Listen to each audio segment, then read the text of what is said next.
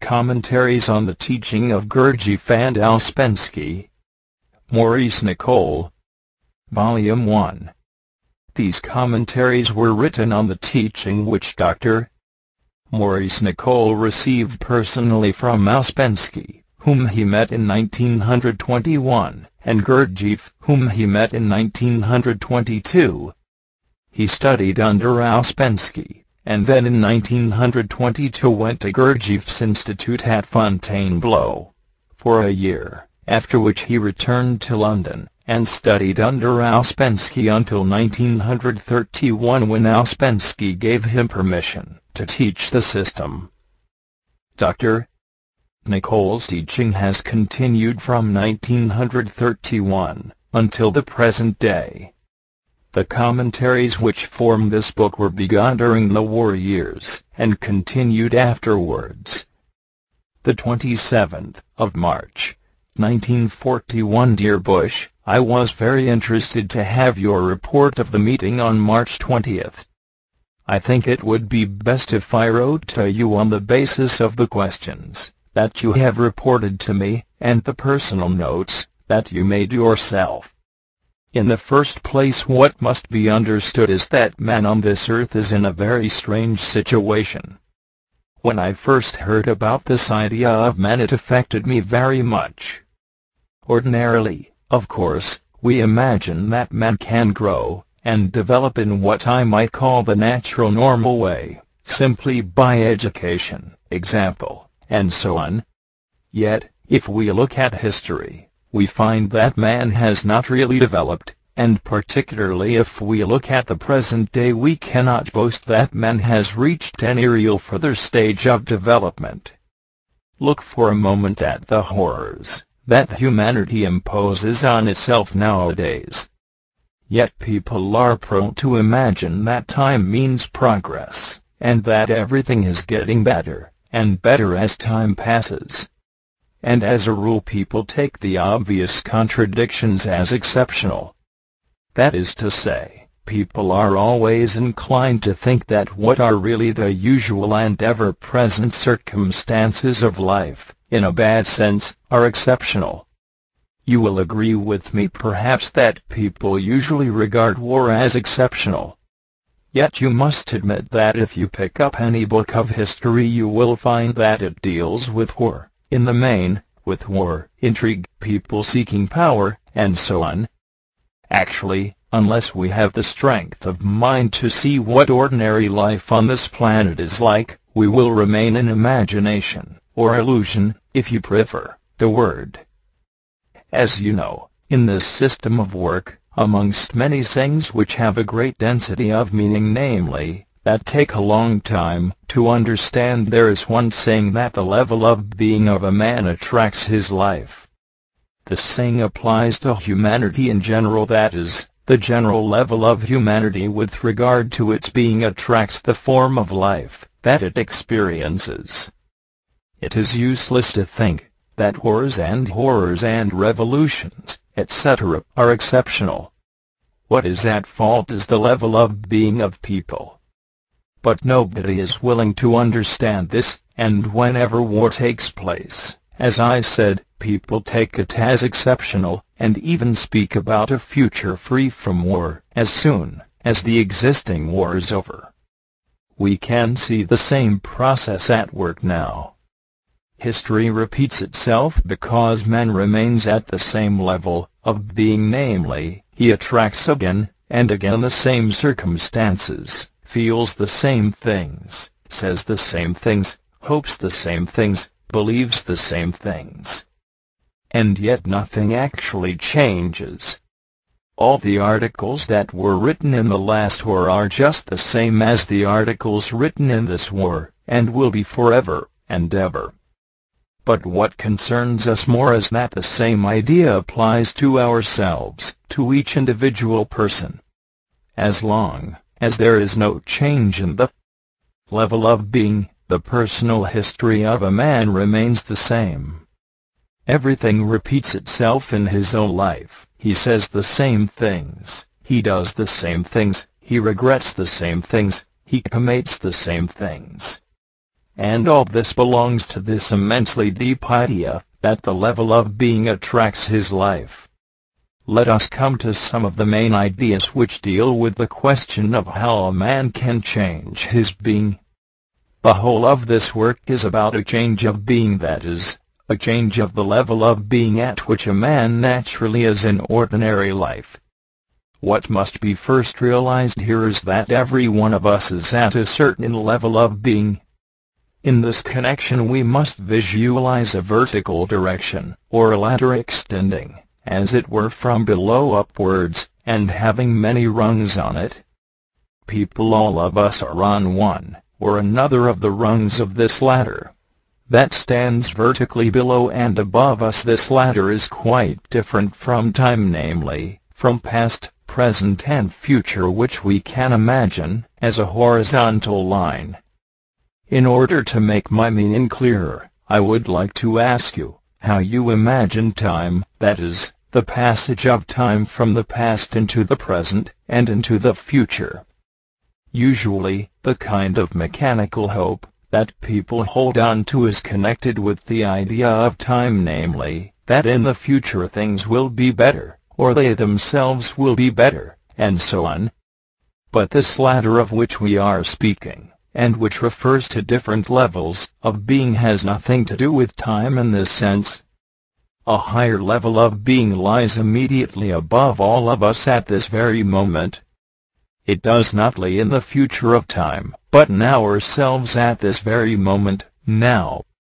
All work on oneself, all personal work which deals with stopping negative emotions, with self-remembering, with not being identified with one's woes and troubles, with not making accounts, etc., etc., is concerned with a certain action that can take place in oneself at this moment now if one tries to be more conscious, and remembers what it is we are trying to do in this work.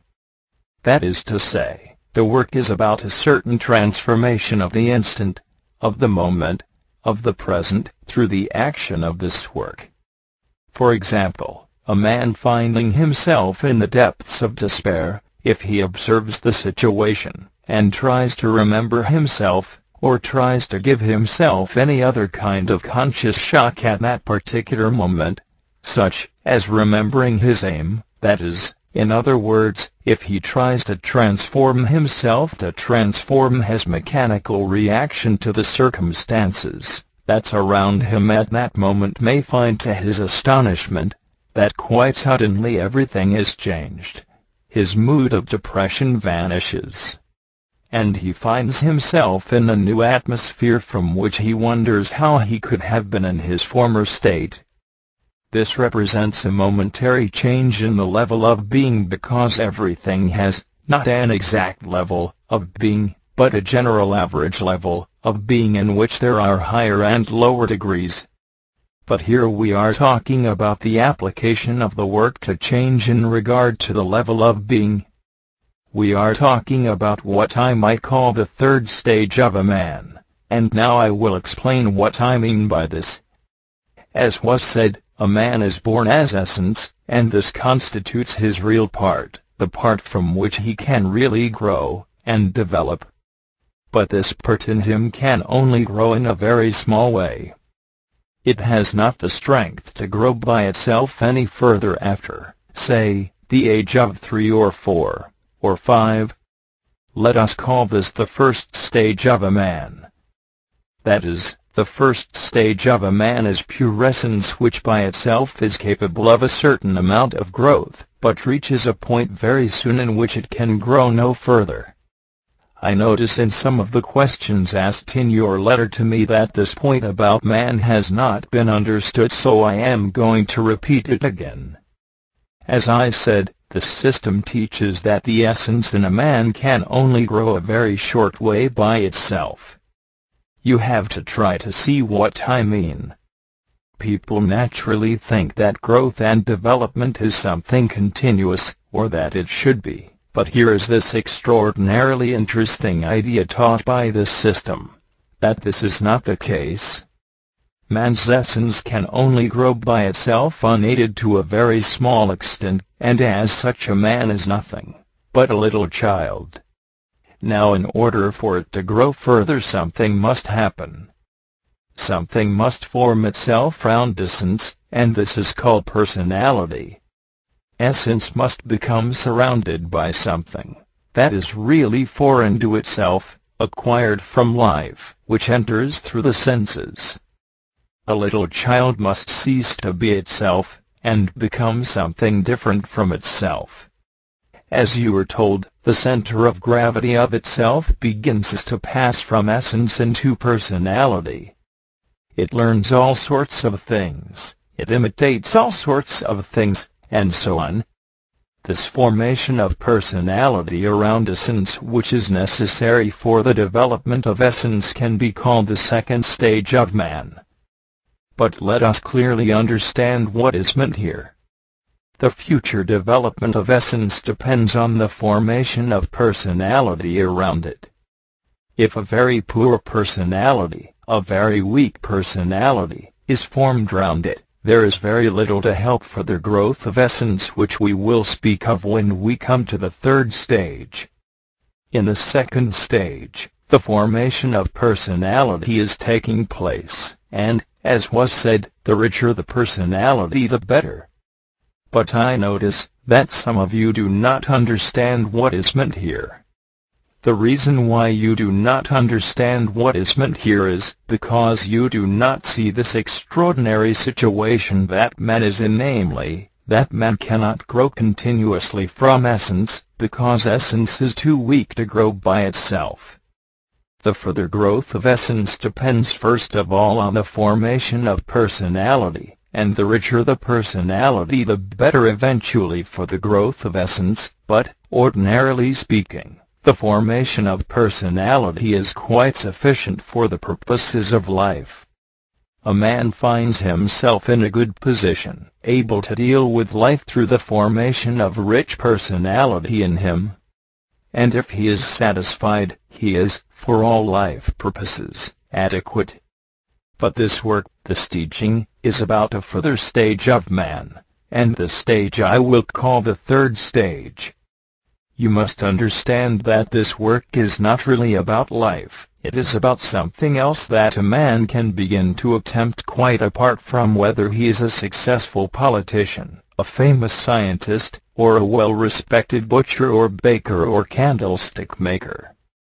This work starts from man as good householder, namely, from a man who has developed personality, and can deal with life in his own particular way, reasonably enough.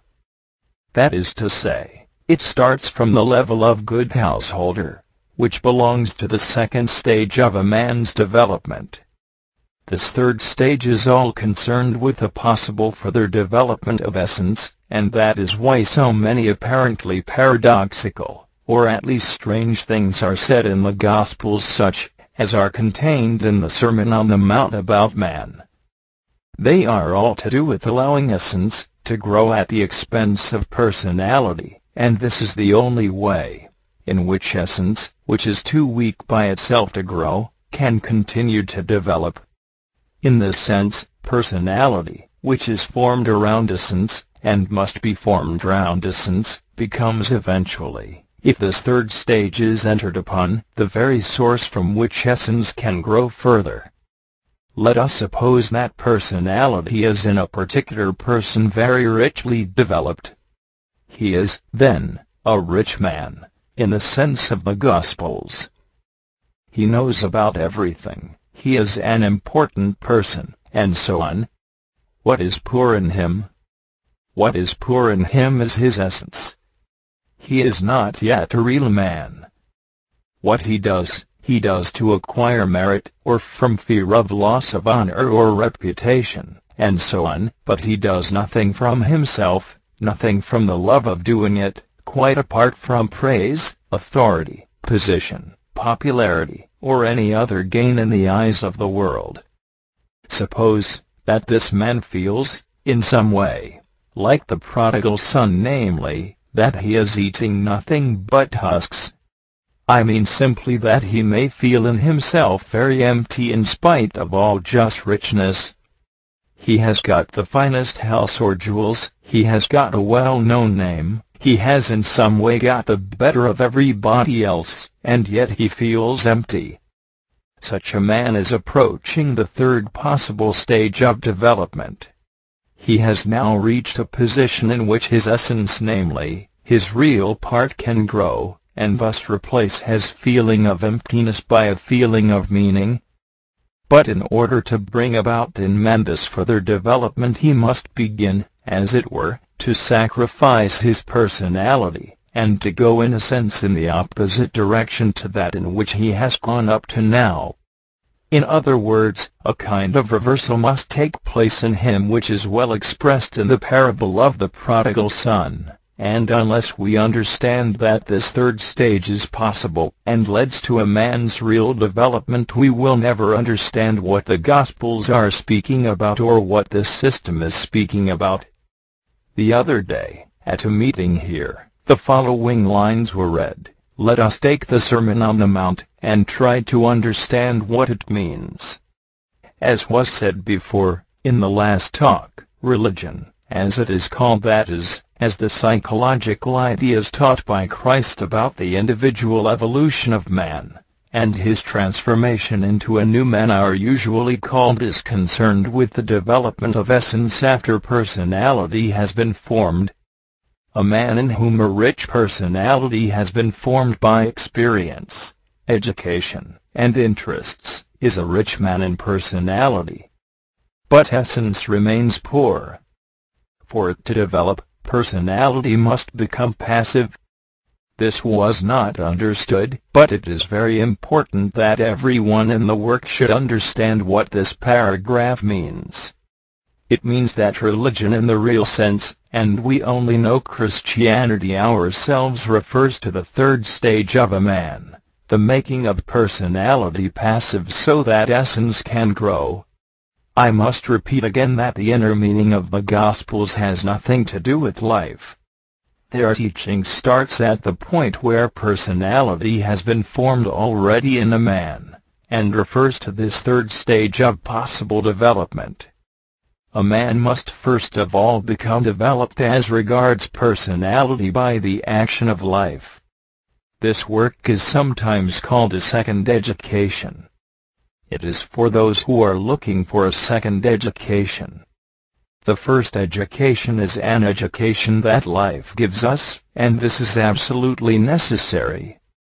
The better a person is educated by means of life, the more he learns, the more intelligent he is, the more experienced he is, the more he knows about people and about affairs, the more he knows about manners, the better he can express himself, the more he is able to use the different sides of life, the better for him. This is the first education. This forms personality. We have said before that man consists of different centers, and each of these has different parts. These centers and parts should be well furnished, and the better furnished they are with inscriptions on rolls, the better for him. But a point comes in a man's development, where, as was said before, he feels empty, and it is at this stage that the teaching of the Gospels and all this work comes in. I do not know whether any of you have ever thought about this very deeply. But it is quite possible that some of you, who have done your duty in life, often wonder what it is exactly you are doing, what the meaning of it all is. Speaking in this personal way for a moment, I would like to ask you this question: do you think that life, and the meanings that it affords us, are enough? And have you felt that in some way life does not quite give you what you expected? I am not saying that life is meaningless, it has obviously many meanings.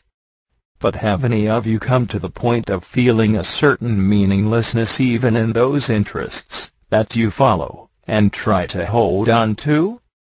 Why I am saying this is because if life afforded us our full meaning, then there would be no point, in fact, no meaning, either in what the Gospels talk about or in what this system talks about. If you are quite content with the meanings that life affords, quite self-satisfied, then there is no point in trying to understand what this system teaches, And, let me add, there is no point in your trying to understand what Christ's teaching really means. Now, if man were nothing but a well-formed personality, and this were his end, then we might very well believe in all those doctrines of humanitarianism and other scientific ideas that say that man is nothing but a creature turned towards external life, and having to adapt himself as intelligently as possible towards it. But if you have followed what has been said in this letter about the idea of man in this system, you will see that the development of personality is merely a stage, and an absolutely necessary stage, towards a further stage. It is directly comparable with the formation of a mass of food round a seed, as in the case of a nut. The nut has an essential part in it, namely, the seed itself, that can grow, but it cannot grow until it is surrounded by a mass of nourishing material, just as an egg has a seed in it surrounded by a mass of yolk, and so on. Take the latter example. How can a chicken grow unless it has all the substances surrounding it for it to feed on? And remember that it grows inside the eggshell, and finally emerges a complete chicken, and this complete chicken has been made out of the substances that the living germ has attacked and eaten. Now the fate of acorns is one thing, but the fate of oak trees is a different thing, and, as was said, man surrounded by personality resembles an acorn, and suffers, as it were, the same fate as the acorn, unless he begins to grow, and growth in the man corresponds to what we are calling the third stage, in the man after personality has been formed round essence. If we take man at the second stage, where essence is surrounded by personality, he is just like an acorn, maybe a larger or a smaller acorn, but nothing but an acorn. He is perhaps very important, he has learned many things, he feels he knows, he is, in short, full of personality, and that is his level, and at that level he suffers, not really a proper human fate, but the fate of an undeveloped organism, the fate of a person who is not yet fully grown, just as an acorn is not a fully grown tree. And unless we understand very clearly about this third stage, namely, the development of an acorn into a tree by its living essence or seed feeding on the substances formed round it, we shall never understand, as I said before, what this work is about, nor shall we understand what the Gospels are about. You have already heard that man is a self-developing organism, and is created as such. But now you can see that his development is not continuous. It must be interrupted by the formation of personality. I would be very glad if you all can understand this question of essence and personality, up to this point. Later on, we will talk about what it means to develop essence at the expense of personality in more detail, but already you know a few points about this development. But let me ask you once more before I end this letter, have any of you ever thought what the Sermon on the Mount means? Do you seriously mix it up with the second stage of man's development, or have you already got some sense of scale? Do you not understand that the Sermon on the Mount, about being humble, and so on, has nothing to do with ordinary life, but applies to this third stage of a man, when he comes to the point of feeling empty, since personality does not satisfy him, and he wishes to find new meaning for his own existence? I will try later on to write to you in more detail. I hope now that you understood what I called at the beginning of this letter the extraordinary situation of man on this earth in regard to his development. He is born with essence, and that is real, and is the living germ in him, but it can only develop by itself to a very small extent. Personality must then form itself around essence, and essence has no chance to grow further unless this personality forms itself round essence. But if a man remains in that state which we have called the second stage, namely, in which personality is now active in him. He is not yet a man, and is comparable with an acorn, or seed, that has formed around itself nourishment for its eventual development. The third stage of a man is when he comes to make his personality passive so that the essence in him can grow. And there are, as it were, three forms of teaching that a man meets with in consequence. As essence, as a little baby, he hears simple ideas from his mother. And, as we shall see later, these simple ideas are important. Then he passes into life and learns the opinions of the period of the world he happens to be born into. This is his second stage. In this stage he takes up memory systems, correspondence courses, passes examinations, and so on. Personality is being formed. But there exists in this world a very strange class of teachings, one of which is clearly exemplified in the Gospels. What is their place? What are they about? They belong to the third stage of a man's development, to the new growth of essence, that can now take place at the expense of personality. Unless we grasp this, we cannot understand either this system, or the Gospels. They belong to this third stage, which is defined by Christ, when he says to the rich man, "Go, sell that thou hast, and give to the poor." And we must remember that the poor in us is this poor development of essence, and the rich man is personality.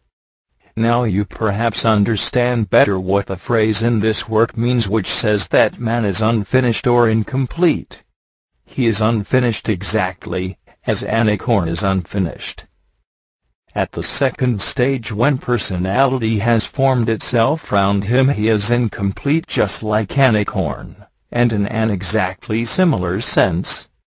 If you have understood something of what all this means, you will be in a much better position for me to talk about what false personality means, and will be able to understand what it means to try to go against false personality.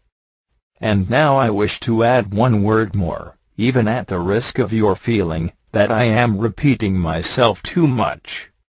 Do you really begin to understand some of the implications of this idea about essence and personality? Can you begin to see what it means? What does it mean?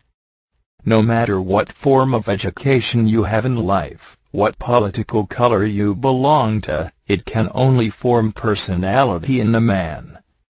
You may arrange for the best possible teaching of science, economics, history, literature, etc., but it will only form in a man personality. It cannot lead him to his real eventual development. And so perhaps now you understand more clearly why there exist, in life, two kinds of influences acting on a man. As all you older people in the work remember, one kind of influences are called influences. These are created by life, and they are forms of education that belong to the period that we are brought up in, all the viewpoints that belong to the particular age in which a man is born. These are influences and form personality in him. But there are also, as we can see for ourselves even today, other influences which are ageless. For us the Gospels and their teaching are the chief example. These, as you know, are in this system called B-influences, and these hold good for any age, because they are always about the same thing. Namely, this third stage of development of a man, in which essence begins to grow at the expense of personality. Unless we really understand this apparent paradox, we will never get a very clear idea of the place of this system. It begins at the end of the second stage, when personality has been formed, and a man has tasted life, and seen what things are like, and feels dissatisfied, and begins to seek for something additional, for something that will make him understand better, something that will help him, and give him a direction, and eventually complete him. Yours, Maurice Nicoll.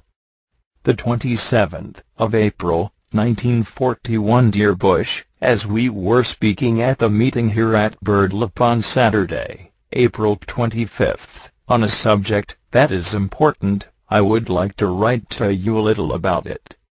It concerns the way in which people take this work, and how arid in what spirit they work on themselves. I will begin with myself. I was brought up, in regard to religious ideas, with the sense that only the conviction of sin was important. Everything was sin, briefly speaking. In consequence, religion was a very gloomy business, and personally I loathed it. Morality was only sexual morality.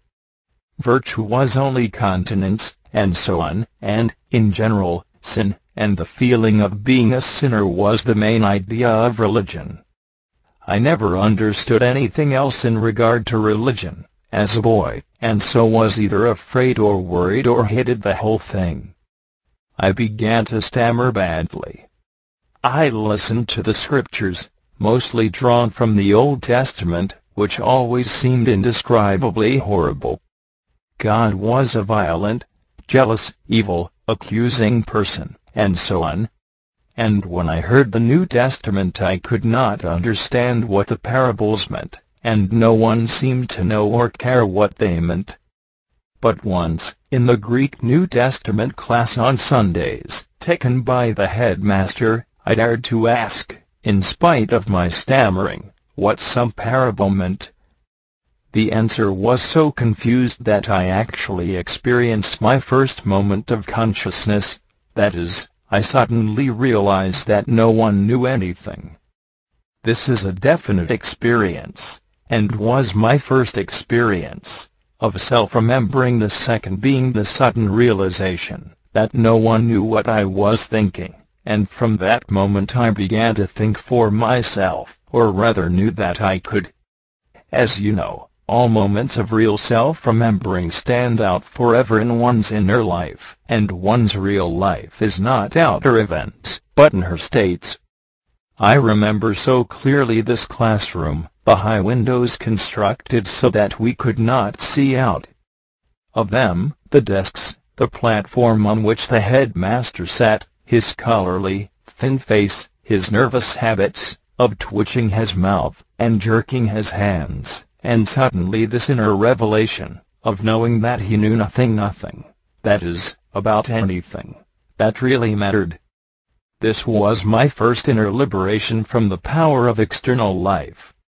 From that time, I knew for certain, and that means always by inner individual authentic perception, which is the only source of real knowledge, that all my loathing of religion, as it was taught me, was right. And although one always goes to sleep again after a moment of real self-remembering, and often for years, yet such moments of consciousness stand always in higher parts of centers, and remain, and await, as it were, the further moments of realizing, more consciously, what life actually is. That is to say, they are never lost, and, although forgotten in one way, stand in the background of oneself always, and come forward at critical moments to guard you. Now I wish to speak to you about how you work on yourselves, and in what spirit you take the work. You cannot easily work from the ordinary religious ideas and moods. You recall the saying about new wine in old bottles. This work, the system of teaching, these ideas we are studying, are the most beautiful things you can possibly imagine, and they are new to us. No, they are far more lovely and beautiful than anything you can imagine. They accuse you only of being asleep. They hold no conviction of sin in them. They ask you quite gently to observe yourself. It is you yourself who must accuse yourself. Let us take one of the ideas of this teaching, an idea about essence. This teaching tells us that the essence of each of us comes down from the stars. You will remember the ray of creation. Essence comes down from the Note starry galaxy, and passing through the Note Sol, the sun, and then the Notva, the planetary zone, enters the Earth. We are not merely born of our parents create the apparatus for the reception of this essence, that comes from the stars. And all work, whether personal work, work with others in the work, or work for the work itself, and these are the three necessary lines of work for anyone who wishes to remain in this work, is to lead us back to where we have originally come from. Now each one of us is down here, on this dark planet, so low down in the ray of creation, because he or she has some special thing in themselves, some special factor, or chief feature, to see, to observe, to become conscious of, and to begin to dislike, and so to work against. It may be meanness, or cruelty, or lying, or self-pride, or fear, or ignorance, and so on. And if a man or woman dies, without seeing why they are here, and what is the real reason of their lives, can it be called anything but a tragedy?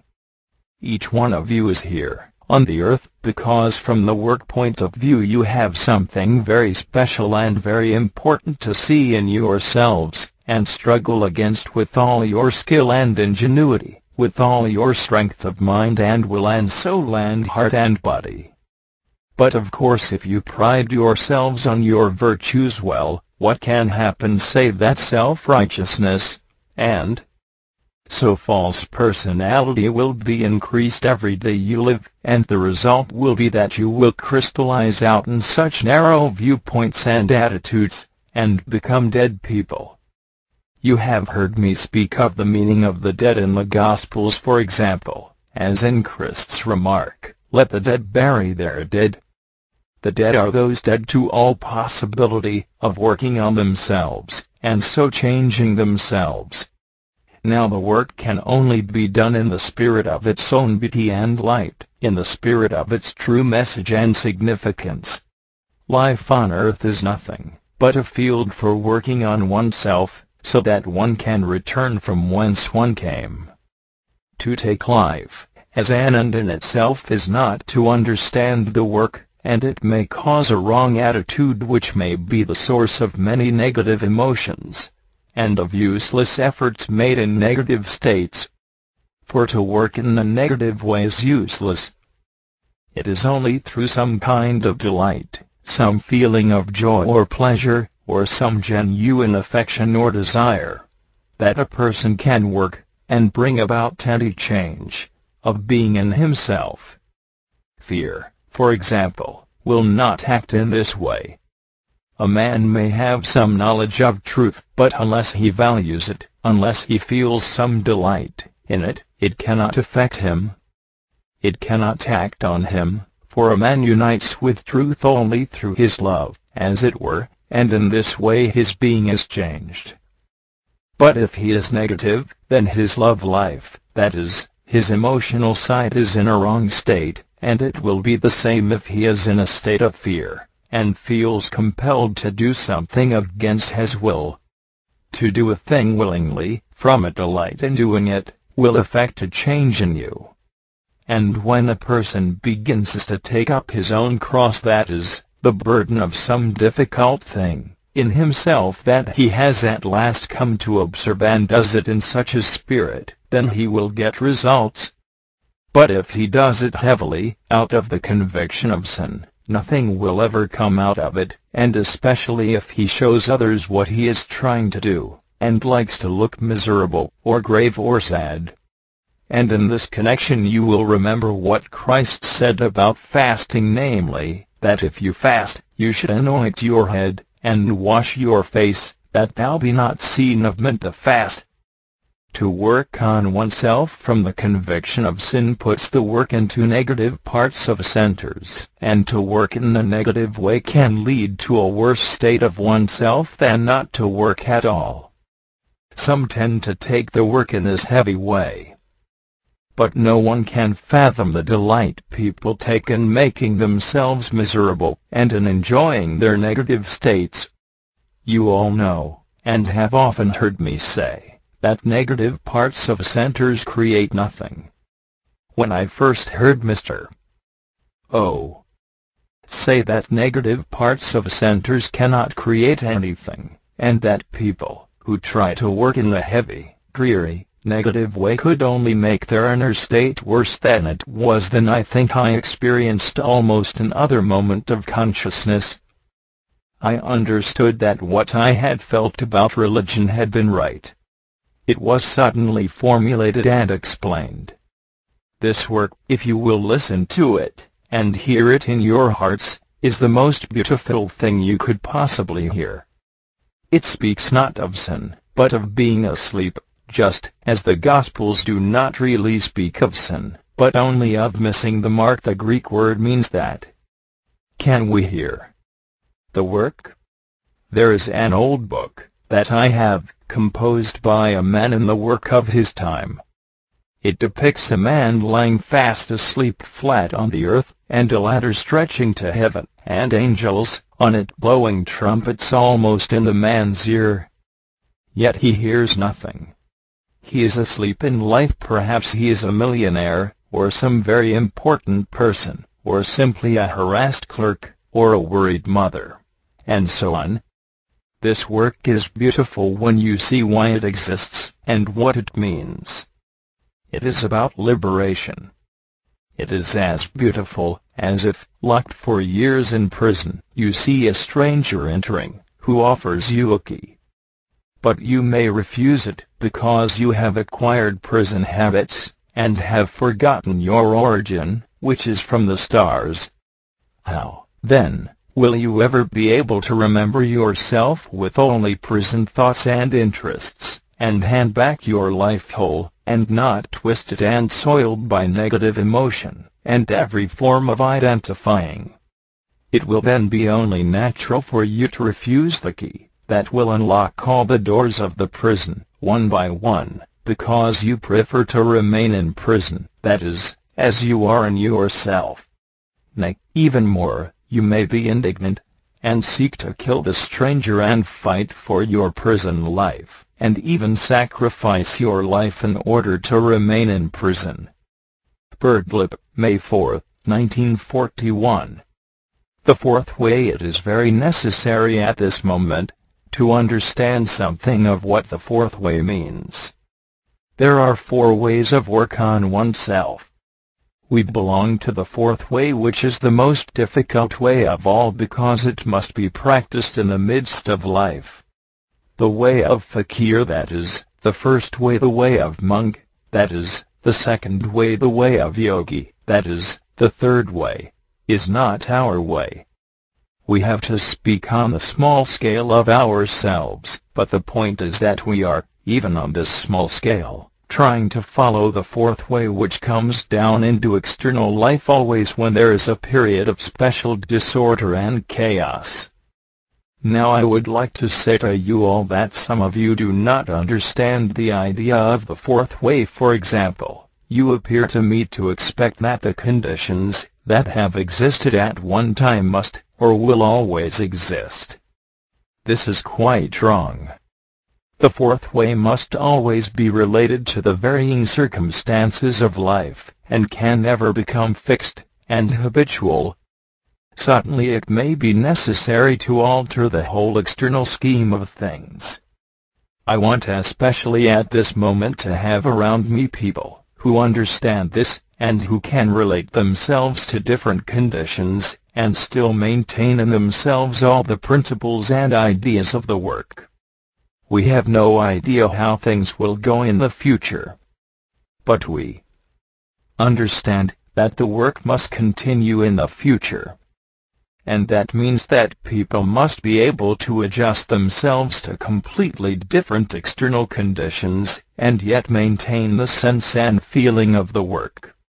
In the fourth way, the first main achievement is to become number 4 man, that is, balanced man, or all-sided man. Now if some of you have formed an idea of what the external form of the work is from past associations, and you find yourselves confronted with an entirely new external state of affairs, and become negative, you are really useless to me in so far as the fourth way is concerned. you must learn that every change in the work externally is always useful to you, whatever form it takes, and all of you must be prepared to follow the work in its changing outer manifestations, and at all moments maintain a clear inner attitude towards it. At the present moment it is quite impossible to reproduce the situation that existed in Essex.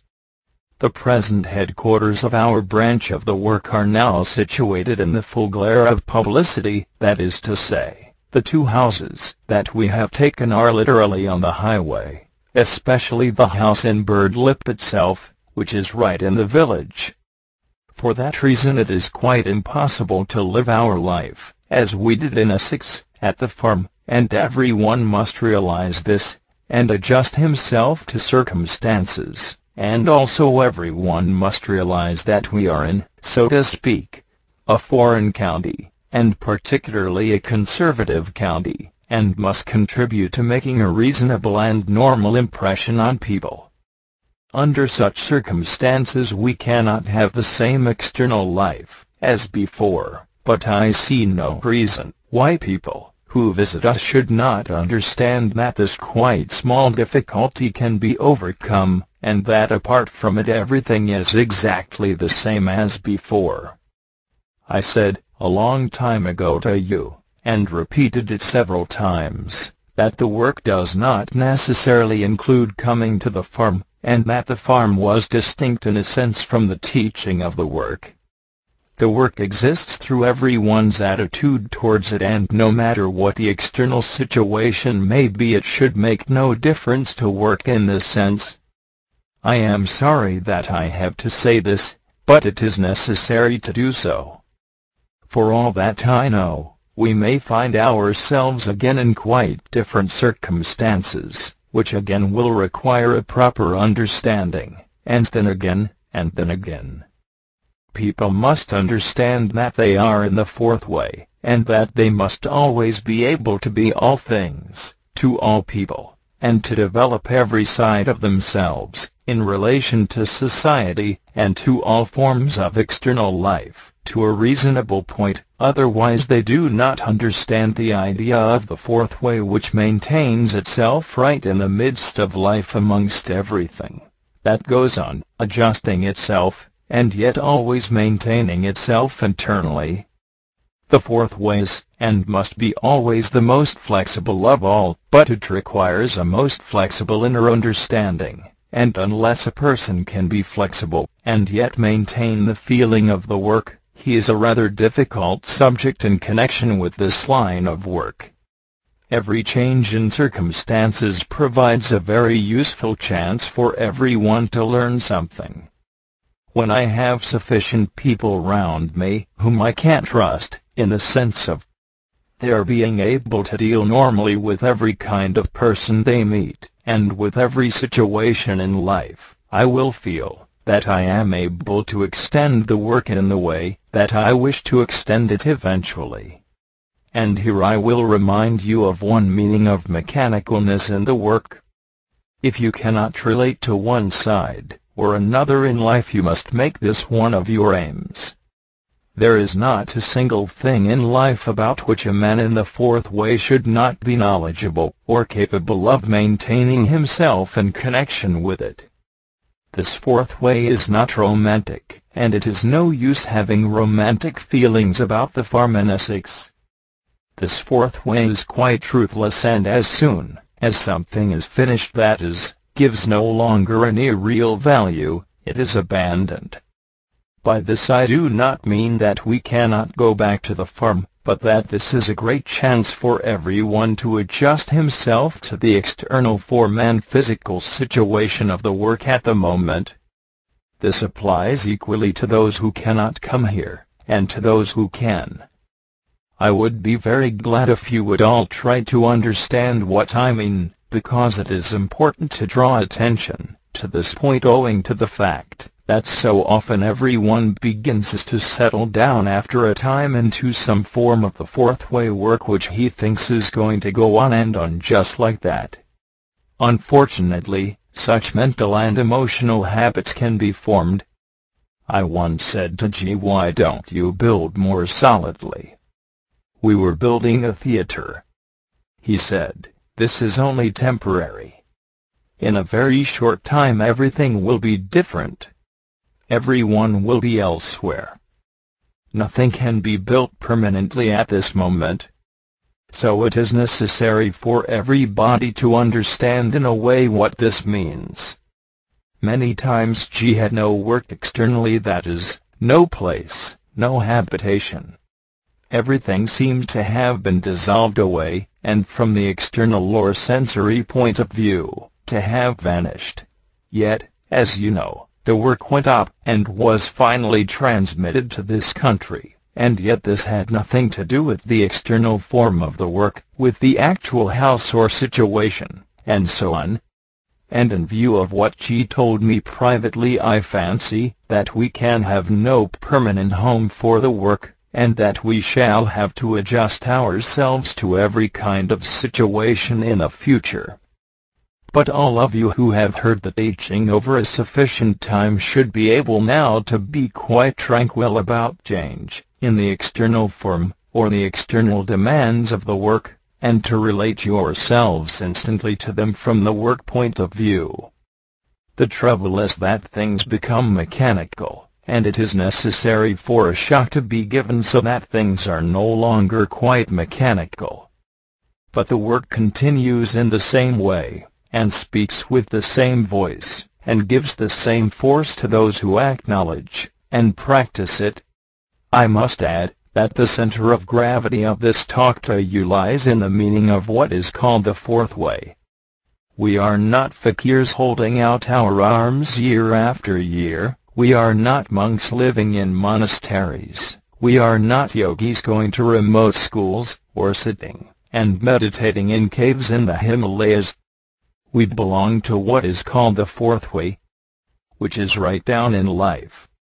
So we have to work in the midst of life, surrounded by all the misfortunes of life, and eventually life becomes our teacher. That is to say, we have to practice non-identifying in the midst of the happenings of life, we have to practice self-remembering in the midst of affairs, and we have to notice and separate ourselves from our negative emotions, in the midst of all hurts and smarts in daily life. And for that reason it is said that a man who follows the fourth way must become number 4 man, that is, a man who has developed his centers. It means a man who can be all things to all men, and it means a man who has developed all sides of himself so that he can meet with every situation reasonably, with every class, with every kind of person, with every point of view, with every theory, with every practical thing, or theoretical thing, or philosophical thing up to a certain point. From one point of view he is a man of the world. It is wrong to say this, but it probably gives the first idea of what number 4 man is. Number 4 man does not really mean a man of the world. It means something deeper than this, but certainly it includes this, that is to say, it means that a person is able to meet with all the events and situations of life in a reasonable way, and is not a fool about life and people. There are many things to learn from ordinary life that everybody ought to learn, and in view of the idea of number 4 man all these things become interesting. This person mechanically hates this side of life, or that person mechanically hates that side of life. Actually, a man must get his full development from life in conjunction with the work in order to reach the stage of number 4 man, for no man can become number 4 man, unless the work illuminates him, and at the same time no man can become number 4 man, unless he relates himself to all sides of life. Ask yourselves, all of you, in what sides of life you are very undeveloped, and here I simply mean ordinary external life. Would you be able to take charge of an army suddenly? Would you be able to run a hotel? Would you be able to talk effectively to the Prime Minister? Could you produce a play or sail a ship, or give an important dance and keep quite quiet and know what to do? Could you give a good criticism of a book? Could you maintain yourself in conversation amongst ordinary educated people? Although all this is not important, and no one must take it literally, everyone must have ideas of what number 4 man means, because number 4 man does not mean what I have said exactly. It means the attainment of a quite wonderful all-sightedness, so that, although you have never talked to the Prime Minister, when the moment comes you can do it from your inner development, and your inner strength. The fourth way lies in life, and people must be strong enough to maintain it in their wills, and their understanding, because it has no temples or churches or ritual, only rules. So therefore please understand that if external conditions of the fourth way change, for you, and even change again, and again, you must always try to keep your balance, and accept the new conditions as work, and believe that however much I like a man or woman personally, I cannot do anything if change of external circumstances makes him or her negative in the work. And I will add this quite simple sentence. Please do not think, some of you, that the work means the farm. The work is not an external thing lying at the farm. Often people connect themselves with the work through outer sensory images, so that they forget even what the work is about. The work is not a place, the work is not a thing that you can touch or handle, the work is not in France or England or America, or in any place in the world. The work is in your hearts and in your own understanding. And wherever a man has to go, the work can always go with him, if he maintains the right attitude towards it. The work is only kept alive by a man's own efforts. Only if he is willing to receive it can the work touch a man, and it then slowly begins to transform him. Therefore the work is not in space, nor even in time. It is in something that we do not understand, which is neither space nor time, place, nor moment, for which a word was invented long ago, a word that is always completely misunderstood, called eternity. Introductory note to Commentaries on Work Ideas. In the teaching of the ideas of this system of work, it is necessary to give the work ideas in pure form, that is, the work ideas as originally taught must be handed on just as they were taught. This is the task of anyone who is given permission to teach the work to others, otherwise people begin to alter the ideas a little according to their own level of understanding, with the result that in process of time they become quite different, according to each person's prejudices, buffers, bias, and so on. In the talks about the work itself, the ideas are given in their original form. But the object of the work ideas is to make people think for themselves by means of them, for none of the ideas of the work can really take hold of a person, unless he or she begins to think about them and tries to see what they mean individually, and begins to value them, and think about life, and its meaning, and themselves from the standpoint of these ideas. And it must be added here that no one can be different from what he is now unless he begins to think in a new way. The work is to make us think, and awaken our individual minds, or what is called in this system the driver in us, which in the vast majority of people is fast asleep, and remains fast asleep throughout life in spite of all troubles and disasters. One reason being that man prefers to live in the basement of himself, in the lower part of him, in the instinctive and moving centers, that is, in sensation, appetites, and muscular activity. But since the first object of the work is to make people think for themselves about its ideas, and from its ideas, what are called commentaries have a place in the work. Commentaries are reflections about the work, individual thoughts arising out of it through personal observation and application of the work ideas practically, additional illustrations, and so on.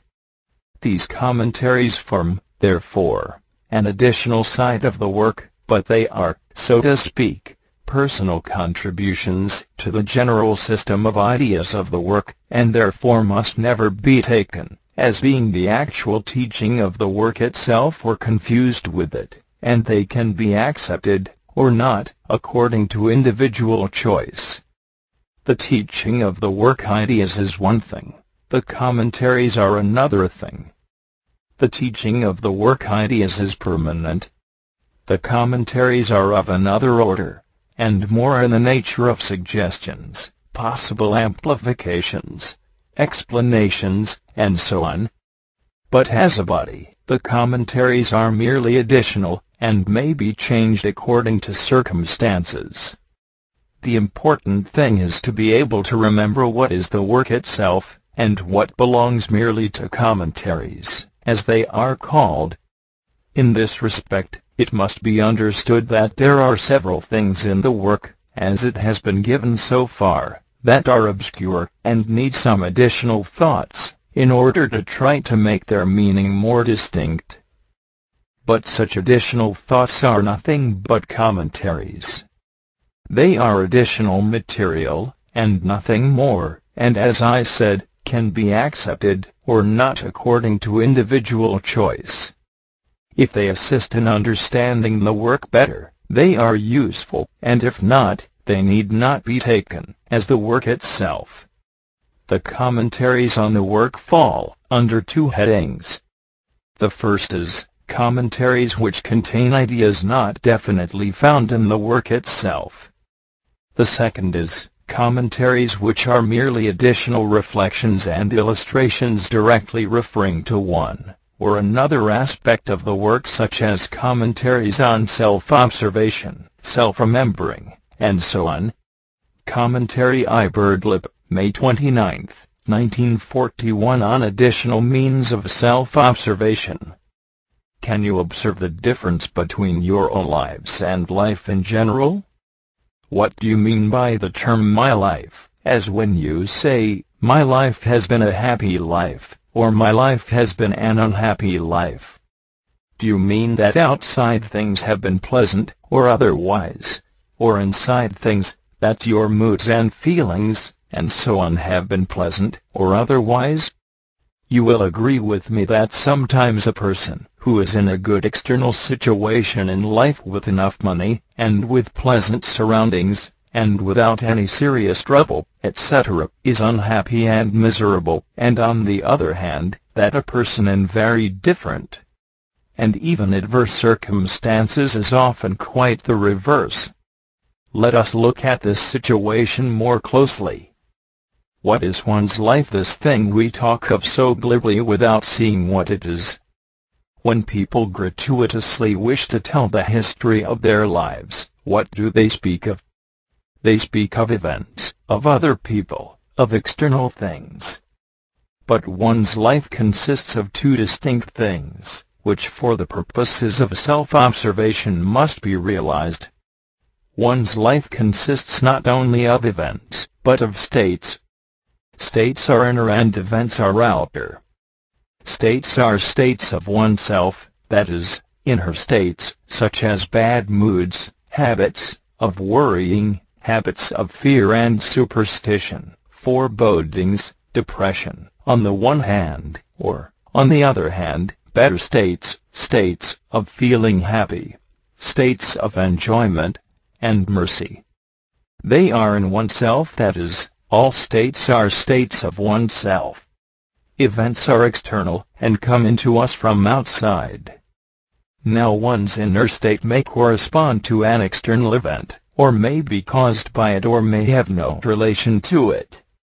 But it is necessary to try to see that states and events are two different things, first of all, before thinking of how they may be connected together. Take, for instance, a pleasant event. Does your inner state correspond with it? Can you say for certain that when the outer event occurs your inner state corresponds to it? Say you know some desirable event is going to happen and you look forward to it.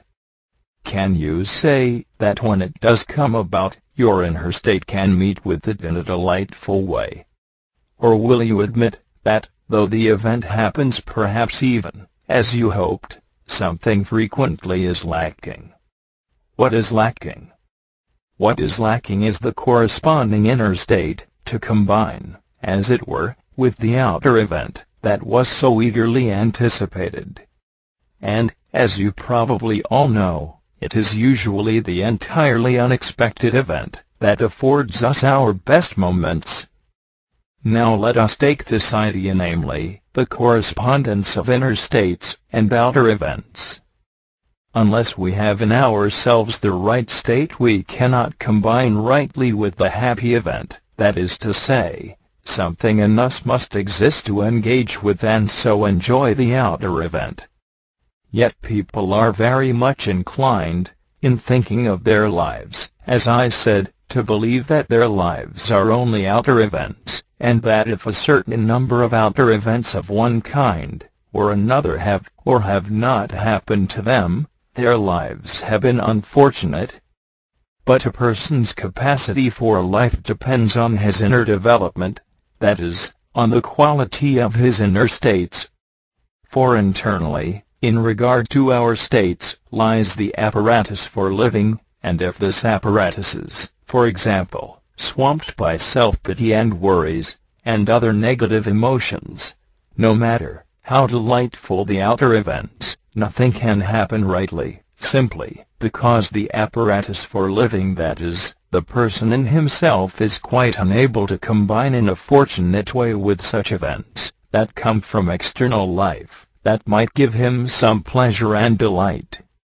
A person may look forward to a trip abroad, and when it comes about, it is an event. But he may be so mean, so careful about small unimportant things, etc., that the whole trip is nothing but a disaster. And in such a case it will be the man's inner state that is at fault. So if we ask ourselves what our life consists of, we cannot say merely of events, but that it consists far more of states. Suppose that a man, whose chief love is to be pessimistic and melancholy and gloomy, complains to you that life is a bad business, and not worth living. Will you suppose that this is caused by a lack of suitable events, or by the man's inner states, and will you be so silly as to think by arranging a nice party for him he will change? The disease is in the man himself, and how many people do you not observe every day, who make their own life, and the lives of others, miserable owing to their wicked inner states, and who, in fact, deserve imprisonment, because they have not begun to see what their own inner lives really are, and imagine life, as it is called, as being something altogether outside them? Now in self-observation, try to distinguish between outer events and inner states, and notice where you are standing both in relation to your inner state, and to the nature of the outer event. Outer events are of any kind. Outer life is not a smooth sheet of paper that we are crawling over like ants. It is full of hills and valleys, of good weather and bad weather. This is the nature of life, but, as a rule, all events we take as exceptional, or at least unpleasant ones, as illness, war, etc. Life is a series of different events coming along, on larger and smaller scales, to meet you, and each event has its special nature. And inner states are again of every kind. All personal work is about inner states, and you have all heard of what wrong states one must work on, and try not to identify with. If you work on these wrong states and try to separate yourselves from them, then the unpleasant events of life will not catch you, as it were, so easily, and draw force from you. Events are influences changing at every moment in their various combinations, and some are better than others, but all have to be taken consciously, even good ones at this low level, where we are in the universe, namely, on the earth, and some of them are very dangerous, and must not be identified with at all costs. From what has been said, it will become clearer that one's life is more to be thought of as one's inner states, and a true history of one's life would be a history of one's inner states, and negative emotions especially. To live anyhow in oneself in this internal vast world accessible only to each person through individual self-observation, and always invisible to others, is the worst crime we can commit. So this work begins with self-observation, and noticing wrong states in oneself, and working against them. In this way the inner life becomes purified, and since our inner life attracts our outer life, by changing our inner states, starving some and nourishing others, we also alter not only our relation to events coming from outside but even the nature of the events that come to us day by day. Only in this way can we change the nature of events that happen to us. We cannot change them directly, but only through changing states, that is, through beginning to put this disorderly house we live in into some order. It is not the events of today that happened to you that matter, such as that you lost something, or something went wrong, or someone forgot you, or spoke to you harshly, etc., etc., but how you reacted to it all. That is, what states of yourself you were in, for it is here that your real life lies, and if our inner states were right, nothing in the nature of external states could overcome us. Try therefore to distinguish, as an exercise in living more consciously, between inner states and outer events, and try to meet any outer event, after noticing its nature, with the right inner attitude, that is, with the right state. And if you cannot, think afterwards about it. First try to define the nature of the event, and notice if this kind of event often comes to you, and try to see it more clearly in terms such as this is called being late, or this is called losing things, or this is called receiving bad news, or this is called unpleasant surprises, or this is called hard work, or this is called being ill. Begin in this very simple way, and you will soon see how different personal events, and so how in this respect one's outer life, are changing all the time, and what you could not do at one moment, you can at another. For events, as it were, are like the opening and shutting of doors. Then you will be able to see, in regard to the small events of daily life, what events are partly due to your own cause, and what are accidental, and so on. And then think about your state, and with what state you usually meet some rather typical event, and whether the state is, as it were, the right tool to use, the right ticket to offer, the right method to employ for that event. Towards very many events one has to learn to be passive, i.e., not react at all, not do anything. But to be passive demands a great inner activity of consciousness, to prevent any mechanical reaction taking place, when the event, coming in as a mechanical impression, touches the purely associative machinery of mind and feeling which we mistakenly take as ourselves. Commentary I. Birdlip, June 6, 1941. On additional means of self-observation, Section I. The following is a commentary, which refers to the idea of differences in us. As you know, in this system of teaching, man is not regarded as a unity. The lack of unity in the man is the source of all his difficulties and troubles. Man's body is a unity, and works as an organized whole, unless it is sick. But man's inner life is not a unity, and has not organization, and does not work harmoniously, as a whole. Man, in regard to his inner state, is a multiplicity, and from one angle, in this teaching, this inner multiplicity is spoken of in terms of I's or egos in a man.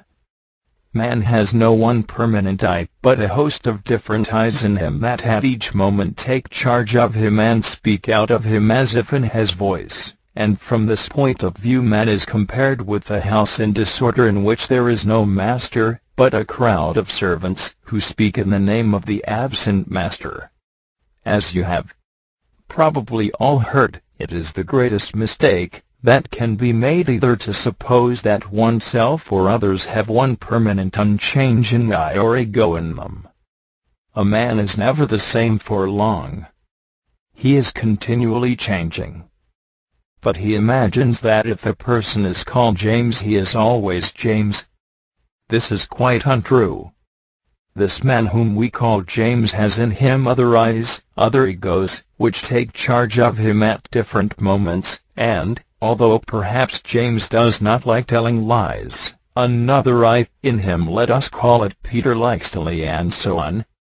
To take another person as one and the same person at all times, to suppose he is one single I, is to do violence to him, and in the same way is to do violence to oneself.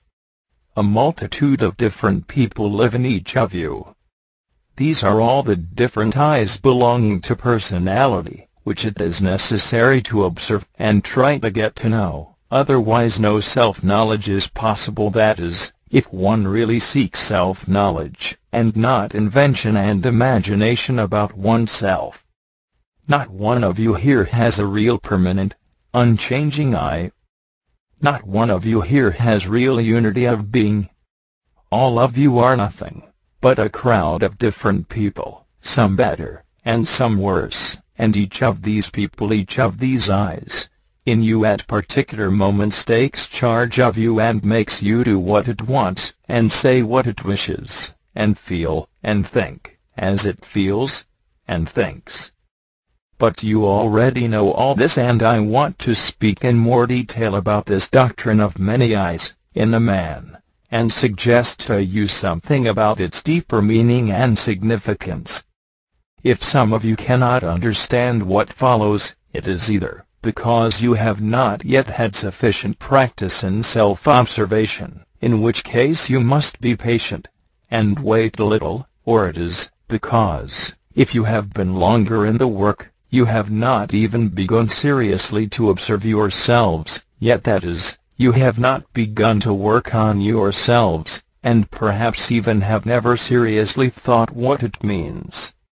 In the latter case, I can only say that you must really try to make an effort to understand what it means, through actual self-observation, and as soon as possible, for time is counted in the work, and opportunities begin of themselves to get fewer, and if one does not take them while it is possible, it may, in the very nature of things, become too late to do anything with oneself in the way of inner change, which is only possible through self-observation, and the self-knowledge that comes from it. The first point to which I will draw your attention in connection with the doctrine of many I's in a man is that as long as a man takes himself as one he cannot change. But have you thought for yourselves, that is, from your own private thinking, why this is so? You all know that this work is to make a man think for himself, and that to hear the ideas of this system, without thinking about them for oneself, and so making them become part of oneself, is so much waste of time. The work is not something external, but internal, and people who imagine that the work, as an external organization, will carry them along are sadly mistaken about its meaning. The very fact that the work begins with self-observation surely is sufficient to show that it demands a personal effort on the part of each individual, and only each of you can observe himself, or herself, and no one else can do this for you. Now it is only through the effort of self-observation that a man can eventually see for himself that he is not one, and so break the illusion that he is one permanent unvarying individual. For as long as a man has this illusion that he is always one and the same person, he cannot change, and, as you know, the object of this work is to bring about the gradual change in one's inner life. In fact, The whole of this work is based on the idea that self-change or transformation of oneself is a definite possibility in everyone, and is the real goal of existence. But the starting point of this self-change remains hidden as long as a man is under the illusion that he is one. A man must realize for himself that he is not one but many, and he can only do this by means of uncritical observation of himself. But for a long time the illusion that he is always one and the same person will struggle with his attempt to observe himself uncritically, and make it difficult for him to realize the significance of his observations. He will find excuses and justify himself, and so cling to the idea that he is really one, and has a permanent individuality, and that he always knows what he is doing, and thinking, and saying, and is always conscious of himself and in control of himself at all times. It will be very difficult for him to admit to himself that this is not the case. And on the other hand, it will be quite useless if he pretends to believe that he is not one, and does not see the truth of it for himself. It is a part of the knowledge of this system of teaching that man is not one but many. But merely as knowledge it lies only in a man's memory. Unless a man sees the truth of this knowledge by applying it to himself, by working on his being, it cannot become understanding. A man may say, "I know I am not one but many, the work says so," but that is nothing. The knowledge remains external to the man himself. But if he applies this knowledge practically, and through long self-observation begins to see the truth of it, then he will say, "I understand I am not one but many, and this is quite a different thing." The knowledge will have borne fruit in him, so to speak, and will no longer be merely knowledge, but understanding, because the man has applied the knowledge to himself, and by means of it worked on his own being. And you will remember the great emphasis laid in this system on the difference between knowledge and understanding, and how often it is said that in these times today knowledge has gone far beyond understanding, because man has developed only on the side of knowledge, and not correspondingly on the side of being. When a man begins to observe himself from the angle that he is not one but many, he begins to work on his being. He cannot do this if he remains under the conviction that he is one, for then he will not be able to separate himself from himself, for he will take everything in him, every thought, mood, feeling, impulse, desire, emotion, and so on, as himself, that is, as P. But if he begins to observe himself, he will then, at that moment, become to an observing side, and an observed side. And unless he divides himself in this way, and struggles to make this division more and more distinct, he will never be able to shift from where he is, because, always taking everything that takes place in him as himself, he will say to it all, and so everything will then be I in him, and by identifying himself with everything that happens in himself, and taking it all as I, he will make it impossible to change everything, for everything will hide itself behind this illusion of I, and continue to live in him.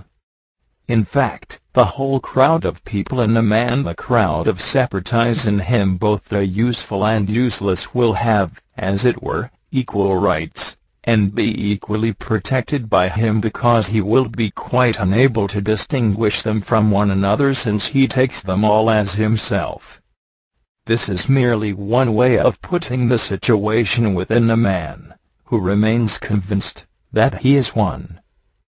Now a man cannot begin to change until he is able, as the result of self-observation, to say, "This is not I," as soon as he can begin to say this internally to something he observes in himself, he begins to separate it from himself. That is, he begins to take the feeling of I out of it, and the result is, eventually, and often only after a struggle, that what he has observed begins to move away from him and so pass, as it were, into the distance in his inner world. But this is impossible if he thinks that what he has observed is himself, for then it will still be I in him, and I cannot change I, for then no separation will be possible, and he will remain united with what he has observed by taking it as I, that is, as himself, instead of taking it as an I in him. When a man is thinking, he believes that it is himself thinking. But our thoughts come at random, unless we are thinking deeply, and with attention, which is very rare. The thoughts that pass across our minds come from different eyes in us. Let us suppose a man notices that he is having negative thoughts about the work, or about a person, or something that has happened. Let us suppose that he takes these thoughts as his own, as himself, that is, as I, and let us also suppose that he feels some discomfort about them. He says to himself, I must really not think in this way. This may have some result or it may not. But the point is that he is making a mistake, namely, the mistake of taking all that happens within him as himself, as I. If he observes himself rightly, he notices these thoughts not as himself but as coming from a negative I in him, which perhaps he knows something about already. Let us suppose he knows this I in him fairly well. He recognizes at once that this I is talking in him, and communicating its thoughts to him through the mental center, and stirring up at the same time a particular kind of negative emotion. He does not for a moment take this negative I as himself, but sees it as something in him apart from himself. As a result, what it says does not get power over him, because he is separate from it. But if he goes to sleep in himself, that is, if he ceases to be conscious of what is going on in him, and which eyes are close to him, he falls under its power, and, becoming identified with it, imagines that it is he himself who is thinking in that way. By doing this, he strengthens the power of this negative I over him, because, as you know, whatever we identify with at once has power over us, and the more often we identify with something, the more we are slaves to it. In regard to the work itself, our temptations lay exactly in negative eyes, that is, in eyes that hate the work, because their lives, in us, are threatened by it. These negative eyes start certain kinds of thoughts through acting on the mental center, and using the material stored there in the form of roles. If we go with these thoughts, that is, with these negative eyes that are at the moment working in us, we are unable to shake off their effect. Their first effect is to make us feel a loss of force. Whenever we feel a sudden loss of force, it is practically always due to the action of a negative I which has started a train of thought from our memories, and, by carefully selecting its material, represented something in a wrong light. And it must be remembered that all negative eyes can only lie, just as all negative emotions can only distort everything, as, for instance, the emotion of suspicion. Unless we can observe the action of the negative I in the mental center, it will gain power over us. It will gain power instantly if we take it as I, as ourselves. But if we see it as an I at work in us, it cannot do so. But in order to realize that it is an I in us, we must already have become certain, by practical work on ourselves, that many different I's exist in us, and that we are not one, but many.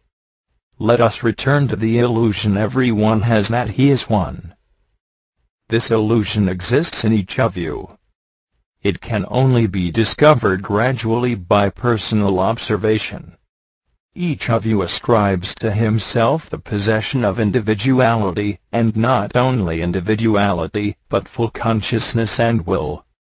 But as you know, this system of ideas that we are studying teaches that man is not one, but many, that is, he is not one individual, but many different people, and also that he is not properly conscious, but nearly always asleep in dreams, in imagination, in considering, in negative emotions, and so on, and, as a result, does not remember himself, and so, as it were, wastes and destroys his inner life, and lives in a sort of darkness, and finally that he does not possess will, but has many different wills which conflict with one another, and act in different directions. If man were a unity instead of being a multiplicity, he would have true individuality. He would be one, and so would have one will. The illusion, therefore, that a man has about himself that he is one refers to a possibility. Man can attain unity of being. He can reach his true individuality. But it is precisely this illusion that stands first of all in the way of man's attainment of this possibility. For as long as a man imagines he has something, he will not seek for it. Why should a man strive for something that he has never doubted for a moment that he possesses already? This is one of the effects of the imagination, which fills up, as it were, what is lacking, or makes it appear that we are like this, or like that, when actually we are the reverse. In this work it is constantly said that we must struggle with imagination, and you must understand that this refers also to imagination about ourselves. It is necessary to struggle with our imagination about ourselves, not only because it puts us into false experiences, artificial emotions, and often ridiculous situations, but because it stops all possibility of inner growth. And it is easy now to see why this is so from what has been said already. For if we imagine that we have already got qualities of being that we are far from possessing, we can never expect to have them. Our imagination will supply the deficiency.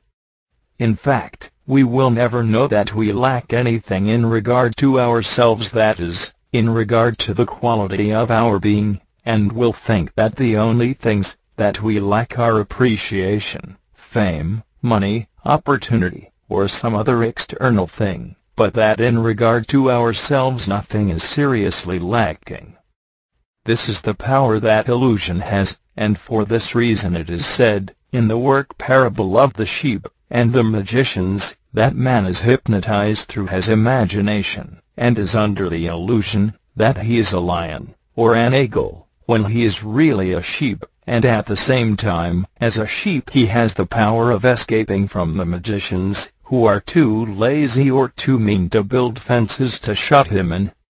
What we have to understand from all this is that an illusion is something very real and definite in its effects.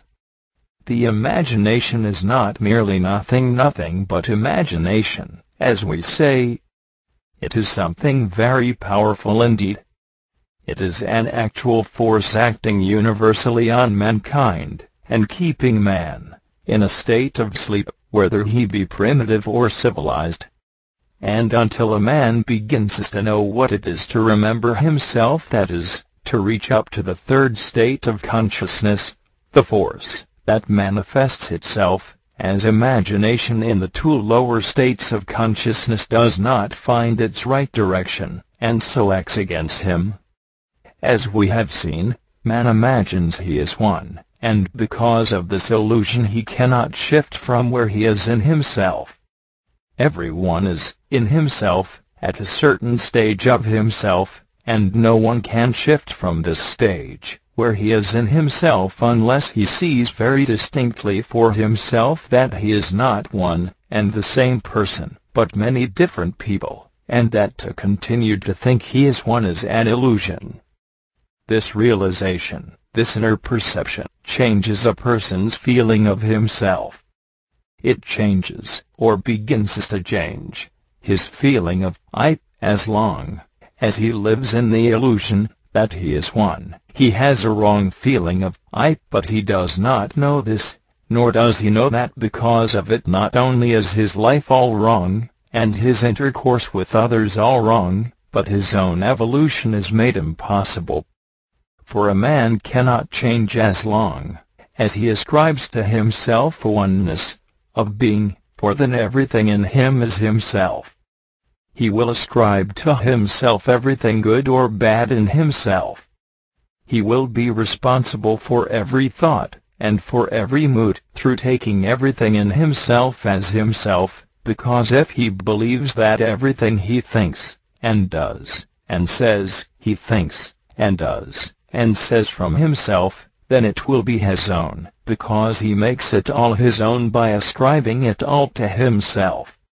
The illusion that he is always one, and the same person, and that he is fully conscious of everything, and that he has will, and so is in control of himself, will totally blind him to the fact that he is not the conscious origin of all that he thinks, and says, and does. Self-observation will show him that he has practically no control of his thoughts, and cannot even stop thinking if he tries to do so, and that thoughts of every kind come and go in his mind, whether he wishes them or not. And it is the same with his feelings, and with his moods, and his words, and his actions. But if he cannot admit that he is other than fully conscious of all he says and does, and in full control of his thoughts and moods and feelings, and always one and the same person, all this will remain hidden, concealed from him by the power of his own imagination, and the whole sense of himself, his whole sense of I, and his relationship to his and her states, will be false.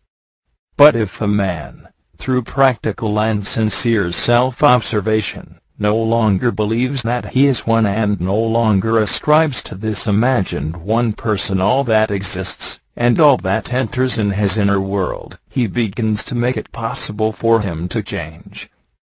For a man can receive help only through what he believes. If he believes he is one, help cannot reach him, for he ascribes everything to himself, and so is not only guilty of everything, but is, as it were, filled entirely with himself, and there is no room for anything else. But when a man sees that he has no right to think of himself as one, and that very many different people, and some very unpleasant ones, exist in him, and that he is by no means fully conscious, and certainly has no individual will, although this goes against his vanity, and is painful to his pride, it is the starting point of change of being. Commentary III Birdlip, June 12, 1941. On work on oneself. It is necessary to work on oneself today. Each day is an epitome of one's life.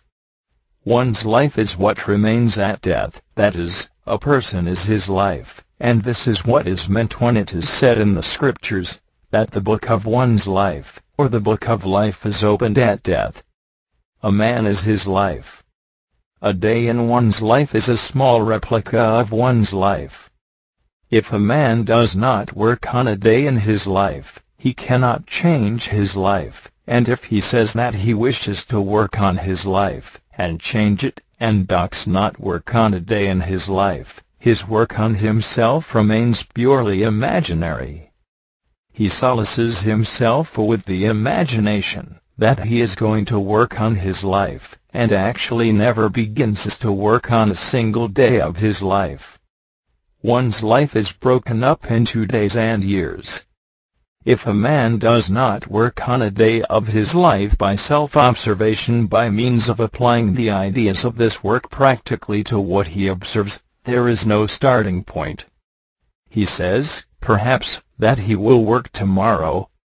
You remember the saying that we will have jam tomorrow. But it is always tomorrow. If a man says, I will begin to work on myself tomorrow, then he will never work on himself, for it is always tomorrow that he will work, and never today.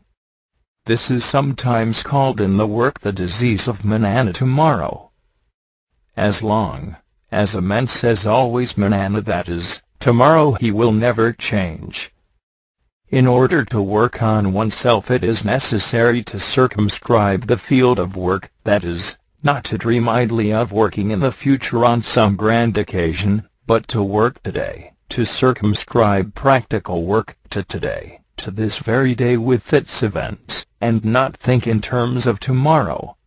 Have you begun to observe yourself in regard to the day, the ordinary every recurring day? That is the cosmically determined miniature of the year, and of one's whole life. You all know that saying, "Sufficient unto the day is the evil thereof." But have you thought what this saying means, and have you considered the context in which Christ made this remark? What, for instance, does it mean when it is said sufficient? Sufficient for what? It is sufficient to work on the evil of today. If a man begins to work even little on the day, and its vexations and troubles, he then begins to work practically on himself. But he must get to know his day, and get to know himself in relation to his day. There is a certain average day that each person passes through, apart from very unusual events. The events of the ordinary day have, as you will admit, a certain recurring similarity for each person. Now suppose that a man never realizes this, and never observes himself in connection with the typical events of his average day. How can he even think he is working on himself, and how can he even suppose he can change himself? Change of being begins with changing your reactions to actual incidents of the day. This is the beginning of taking your life in a real and practical sense in a new way. If you behave in the same way every day to the same recurring events of the day, how can you believe that you can change? To get to know yourself, begin with observing your behavior towards the events of a single day in your life. Notice how you react, that is, notice your mechanical reactions to all the little events that happen, and to other people, and notice what you say, feel, think, and so on. Then try to see how you can change these reactions. Of course, if you are certain that you always behave consciously and rationally, and that you are never in the wrong, and so on, nothing will ever change in you, for you will never be able to realize that you are a machine, a mechanical person, always saying, and feeling, and thinking, and doing typical things according to changing circumstances over and over again. But perhaps, owing to a grain of modesty, or a sense of humiliation, or, better still, owing to increasing consciousness of yourself, you may realize that you are not a fully conscious individual, willing his life consciously at every moment, but at one moment a mean person, at the next an irritable person, at the next a benevolent person, and the next a scandalous or slanderous person, at the next a saint, at the next a liar. Try to make the work exercise of behaving consciously for a small part of one day in your life. Because everything we do affects us forever. A single moment in which one is conscious enough not to behave mechanically, if it is done willingly, can change many future results. If you learn, say, a little French today, you will know more tomorrow, but if you do nothing today, you will know nothing more tomorrow. It is the same with work on oneself. But one must work willingly on oneself, and not because one is told to. To work sullenly, or for merit, is one thing. To work on oneself, because one dislikes something in oneself, and longs to alter it, is another thing. Our whole manner of taking a day in our lives is wrong because by habit it gets fixed, and so mechanical. Then indeed we are mechanical and so have no real feeling of what we are doing, and our days pass in a strange unfelt way, i.e., we follow the mechanical habits of the day, and so have no real life, and take in no new impressions. It acts, that is, the machine. But if a man starts his day consciously, the whole day may be rather different for him. But he must get to know what it means to work on himself, taking his life as a day to see, observe, and realize what a day is for him, and not think that a day for him is unimportant, because it is so usual, and that work means something in the future, or that work is something he has no chance yet to apply to himself, because he is so busy with his day's work. As someone once said to me in a serious manner, "How do you get up? In what mood are you at breakfast? What always upsets you?" etc., etc. Please do not think that to change yourself is merely to smoke less, or eat less. Remember, this work is psychological. Our daily life, our profession, our trade, our occupation, etc., are nothing but a dream with which we identify. But this understanding comes slowly when we understand better what sleep and mechanicalness mean, and why mankind is called asleep and life is called mechanical. To work on yourself, begin to work on daily life, and then you will understand what is meant by the strange phrase, "Give us this day our daily bread," in the Lord's Prayer. For the word daily here means in the Greek supersubstantial bread or bread from above. The ideas of this work are to give us bread for life in the double sense of ideas and force to meet with the troubles of daily mechanical life, and so supersubstantial bread, and to feed a new life beginning in oneself, for in the work everyone seeks to become a new person. Now no one can alter his life, or change anything in regard to his mechanical reactions to his daily life, unless he has the help of new ideas, and is helped by the force coming from these new ideas, and the new thoughts that are born in his mind, if he begins to understand them. Remember that the slightest thing counts in regard to mechanical reaction to ordinary daily life. The slightest negative reaction matters, and the slightest wrong thinking about oneself or another, or internal considering, or negative imagination, and so on. To prepare lower centers to receive the ideas and force always coming from higher centers, but not hurt, as it were, owing to our heavy inner state of sleep, is long work. But every attempt, done willingly, to correct or separate from a negative reaction, every attempt to remember oneself in the presence of a difficulty, every act of sincere observation of oneself, as when one is lying, or showing off, or making oneself over-important from false personality, or twisting the truth to injure another, helps to make right connections in lower centers, and so to prepare them for conjunction with higher centers, and the help that comes from them. Note added. Now let us speak for a moment on personal work, at the present moment, in which the added fact of war exists. A man in this work has to insulate himself from the effects of life, otherwise he is eaten, as it were, by life. All work on oneself is connected with insulating oneself so that something can grow and develop which cannot do so under the influence of life, because life does not develop anything beyond personality in us, and this, though necessary, is not yet the development of the real part of us, but is something artificial. If a man does not insulate himself, but identifies with everything and wastes his force in negative emotions, and considering, imagining, and mechanical talking, and so on, nothing can develop in him beyond what he is, mechanically. Actually, in esotericism, a man must become hermetically sealed, as an ancient phrase puts it, and this refers to something internal, of which we will speak at some other time, connected with the power of silence. The phrase belongs to the language of ancient times, when there existed a teaching on man's inner evolution connected with the name of Hermes.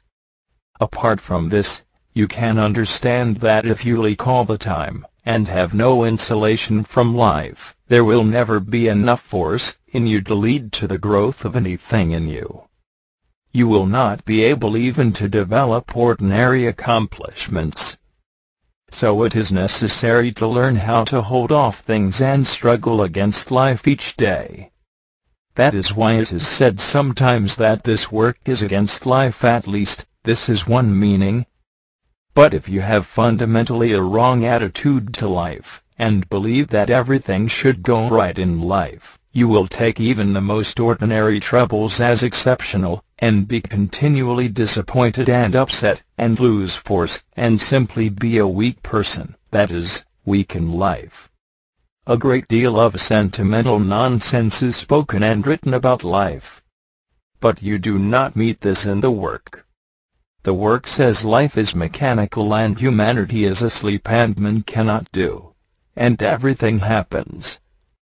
Yet people cannot believe this, even when terrible things take place, and imagine it is due to this or that person, and that it is exceptional, and so on. All this is due to a wrong attitude. You remember what the definition of good householder is in this system: a man who does his duty, and is a responsible person, etc., but who does not believe in life. Now you will see that here lies a very difficult thing to understand, so difficult that I am not going to say anything more about it, except that, in these times, it is very important not to let what happens in life weaken your thoughts and feelings and experience of the work itself, in the way that it does to so many ordinary folk, who, seeing the horror of war, feel convinced that there can be no meaning in things, and no God. Remember, the work says that life is mechanical and man is asleep. It does not, in other words, start from any false ideas of the nature of life, or the nature of man. If you take the outer scene, that is, life, as your criterion and standard, do you not see how this war can drag you down and make you lose force? Now can you see how, if you have a work attitude to life, this war can increase the reality of the work? Try to find out what is meant in what I have briefly said, and try to act upon it, that is, try to think from the ideas of the work, and so get the right attitude to this life on earth, where, as you know, we are under so many laws, where, indeed, we are in almost the worst part of the whole creation. You have often heard it said that in this work it is necessary to transform impressions, and that this is the essence of the first conscious shock, as it is called. I know that many of you do not understand the nature, in a practical way, of the first conscious shock, and simply say that it means self-remembering. But a word does not explain what it means.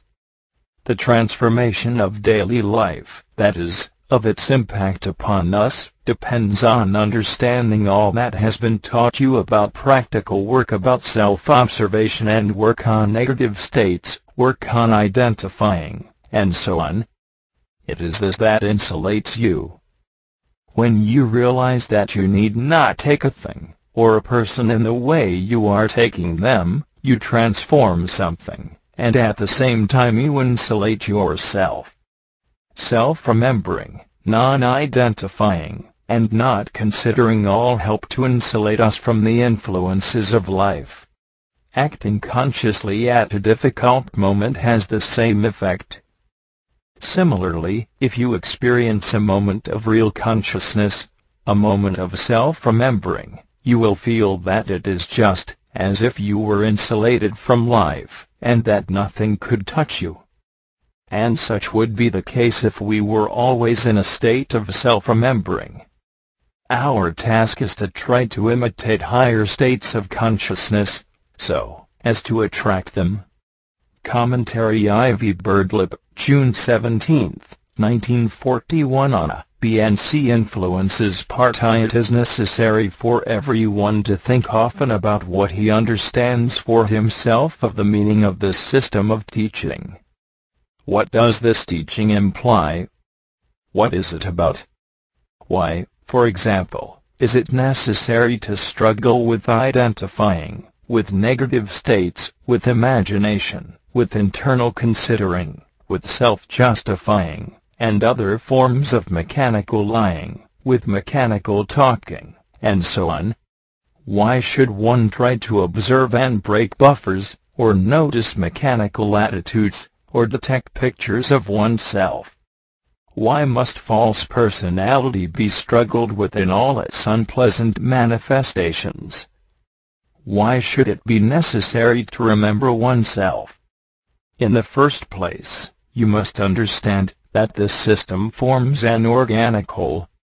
To take a small part without connection with the rest is not enough.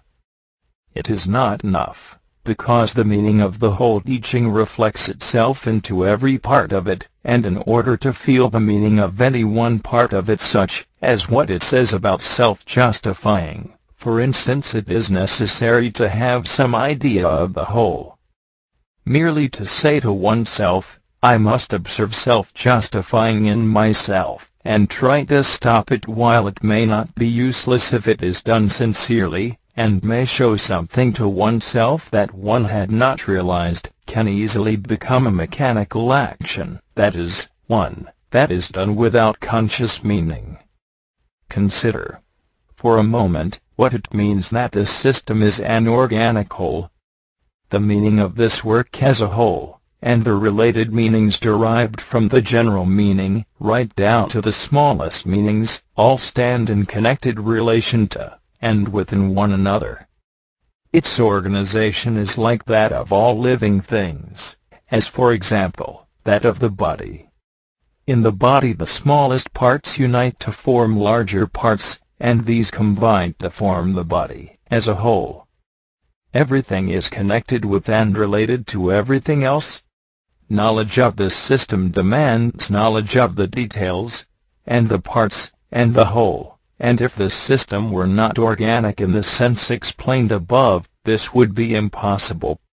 People often say of one or another detail or part of this system, "Oh, that is like something I read in a book," or they say, "Oh, that is like what so-and-so teaches," or what this or that philosophy or religion says, etc., etc. It is quite true that if you read certain kinds of literature you will find a sentence here, or a sentence there which reminds you of something in this work.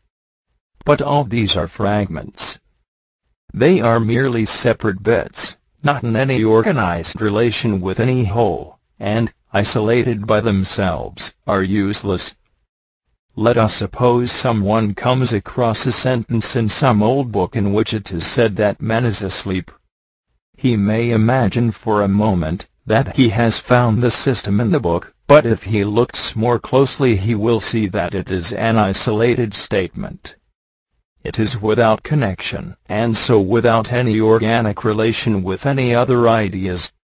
And if he compares this detail with all that this work says about sleep, and about awaking, about different states of consciousness, about mechanical and conscious humanity, and about all that it is necessary to do in order to awaken out of sleep, he will realize that the man who wrote the book had merely heard something, but had no real knowledge.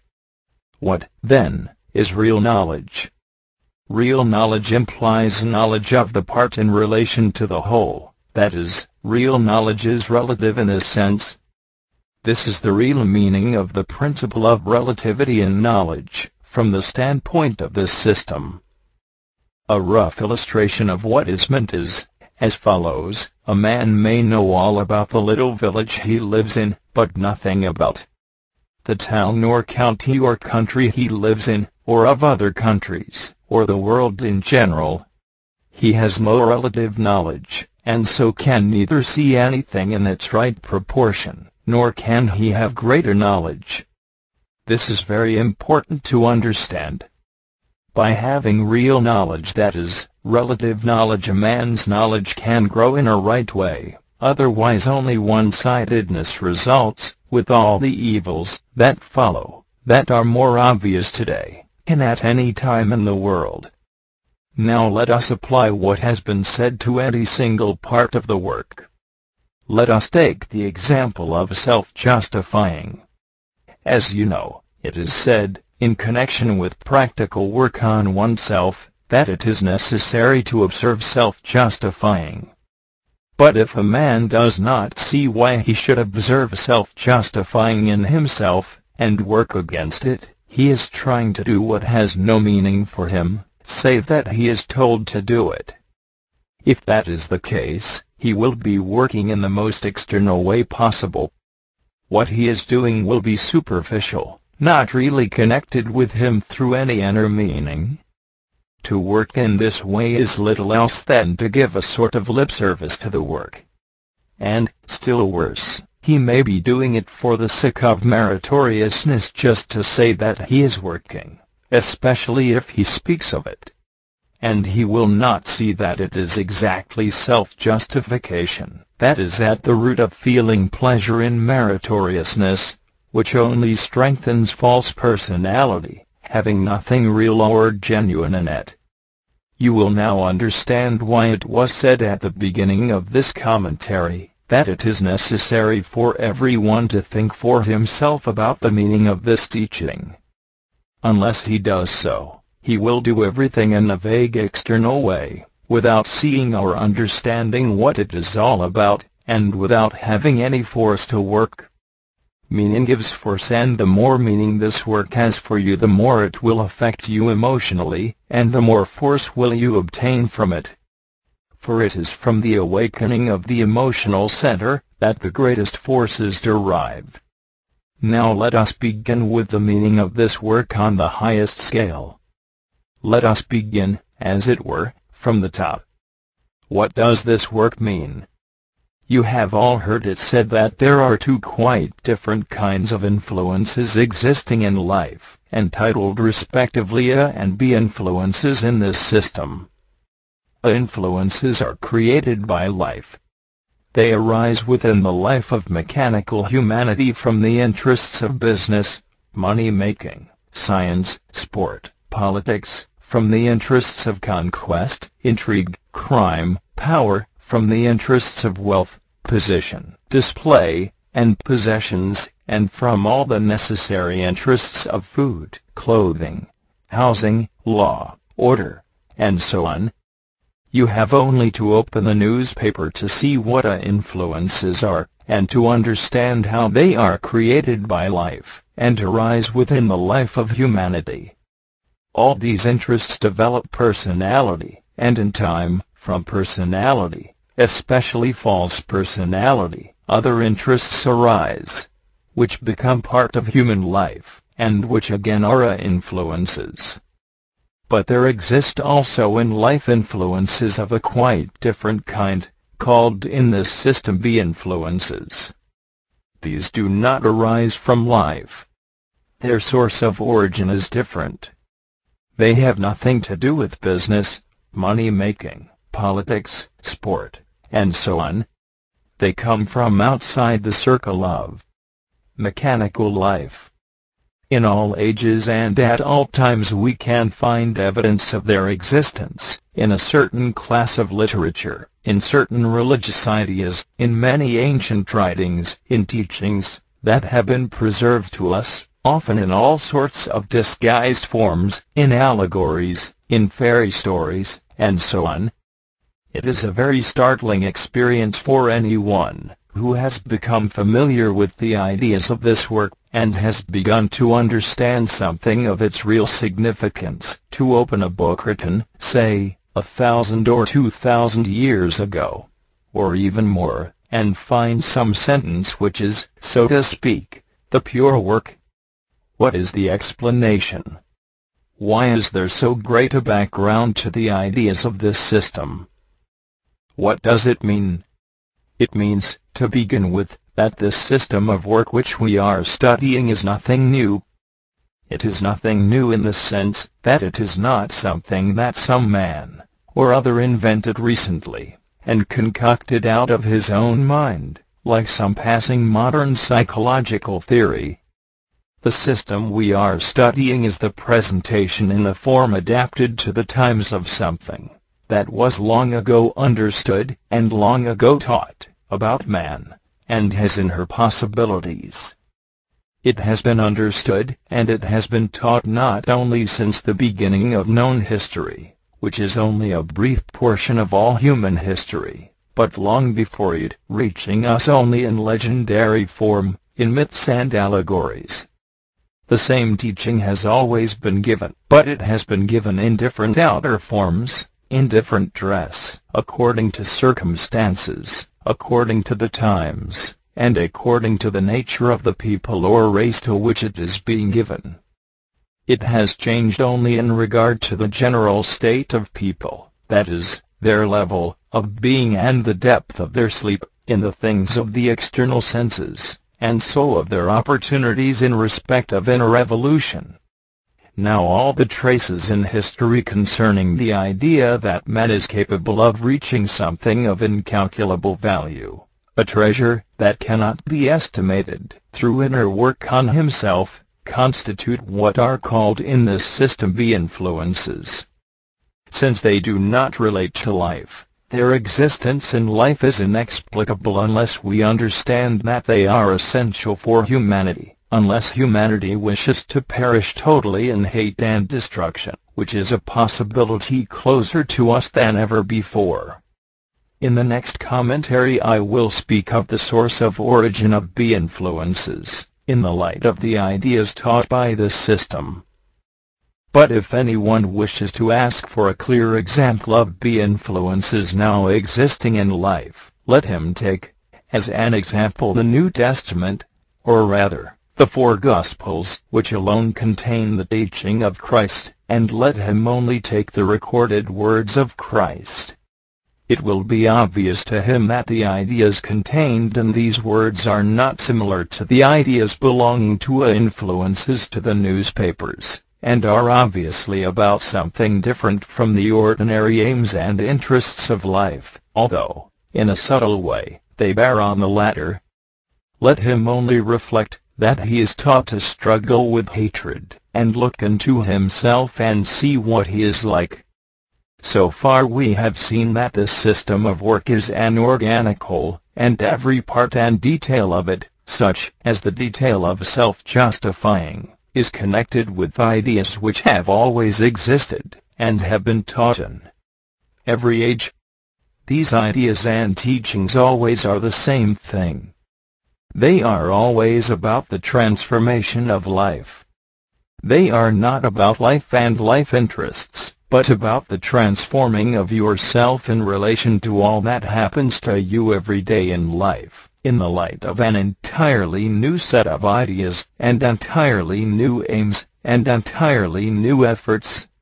And when you begin to try to do all this, remember that you are beginning to do something that has always been taught to those capable of understanding, and that the meaning of what you are doing is so great, so deep, so eternal, that, even if you can catch a mere glimpse of it, your emotions will awaken, and you will see in a flash what is meant by evaluation of the work, and what is meant by greater mind, and what is meant by the sleep of humanity.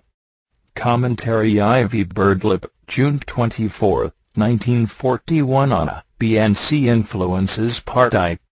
Last time the existence of two distinct kinds of influences in life, called A and B respectively, was spoken of. In this commentary, of which this is the second part, we are speaking of the need for connecting any part or detail of this system with the whole meaning. In order to get force to work, what you do in working on yourself must have meaning, and the more meaning the system conducts for you, that is, the more it means to you, and the more the evaluation of it grows, the more force you will get from it.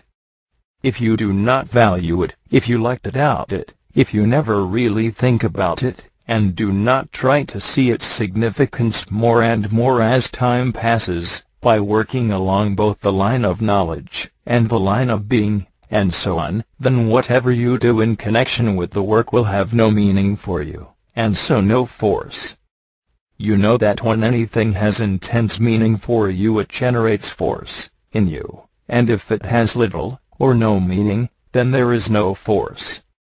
At present we are speaking of the general meaning of this work, that is, on the highest scale. In this connection it is now necessary to speak of the source of B influences. As was said in Part I, B influences do not arise within life as do A influences. Their origin is from a source outside mechanical life. Actually, their source is in C influences. What does this mean? As you know, in the teaching of this work, mankind is not taken as being all on one and the same level. Man is divided in two different categories. Quite different kinds of men exist. There is, first of all, the circle of mechanical humanity, as it is called, in which number 1, number 2 and number 3 men exist. They are respectively men in whom mainly one center is used, the instinct-moving center, in the case of number 1 man, the emotional center in the case of number 2 man, and the intellectual center, in the case of number 3 man. These instinct-moving men, emotional men, and intellectual men, because they are mainly one-centered, see everything differently, each from one side, from one center. They form together the circle of mechanical humanity, which is characterized by the fact that people belonging to this circle are based on violence, and do not understand either themselves or one another. It is called sometimes the circle of confusion of tongues or Babel, in which misunderstandings, quarrels, strife, persecutions, and war of every kind must always exist without leading to anything different. Next comes an intermediary circle formed of number 4 man. This circle does not arise in life, but as the result of work. Number 4 man is developed in all the ordinary centers, so he is not one-sided and so is called balanced man. Number 4 men begin to be able to understand one another, and begin to overcome violence in themselves. Then comes the conscious circle of humanity formed by number 5, number 6 and number 7 men, who understand one another, who are not based on violence, and who are not only developed in the ordinary centers, but who have the power of being conscious from a lesser to a greater extent in higher emotional and higher mental centers. These centers transmit influences to which mechanical humanity, that is, sleeping humanity, are insensitive, or rather, which they cannot hear. It is from the circle of conscious humanity that B influences originate. But they originate, not as B influences, but as C influences. It is only when they are sown into mechanical life that they become B influences. This happens because, as C influences, they cannot exist in mechanical life, but become changed and altered in such a way that they only approximate to their original form. Just as the ideas and emotional perceptions belonging to higher centers cannot be caught or understood by the formatory center, so conscious teaching cannot exist in the sphere of mechanical life by itself. But it can be kept alive and transmitted by means of schools having a direct connection with people who have reached that degree of inner evolution and consciousness belonging to the circle of conscious humanity. In these schools, C influences can exist, and be transmitted orally, that is, by oral teaching from one person, who understands, to another, who begins to understand, and so to another who does not yet understand. This chain must exist. And in such a case, these influences can be transmitted orally as C influences, handed on from one person to another. Let us take the example of the Gospels. As was said in the first part of this commentary on A, B and C influences, which was read last time, the Gospels constitute an example of B influences. People sometimes ask a question of the following nature: why, they say, are the Gospels an example of B influences? Surely Christ was a conscious man. Why, then, are the Gospels not an example of C influences? We must remember that the Gospels appeared a long time after Christ died, from 50 to 100 years after. It is not at all certain who were their authors. It is incorrect to suppose they are merely records written on the spot by eyewitnesses. Luke, for example, never heard Christ. He was a pupil of Paul, who of course never heard Christ, and who quarreled with the school at Jerusalem, and apparently got his teaching in some school near Damascus. But it is unnecessary to go into historical questions. You have only to read the Gospels to see that it is said that Christ taught his disciples in private, and only said a certain amount to the public, and nearly always in the form of parables. In the Gospel of Matthew, after the parable of the sower has been related, it is said that the disciples asked Christ why he spoke to the people in parables. And he answered and said unto them, Unto you it is given to know the mysteries of the kingdom of heaven, but to them it is not given. For whosoever hath, to him shall be given, and he shall have abundance, but whosoever hath not, from him shall be taken away even that which he hath. Therefore speak I to them in parables, because seeing they see not, and hearing they hear not, neither do they understand. Matthew XIII. The kingdom of God is the circle of conscious humanity.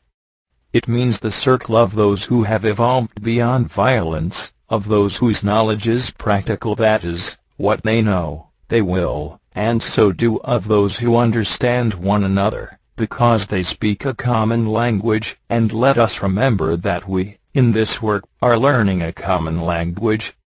Everyone knows and feels that there must be some place, some society, some beings who live without mutual violence, criticism, dislike, or hatred. One will quote, in this connection, a passage in the Mohammedan esoteric literature. A pupil came to Muhammad for instruction. Muhammad said, What is the substance of thy faith, and the reality of thy understanding of it? The pupil said, I have seen hell and heaven 3 times in a vision. In hell everyone was attacking his neighbor. In heaven they were visiting one another. Muhammad said, Thou hast seen aright. I have said enough in this commentary now to show you what is the supreme meaning of the work. Everyone who wishes to can read and think for himself about the parables in the Gospels concerning the kingdom of heaven, that is, the circle of conscious humanity. These parables are very extraordinary, when you think of them in the light of the work. For the work is necessary to understand the fragments of teaching given in the Gospels. It is then possible to understand why it is said, in this system, that what we seek above all things is light, and light means consciousness. We seek to live more consciously, and to become more conscious. We live in darkness owing to lack of light, the light of consciousness, and we seek in this work light on ourselves.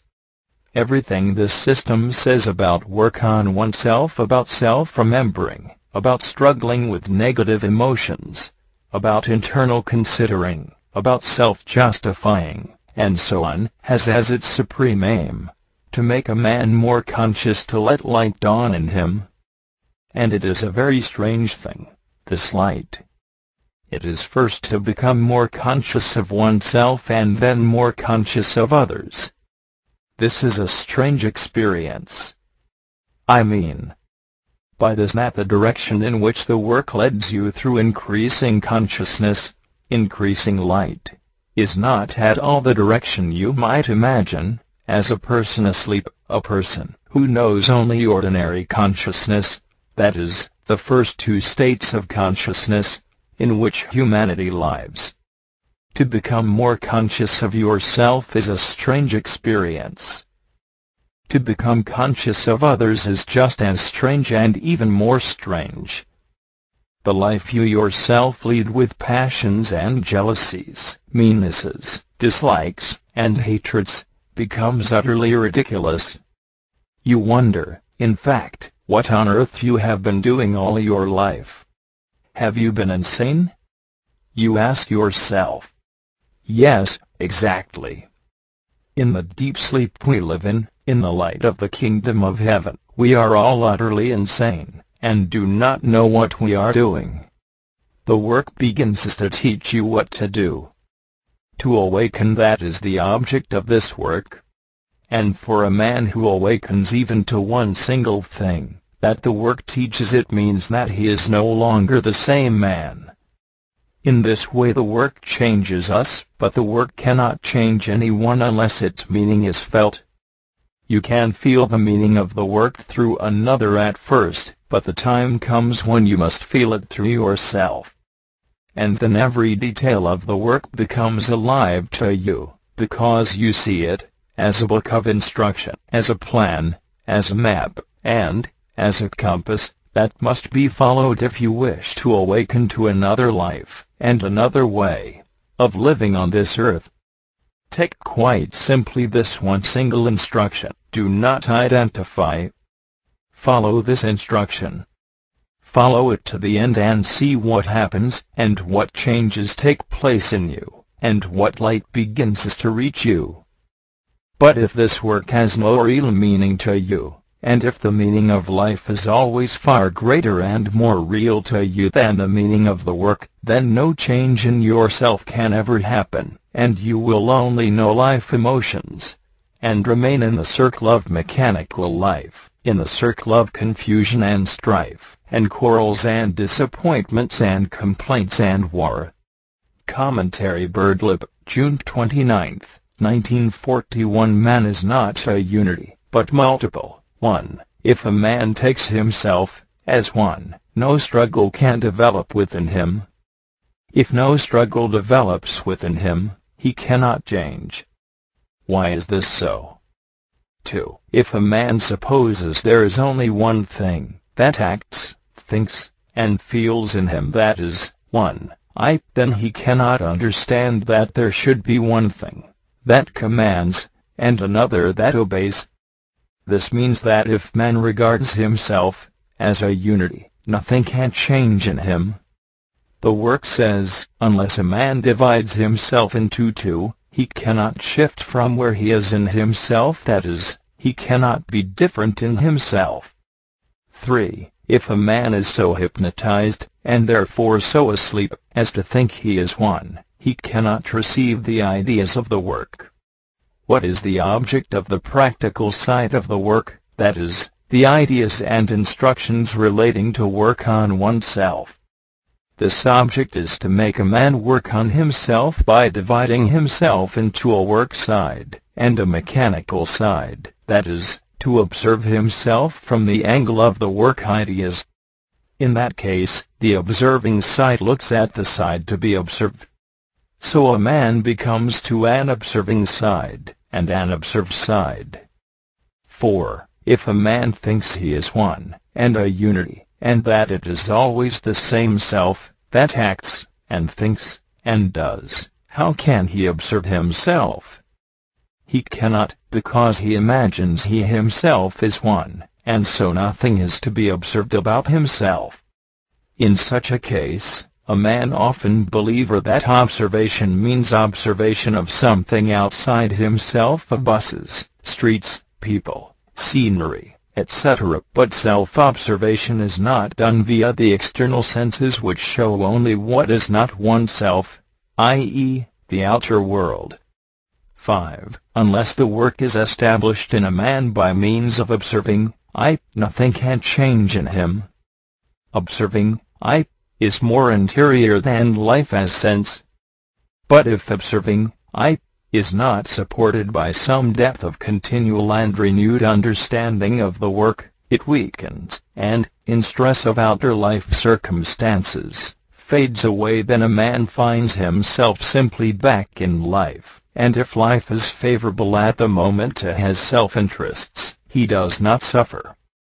6. The establishing of observing I is to make something more interior in the man, so that it can observe what is more exterior in him, exterior not in the sense of outer exterior life, but in him, in his personality, in Johnson, if his name is Johnson.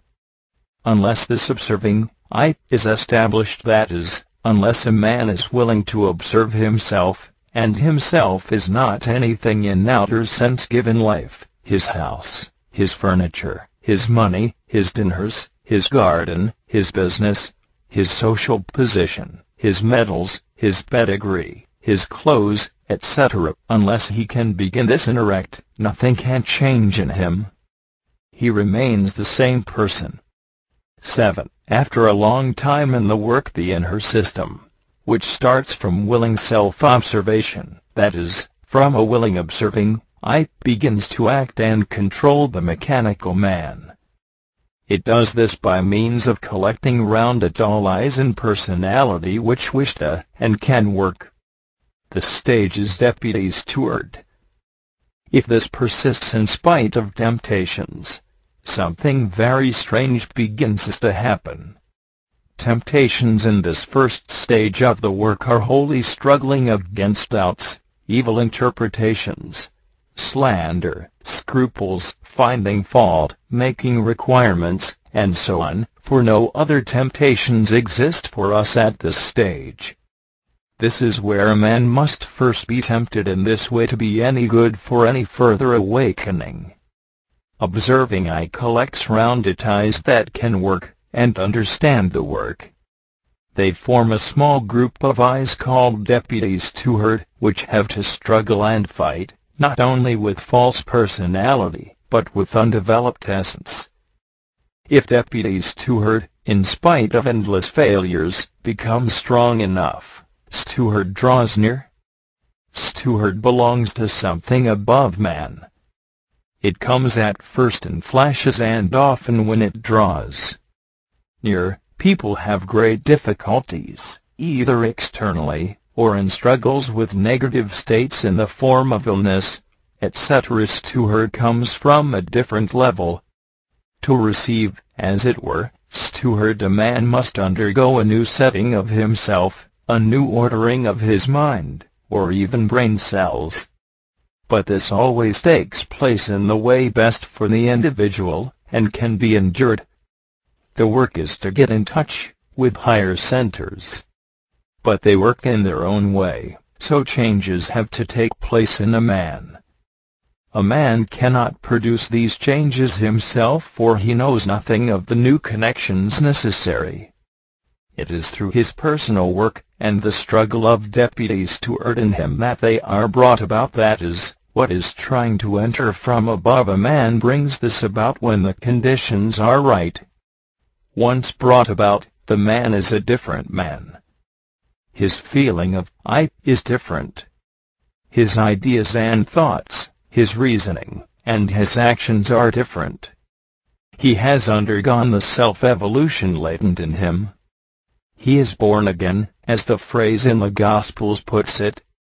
But all this is impossible unless a man establishes observing I, to begin with, and has the help of the work, via the understanding of it for himself, which means the clustering of other eyes, in him round observing I, so that a small band of eyes is formed in the chaos of his inner life called deputies toward. But, of course, if a man remains in the conceit that he is one, and can only be one, and that there is always one thing that acts, feels, thinks, speaks, etc., in him, all that has been said above remains impossible of realization. Birdlip, July 7, 1941. A note on self-remembering. It is useful to make a memorandum in one's mind about what practical work means. The most important thing is self-remembering. You must try to remember yourselves at least once a day, and you must do it willingly, from yourselves.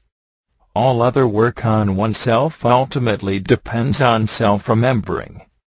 Only half a minute is necessary, and even if it consists in nothing else than stopping your thoughts, and trying to relax everything, it is better than nothing. Don't think about self-remembering, but do it.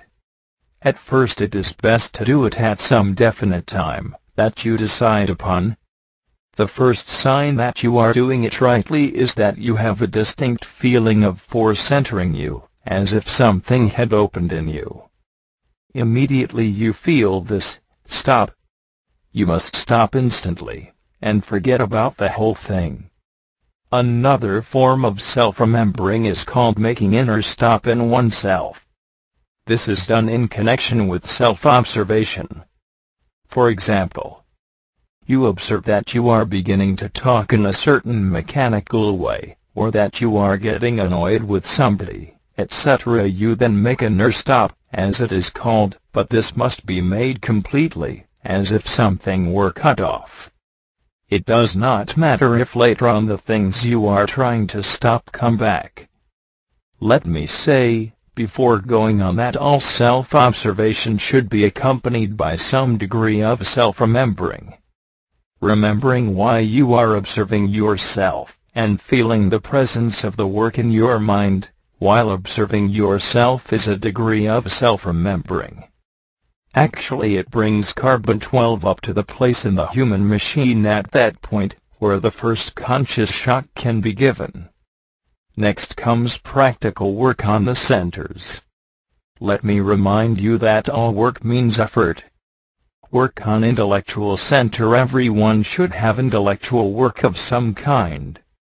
Any form of thinking that requires attention puts you into the conscious side of intellectual center, such as thinking over something you have heard, and trying to recall it, reading a book that needs attention, even writing letters, or doing your accounts, etc., etc. There is a saying in this work that everybody must move his brains every day.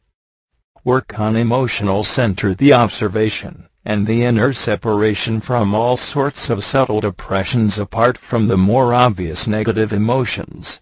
Stopping imagination, working on negative states, and using your intellectual center to remember exactly what was said, apart from what you imagined. All this is work on the emotional center.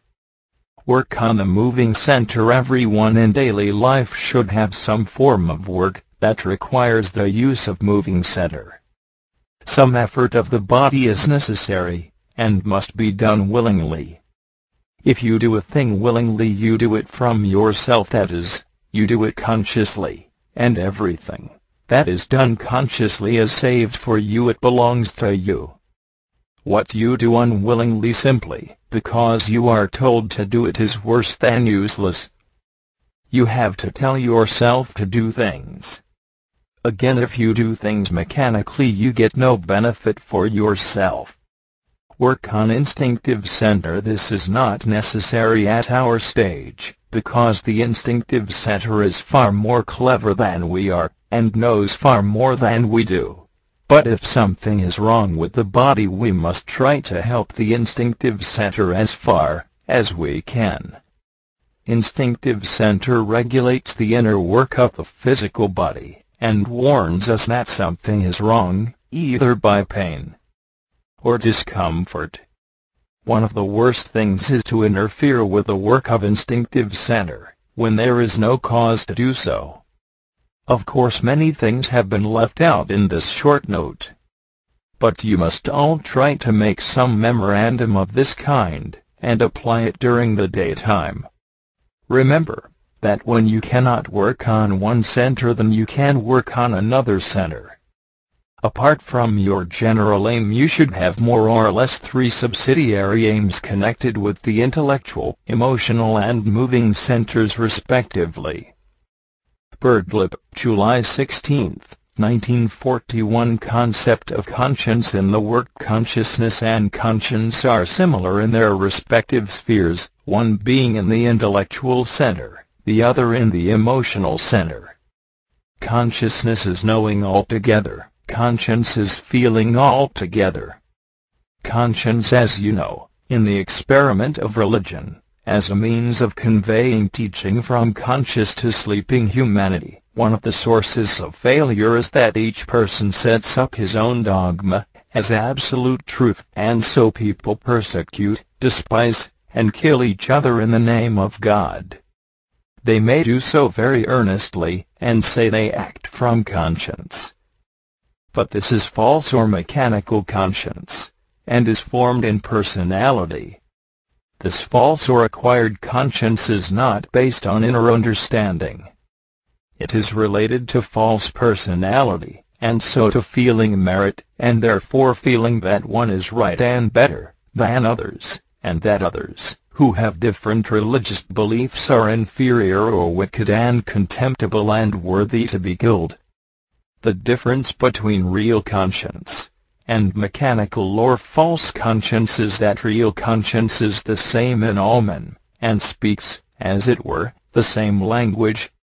Mechanical or false conscience is different in different people, according to their nationality, upbringing, customs, forms of belief, etc. If all men could awaken, real conscience would speak in them all, and they would agree with one another, because it would speak in the same way to everyone.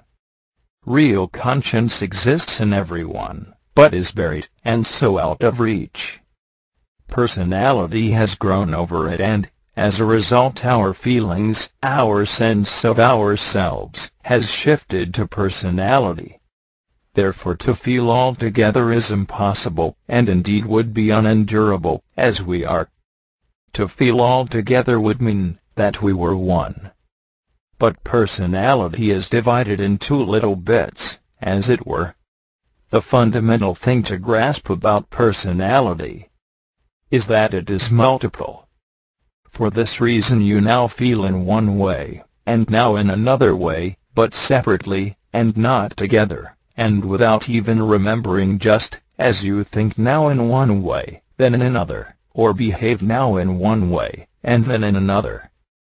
And to all this shifting kaleidoscope within you, you say, I, that is, you imagine you are one person. As long as a man takes himself as one person, he will never move from where he is. To awaken to conscience you must begin to see the contradictions in yourself. But if you try to see contradictions in yourself, taking yourself all the time as one person, you will get nowhere. Indeed, you will stand in your own way, and instead of stepping aside will create an impossible situation. It would be just as if you believed everything you saw in front of you was a part of your body. What especially prevent a man from seeing contradictions in himself are buffers. In place of having real conscience, a man has artificial conscience and buffers. Behind everyone there stand years and years of wrong and stupid life, of indulgence in every kind of weakness, of sleep, of ignorance, of pretense, of lack of effort, of drifting, of shutting one's eyes, of striving to avoid unpleasant facts, of constant lying to oneself, of abuse and blaming of others, of fault-finding, of self-justifying, of emptiness, of wrong-talking, and so on. As a result, the human machine is dirty, and works wrongly. Not only this, but artificial appliances have been created in it due to its wrong way of working. And however a person may wish to wake up and become another person, and lead another life, these artificial appliances interfere very much with his good intentions. They are called buffers. Like the contrivances on railway carriages, their action is to lessen the shock of collision. But in the case of buffers in man, their action is to prevent two contradictory sides of himself from coming into consciousness together. Buffers are created gradually and involuntarily by the life around us, in which we are brought up. Their action is to prevent a man from feeling conscience, that is, from feeling altogether. For example, very strong buffers exist between our likes and dislikes, between our pleasant feelings towards someone and our unpleasant feelings. To break a buffer, it is necessary to observe oneself over a long period, and remember how one felt, and how one is feeling. That is, it is necessary to see on both sides of a buffer together, to see the contradictory sides of oneself, that are separated by the buffer. Once buffer is broken, it cannot form again. Buffers make a man's life more easy. They prevent him from feeling real conscience. But they also prevent him from developing. Inner development depends on shocks. Only shocks can lead a man out of the state he is in. When a man realizes something about himself, he suffers a shock, but the presence of buffers in him will prevent him from realizing anything. For buffers are made to lessen shocks. The more a man observes himself, the more likely will it be for him to begin to see buffers in himself. The reason is that the more you observe yourselves, the more you will catch glimpses of yourselves as a whole. If you observe different moments of your lives, after a time you catch a glimpse of yourself over a period. Altogether, that is, your consciousness of yourself increases. But first you must try to observe everything in yourself at a given moment: the emotional state, thoughts, sensations, intentions, posture, movements, tone of voice, facial expression, and so on. All these must be photographed together. This is full observation, and from this begin throw things: 1. A new memory of oneself, 2. A complete change in the conception one previously had of oneself, 3. The development of inner taste in regard to the quality of what one is observing internally. For instance, by inner taste you can recognize that you are lying, or in a negative state without difficulty, although you are justifying yourself, and protesting you are not. Here the whole thing turns upon whether you possess inner sincerity, or not. If not, then best to give up the work. Inner taste can be said to be the faint beginning of real conscience, because it is something that recognizes the quality of one's inner state. Self-observation and inner taste are not the same, but may coincide. The more you understand the work, the more it is arranged rightly in your mind, and its meaning seen, the more does it pass into real conscience. It is sometimes said that if we had real conscience the work would be unnecessary, for we would know it already. Commentary, Birdlip, July 19, 1941. Some thoughts on the war from the standpoint of the work. Part I. War is an event which drags millions of people into its vortex, whether they wish it or no. People, however, imagine that they are free. All man's life is based on the idea that he is free to choose. If a man could see clearly that he is mechanical, that is, that he is not free, he could not endure the realization. It is necessary to understand that mankind on the earth is under 48 laws, and each person is actually under 96 orders of laws. This is at first sight difficult to see unless you remember the ray of creation, and realize from it that the part is under more laws, and the whole. The fact, however, that man on earth is under many laws can be understood in general. These laws or influences, some waxing, and some waning, as it were, or intercrossing, and forming different combinations, produce the events that form the drama of human existence on the surface of the earth.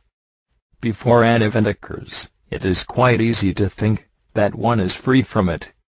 But when the event comes, the case is different. It is almost as if it tried to drag as many as possible into its range, and feed on them. People forget what they thought. The event attracts them into its sphere of influence. By means of buffers and self-justifying, they enter the event and pass under its power. A man may decide he will never fight again in any war. He is sure he will not. But when the drums begin to beat, when the horrors and madness of war start, and he sees them, or reads about them, he forgets all his resolutions. And it is the same not only with events on the scale of war, but events on the scale of his ordinary daily life. for events are on many different scales.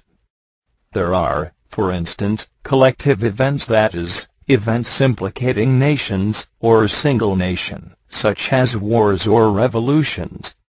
And at the other end of the scale there are the little cycles of events that form an ordinary man's private life, which turn like small wheels, repeating themselves endlessly, that is, in the same way, more or less, unless the man begins to struggle with himself and change himself.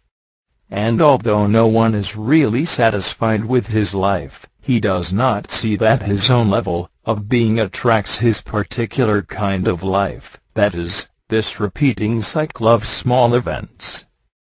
Collective events, namely, events which involve millions of people, are like big wheels.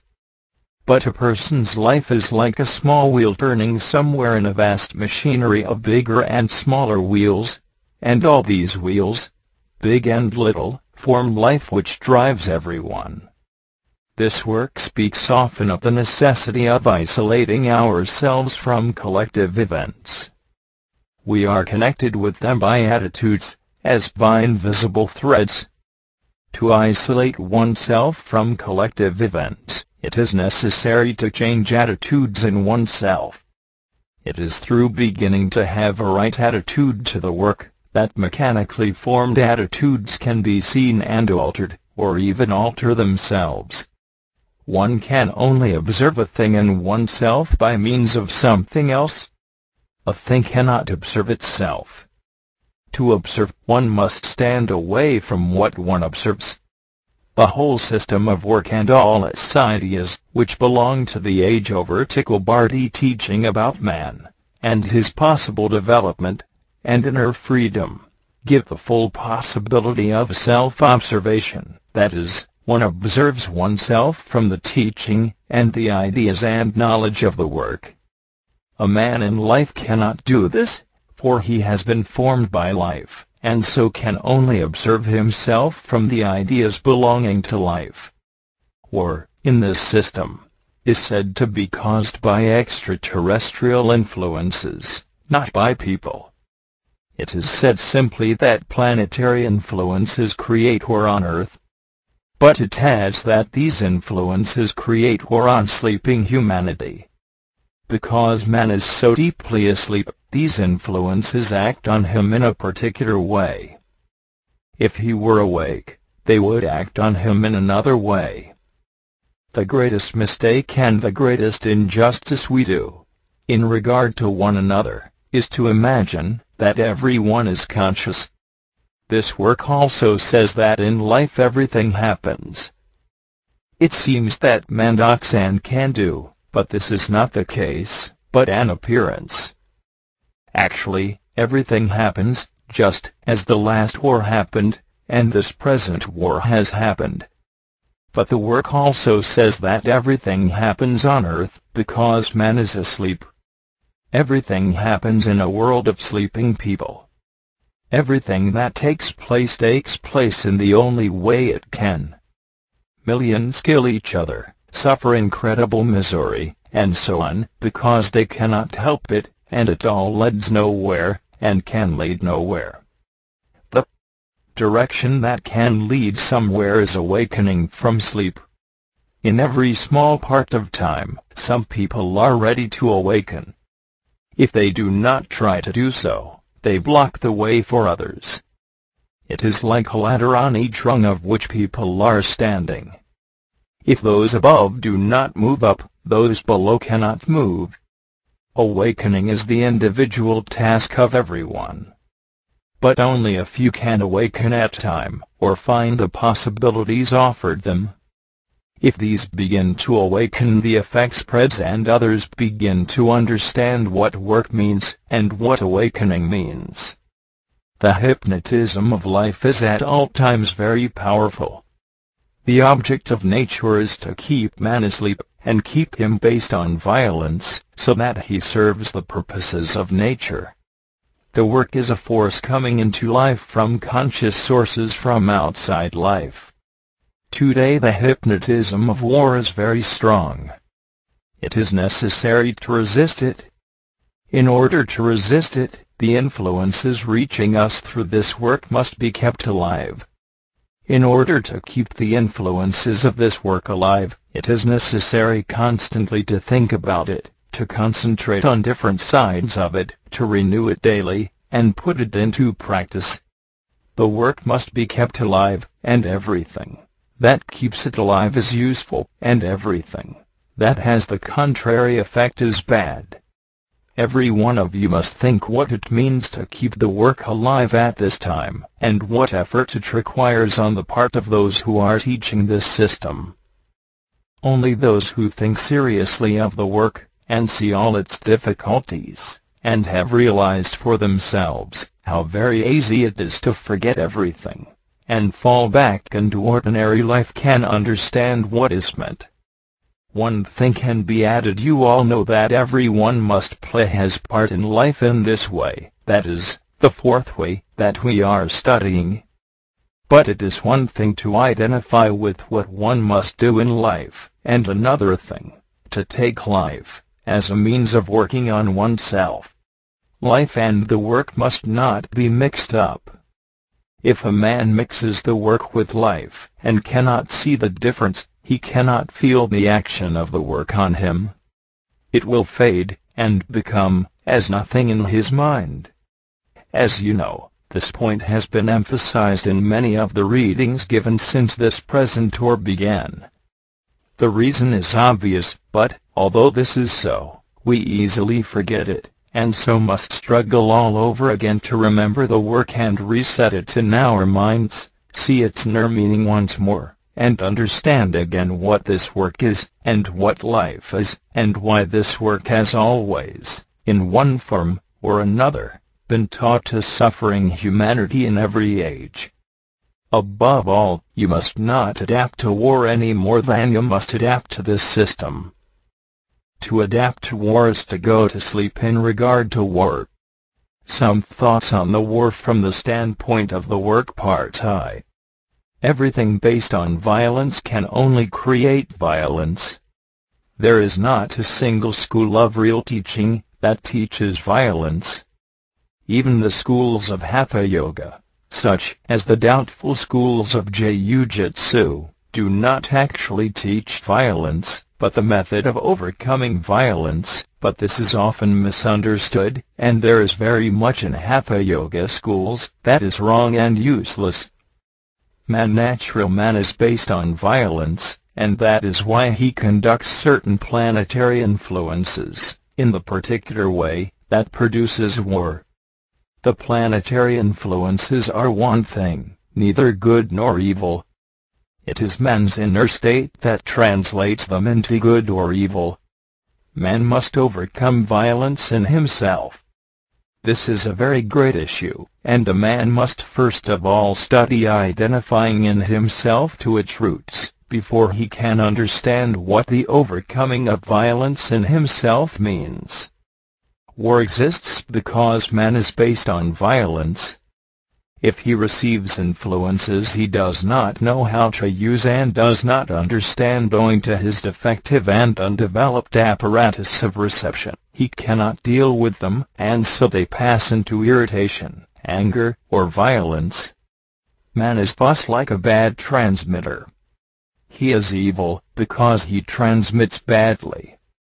If a man begins to deal with the small cycle of recurring events in his personal life more consciously, and does not identify with some of them, he begins to be able to transform his life on a small scale.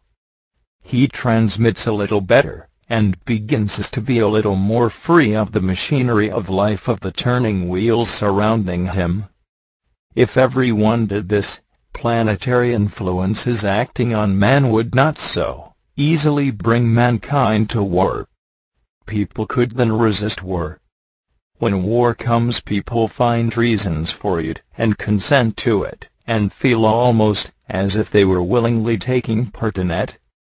Whereas war, as a vast collective event, a vortex, has grasped them into its powerful influence, and made them take part in it. But if necessity imposes itself on a man in this respect, even then he need not serve nature.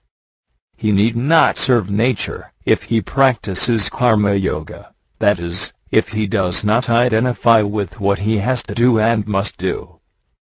But if he feel it is a fine thing to do what he is doing, he will identify, and even go so far as to wish for rewards for his meritorious actions. To practice non-identifying can lead somewhere, to serve nature leads nowhere. There are no outer rewards for non-identifying. Everything a man does in regard to working on himself has no relation to the rewards of outer life. Only you know what you do in this respect. If called upon to do something, as a good householder, a man must do what is expected of him as far as possible. But you must remember that the definition of a good householder is that he is a man who feels his responsibilities and acts accordingly, but does not believe in life. This, at first sight, is an extraordinary definition. Let us consider what it signifies from one side. A good householder, in the work sense, is a man who acts conscientiously, as when, for example, he holds office not from himself, but from fear of his reputation or for gain, or in case he might lose power, etc. He does not believe in life, but sees life in a certain way, and acts well, but not from himself. He does the right things perhaps, but in a wrong way. This is why the path, or, as it is called, the way of good householder is so long, and requires so many repetitions. You all know there is an important class of people who do their duty, not because they believe in life, but because they are influenced by merit, reward, ambition, power, money, and so on, and perhaps even by better ideals. They ascribe everything to themselves. Their attitude to life enables them often to act as if they were not identified. But they are identified in their own way. Yet they are very useful in life, and give the impressions often of sincere action. And to themselves, they seem sincere and honest. But in any situation that demands real sacrifice of their position, etc., they hesitate, and find various reasons why they should not act in this or that way. They are in life, but they do not believe in life. The way of good householder is long, because what is good in such people must be shifted from its basis, and must become real and essential. A man may be a very good man mechanically, from personality, yet his goodness is not real. If a man does his duty in life, as a good householder, he seems to come near to acting without identifying. Yet actually he is very far from acting without identifying. In the Gospels Christ attacked the good householder especially when he attacked the Pharisees, and you must read for yourselves all that was said there about them and their meritoriousness. And perhaps Christ attacked them so powerfully just because they were the very people who could have understood, and who would have been most useful. As you all know, this work attacks false personality, because it is unreal, that is, because it cannot form the starting point of inner evolution. It would be possible to say very much more on this subject, but enough has been said to raise questions in your minds about the war, and about understanding it from the ideas of the work. Birdlip, July 24, 1941. The difference between observation and self-observation. To observe and to observe oneself are two different things. Both need attention. But in observation, the attention is directed outward through the senses. In self-observation the attention is directed inwards, and there is no sense organ for this. This is one reason why self-observation is more difficult than observation. In modern science only the observable is taken as real. Whatever cannot be a matter of observation by the senses, or by the senses aided by telescopes, microscopes and other delicate optical, electrical and chemical instruments, is discarded. It has been sometimes stated that one of the general aims of this work is to unite the science of the West with the wisdom of the East. Now if we define the starting point of Western science on its practical side as the observable, how can we define the starting point of the work? We can define the starting point of the work as the self-observable. It begins, on the practical side, with self-observation. These two starting points lead in entirely different directions. A man may spend his whole life in observing the phenomenal world, the stars, atoms, cells, and so on. He may gain a great amount of this kind of knowledge, namely, knowledge of the external world, that is, of all that aspect of the universe that can be detected by the senses, aided or not. This is one kind of knowledge, and by means of it changes can be made. The changes are in the external world. Outer, sense-experienced conditions may be improved. All sorts of facilities and conveniences, and easier methods may be invented. All this knowledge, if it were used in the right way, could only be for the benefit of mankind by changing his external environment to his advantage.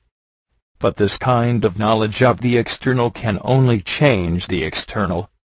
It cannot change a man in himself. The kind of knowledge that can change a man internally cannot be gained merely by means of observation. It does not lie in this direction, that is, in the direction of the outwardly turned senses. There is another kind of knowledge possible to man, and this knowledge begins by self-observation. This kind of knowledge is not gained through the senses, for, as was said, we do not possess any organ of sense that can be turned inwards, and by means of which we can observe ourselves as easily as we observe a table or a house. While the first kind of knowledge can change the external conditions of life for a man, the second kind of knowledge can change the man himself. Observation is a means of world change, so to speak. Self-observation is a means of self-change. But although this is so, in order to learn anything, we have to start from knowledge itself, and knowledge of whatever kind begins from the senses. The knowledge of this system of teaching begins with hearing it, that is, it begins through the senses. A man must be told to observe himself, and in which direction he must observe himself, and the reasons why he should observe himself, etc. And whatever he hears or reads in this connection first of all must enter through his senses.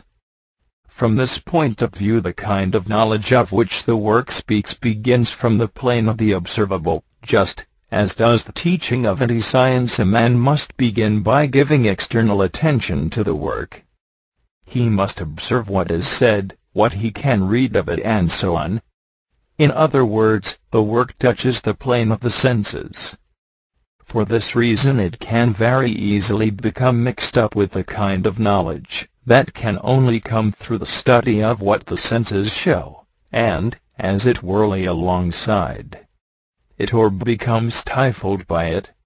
And unless a man has the power of distinguishing the nature or quality of the knowledge taught by this work and the knowledge taught by science, that is, unless he has magnetic center in him, which can differentiate the qualities of knowledge, this mixing up of two planes or orders of knowledge will produce a confusion in him. And this confusion will remain even though a person continues in the work, unless some effort is made to let the work pass on to where it belongs in himself.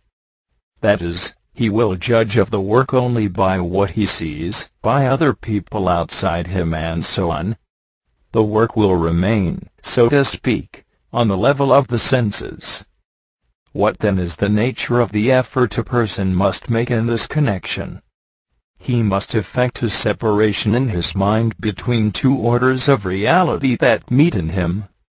Man stands between two worlds: an external visible world that enters the senses, and is shared by everyone, and an internal world that none of his senses meets, which is shared by no one. That is, the approach to it is uniquely individual, for, although all the people in the world can observe you, only you can observe yourself.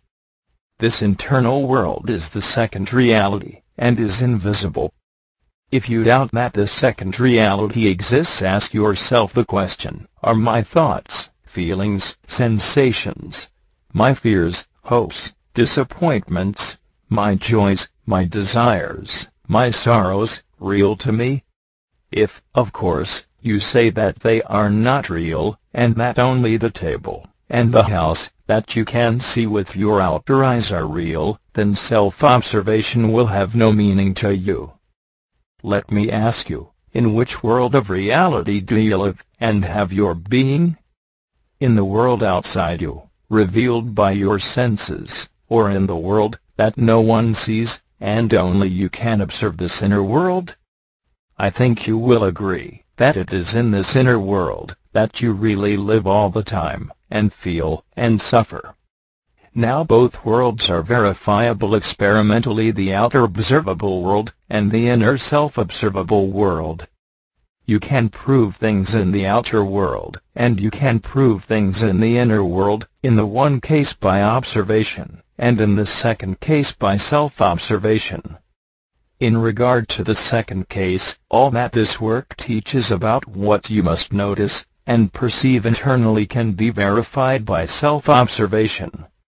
And the more you open up this inner world called oneself, the more will you understand that you live into worlds, into realities, into environments, outer and inner, and that just as you must learn about the outer world that is observable, how to walk in it, how not to fall off precipices, or wander into morasses, how not to associate with evil people, not to eat poison, and so on, by means of this work and its application, you begin to learn how to walk in this inner world, which is opened up by means of self-observation. Let us take an example of these two different realities to which quite different forms of truth belong. Let us suppose a person is at a dinner party. All that he sees, hears, tastes, smells, and touches belongs to the first reality. All that he thinks, and feels, likes, dislikes, etc. belongs to the second reality. He attends two dinner parties recorded differently, one outer, one inner. All our experiences are the same in this way. There is the outer experience, and our inner reaction to it. Which is most real? Which record, in short, forms our personal lives? The outer or the inner reality? Is it true to say that it is the inner world? It is the inner world in which we rise and fall, and in which we continually sway to and fro, and are tossed about, in which we are infested by swarms of negative thoughts and moods, in which we lose everything, and spoil everything, and in which we stagger about and fall, without understanding even that there is an inner world, in which we are living all the time. This inner world we can only get to know by self-observation. Then, and only then, can we begin to grasp that all our lives we have been making an extraordinary mistake. All that we have taken as oneself really opens into a world. In this world we have first to learn how to sec, and for this purpose light is necessary. It is by means of self-observation that this light is acquired. Added note: let us represent the matter in the following diagram. Diagrams are useful because one can easily remember them, and so they can act as means of recalling ideas. As regards the internal world, what blocks our contact with it is all that this work teaches: that we must struggle with false personality, and so on. All these wrong things in ourselves form, as it were, a thick cloud that prevents us from right contact with the influences reaching us from the internal world. When the work forms a definite point or organism in use, it begins to make a relation to the internal world. This I call a church for the moment. It is comparable to what we have to form towards outer life, namely, what I call Hereford. This is added owing to the conversation that ensued after the above paper was read at the meeting on Saturday last at Birdlip. The most important thing to grasp is that we live in two different realities or worlds, one shown by the senses, the other only revealed through work on oneself through the purification of the emotions from false personality, and the right ordering of the mind through the ideas of the work, so that relative thinking is made possible and a proper system of thought is built up. Birdlip, July 30, 1941. The idea of transformation in the work part I. As some of you know, it has been suggested by Mr. Ouspensky that this work might be called by the name psychotransformism. The idea of the work is psychological transformation, the transformation of oneself. Transformation means the changing of a thing into a different thing. Chemistry studies the possible transformation of matter. There are well-known transformations of matter. For example, sugar can be transformed into alcohol, and alcohol into vinegar by the action of ferments. This is the transformation of one molecular substance into another molecular substance. In the new chemistry of the atoms and elements, radium slowly transforms itself into lead. As you know, the transformation of base metal into gold has always been dreamed of as possible by the alchemists of the past. But this idea did not always have a literal meaning, because the language of alchemy was sometimes used by secret schools of teaching as referring to the possibility of the transformation of man into a new kind of man. Man as he is, that is, mechanical man serving nature, and grounded in violence, was represented as base metal, and the transformation of base metal into gold referred to this possible transformation latent in him. In the Gospels, the idea of mechanical man, as a seed capable of growing, has the same significance, as has also the idea of rebirth, of a man being born again.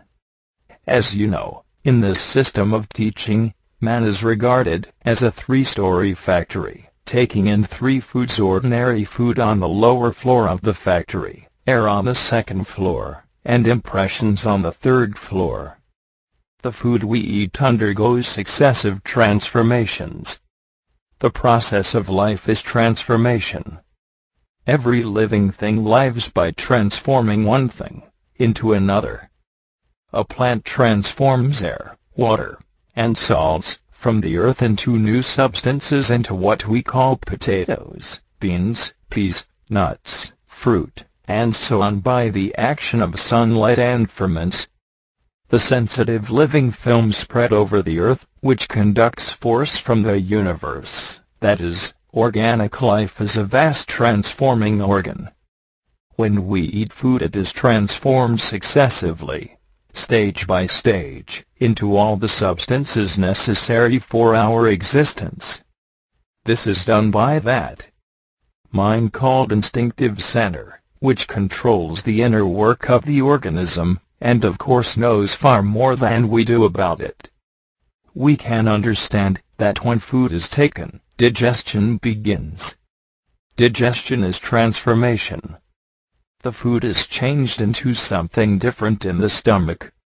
This is only the first stage of the transformation of food, and is designated in the work as the passage of Do 768 to Re 384.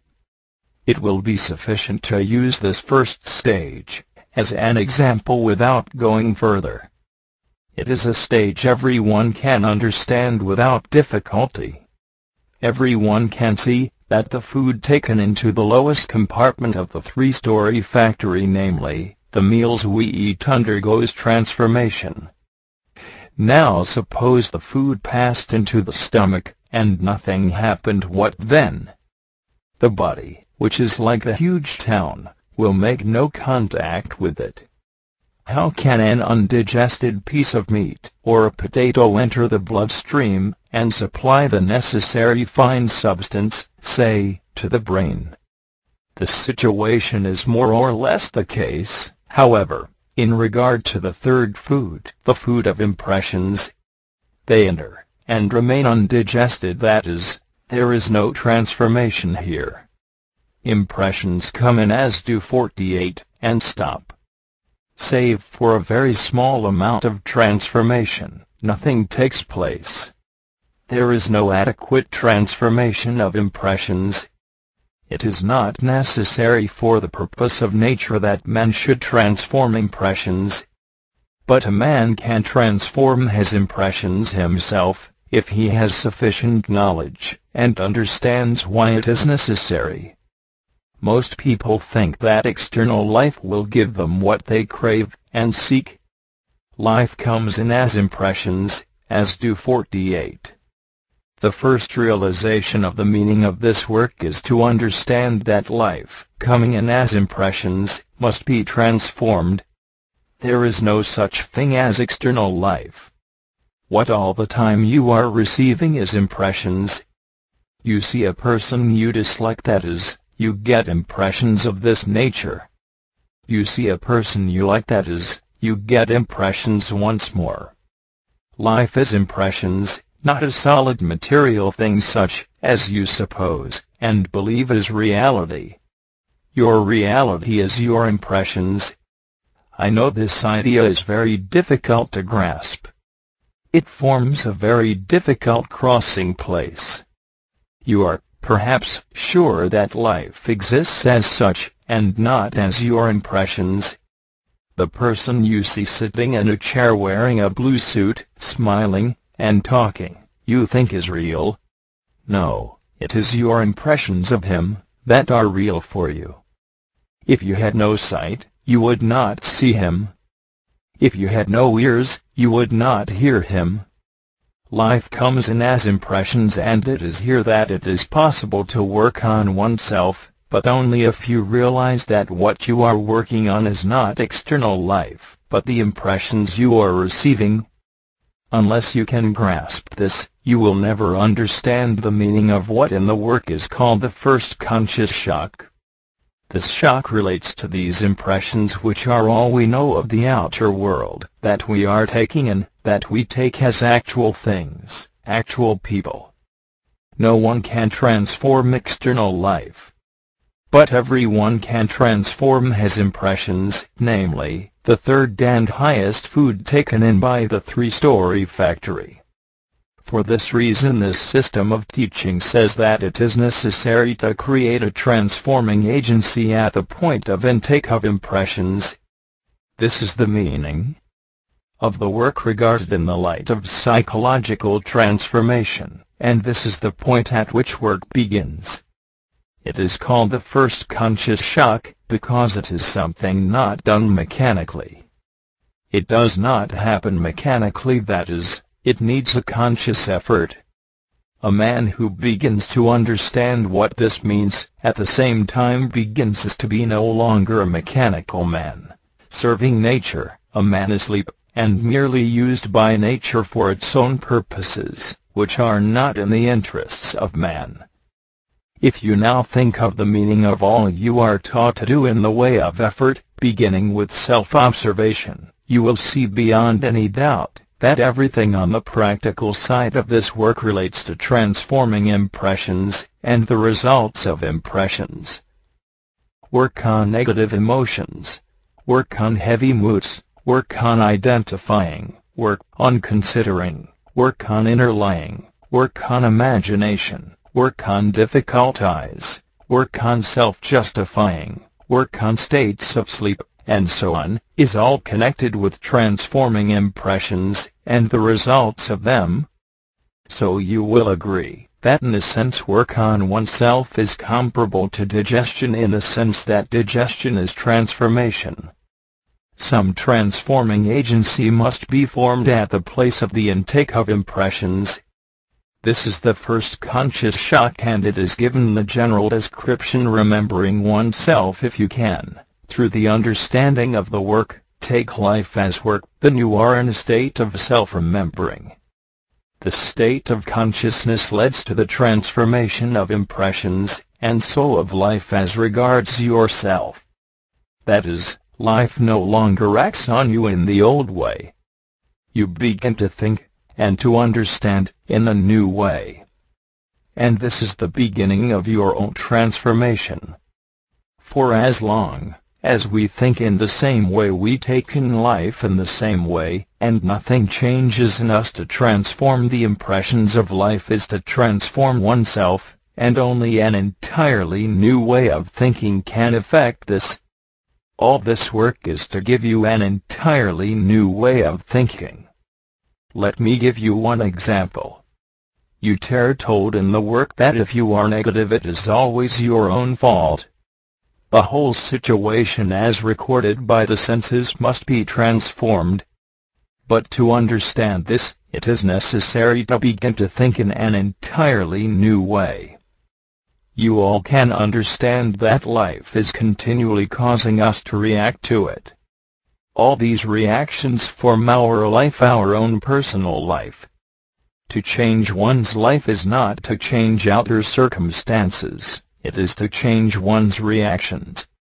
But unless we can see that outer life comes in as impressions which cause us to react in stereotyped ways, we cannot see where the point of possible change comes in, where it is possible to work. If the reactions that form your own personal life are mainly negative, then that is your life. Your life is chiefly a mass of negative reactions to the impressions that have come in every day. The transformation of impressions so that they do not always provoke negative reactions is then one's task, if one wishes to work on oneself. But for this, self-observation at the point where impressions enter us is necessary. Then one can let the impressions fall in a negative mechanical way, or not. If not, then that is to begin to live more consciously. If one fails to transform impressions at the moment of their entry, one can always work on the results of these impressions and prevent them from having their full mechanical effect. All this requires a definite feeling, a definite evaluation of the work, for it means that the work must be brought forward, as it were, to that point where impressions enter, and are being distributed mechanically to their customary place in personality to evoke the old reactions. We will speak later much more about transformation, but it can be added that no higher level is possible of attainment, unless there is transformation, and the very idea of transformation is based on the fact that different levels exist, and refers to the passage from one level to another level of being. No one can reach a higher level of development without transformation. Birdlip, August 14, 1941. The idea of transformation in the work part I. The personality that we all acquire receives the impressions of life. But it does not transform them, because it is dead. If impressions fell on essence, they would be transformed, because they would fall on centers. Personality, which is the term applied to all that we acquire, and we must acquire personality, translates impressions from every side of life, in a limited and practically stereotyped way according to its quality and associations. The personality in this respect is sometimes compared in the work with a secretary, who sits in the front room, dealing with everything according to her own ideas. She has a number of dictionaries and encyclopedias and reference books, etc. about her, and brings up the three centers, that is, the mental, the emotional and the physical centers according to her limited ideas. The result is that the wrong centers are nearly always being rung up. This means that incoming impressions are sent to the wrong places, and produce the wrong results. A man's life depends on this secretary, who mechanically looks up things in her reference books without any understanding of what they really mean, and transmits them accordingly without caring what happens, but feeling only that she is doing her duty. This is our inner situation. What is important to understand in this allegory is that this personality which we all acquire, and must acquire, begins to take charge of our lives. And it is no use imagining that this only happens to certain people. It happens to everyone. Whoever we are, we find ourselves, through self-observation, possessed of a certain small number of typical ways of reacting to the manifold impressions of incoming life. These mechanical reactions govern us. Everyone is governed by his own set of reactions to impressions, that is, to life, whether he is revolutionary or conservative, or good or bad. In the ordinary sense. And these reactions are his life. Mankind is mechanical in this sense.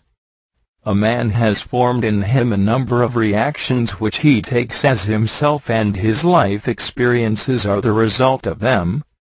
If you can relax enough physically, and drop away mentally from all ideas of yourself, which is mental relaxing, you will be able to see what I mean. You will see that, as it were, there are a number of things below you, namely, external to you, that you keep on taking as yourself. In such a passive state you can see them dimly. At first sight they seem to be above you. Immediately you tense your muscles, or begin to talk, you become them. They become you, or you become them, and off you go again. But you must not try to do this exercise too much at first. Actually, they are like little grasping machines that insist on taking charge of you and demand that you should enter them again. They are set in motion by the secretary, that is, by the habitual way the secretary responds to impressions, and the reactions which follow we take as life. We take our typical reactions to impressions as life. We take our reactions to a person as him or her. All life, that is, outer life, which is what we usually think life is, namely, what we see and hear, is for each person his or her reactions to the impressions coming in from it. And as I said in the last talk, it is a great mistake to think that what is called life is a solid fixed thing, the same for everyone. No one has the same impressions of life. Life is our impressions of it, and these can be transformed. But as was said, this is a very difficult idea to reach, because the hypnotism of the senses is so powerful. We cannot help thinking that it is only the senses that give us reality. So our inner life, our real life of thought and feeling, remains dim to our mental conceptions. Yet at the same time we know quite well it is where we really live, that is, in our thoughts and feelings. To establish a point in the work, to make it more real than life, we must observe ourselves, and make our inner life of thoughts and feelings a fact more powerful than any fact given by our senses. This is the beginning of transforming. One cannot transform anything in oneself if one is glued to the senses. As I said in the last talk, the work teaches that if you are negative, it is your own fault. The sensory point of view is that this or that person in the outer world, that you see and hear by means of your eyes and ears, is at fault. This person, you will say, because he or she does this, or talks like that, is to blame. But actually, if you are made negative, what you have to work on, what you have to observe, is this negative emotion intruding itself into your inner life, that is, into the inner invisible place, where you really exist. Your real being is in the inner invisible world of yourself. Do you wish to argue this point? Well, are the thoughts and feelings and emotions and hopes and despairs you have less real to you than the tables and chairs in your dining room? Do you live, as it were, in this dining room?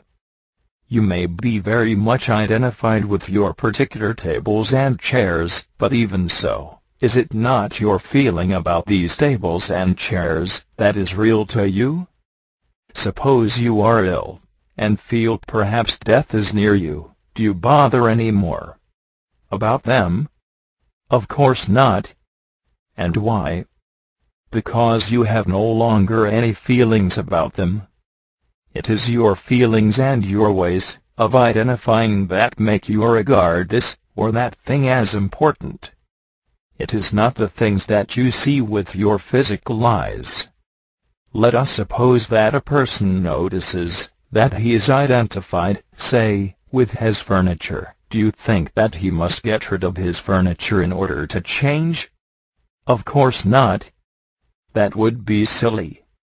What he can change is his being identified so much.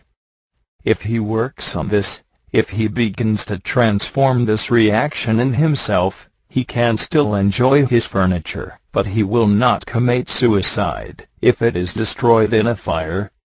Do you see the difference? You cannot transform life, but you can begin to transform the way you take life. The first conscious shock means work on yourself in general. The point of this work is to try to give oneself this shock. Everything that is taught in this system, on the practical side, belongs to the first conscious shock: non-identifying, non-considering, and so on. This may lead to a real moment of self-remembering, as a reward. Then one has insight into what one must do, and realization of the truth of the work. But work must be done in the spirit of the work, that is, in the sense and feeling and valuation of the work. This must enter into every effort of work, for no one can work for himself alone. Otherwise the results go only into false personality, and so into merit. A man must work from love of the work. This brings hydrogen 12 up to the place of incoming impressions. Incoming impressions are hydrogen 48. They cannot pass to hydrogen 24, without hydrogen 12 as active force. If this hydrogen is present at the place of reception of impressions, that is, at the place we are conscious, hydrogen 48, which comes in as passive force, passes to hydrogen 24, the triad being completed by the carbon 12.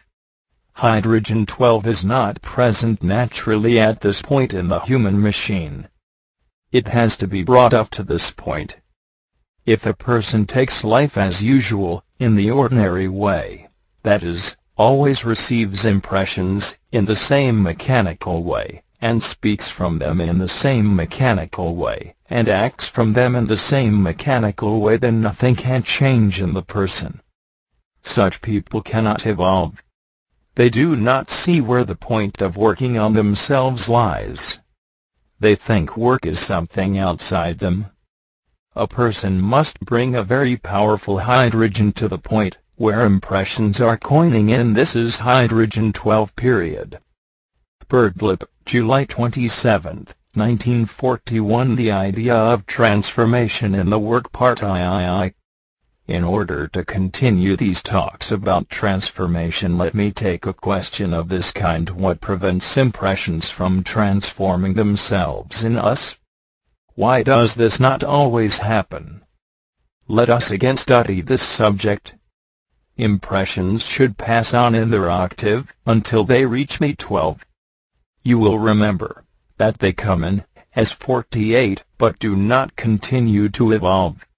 See Figure 1. Remember also that the first conscious shock is to make impressions pass on in their evolution, namely, to hydrogen 24. And then to hydrogen 12. That is, by means of the first conscious shock, do 48 becomes Re24, and then Me12, Figure 2. Now two things must be borne in mind. and clearly understood. 1. The first conscious shock does not happen to man asleep. It is a conscious effort requiring special knowledge and self-observation, and given in connection with the incoming impressions of life, and a person's mechanical reactions to them. Roughly, it consists in seeing the object, and seeing one's reactions to it simultaneously, and without being identified. This process is sometimes put diagrammatically as follows. 2. The first conscious shock to the human machine increases the energies of the machine in the form of hydrogen-24 and hydrogen-12. The result is actually to give every cell in the body different food, that is, higher hydrogens. In regard to this second point, let me remind you here that neither the psychical nor the physical functions of man can be understood unless it is grasped that they can both work in different states of consciousness. If the first conscious shock is applied, the third state of consciousness is touched, with the result that the human machine works in a different way, owing to new energies, both as regards its psychical and its physical functions. The third state of consciousness is the state of self-remembering, which man should possess, but which he has gradually lost, because of the wrong conditions of his life. Today it can be said only to occur in the form of very rare flashes. It is the creation of this third state of consciousness that forms the first conscious shock. That is, the first object of the work is to recover this lost state, namely, to make a man remember himself until eventually he does not merely have rare flashes of increased consciousness, over which he has no control, but can create in himself increasing degrees of self-remembering by deliberate efforts. These efforts, which belong to the first conscious shock, gradually cause the machine to work more rightly. Many wrong functions, both in the psychic and physical spheres, acquired by the wrong working of the machine in the two lowest states of consciousness, that is, in darkness, then begin to disappear of themselves. Let us now return to the question as to what prevents Do-48 from passing on to Re-24, and then to Me-12. Why does not this always happen? It does happen in childhood, and to a certain extent Me-12 is created in the body in early youth. We may remember its action, but as personality grows more and more thickly round essence, it happens less and less. That is, impressions are more and more intercepted by personality, which is represented in the diagram by the double line marked X. Impressions coming in through the senses fall, as it were, on a thick net which catches everything, save a very small part, which passes on words, and produces a very small amount of Me-12. This net is the personality, with its strong buffers, its fixed attitudes, its mechanical associations, its roles automatically set in motion, and its ideas that it knows and can do, with all its contradictory eyes, with all the different forms of negative emotion, which it has acquired by imitation, with all its habits of identifying, considering, self-justifying, imagining, and lying, centered in the false personality. All these prevent impressions from passing on in their normal transformations. In other words, something opaque, as it were, has formed itself at the place where impressions enter, and closed up the way for their passage on words. Now from the standpoint of triads, impressions entering as hydrogen-48 cannot pass to hydrogen-24, unless hydrogen-12 is present. Hydrogen-12 must be brought up to the place where impressions are entering. Personality is constructed mainly out of hydrogen-48, the formatory hydrogen, so you have impressions 48 falling on personality 48, and since the necessary elements of a triad are therefore lacking, no transformation is possible. In the case of food, ordinary food, that is, Hydrogen 768 on being taken in, it meets with the gastric juices, and their active ferments, belonging to the order of hydrogens 192, and the result is the transformation of 768 into 384. But in the case of impressions, once personality is formed, no corresponding active ferment meets them, in this case hydrogen 12. The work itself must be brought up to the place to act as a ferment, for the work is to make a man think in a new way, and to awaken him. What does this mean? How can a man bring the work up to the place of incoming impressions? In brief, by remembering the work emotionally. The more a man through right self-observation feels his own helplessness, the more he realizes his ignorance, the more he sees his mechanicalness, and that he is a machine, the more he perceives his own utter nothingness, the more emotional will the work become to him. The work can exist in us as hydrogen 48. Then it is merely in personality, as something formatory, in the memory. It can exist in us also in terms of hydrogen 24. Then it is emotional. It can also become so valuable, so important to us, that it begins to have the intensity of meaning and significance that belong to hydrogen 12. In that case, false personality will begin to collapse and a man will become, as a little child.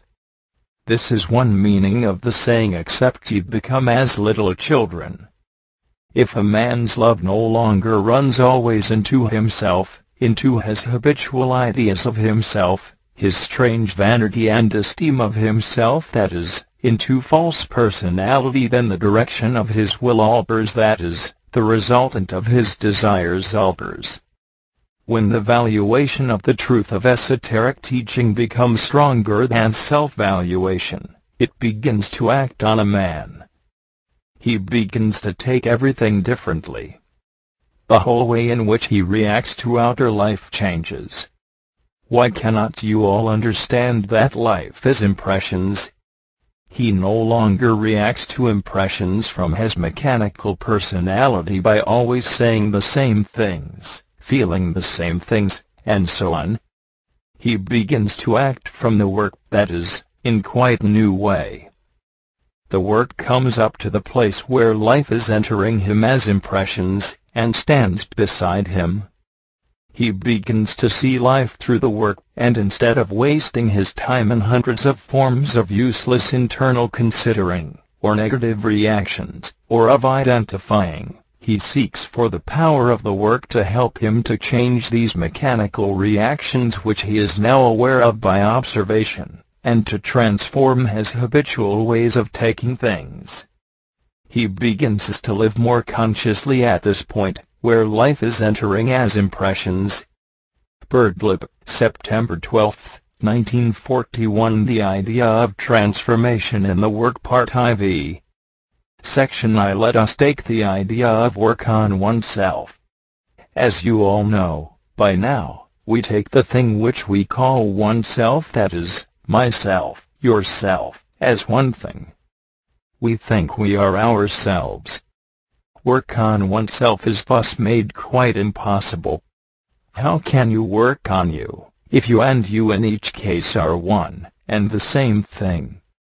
But you and yourself are not the same thing. If you and yourself were the same thing, work on yourself would be impossible. Think for a moment, if you and yourself are identical, that is, one and the same thing, how can you observe yourself? Would it not be impossible? A thing cannot observe itself. How could it do so? So if you take you as yourself, and yourself as you, and think that you and yourself are the same thing, then how do you propose to begin to observe yourself? You will try to observe you, and how can that be possible? A thing cannot observe itself. A thing identical with itself cannot see itself, because it is the same as itself, and a thing which is the same as itself cannot possibly have a standpoint apart from itself, from which to observe itself. I say all this in order to emphasize how difficult it is for people to begin to work on themselves. The reason is that they take themselves as themselves. If a man takes himself as himself, he cannot observe himself. Everything is himself. He says, "I" to everything. And if a man says, "I" to everything in himself, then everything in him is "I," and how can he observe himself? How can "I" observe "I" if they are one and the same thing? At one moment he is irritable and rude, at the next kind and polite. But he says "I" to it all. And so he cannot see it all. It is all one to him. He cannot see it apart from himself, and he and himself are one and the same thing to his mind, that is, to his way of thinking. This massive stumbling block lies across everyone's path, and long, very long overcoming of it is the task of work on oneself. And how long it takes before a man can begin to see what it all means, and what the work is always saying. I have watched people in the work often for many years, who have not yet caught a single flash of the meaning of self-observation, that is, people who still take everything that takes place in them as "I," and say "I" to every mood, every thought, every impulse, every feeling, every sensation, every criticism, every feeling of anger, every negative state, every objection, every dislike, every hate, every dejection, every depression, every whim, every excitement, every doubt, every fear. To every train of inner talking they say "I," to every negative monologue they say "I," to every suspicion they say "I," to every hurt feeling they say "I," to every form of imagination they say "I," to every movement they make they say "I," to everything that takes place within them they say "I." In such a case the work can only be something listened to externally, something they hear said to them, the words of which they remember, or not, as the case may be. But they have no idea of what work on themselves means, because they have no idea as yet that there is such a thing as themselves. They look out of their two eyes, and they listen with their two ears, and see and hear what is outside them. Where, in this case, is this thing called themselves? Is not everything outside them, save something they call "I"? Is not life a lot of things outside, and something they take for granted as "I," that is, themselves?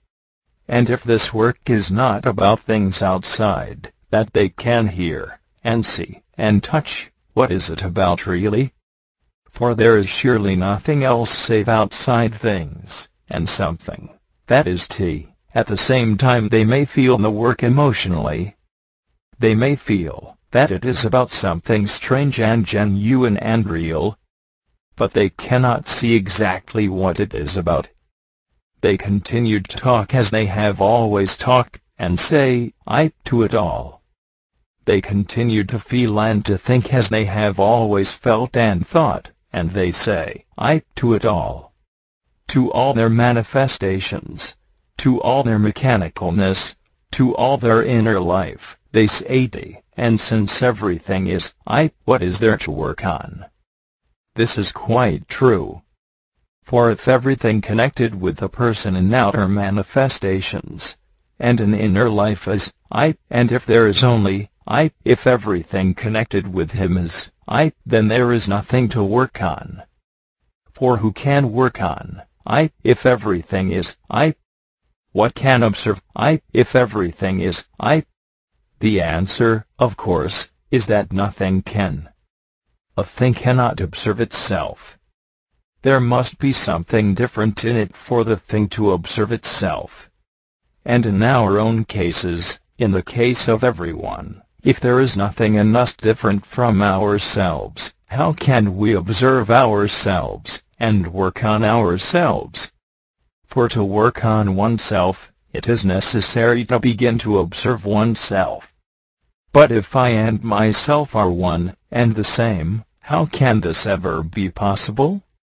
I will have nothing to work on, for the reason that I regard everything I do, everything I say, everything I feel, everything I think, as I, so that if you speak to me of myself I will take it that you are speaking of me of what I call I, and whatever you say about me, I will take it as myself, that is, as I, for to my way of thinking, I and myself are identical.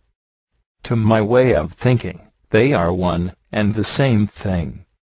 Birdlip, September 21, 1941. The idea of transformation in the work, Part IV.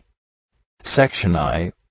Last time a paper was read about the necessity of not taking everything as I in oneself. You have heard it said before that unless a man divides himself into two he cannot shift from where he is. The saying, often used in the work, refers to the beginning of the process of what is called inner separation. A man must first divide himself into two. But the further stages of inner separation are more complex than this. Let me give you an example. It was recently said to me by someone that he had begun to see what self-observation and separation meant for the first time.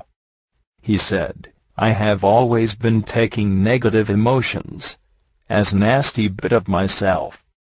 I realize my mistake. Self-observation will show us our negative states.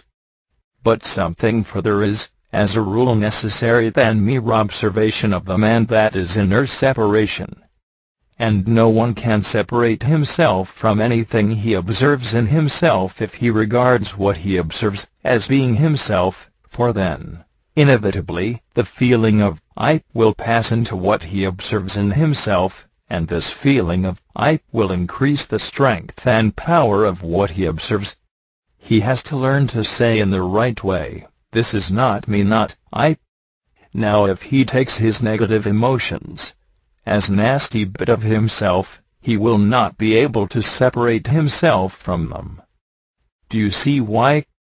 He will not be able to separate himself from them because he is taking them as himself, and so giving them the validity of I, and as was said in the last talk, if we give to everything in ourselves the feeling of I, if we say I to everything we think, or feel, or say, or imagine, nothing can alter.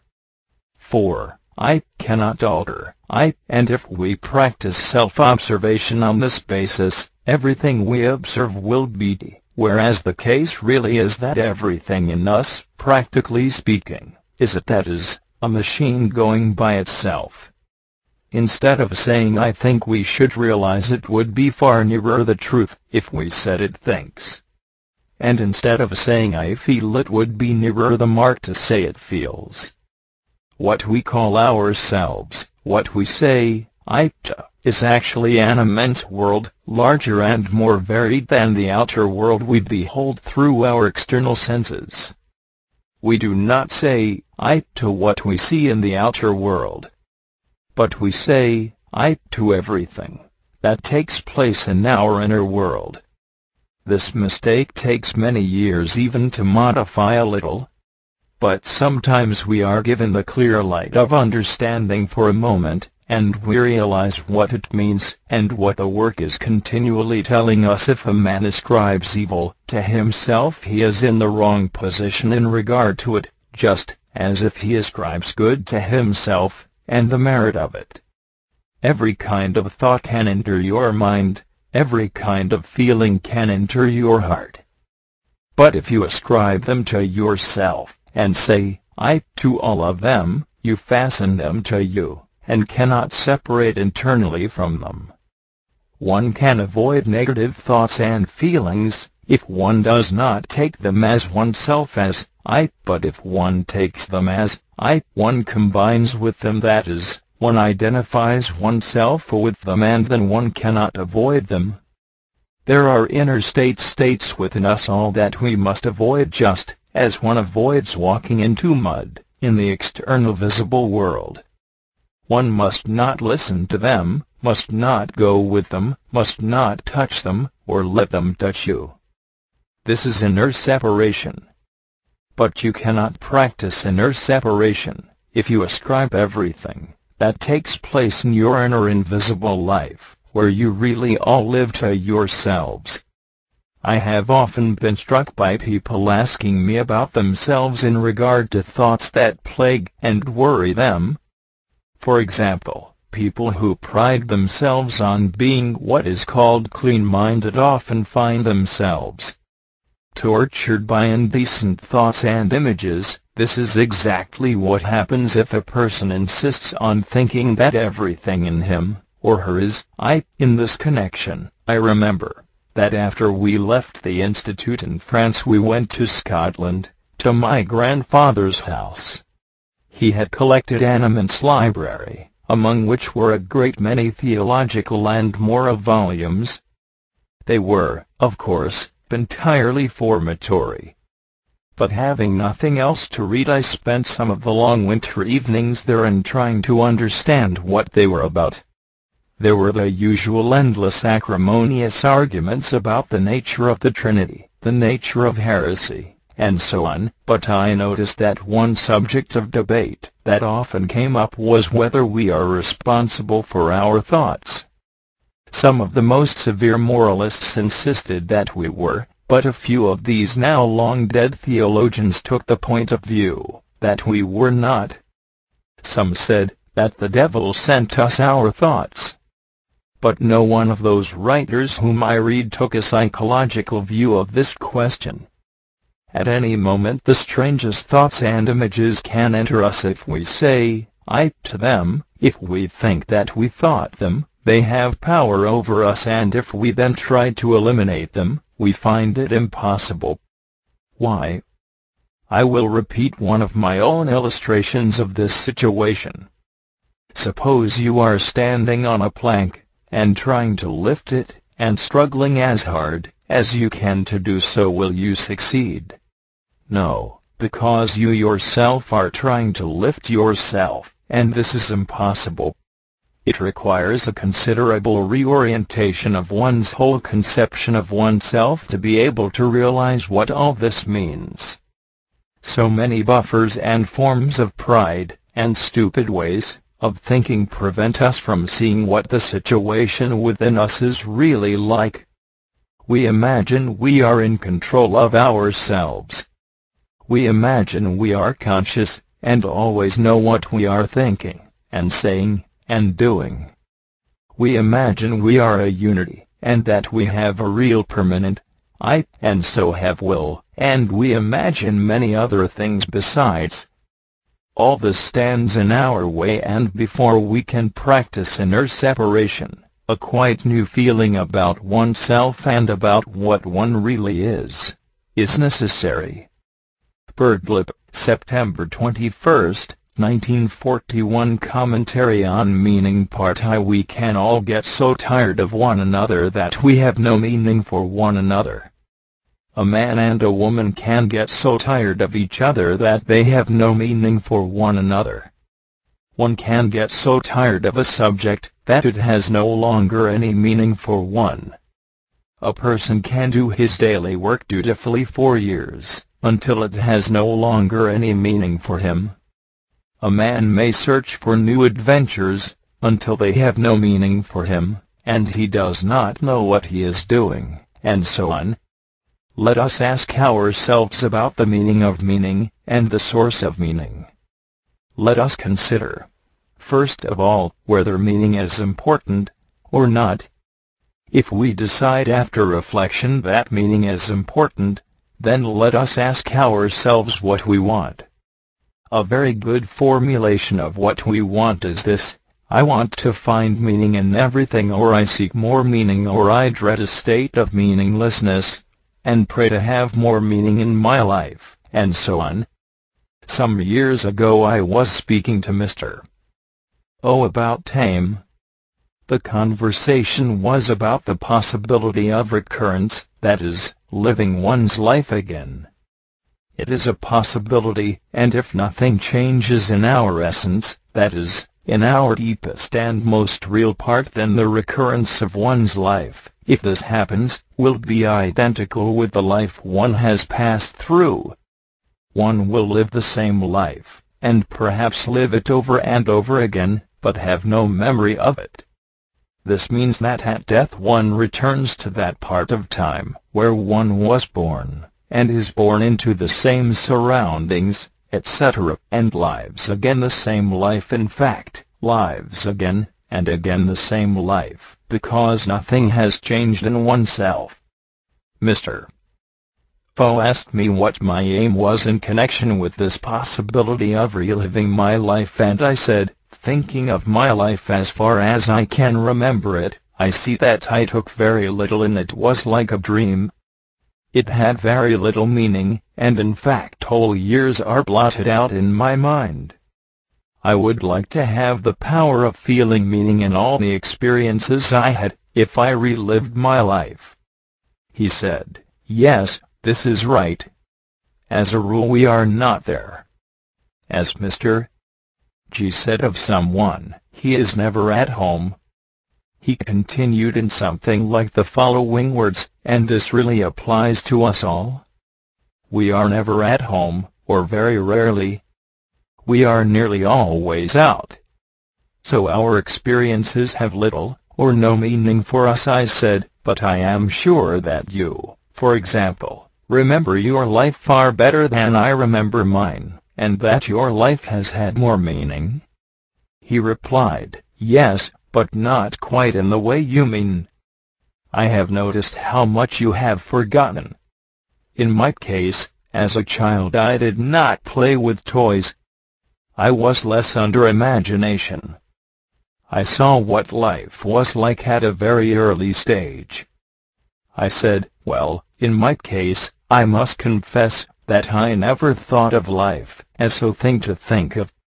I took it all for granted. He said, yes, that is why it had little meaning for you. You were simply carried along by it, as by a torrent, thinking you were going somewhere to some clear goal. It is only when you realize life is taking you nowhere that it begins to have meaning. At that time I thought this conversation a very strange one. I have given it as I remember it, in regard to the ideas expressed. I carried away two clear impressions. One was that to formulate your aim in regard to the possibility of having to relive your life at death, in terms of wishing to have more meaning, was right, and the second idea was that unless you saw the nature of life you could not get more meaning in living it. I realized that he had answered the question I had not asked, namely, how can life have more meaning? Let us take this conversation as the basis of an attempt to speak about meaning. Although people do not realize it necessarily, they live by meaning, and when things become meaningless, they feel hopeless and useless.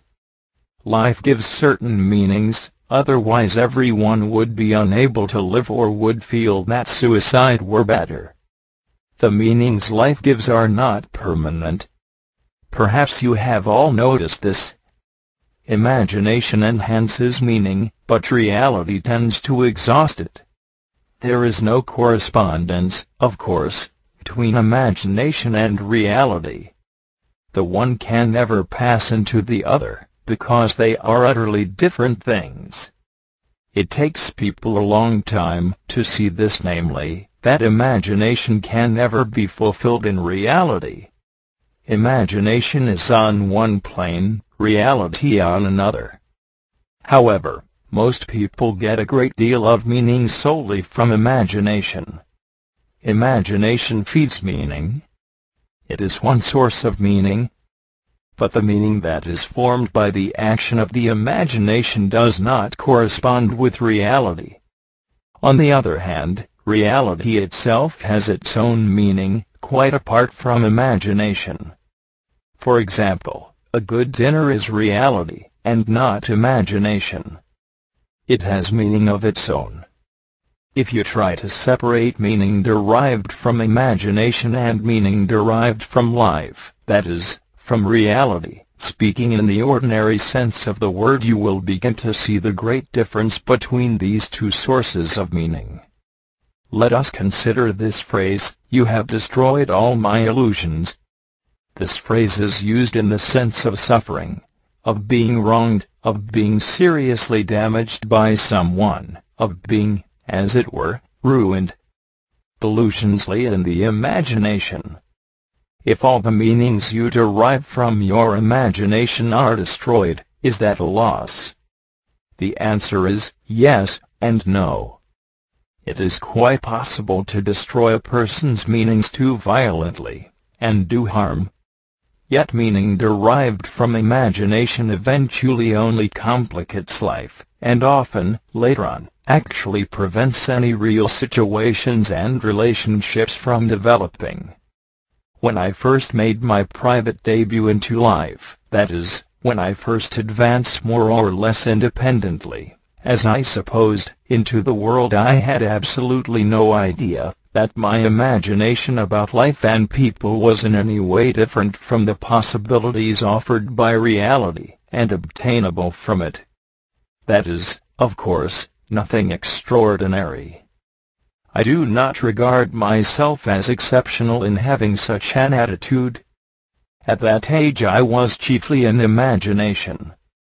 That is to say, my meanings were chiefly derived from that source. As a result, my experiences were like a dream. By this term I mean that reality did not correspond with imagination, and since I was chiefly in imagination, everything was like a dream. In fact, I was dreamy. I was not there.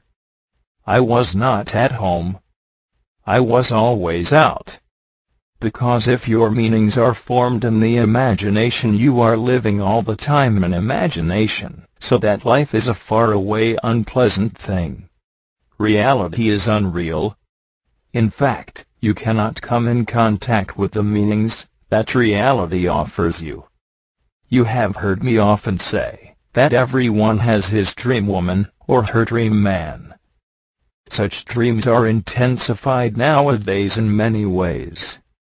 Formed in the imagination, only feed on your own energies, for your own energies are required to keep them alive. All such forms of imagination derive their strength from yourself. But it is quite true to say that all this takes place in most people, often throughout their lives, and exhausts them in many different ways, making them unfit for any real relationships, or right contact with real people. As you know, imagination is one of the things that the work speaks of as having to be struggled with and fought with continually. And there are some drastic work parables about the imagination that some of you may remember. I will give them in another place. Now let us return to this idea expressed by Mr. O. A person is usually out. He is rarely at home. If a person is in the imagination and its meanings, he is then always out. He is not at home. Such a person does not see you. He sees his dream of you, his imagination of you, his illusion of you.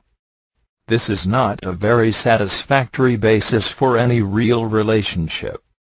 A tremendous shock has to be undergone for a person to pass from the meanings derived from imagination to the meanings that reality offers. Reality in this respect is at first sight a poor small thing compared with all the wealth of meanings that the imagination supplies a person with day and night. Do you know that in the work it is taught that you have to try to see yourselves apart from your imagination of yourselves? This is a long task and very difficult and painful. You may think you are charming, but not notice you are usually rather rude and always lazy. And just in the same way, you have to try to see others without imagination. And this is also very difficult. It is imagination that blinds everyone in every direction. It blinds all mankind. You have heard one of the sayings of the work about imagination in regard to mankind in general. It compares mankind with people in the hall of turning mirrors. These mirrors are so arranged that everyone thinks he is going forward towards some goal. But actually the mirrors are turning and people are going round and round in an ever-repeating circle. It is imagination that makes people believe in progress. Look only at this century. And this imagination has its roots in individual people's imagination of themselves and the entirely false meanings they derive from their imagination. Imaginary people meet imaginary people. Imaginary people dress up to meet other imaginary people dressed up. Imaginary people converse politely with imaginary people. Imaginary people marry imaginary people. Imaginary people kill imaginary people, and so on. And since people are based on false personality, which is entirely composed of imagination, it is not so surprising that this is the case. All their meanings, in fact, most of the meanings people live by, are derived from false personality, and therefore from imagination. Real meanings exist apart from the meanings derived from imagination. But it is difficult to find them without the help of something that is not based on imagination. The action of this work is gradually to destroy imaginary meaning and substitute real meaning. Work on oneself signifies, among other things, destroying imagination, for the work is to make the real side of a person to become active and grow, and the false side of the person to weaken and become passive. This is called awakening from sleep. We have spoken about meaning derived from imagination and meaning derived from reality. We have now to speak of meaning derived from the work. Part I. The whole of the work, all the ideas connected with the work, all that it says about man being asleep, about the possibility of man's awakening, about life, about mechanicalness, about man's inner state, about efforts on oneself, about consciousness, about being, about new ways of thinking, new ways of understanding, new ways of taking things. All this can become the greatest source of meaning a man can possess. The meanings that the work, that is, the meanings that esotericism and its unchanging concepts about man and his possible inner rebirth can give a man, belong to an order of ideas that can transform all the meanings that life gives us. If a man begins to take life as work, then his whole relationship to existence begins to change, because the meaning of life changes for him. He sees life in another light, not as an end, but as a means, and this enables him not to identify with life and its happenings as he formerly did. He does not necessarily expect that life is going to take him anywhere, but knows that if he takes life in the light of the work, it becomes his teacher. That is, the work gradually shows him how to take what happens in life so that he learns from life and all that happens in life, and in this way life becomes his teacher. Whatever happens, he has the work to hold on to, and he knows that the explanation it gives him of the real meaning of his own life cannot be destroyed by anything in life itself. But if he takes life as an end, the case will be different. Then he will never understand the work, and never have any new meanings. From the work viewpoint, then, life is a means, and all the work teaches about self-evolution is the real end. This, however, is not easily understood, nor are we to suppose that it is easy to take life as work. When an unpleasant situation arises in life, one does not easily take it from a work viewpoint. especially if it touches the meanings of ourselves through which we feel our self-satisfaction, and which we derive from imagination and false personality, and abide in as easily as if they were really ourselves. No one, of course, understands the work. We know a little about it, but few have applied it to their being. That is, the work is not third force for us. Life is. Only in a vague way, and at times, and by means of another's help, is the work third force for anyone. That is, a neutralizing force stronger than the neutralizing force of life, and the forms of imagination derived from life. It is very difficult to change, and no change is possible as long as life and imagination are the source of meaning for you. To think in a new way is the starting point of inner development. And this, as you all know, is exactly what the Gospels say. The Gospels are also esoteric teaching, that is, teaching about man's possible inner evolution. The Gospels say, unless a man thinks in a new way, he cannot gain the kingdom of heaven. This is unfortunately translated, unless a man repent. To think in a new way is to find new meanings, and to be given new ideas is to have new thoughts. But people do not quite see what is meant. They hear this work and still think, as before. So they believe that many of the ideas of this work are odd or fantastic.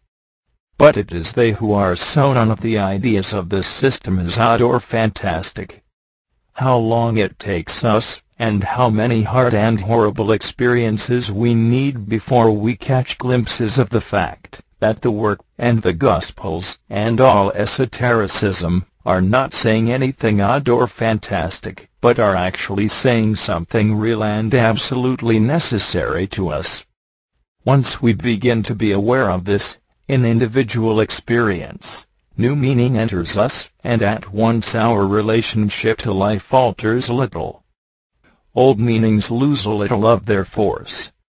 Psychologically, we live in a world of different meanings, and new meanings enter us only when old meanings die. Do you see that one cannot serve all one's old meanings, and expect to have new meanings? But all this is very difficult to understand. You all have your meanings, the meanings that you follow. Perhaps you even believe that your meanings are the only ones, and are absolutely right, or perhaps you believe that there are fixed meanings for everything, in fact, standardized meanings. Of course, this is not the case. The meaning of every single thing can change. Think of some general changes in meaning since this war began. A thing can lose all meaning for you, then it is meaningless, and then you will have no relationship to it. You are related to a person through his or her meaning for you. If this meaning changes, your relationship changes. Meaning relates us to a thing, or a person, and, if all meaning fades, there is no relationship. But it will depend on the source of your meaning. Life divides people, the work unites people. If a man takes life as work, everything can come to have new meaning. As a result of new meaning, new parts of centers are touched, and new connections made internally, and new interpretations are possible. That is, the man becomes a little more free, not so mechanical. But since the source of these new meanings reaches him through the ideas of the work, this change depends on how much he feels the ideas, how much he evaluates the work. Therefore, you must think of the meaning of the work, and what evaluation of the work means, in order to understand better this third inexhaustible source of meaning, whose origin lies beyond mechanical life, in the conscious circle of humanity. Birdlip, October 18, 1941. Some notes on wrong work of centers. Part I. One of the most interesting ideas found in this system of teaching is that man has several different minds, and that the intellect is only one of the minds he possesses. let us take the diagram of the different centers in man according to the teaching. Each of these centers is mind. Each of them represents a different kind of mind. Centers can be roughly compared with very delicate and extremely complex machines, each machine being designed for a different purpose and use. Moreover, each machine is made of separate smaller machines, or of machines within machines, and these can work by themselves. That is, the whole center or whole machine can work, or only a small part of it. Everyone possesses these highly complex and delicate machines, but knowing nothing or next to nothing about them, people are liable to use them wrongly. In fact, they think they have only one mind, and that this one mind can deal with everything. And the idea of one mind is linked up with the illusion that man is one, that is, with the form of imagination that everyone carries about with him, namely, that he is internally one, a unity, having one will, and one permanent I, and possessing full consciousness and self-knowledge, and the power to do.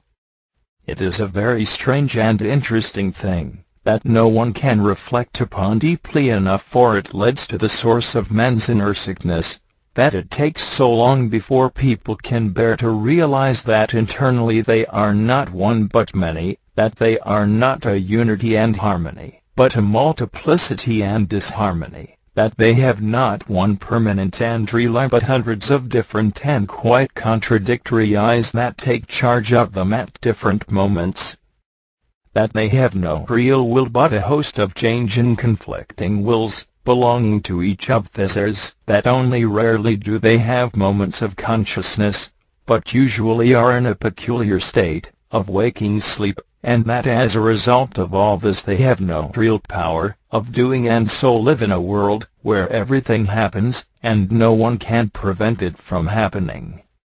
Even the idea that a man has not one mind, but different centers or minds can be resented or regarded as being as fantastic as the saying that people are not conscious. No one in fact will face himself and his real situation. So a man clings to what he imagines himself to be, and by clinging in this way to what does not exist, to what is unreal, makes it impossible for himself to exist and to become real, that is, what he might become, and actually is created to become. You perhaps have heard a saying in this work that everyone can be a millionaire, but in order to be a millionaire he must first realize that he is not a millionaire. In this respect everyone is like the rich young man in the parable, the man rich in feeling his own merit, who ascribed goodness to himself as his own possession, and was deeply identified with his virtues. You remember that he was told to go and sell it all, and give to the poor, that is, to the real or essential ungrown inner part of him, starved by the rich personality. Now a man is not likely to take in anything that is said about the wrong work of centers, unless he has reached the point of recognizing for himself that different centers really do exist in him. You must all understand that this is not a fantastic idea, or a merely theoretical idea. It is a fact, and it is a fact of the greatest importance to anyone who wishes to use his life well, and not make it something blurred, unformed, and largely meaningless. For this reason the first thing you are told to do in regard to practical work on yourselves is to observe which center or centers are working at any particular moment. That is, you are told to practice self-observation, which is the only road leading to self-change, first of all in relation to noticing the different centers in you. But even this is very difficult, and people do not, even after a long period, really see for themselves that these centers exist in them. Or they try to observe them for a moment, and think that is all that is needed. There are three different people in everyone, to begin with: the intellectual man, the emotional man, and the instinctive moving man. corresponding to these three centers or minds. That is, a man thinks one thing, feels another, and senses a third, that is, his sensations, which belong to his instinctive center, are different from his feelings, which belong to the emotional center, and his thoughts, which belong to the intellectual center. Let us suppose you are trying to keep an aim, and have taken the trouble to make this aim clear to yourself.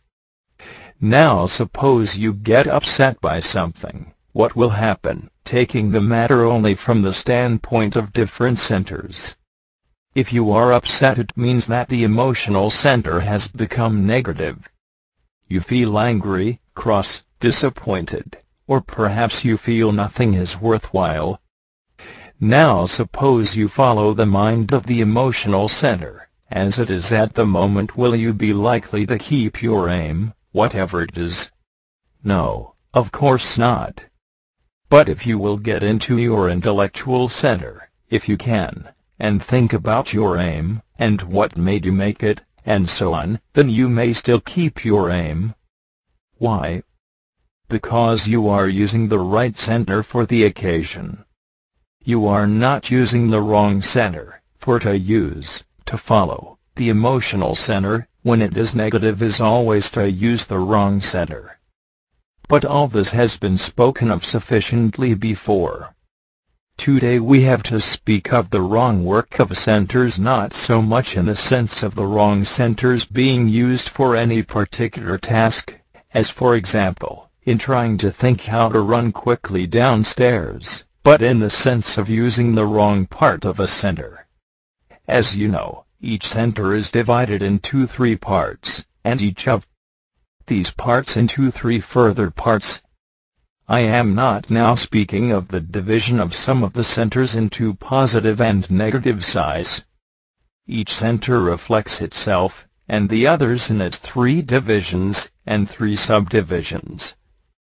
For example, the intellectual center has three divisions, which represent the instinct moving center, the emotional center, and the intellectual center itself, but all on a smaller scale. And these again are subdivided in the same way on a still smaller scale. The instinct moving part of any center is the most mechanical part, and it is in these mechanical divisions of centers that people spend their lives, as a rule. But before we speak in detail about divisions of centers in general, one principle must be grasped relating to their divisions. Why do people spend their time in mechanical divisions of centers? The answer is simply that they require no attention. When attention is practically zero, one is in the lowest, most automatic parts of centers. The result is that a person says and does things without any idea of what he is doing. Another result is that a person cannot adapt to any change, or use his knowledge, but behaves absolutely mechanically on all occasions, and repeats what he knows like a machine. You all notice how hard it is for many people to adapt themselves to any new ideas or conditions, and how they repeat all they have been taught, as if they were school children. To get into higher divisions of centers, the effort of attention is necessary. This is the principle. Now let us take the mechanical part of intellectual center as a starting point. Its function is the work of registration of memories and impressions and associations, and this is all it should do normally, that is, if rightly used. It should never reply to questions addressed to the whole center. Above all, it should never decide anything important. Now here we have the first example of wrong work of centers in regard to their parts and divisions. The mechanical division of intellectual center, which is called the formatory part, or formatory center, is continually replying to questions, and is continually making decisions. It replies anyhow, in slang terms, typical phrases, and jargon of all sorts. It replies automatically, and says just what it is most accustomed to say, like a machine. or on a slightly higher scale, it replies always in a stereotyped way, like a schoolmaster or government official, using well-known sentences, party maxims, slogans, proverbs, wise saws, and so on. And the strange thing is that many people always reply in this way, and never notice it, either because they cannot think about anything and rely on mechanical and even automatic expressions of the intellectual center, or because they do not see the importance of thinking for themselves, and freeing their thoughts from the mechanical words and expressions that belong to the lowest divisions of the center. We now come to attention. Attention puts us into better or more conscious parts of centers. Attention is of three kinds. 1. Zero attention, which characterizes mechanical divisions of centers. 2. Attention that does not require effort, but is attracted, and needs only the keeping out of irrelevant things. 3. Attention that must be directed by effort and will. As was said, the first kind of attention, zero attention, accompanies the work of mechanical divisions of centers. The second kind puts us into the emotional divisions of centers, and the third kind into the intellectual divisions. Let us take briefly the intellectual center again, as an example, as we shall have to return to this subject next time.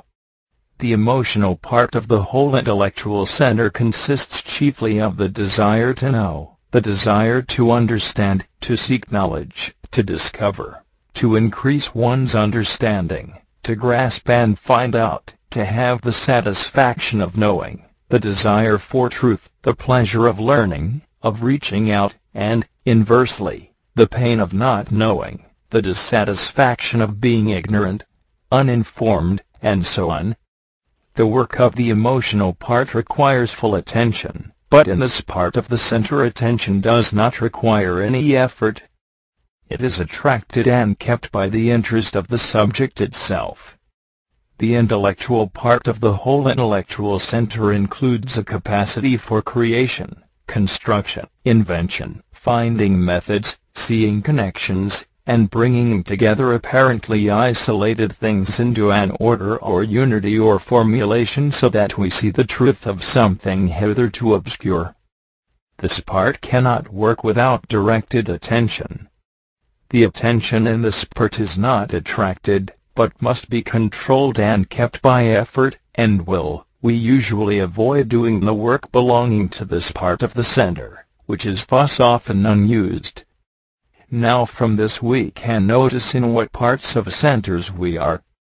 Next time we will speak further on this subject. Birdlip, October 23, 1941. Wrong work of centers Part I.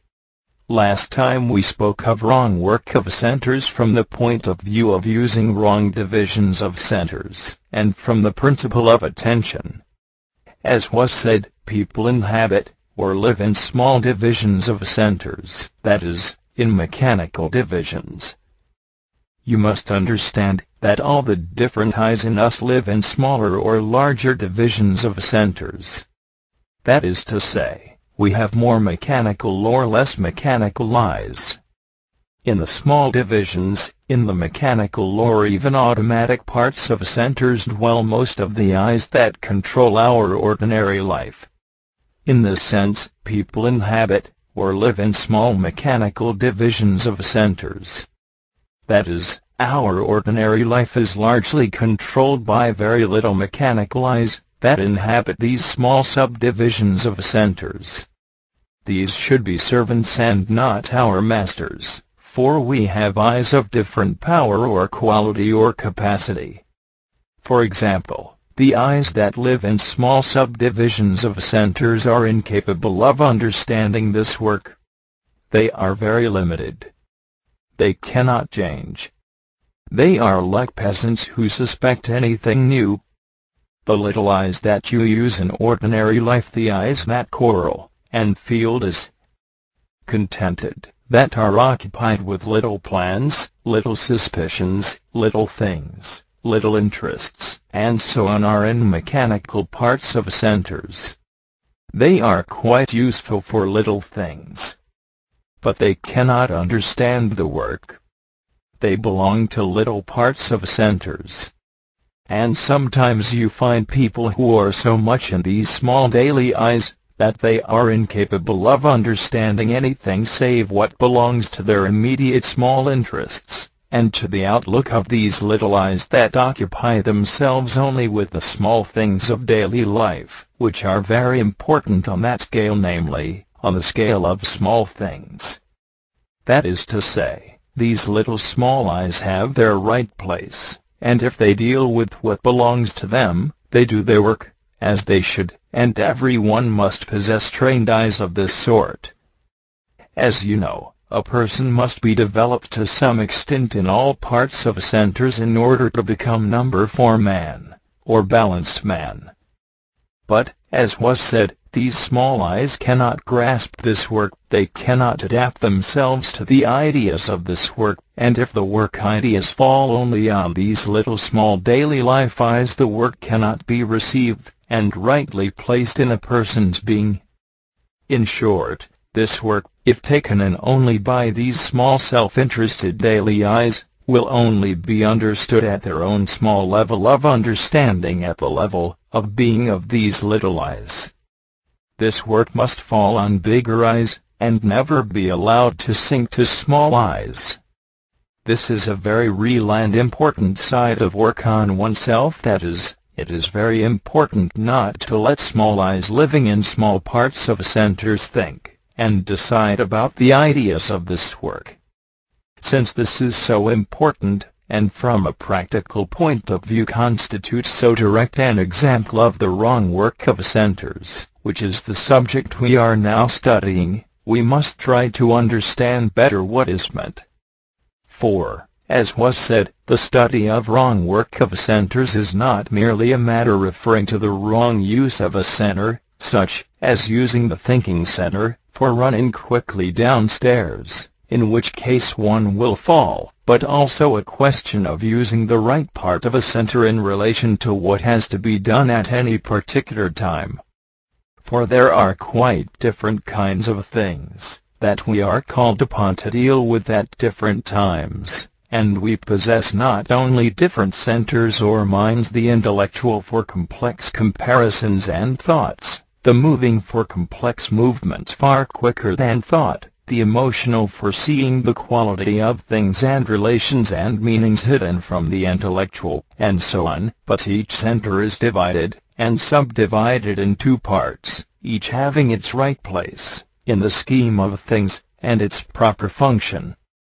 To return to the intellectual center, the mechanical part includes in itself all the work of registration of memories, associations, and impressions, and this is all the work it should do normally, that is, when the other centers and parts of centers are doing their proper work.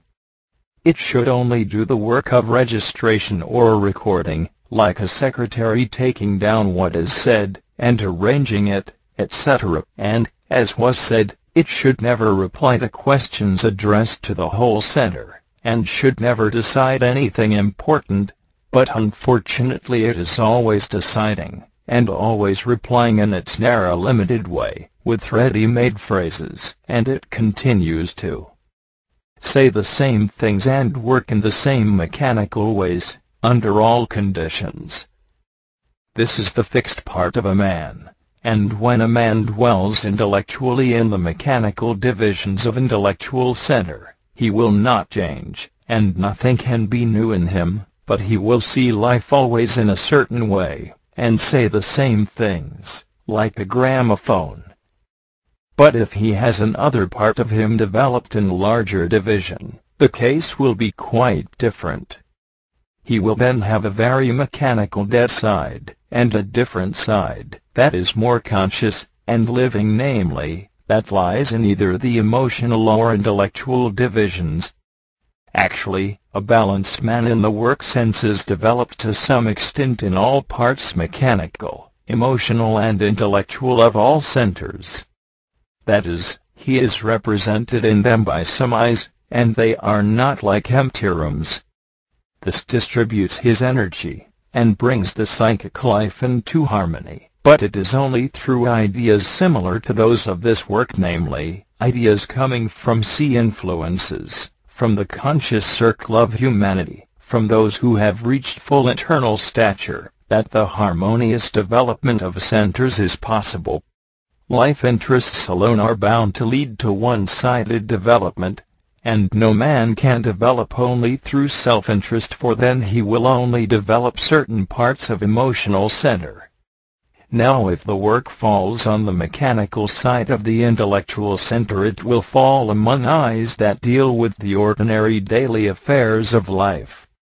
These eyes are fed by influences, and are for use in life, and they cannot understand what the work is about or why the work is necessary. They are turned to outer visible life, which is the sum total of reality for them. For them only what they can see and touch is real. There is therefore no soil for the work ideas to grow from, for the work is not about the things of sense that can be seen nor handled, but begins with self-observation, that is, with what cannot be seen or handled. So you will understand how dangerous it is for those who have been given the opportunity of receiving the work in larger parts of centers, in bigger eyes, to allow its ideas to fall down in themselves into little mechanical eyes, where they will be divided, or even torn to bits, as it were. This is really the basic idea in sacrilege or profanation, that is, it belongs to wrong work of centers. The work must always be thought about with attention, for this puts a man into intellectual parts of centers. As regards the hearing of the ideas of the work with little narrow eyes, you all know the parable about the sower and the seed. The person who lives only in very small parts of centers, in little personal things, on hearing this work will only understand it in a very little small way. This situation is mentioned in the parable. The seed means the ideas of esotericism, the ideas of this work.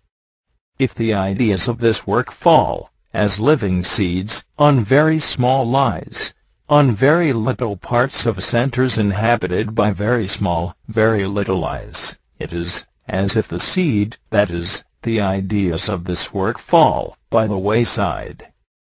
Let us remind ourselves of this parable. The sower went forth to sow his seed, and, as he sowed, some fell by the wayside, and it was trodden under foot, and the birds of the heaven devoured it. And other fell on the rock, and as soon as it grew, it withered away, because it had no moisture. And other fell among thorns, and the thorns grew with it and choked it. And other fell into the good ground, and grew, and brought forth fruit 100-fold.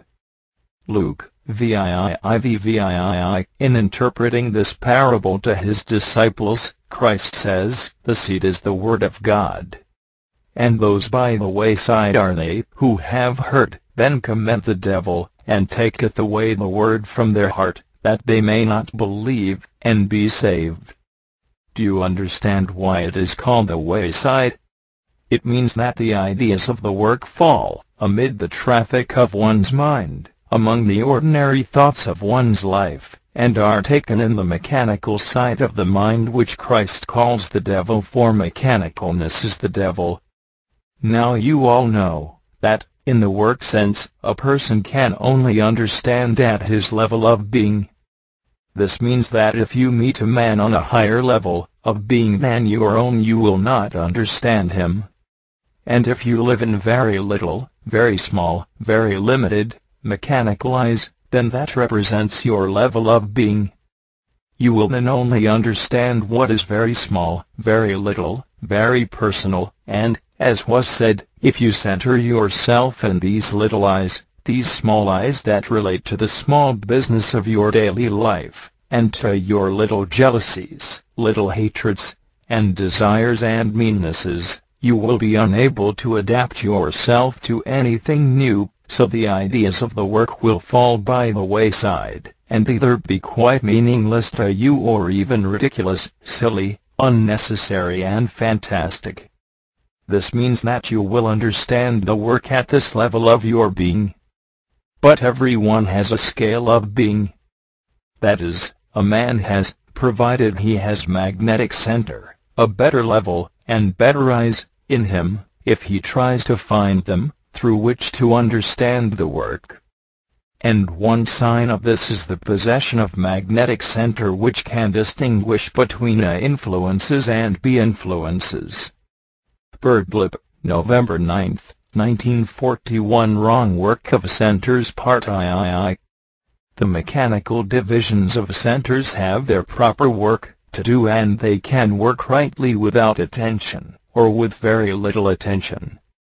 When you walk, the action requires very little attention, and only from time to time, and all the complex movements involved in the act of walking are done rightly by the mechanical divisions of moving center. You can prove that this is done by the mechanical division of moving center, because while walking your hands can be engaged in movements that require conscious direction, i.e. attention, as in sharpening a pencil, or unraveling string, and so on. But just because the mechanical parts of centers can work with zero attention, or very little, occasional, attention, they often act independently, e.g. a man goes to dress for dinner while thinking over a problem, and eventually finds himself, to his surprise, getting into bed. Everyone must have noticed similar examples. Now the whole human machine is made in such a way that one part can in an emergency do the work of another part for a certain time. This is expressed, in this system, by saying that centers overlap to some extent in regard to function. And although it is because centers overlap to a limited extent that the human machine can meet with certain emergencies, and is therefore more capable of adjustment, it is actually because of the overlapping that occasions for the wrong working of centers are given. To take an example, we know that breathing can be carried on without our attention. Here the moving center, which contracts and relaxes the muscles used in breathing, is controlled by the instinctive center, which estimates the condition of the blood at every moment, and increases and decreases the rate of respiration accordingly. But we cannot observe this directly. We cannot observe the instinctive center, and its intricate task of attending to the inner work of the organs. But we can observe the results of its work, namely, that after running we breathe more deeply, or if we are feverish we breathe more rapidly, and realize that this is because the instinctive center needs more oxygen, and so on. But breathing is not only carried on by the instinct moving center. There is an overlapping of control, for we can breathe deliberately, that is, voluntarily. A man cannot hold his breath voluntarily beyond a certain time, because the instinctive center will take over his breathing for him as soon as he begins to lose consciousness. But a man can interfere with his breathing, and make himself breathe more slowly, or more deeply, and so on. This is a dangerous thing to do, but there are moments when it is very important, and when, in fact, it can save a man's life. If, however, a person tries to control his breathing, without understanding what he is doing, and without knowledge, he may interfere with the normal working of the instinct moving center, which then becomes lazy, and, as it were, hands over the business of breathing in part. I remember hearing G. say more than once that people who expect to gain increased powers by means of breath control were fools, unless they had gone through long preliminary training, under a teacher, and had been selected by him. They were fools because they interfered with a function which, once wrongly interfered with long enough, might never work normally afterwards. The question of the wrong work of centers is a matter of lifelong study through self-observation. In order to understand anything, you must realize its nature, otherwise you will approach it wrongly, or have the wrong attitude to it. You cannot understand about centers, and their right and wrong work just in a moment. If you think you can, you will ask the wrong questions, and indeed never take in anything about the subject. Think a moment. All your life is a function of, and is controlled by, centers: your thoughts, your feelings, your ideas, your hopes, fears, loves, hates, your actions, your sensations, your pleasures, your comforts, and so on. How, then, can you expect to understand all about right and wrong work of centers in a short time? To do so is like expecting to understand all about life after hearing a lecture, or two on it. What has been said so far is only to give you some indication of what is meant, and to make you begin to study the subject, and unless you study it by self-observation, then even if you hear 1,001 lectures on the matter, you will not understand a single thing. Now it is necessary to give the division of other centers so that people have some general chart to use, to find their way by, and to which they can refer some of their own observations of themselves and find where they belong, for this helps one to see oneself more clearly. I will now have to divide certain centers into positive and negative divisions, first of all, and then fill in, here and there, at present only some of the subdivisions, giving approximate definitions of their functions. Let us begin with the intellectual center. Note: only the moving part of the intellectual center is in any detail charted in this diagram. Note here the difference between emotional part, of moving part of intellectual center, and the emotional part of intellectual center, as a whole. Notice what is meant. As we said, in these diagrams of the centers and their divisions only a few parts are charted to serve as a guide to the observation of centers and their work. It was part of our work several years ago to observe parts of centers and collect and compare our observations. All that has been given so far requires careful study. First, it is necessary to register what is said about the centers and parts as given, and then to think about what it all means, and get an individual idea of the subject, for this puts it in higher parts of centers, and then to find examples, and try to place them. Please do not ask questions about the parts of centers not mapped out. It is always a sign of negative thinking and automatic questioning, which is worse than formatory questioning, to ask about Asia when a lecture is being given on America, or to ask about the exception when a rule is being explained. Birdlip, November 18, 1941. Wrong work of centers. The intellectual center, as divided into positive and negative parts. Part IV. Let us now begin to study the negative divisions of centers, and what they mean. In order to do so, let us speak today of the intellectual center, which is divided naturally into a positive side and a negative side, and at the same time speak a little of what thinking is, and what the work means in regard to arranging the intellectual center in its right order. What is the function of the negative part of intellectual center? Roughly, its function is to think no, to negate. The function of the positive part of the intellectual center is to think yes, to affirm. Thus the whole center can be represented in this way. Without a negative part in the intellectual center, it would be impossible to think. What is thinking? The first definition this system gives is that thinking is comparing.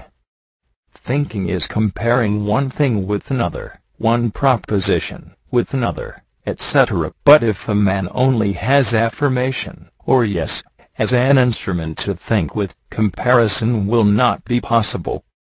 Comparison requires a quality, or a choice between two things, to one of which one says yes, and to the other no. All the questions we ask beginning with why, as distinct from those beginning with how, mean that we seek a reason for something, and all reasoning involves comparison and choice, that is, selecting this, and rejecting that.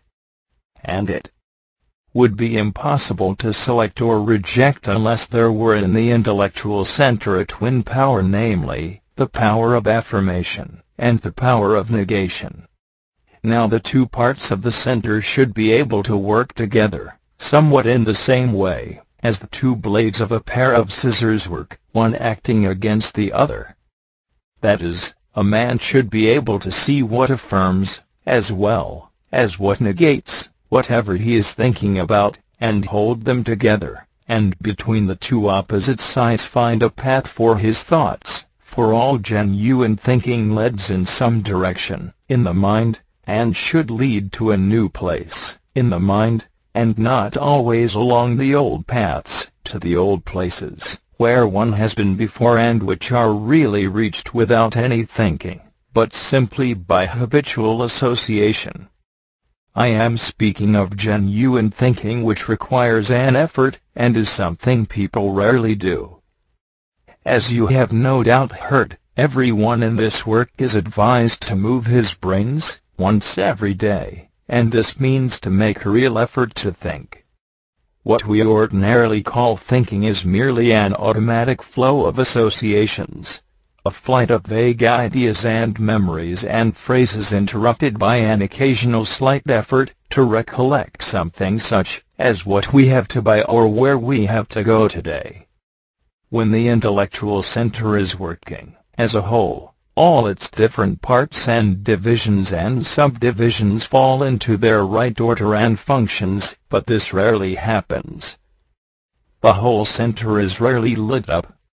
As a rule only small parts and subdivisions work, that is, it works at low pressure with only a little light, and in small parts, and so cannot deal with any thoughts and ideas which need the activity of the center, as a whole.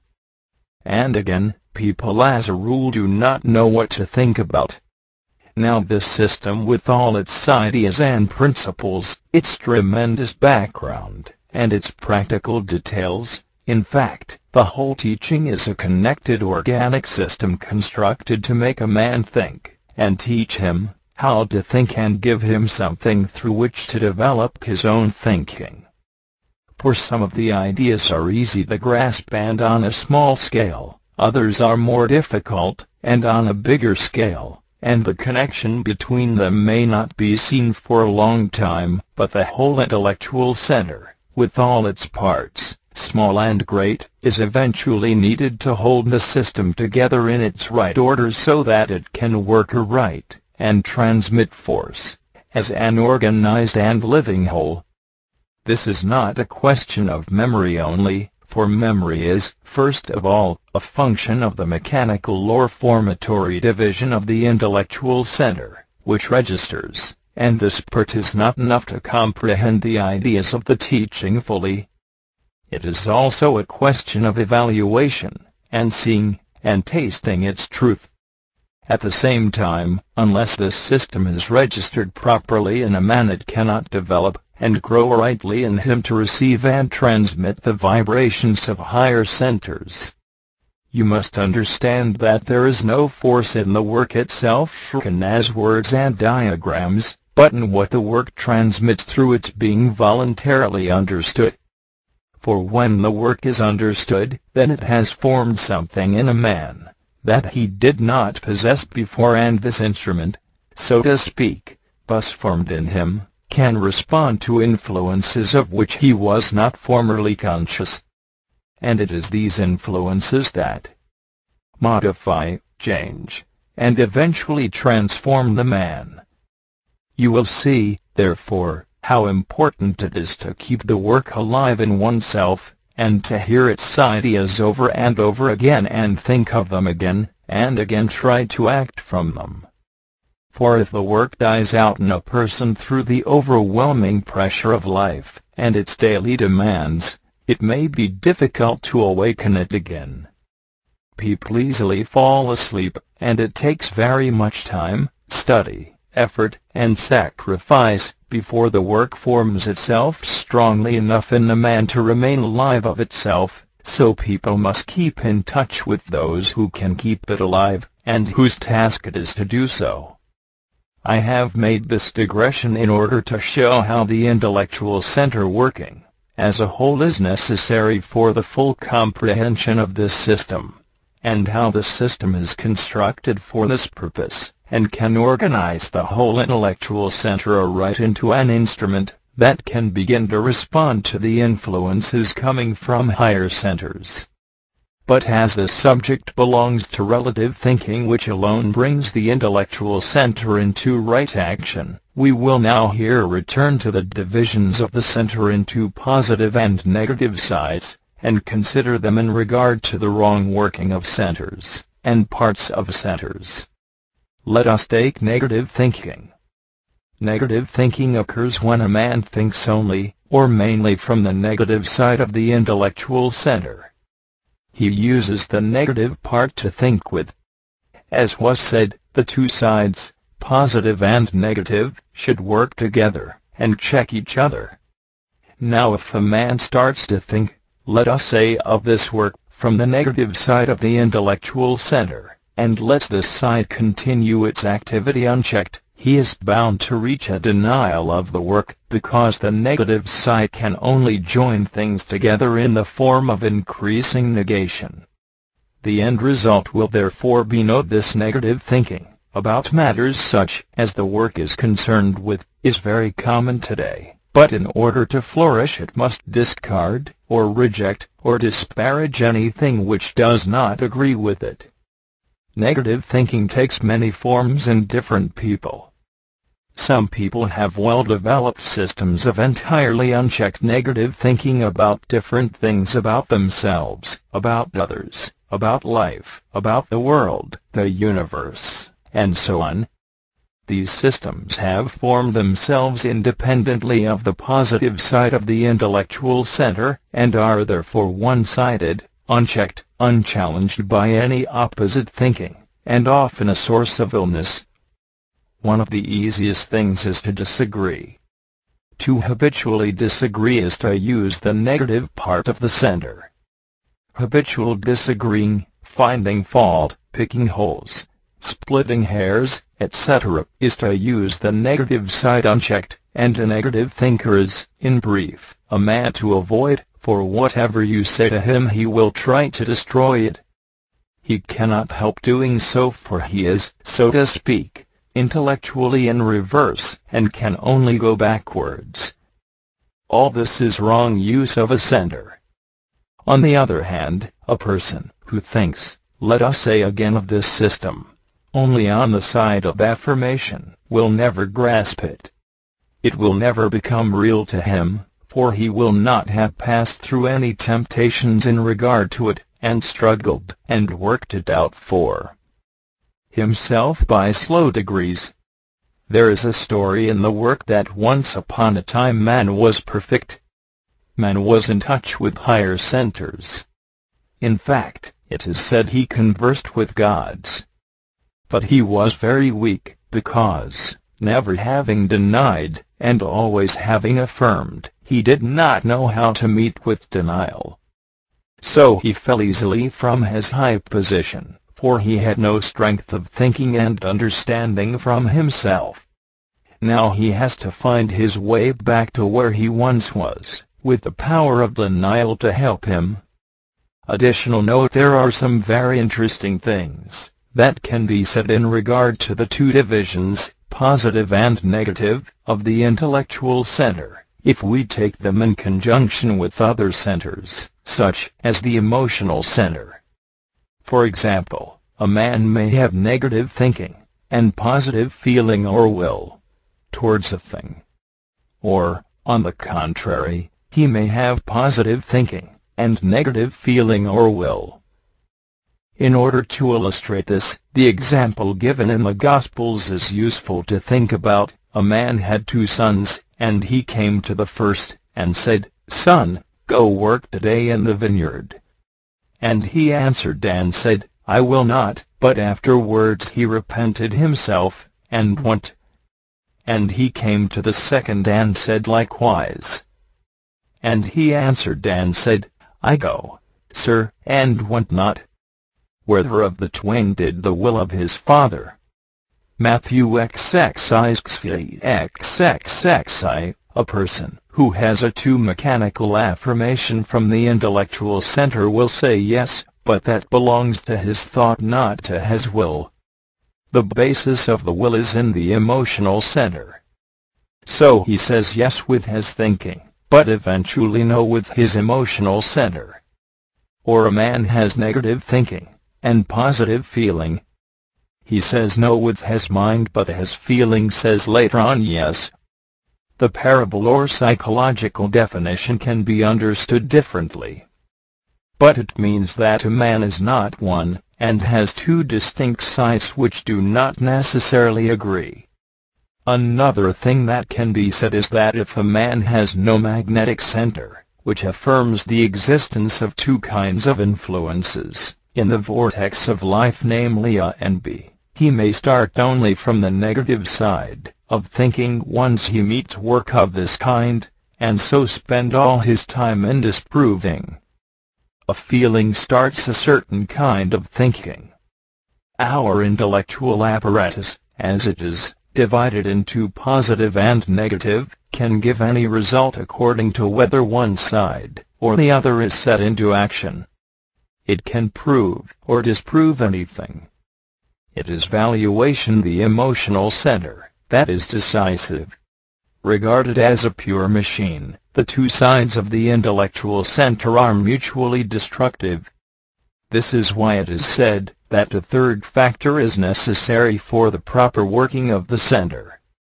Birdlip, November 28, 1941. Wrong work of centers, Part V. In this paper, which is the last of the series on the wrong work of centers, we will begin with the emotional center in regard to its negative side, but I am going to digress a good deal on the subject of negative emotions themselves. It was said in the last paper that the intellectual center has, naturally, the negative part. But this is not the case with the emotional center. The negative part of the emotional center is the seat of negative emotion. But naturally there is no such part in the center, it is acquired. And it can be said at once that whenever this acquired negative part of the emotional center is active, it means wrong work of the center. And it is no exaggeration to say that the emotional center very rarely works in the right way, owing to the action of this acquired negative part with which it has become, as it were, infected from its contact with life. For negative emotions govern life, perhaps especially today, and people cling to their unhappy negative emotions more than to anything else. Now the infection of negative emotions, like the infection of negative thinking, introduces itself gradually into a growing child. For a child is born awake, on its own scale, into a world of sleeping people, and, by imitating them, learns only to fall asleep in its turn, and among many other things it imitates negative emotions, that is, the facial expressions, the intonations, the words, and phrases, that spring out of the negative states of other people. The child imitates all these and so gradually begins to feel what they represent. In this way, the negative feelings of its elders gradually communicate themselves to the child, and after a time the child begins to show negative emotions, and to sulk and brood, and nag, and feel sorry for itself, and so on. After all, what else can the child do? And again, what else can those who are already infected with negative emotions do, since they are entirely unaware that they are negative, and have never heard of the idea, and, as a rule, if they ever do hear it, are certain that they are never negative? So you see how difficult it is to alter this repeating, ever-recurring chain of cause and effect, This continual inevitable infection and reinfection, which is worse than any other infection, physical or moral. Who is going to break it? Or what can break it? The only thing that can break it is for a man to hear, see, understand, and realize what negative emotions are, and start with himself. For if even one person shifts his position in this respect in the close meshwork of life, in the immovable jam of human beings, he will give room to others. But this will only be the case when he works on his negative emotions genuinely from the deepest, inner, individual perception of the truth of the horror and uselessness of negative emotions. For that is the point where real work starts, from this inner vision. You must all understand that you can work from different places, or, as it were, depths, in you. You can work for superficial reasons, or for deeper reasons. When a man works on himself for rewards or praise or position or duty, or from a certain kind of conceit or pride or self-merit, or some picture of himself, or from honor, or from trying to please, or imitation, or fear, as from fear of loss of reputation, fear of criticism, fear of losing friendship, and so on, all these motives or sources of his will in him, some better, and some worse, are not yet the man himself working from himself. He is working externally to himself. These motives are a series of substitutes for the real I, in the man's substitution eyes, some of which form deputies to herd, and, as I said, some are better, and some are worse, some are useful, and some are hindrances, that is, some are more internal and so more towards essence, or the real part of a man, and some are more external, and so towards false personality, or the imaginary person we take ourselves as, and on whom we all spend so much force, thought, time, and money in keeping going, amidst such clouds of negative emotions and frictions. It is only real work and not imaginary work on personal negative emotions that will allow others to shift their position, for otherwise the negative emotions are still there, in an other form, for they resemble Proteus, who was always changing his shape, and turning into something else. But it is necessary part of this work that everyone must eventually pass, to see in himself by sincere observation, how he clings to his negative emotions with one hand, and tries to free himself with the other. The work inevitably leads everyone to the same places, and the same experiences. A man must reach the point of discerning his own helplessness, of realizing his own mechanicalness. And this, if it is not a negative experience, will bring him into a state of self-remembering. Through seeing his helplessness he attracts help. For realizing one's own helplessness puts a man into the third state of consciousness, where help can reach us, and since I am on this subject I will add for those of you who still do not yet quite understand what it means to work more externally, and what it means to work more internally, that the case is like this. The object of the work is to arouse buried conscience. I am not speaking of acquired conscience, which is different in every race, and is a matter of custom, training, class and nation. Buried conscience is the same in all people, but it is buried, that is, out of reach. Unless there were this buried conscience in us, the work would be useless, nothing more than a new craze, a new fashion, a new jargon. Now if we could touch this buried and real conscience, we would know instantly that all negative states were wrong, and, in fact, poison to us. It is exactly by inner taste, as it is called in the work, that we begin to realize this for ourselves. Inner taste makes a man realize when he is negative. Then a struggle starts. He wishes to say something, and cannot. When this happens, when the work brings him to this point, the work is then working in him. It is no longer something he accepts, but something he must fight for in himself. Then he begins to see that he must work on his negative emotions more internally, and then conscience will help him.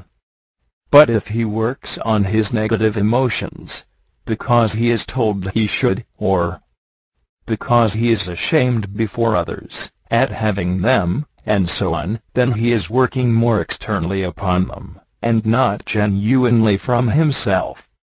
But for the faint indications of real conscience that this work begins to evoke in people, and its inner help, the struggle with negative emotions would be impossible. That is, unless we had conscience somewhere in us, negative emotions would be unconquerable. Life would be too strong. But fortunately for us existing on this earth, placed so far down in the ray of creation, so that it is only 1 degree removed from the worst possible place in the whole universe, fortunately for us, we have within us the means of awakening, though it is buried, and on the other hand we have outside us the forms of teaching about awakening, handed on age by age through the efforts of the circle of conscious humanity outside life, that can arouse us to awaken ourselves. Let us now return to a brief consideration of the emotional center in its negative part. It can be represented, although not entirely correctly, in the same way as in the case of intellectual center. This represents the center after it has acquired a negative part from contact with life.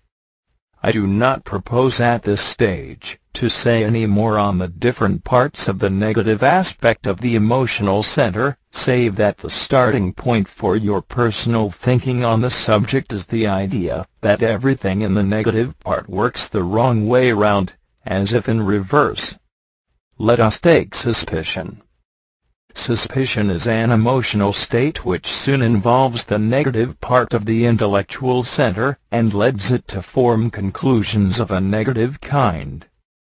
I said last time that one thing we have to understand about the intellectual center is that each side of it, the positive side or the negative side, if it works independently of the other, can come to any conclusion. This must be very clearly grasped. Now if suspicion arises in the negative part of the emotional center, for suspicion is first of all an emotion, then it will bring into operation the negative side, and only the negative side, of the intellectual center, in which case everything will go to prove that your suspicion is right. Now suppose your suspicion is changed suddenly into a more agreeable emotion, by hearing something you did not know. What happens? Then the positive or affirmative side of the intellectual center will start working, and your conclusions will be quite different. Do you know the expression, "the wish is father to the thought"? But this is not a sufficient formulation. Any of our emotional states tend to govern our thinking. This is an example of one center hypnotizing another, and so of wrong working of centers. So we must try to free our thoughts from our emotions when they are negative. But all this is a matter for observation, and to speak about it fully would require a long time. I will add 1 or 2 things about negative emotions. They are very powerful. They can infect everyone.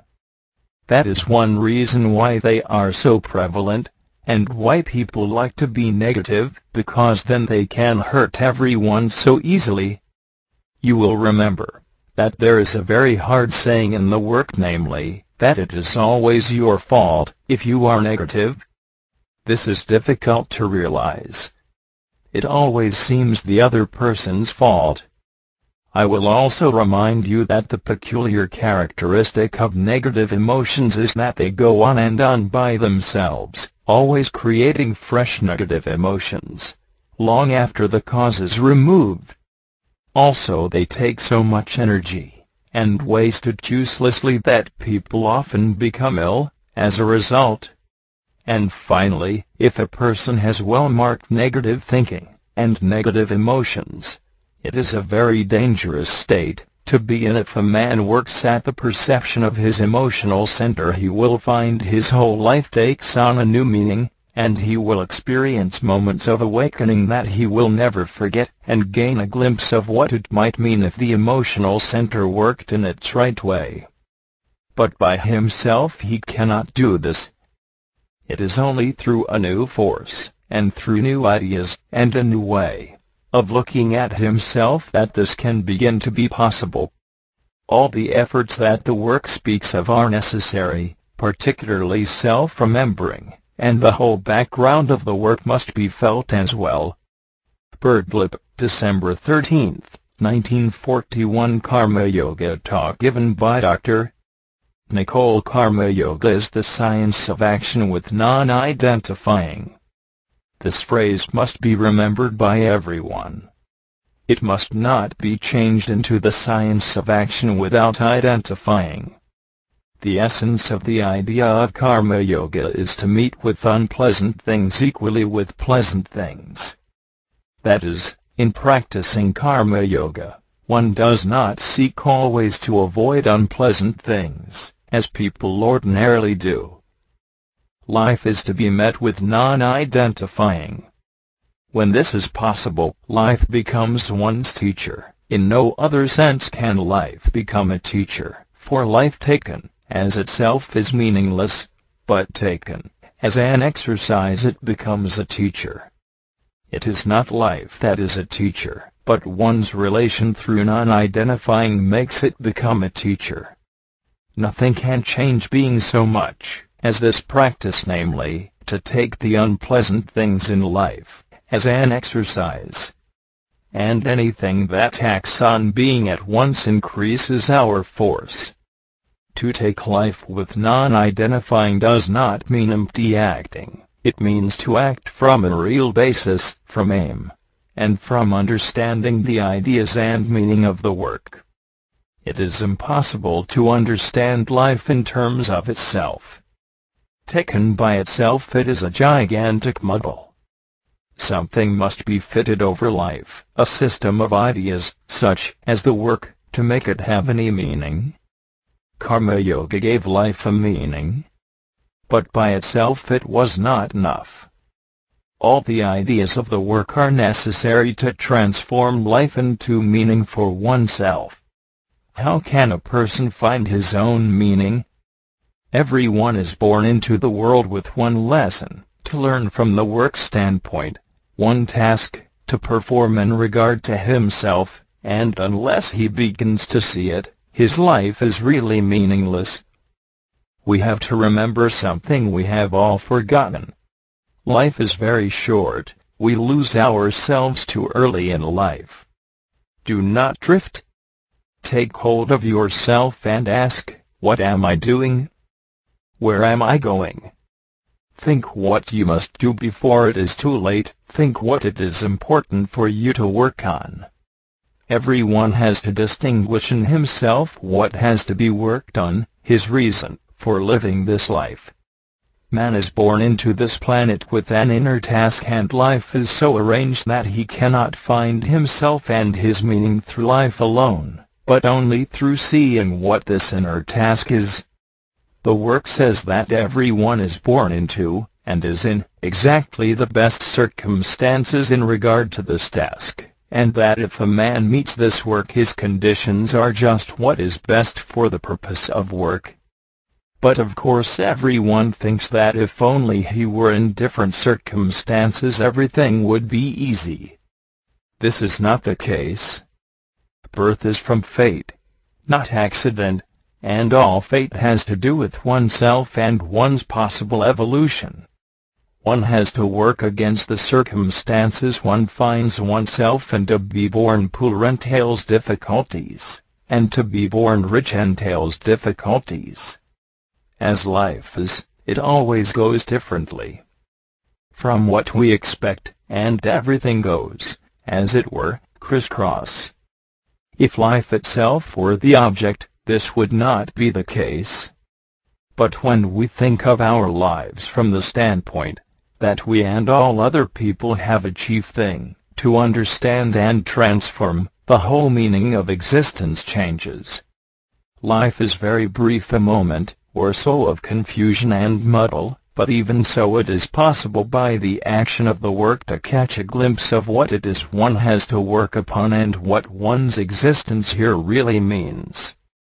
This work, if rightly felt and applied, gradually brings into view what a person has to do, what lesson he must learn, what chief thing in him he has to understand and transform. This is called chief feature. But a man cannot come into the inner perception of his chief feature until he is ready for it. All his separate observations and aims in regard to his own work on himself, if done sincerely, will gradually combine, and show him what it is that he has to work against, and will give him the reason why he is down here on earth. This is finding one's meaning, or rather, the meaning of one's existence. But it is useless striving to find one's chief feature directly. You must quite honestly begin always to work on one or another thing that you have observed, and try to change it sincerely. People feel the work sincerely often, but never think of starting sincerely from something they notice in themselves, and working on it. They want everything together, and without paying. But if you feel emotional about getting to know your chief feature, and really want to know about it, you may catch glimpses. Sometimes you can see chief feature in other people. Ask yourselves, what is it in this person that would make him different if it were changed? Sometimes it is possible to see this in someone else. And if you can only see how you have been wrong in your own life, how you have always reacted in the same way in certain circumstances, if you can suddenly catch a glimpse of this, then you can have an aim which will inevitably lead you to chief feature. You will find that it is something that you have always known about and suspected, but you have never quite recognized it as that very thing. Perhaps you will see it in a flash for a moment, and you will think, so it's that after all. It has been that all the time. You have always known it, but not guessed that that was the thing to be changed. And you will see then that if you can change exactly that thing, you will be able to change other things. After the first glimpse you may not see it again for some time. Then you will see it again. It is the axle on which your personality turns, and it is the wrong axle, so unless you build up something behind your personality, you cannot find yourself. But if you can get a trace of real I to bear upon chief feature, you will see what makes your life wrong. And if you feel that the discovery of this is the real meaning of life for you, then life can never become meaningless. Right and wrong. It is difficult for people, especially people who are crystallized in their sense of right and wrong, to understand that there is no absolute right and wrong, but that right and wrong are relative. People are offended when told this, especially people who are vain enough to think they are right. Right and wrong depend on a third factor. As they are themselves, they are merely opposites, which cancel each other. The third factor is aim. If your aim is to go to Edinburgh, then it is right to go north and wrong to go south. But if your aim is to go to Brighton, it is right to go south and wrong to go north. But people like to be told that it is always right to do this, or that, e.g., to go north, and always wrong to go south. Many inflexible ideas of this kind dominate people's minds, and render their development sterile. The general formulation of right and wrong in the work is that everything that awakens you is right. But this formulation requires a great deal of understanding in order to understand it. Self-remembering people keep on thinking of self-remembering, but they do not do it. It is necessary to stop the chain of automatic associations every day. This can be done by an stop, that is, stopping everything, all thoughts, etc. This is the beginning of self-remembering. But people, as I say, keep on thinking of remembering themselves, and never do. To remember oneself, one must stop everything, and lift oneself into total silence, and total loss of all ordinary sense of oneself. This takes a little time. But most people cannot spare even 1 minute to do it, because they are slaves to their machines, so they are bound and glued to the ceaseless and useless flow of mechanical thoughts, negative emotions, personal accounts, etc. It is a great pity, especially today, when the external hypnotism of life is so strong that people even think such thoughts as that the war will make everything better, that people do not give themselves the first conscious shock. Help can reach a man only as the result of this shock. It cannot reach him in the flood of his personal thoughts and troubles and emotions. Help, which comes from the direction of higher centers, cannot reach the second state of consciousness. It can only reach as far as the third state of consciousness. Today, when so many people are hypnotized by war, there is more force available in the world than at other times for those who seek it, if they can only touch it. But it cannot be touched by associated thinking, which only keeps a man on the same level, as if he were saying again and again, I must jump, not realizing that if he wishes to reach a higher level he must really jump. It is no use saying, I must remember myself.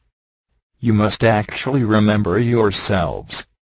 Birdlip, December 19, 1941. Commentary on effort, Part I. When a person in this work has ceased to make any efforts, he is often said to be drifting.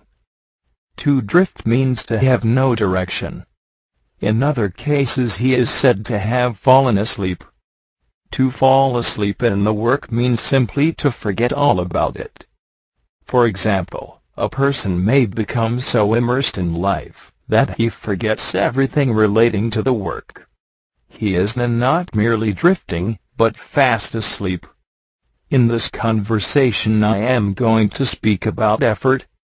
The work depends on effort. It is based on effort, but effort of a certain kind. First of all, effort is, in general, distinguished into two kinds, mechanical and conscious. In a general sense, mechanical effort is what we have to do, what life makes us do. All animals, all nature, all organic life, of which we form a small part, have to make mechanical effort. Let us take an example. If it is raining, you must put up your umbrella.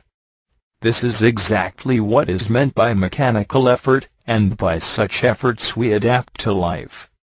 Conscious effort means effort that is not necessary in life, and is not occasioned by life.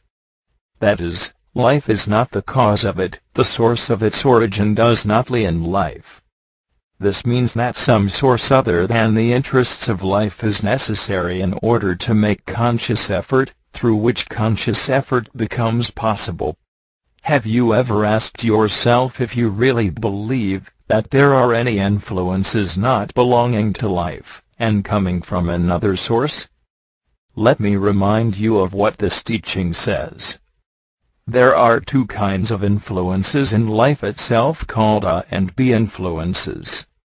A influences are created within life by its clash and friction, by its jealousies and hatreds, by its ambitions, its wars, its crimes, its commerce, its interests, its laws, and so on.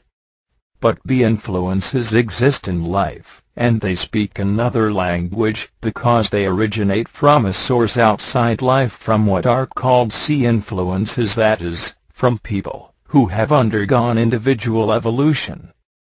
C influences do not come from the circle of mechanical humanity, but from the conscious circle of humanity. But it is impossible for C influences to reach life directly. They would not be understood. Theirs is another language, one which we must learn slowly. life alters them into be-influences. But the point is that this system is based entirely on the existence of these other influences, distinct from life, called be and see influences, actually on see influences. That is why we have to learn a new language. You must understand that, if man had not an inner secret destiny, if man were not a seed, and often a very unhappy one, there would be nothing for him save life, and its interests. But the inner destiny of man does not lie in life. The seed that is man is capable of its own evolution, and only certain kinds of light and heat can develop it, not the light and heat of the sun, which governs external life, and is the source of it. I say all this here, because unless the two destinies of men are formulated in your own minds, it is difficult to understand what the work is about. The work is what is called the fourth way, as distinct from the three other ways. It is in life, and so a person must know how to be in life, and how to use life, and get what he wants from life, and at the same time be in the work. This is only possible for certain kinds of people, namely, good householders, who are those who do their duty in life, but do not believe in life. And you must realize that in this work it is not demanded of you that you give up life, or anything of that kind. On the contrary, this work makes you realize that you must use life as far as you can for experience. But you must not trust life, and get lost in it, and think that the goal lies in life experiences. Conscious efforts are efforts to awaken from the sleep induced by life in humanity. As you know, it is not in the interests of nature that man should awaken, for then he ceases to serve nature. Such efforts would be impossible if man were merely a product of nature, whose sole function was to adapt to life. Why I say this at this point is that if you do not see for yourselves, and are certain that there are in life two quite different sorts of influences, two kinds of things, two kinds of literature, two kinds of historical figures, then it will be impossible to make conscious efforts beyond a very limited degree.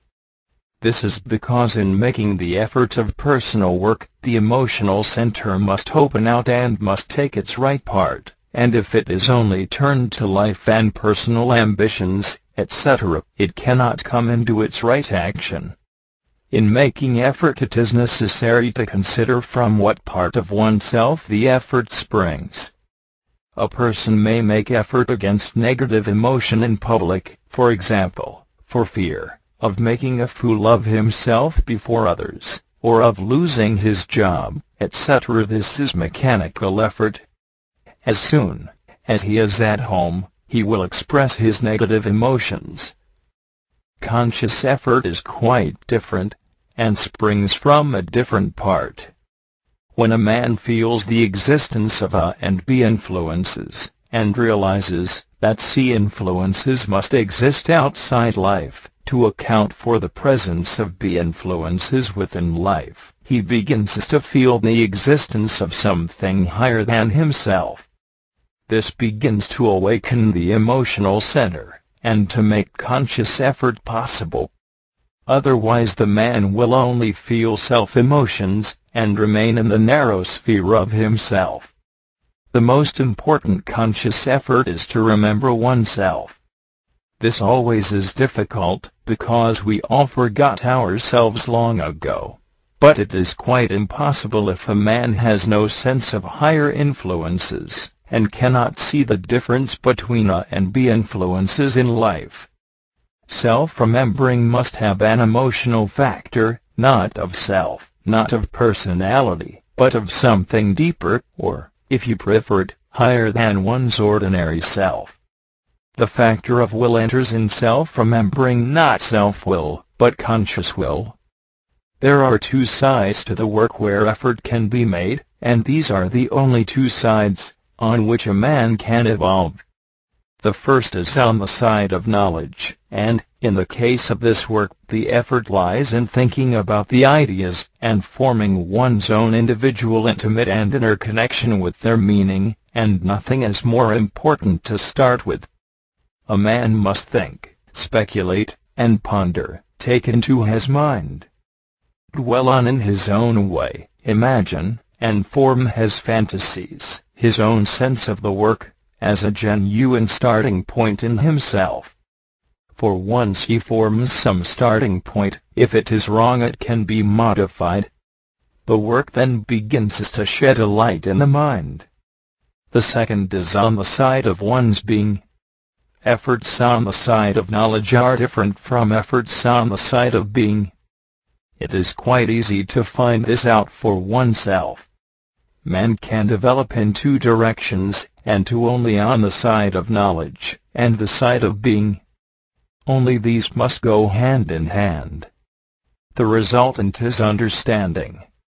As was said earlier, this work must be based on understanding. One cannot adapt to it, as one does to life, outside oneself. Understanding is the most powerful force we can create in ourselves. Nothing better can be sought for in the long run than understanding, and in the work a man is defined as his understanding. A man is his understanding. Today I wish to speak only of effort on the side of being. Efforts directed upon one's being are different, as was said, from efforts directed to thinking about the knowledge of this system. The two sides of a man, the side of his knowledge, and the side of his being, must be united to form understanding. This work gives us more knowledge than we have being for. But it is very difficult to unite this knowledge with being. The whole task, however, is to do so, and the first necessity is to value the knowledge, that is, to like it, to wish it, to feel a desire for it. Knowledge can only unite with being through some emotion, through some desire, through willingness. One must will what one knows. Otherwise knowledge cannot unite with being. You cannot work on your being apart from the knowledge of this system, and you cannot have any practical knowledge of this system unless you apply it to your being, and you cannot apply it to your being, that is, it cannot enter your will, and so act on you if you do not wish it, desire it. A man's ordinary state is that he does not will what he knows. We act from our state of being, not from our knowledge. It is our will that acts, and our will arises from our level of being.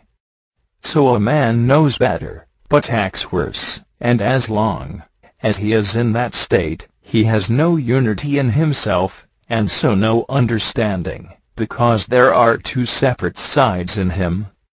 For knowledge to act on being, there must be desire, or delight, or pleasure, in the ideas of the work, for nothing can pass from the side of knowledge to the side of being without desire or pleasure or longing, that is, without willingness.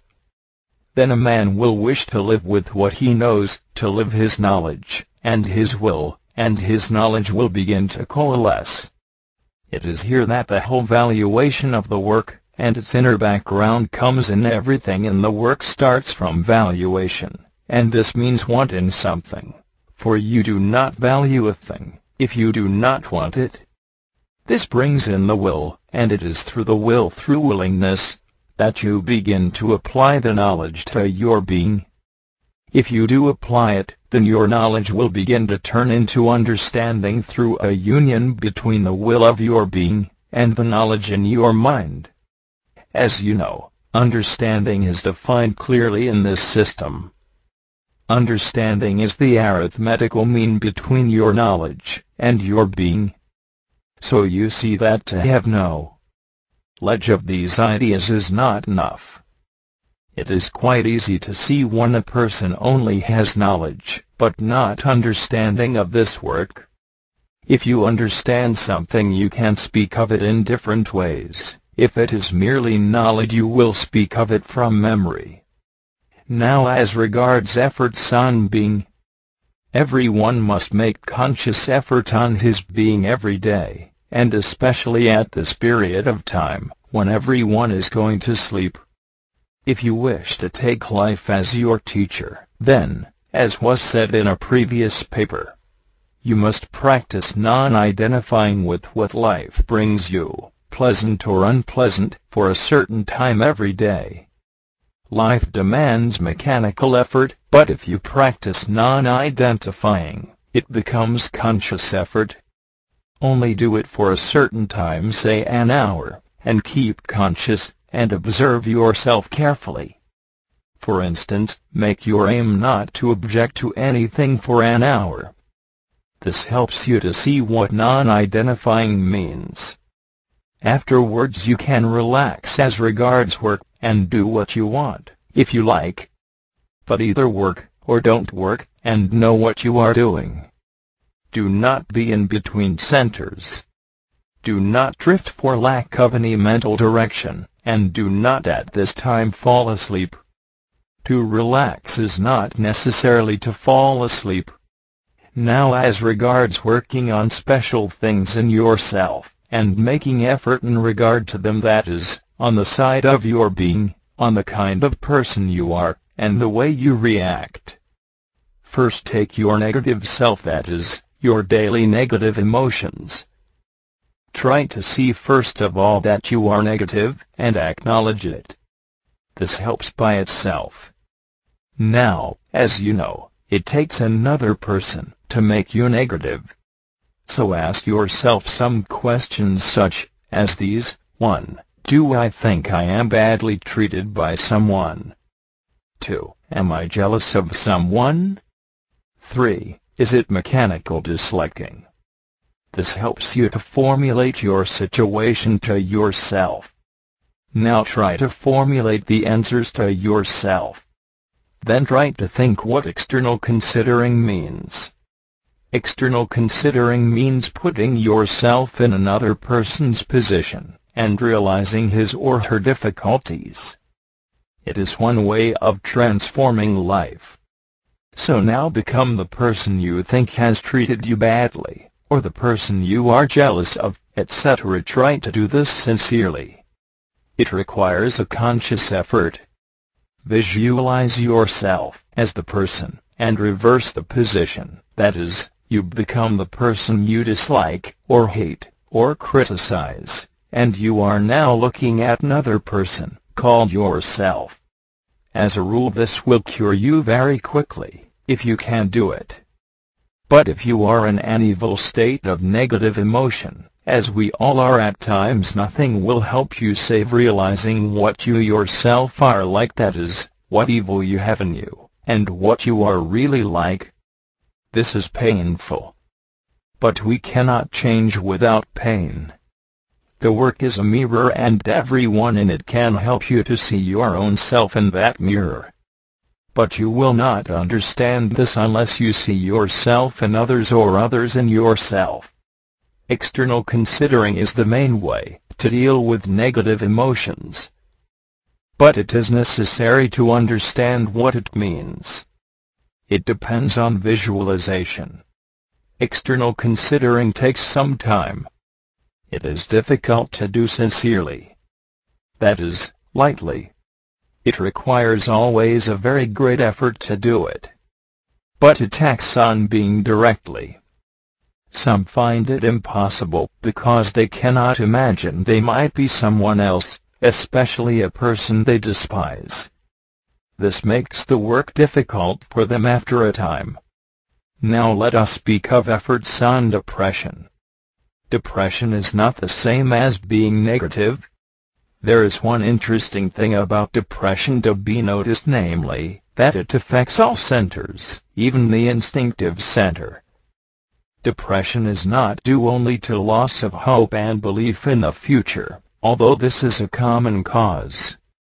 It can arise simply from making no efforts of any kind, so that the centers are waterlogged, so to speak, and on the other hand the state itself, however caused, is one in which the energy in centers turns sour. It can arise simply from a picture of oneself, as when one imagines one is always, let us say, successful, and finds one is not. But whatever its cause, the state of depression must be recognized, and every kind of effort made to overcome it. I say effort, because effort only will change the state, even the effort of doing just ordinary small necessary things. But it is the conscious effort, of remembering yourself, that will instantly lift you out of depression. The reason is that it brings you into work eyes, that is, into the eyes that feel the influences of the work, and out of life eyes, in which the depression is centered. And here I must add, that you must fight to have the work in you. You must fight in your mind for the work, to keep it alive, otherwise it begins to get cold. Now take the question of conscious effort on mechanicalness. This is a very big question. Begin with talking, outer and inner. Talking is the most mechanical thing in a person. Remember, it does not only mean talking at the time, but talking afterwards. I must warn you that it is always easy to see when a person has been talking badly. And talking is not merely saying things, but writing them, or showing them in some way by intonation, by gesture, by hinting, and so on. Hinting is a very bad example of wrong talking. Finally, it means talking inside oneself. Try to think over what you have said during the day, and then think of the rules. People often infect one another by bad talking, that is, they are dangerous to one another. And remember here that what I say to anyone in private is not to be talked about. That is a definite rule. Now take another mechanical habit apart from talking. First you must observe whether it is a bad habit, i.e., if it puts you asleep. There are good habits which are mechanical, but quite right to alter them. Distinguish between good and bad mechanical habits. Notice a clear example, i.e. laziness, greediness, etc. Try to overcome it for a short time, that is, while you have the force to do so. Never work on yourself beyond the point that it is useful, for then effort ceases to be conscious, and becomes in turn mechanical. Everything becomes mechanical in time. Remember that. Everything you do consciously is preserved for you. Everything you do mechanically, since you did not do it, is lost. So efforts must be conscious. Actually, there are no such things as mechanical efforts in the work.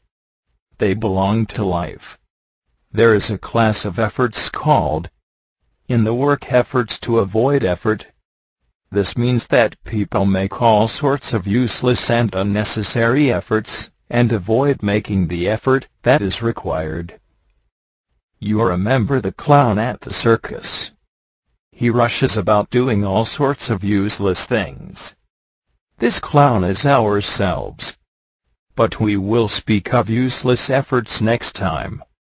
Birdlip, January 3, 1942. Commentary on Effort Part I. All through this work, on every side of it, the effort of remembering must be made. Memory lies in all three centers. Let us suppose a man reaches a state in the work in which he feels the necessity of making an aim, based on what he has observed in himself. He makes an aim and then decides to keep to it. But in order to keep it, he must remember. He must not merely remember what his aim is, but he must remember why he made it, and what led him to decide to keep it.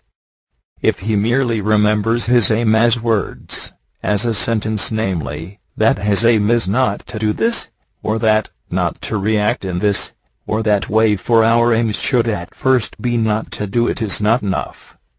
He is only remembering in a very small part of the intellectual center.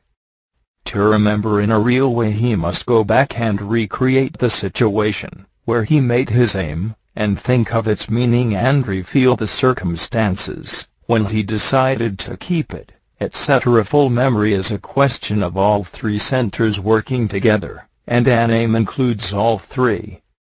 For if a man is going to work against something in himself, the thing, whatever it is, will be represented in the intellectual center, and in the emotional center, and in the moving center, and keeping the aim will involve all three, and remembering it will also involve all three centers. In making effort on some side of oneself, such as some particular form of being negative, remember that everything goes in cycles in oneself, that is, everything comes round at certain intervals. It is not that these intervals are regular, but that things recur, or return, internally, sometimes sooner, sometimes later. The point is that by observation, a person may notice, and remember that this is so, and in this way he may gain some foresight, and give himself a shock, before some mood, some state, in himself has properly begun. This belongs to the idea of making effort at the right time. Once a characteristic state or mood, etc., has gained enough strength, it is difficult or impossible to stop it. It is too late. But if self-observation has developed that special memory of oneself, that results from it, and can only result from it, then if this new memory is strong enough it will give you a point of vantage from where you can make effort upon some useless state, when it is beginning to return. That is, you recognize it. If you really have begun to dislike it, then you will have an emotion to help your memory and thought. This will help, and it will also help you to observe more, namely, that the state starts up earlier than you thought, in little trifling things, that you had not connected with it before, such as beginning to use certain phrases, or in a slight change of feeling to others, and so on. Fuller observation can help us to recognize states of depression, and to distinguish them from negative states. Depression is different from being negative. Try to see the truth of this for yourselves. Observe that it is so. This distinction was particularly emphasized in the last paper. And if you have not observed that depression is different from being negative, then you cannot see what is meant. Being depressed often happens to people who like to think that they are always bright, cheerful and happy. In any case, it is not the same as being negative. Self-observation and memory of one's state of depression are most important, because unless one recognizes depression for what it is, one may make the wrong kind of effort. It is only by understanding such states that one can work on them in the right way. Depression is often a result of illness, or rather, when one is ill the possibility of being depressed is present. Being ill lowers the vitality. This is not really depression, but is due to the fact that when the instinctive center, which attends to the inner work of the organism, and its chemistry, has to meet illness, it borrows from other centers, just as in war money is taken from all kinds of sources. You have all heard that instinctive center borrows usually from the bank of moving center first, then from the emotional center, and then from the intellectual center. But this is not necessarily itself depression. It is a depressed vitality, and if one is careful to be passive to it, and does not identify with it, when it begins, if one does not expect anything, and is quiet and small in oneself, there need be no depression, i.e. loss of hope, and so on, but only a state in which one must not think, and has to remain quite still and silent in oneself. There are, of course, rhythmical alterations in the body which lead to depression. One must learn in illness and in such states of altered vitality to see where one is in oneself, and what one can do, what is closed, and what is open. To expect to be as usual when one is ill will make one depressed. This is wrong attitude. To be internally quiet, to stop imagining, to stop complaining, to relax, to realize one is ill, and has little available force, is the right approach. Unlike depression, negative emotion is caused always by another person. The other person need not be present. One has something called imagination which acts instead. Imagination makes us negative, memory makes us negative, but it is always imagination or memory of a person. When the negative emotion arises from imagination or memory, it is generally a repetition of what one has felt before about the person in question, and after a time it is possible to observe it when it first begins, in which case it can sometimes be separated from before it reaches its full strength. When you are violently negative, as someone said, it is not possible to do much. Why? Because you do not wish to. And most of us like being violently negative at the moment. You must realize that people love being negative, feeling they suffer, and so on. That is all that can be said. But you have to see it. A great struggle is needed over a long period to begin to dislike being negative. It is so easy to be negative, that is the trouble. Only you yourself, in your deepest thought and understanding and feeling, can extricate yourself from the pit of negative states by the light of consciousness and aim. One of the most serious negative states can be the result of long-standing self-pity, which especially can lead to loss of the power to make effort. Even the mildest self-pity is negative in color. It may turn into romance with oneself, but it is negative, and has the color and taste of negative emotion, if one tries to observe it. When my wife and I were in France, she said, "If you will not pity yourself, I will pity you." A dog, when it is washed, pities itself sometimes. What does it do? It takes advantage, jumps on your bed, when it knows it must not. There was a dog in France called Cactus that is, like yourself. The thing to realize is that everyone tends to pity himself, rich or poor, married or single, successful or a failure. When a man pities himself, he feels he is owed, like the dog. If you feel that you are owed, you will never begin truly to work on yourself. How could you? You must feel you owe. To make the effort to work on yourself, you must actually feel something is wrong with you. It usually takes years and years before a person can even begin to see this with any conviction.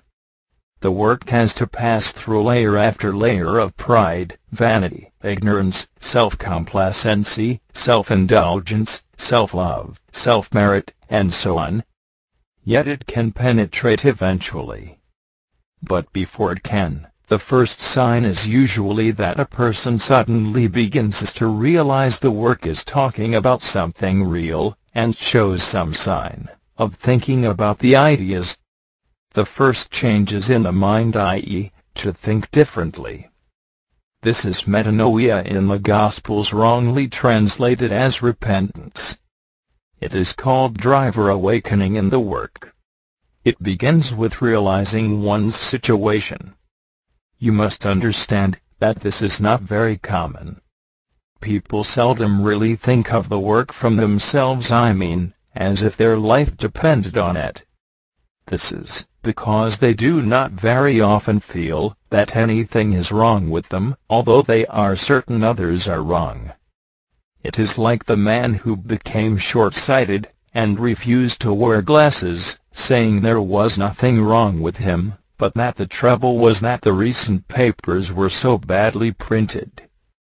I am speaking of a step people must take. As long as one thinks in the same way, and feels in the same way, one is mechanical. One is a machine, do you know, but one imagines otherwise. Our life is not action as we imagine, but reaction, and we react to things in the same mechanical way over and over again. It is only by seeing one as a machine, first in this small respect, then in that small respect, that one can get the right emotion to help one to change. Fortunately, there is something in us that hates mechanicalness, but this is lulled to sleep by our imagination, that we are quite conscious, and always act from will, and consciousness, and one permanent I, and always know what we are doing, and saying, and thinking, and so on. It is only by conscious effort that one can realize one's mechanicalness, and this effort must be made towards a definite thing, a definite reaction, something practical and clear and distinct. To take it as a theory is worse than useless. When one realizes one is mechanical in some definite respect, it gives a shock. Actually, it is a moment of self-remembering. To work against mechanicalness requires the effort of self-observation. The reason why we react to things in the same mechanical way over and over again is because of the connections and associations in and between our centers. But we are not conscious of this until we observe our centers. In order to change, it is necessary to make centers work in a new way. Let us take an example. Let us suppose you always get upset when you cannot find something. Is this mechanical, or not? Yes, it is a mechanical reaction that will regularly recur, unless you put the light of consciousness into it. It is consciousness that changes us first. The effort of self-observation is needed. Suppose you observe that you react by being negative if you cannot find a thing. This is the first effort, and this belongs to the general effort of self-observation, that is, of becoming more conscious, of noticing oneself, and not always taking oneself for granted. Next, observe your thoughts. What thought comes to you always when you have lost something? Then observe the emotion, notice it, its taste.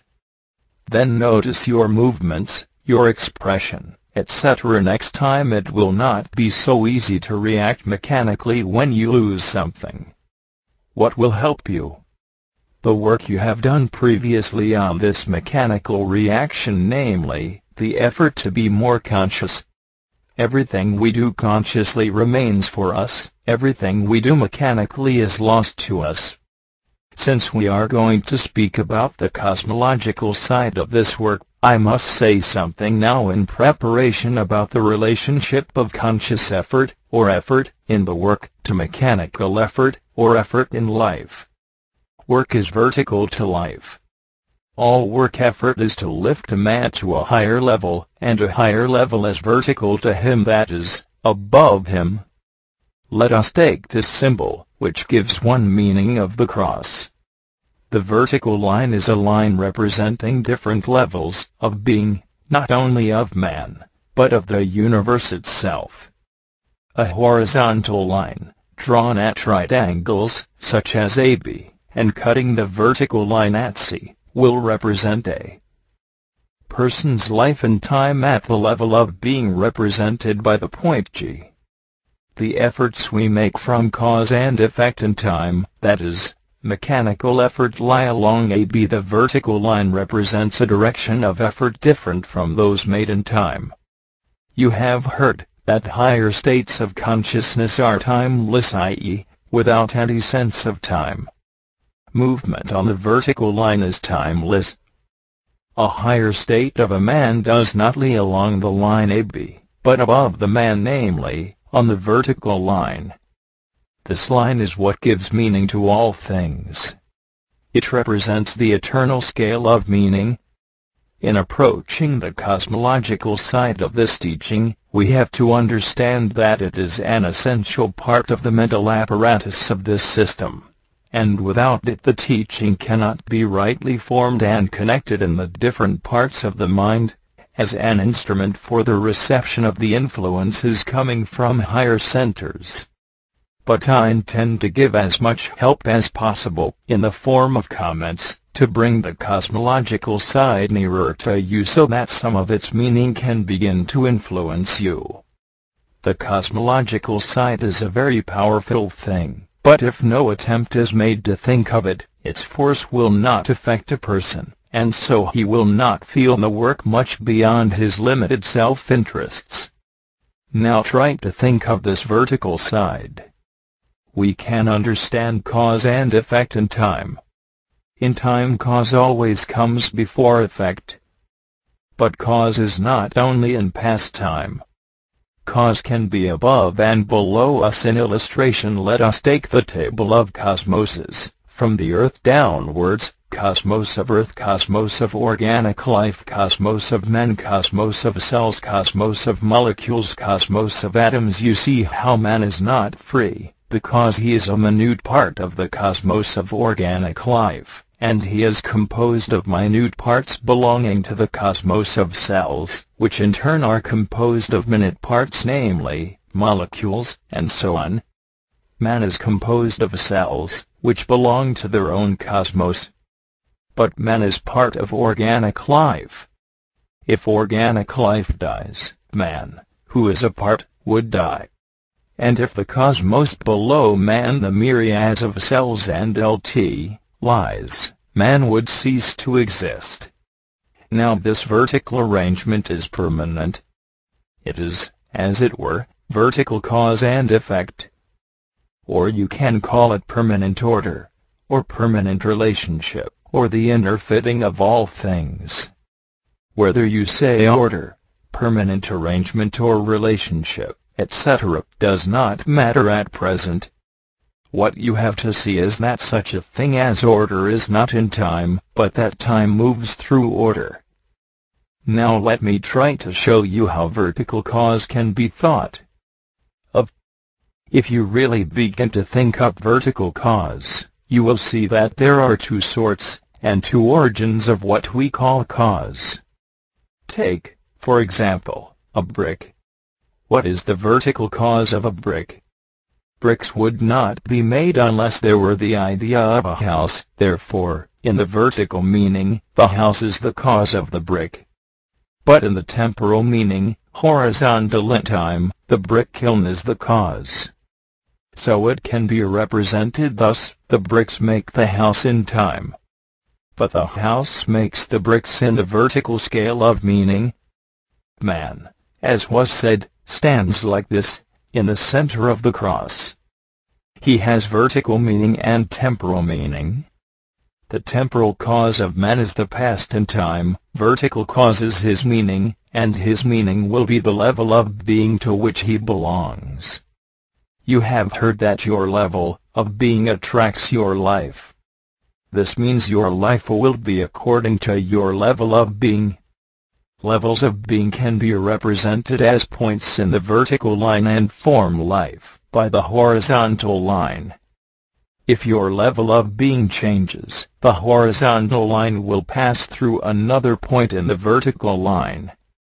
I want you to take hold of the general principle involved in these illustrations, not to compare them, but to see the idea behind them. We will continue this subject next time. Birdlip, January 12, 1942. Commentary on Effort, Part II. The diagram of the cross as given represents a single moment in a man's life. In this single moment the vertical line is cut across by the horizontal line of time. Every moment of a man's life can be represented in this way. The point of intersection of the vertical with the horizontal line is now. But this point only becomes now in its full meaning if a man is conscious. When a man is identified, there is no now for him. If he is asleep in time, being hurried on from past to future, identified with everything, there is no now in his life. There is not even a present moment. On the contrary, everything is running, everything is changing, everything is turning into something else, and even the moment so looked forward to, so eagerly anticipated, when it comes is already in the past.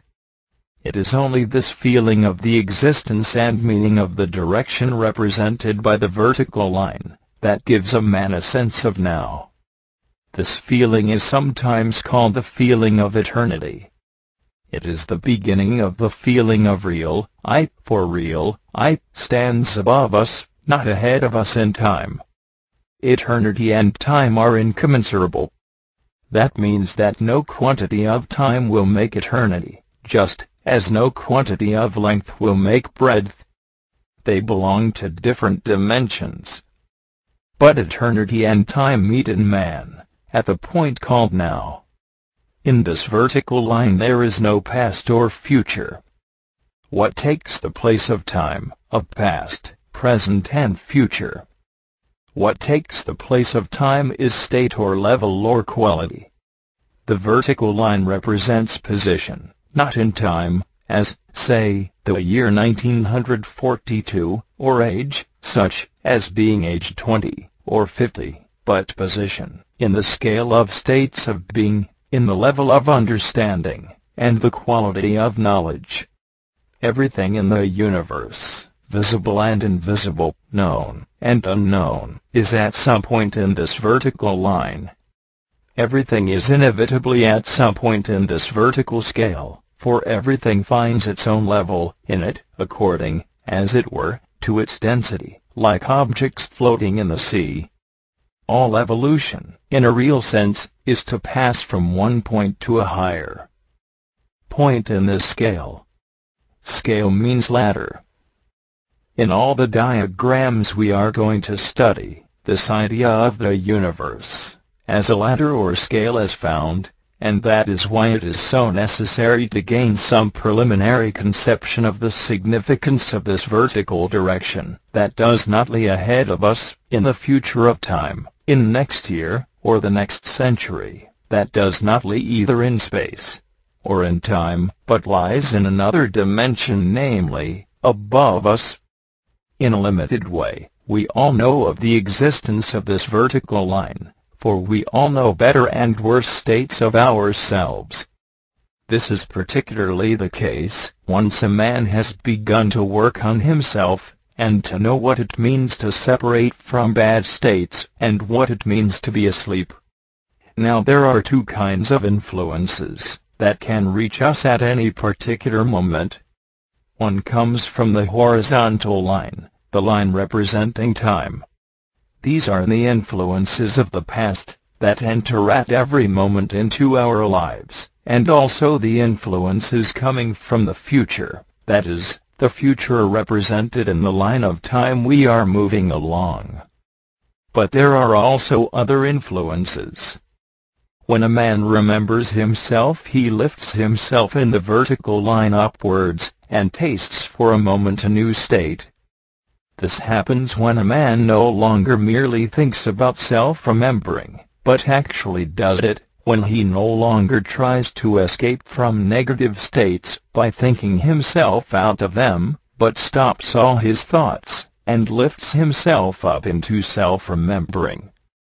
And it is only by this inner movement that new influences can reach him.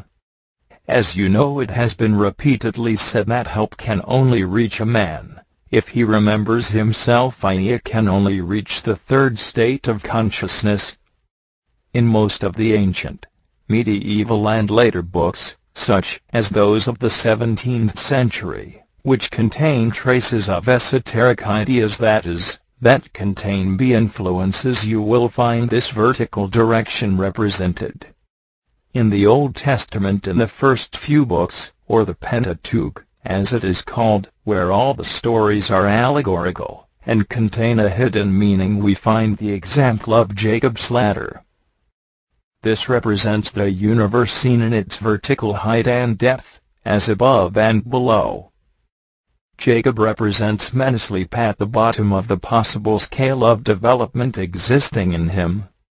It is related in Genesis that Jacob lay down in a certain place to sleep, and he dreamed, and behold, a ladder set up on the earth, and the top of it reached to heaven, and behold, the angels of God ascending and descending on it.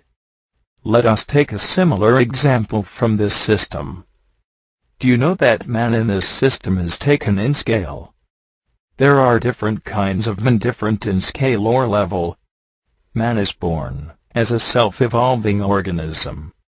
He can rise from one level to another in this vertical scale. And that is why there is such a thing as esoteric teaching. All the knowledge belonging to this system is about the possibility of man's undergoing an inner transformation, and rising in the scale of being. In the Christian and Mohammedan religions, for example, this is called union with God. To pass from one point in the vertical line to a higher point, a thing must be transformed, become different from what it was at a lower level. From the standpoint of this teaching, man is not a fixed point in the universe seen in this vertical manner, as is an animal, which cannot change, and is born what it is, and what it must remain. Man is capable of inner change. He is an experiment, but he is of no importance in the total universe, unless he begins to fulfill the experiment that he represents. Perhaps you will see what is meant when I say that unless the universe were invisibly a vertical scale of ascending and descending values, there would be no meaning in it. The universe is a series of stages, of levels, of degrees, extending vertically from the highest to the lowest, and everything is at a certain point in the universe. The chair you are sitting on is at a different point in the universe from yourself. Yet if you take the universe as space, existing only in the 3 dimensions of space, you might think that you and the chair were at the same point in the universe. Man as a child of the universe, as a product of it, bears in himself the stamp of the universe, that is to say, man has scale in him. Birdlip, January 17, 1942. Commentary on Effort Part IV. 3 notes. 1. Work aim has to do with the vertical line. Life aim has to do with the horizontal line. A man can reach his life aim. When he does so, he usually is at a loss, and does not know what to do. The supreme formulation of work aim is found in the Gospels, where it is said, "Seek ye first the kingdom of God, and his righteousness, and all these things shall be added unto you." Matthew v. The kingdom of heaven is above a man, not in the future of time, but now. It is a state of man, reached internally, and so is said to be within you. All the teaching in the Gospels is about the kingdom of heaven, that is, aim is to ascend the vertical line. Here lies the possibility of a man's becoming a conscious man, and this is his hidden meaning, i.e., man can rise in the vertical scale. He is where he is in the vertical line, and so has one life, but he can change his position in the universe. Life does not contain inexhaustible meaning, but the vertical line represents inexhaustible meaning, hence vertical aim can never be fulfilled as life aim may be. 2. The vertical line represents the line of transformation, and this line cuts at right angles the horizontal line of time, which is the line of change. This requires to be explained. The line of transformation is at right angles to the line of change. You are all aware that time is change. Nothing in time remains the same, even the mountains are changing. But this change, that belongs to time, is not transformation. The passage of time does not transform a thing. It changes it, alters it, makes it, for example, decay, or wear out. All things get older in time. But this is not transformation. Transformation does not lie along the horizontal line, but is a necessity in the vertical line. In this work, the term change of being ultimately means transformation of being. But many changes must take place in time, before any degree of transformation can occur. The inner arrangement of a man must change, i.e. the lower centers in the man must be prepared by work, before the transforming influences from higher centers can begin to reach him. The forces of transformation act from the vertical line. They act upon substances lying in the horizontal line in time.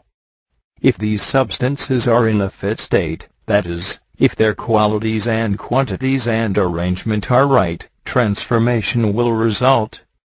Let us find an example. You know that in the cosmos below man, the world of living cells, certain of these cells are incomplete in their inner structure, because they are capable of developing into human beings. This is transformation. Strictly speaking, transformation is the real meaning of evolution. These cells have, by union, the necessary substances, and under certain conditions undergo transformation. Through the union of these cells, a human being results. But this takes a certain time as well, first in the internal arrangement of the minute world of the two shells after union, where certain substances are selected and others are actually expelled from the united cells, and then in regard to their division and multiplication, and miraculous ordering subsequently. But all these changes in time are controlled by the vertically acting forces of transformation, and the result is a passage of a living thing from one cosmos to another cosmos, from the cell cosmos to the cosmos of man. And, as you know, similar and even more extraordinary transformation occurs in the insect world, where it would seem many experiments in transformation have been made. But a human being, a man, is again incomplete, and so feels the desire for union. Those cells in him which are incomplete communicate their desire for completeness, and this forms one desire for union. But a man is not merely the reflection of the cell cosmos. He feels incomplete in other ways, if he possesses magnetic center.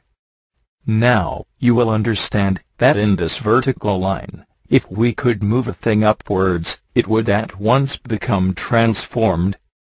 Whereas if we could move a thing in time, it would merely change, get younger or older according to the direction in which we moved it.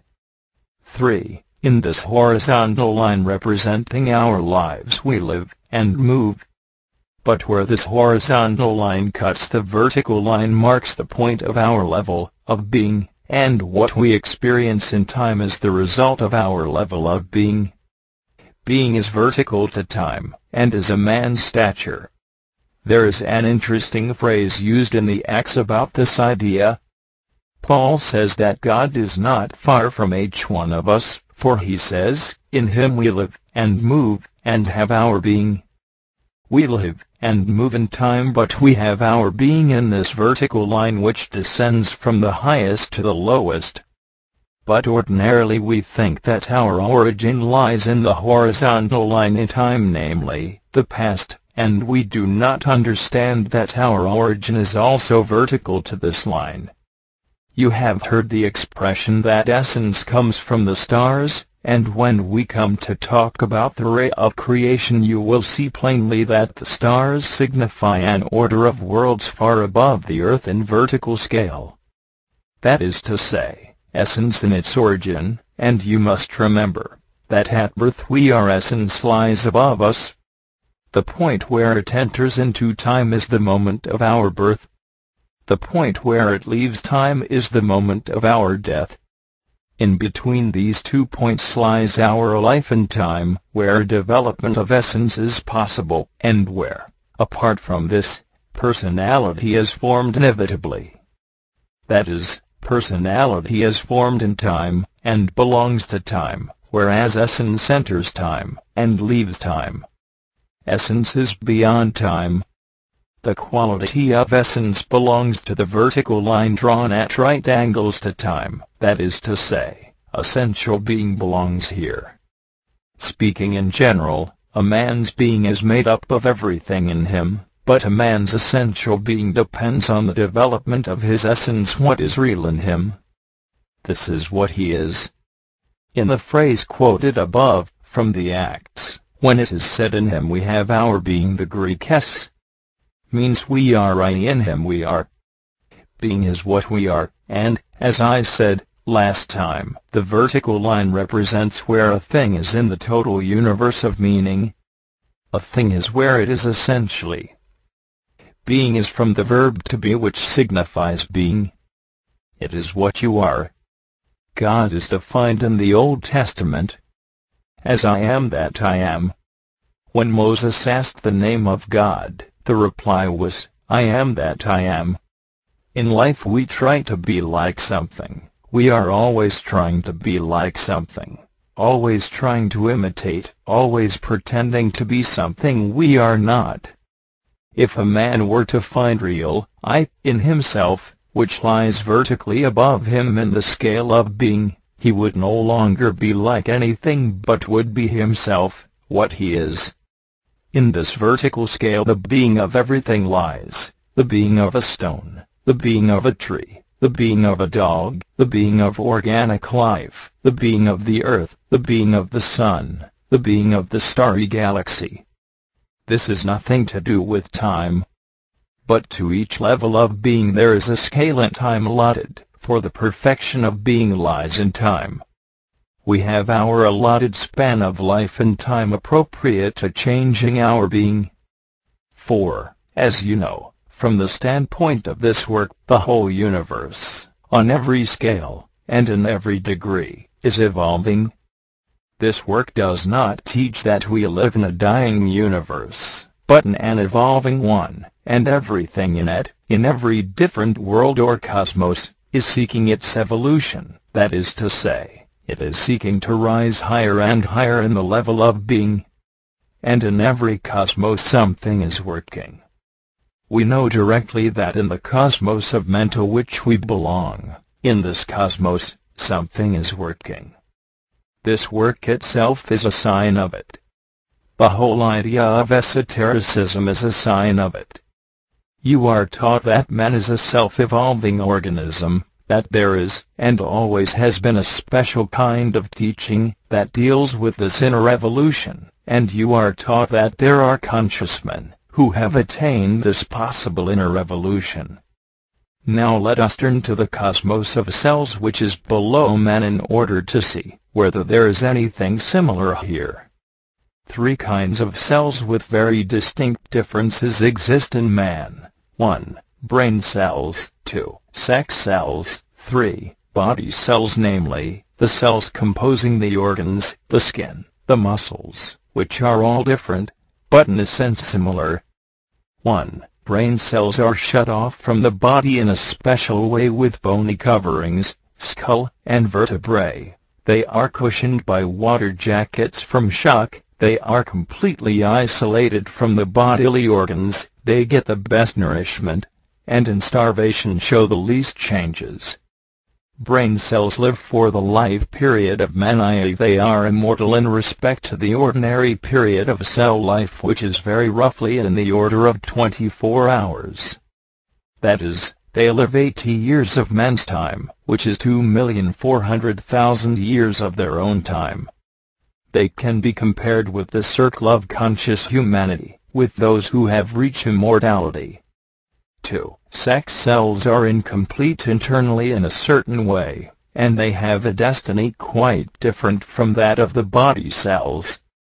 3. Body cells, the cells composing the liver, the stomach, etc. are constantly dividing in periods shorter and longer than 24 hours, maybe months, yet of that order of period of time. These cells can be compared with mechanical humanity, which is under certain laws, and must submit to them in one way or another. Just as we arranged man in vertical order, conscious man, balanced man, and mechanical man. At present I only wish to draw attention to this correspondence between the cosmos of man and the cosmos of cells. We will speak of the cosmos of atoms, and special kinds of atoms later. What I wish to indicate is that something is working in each cosmos, or, if you prefer, that what exists in the cosmos of man must in some corresponding way exist in the cosmoses below him, for every cosmos is under the same laws. Birdlip, January 25, 1940. To the law of three-part. To what ultimate principles, to what fundamental laws, can the universe, and all its manifestations and processes be reduced?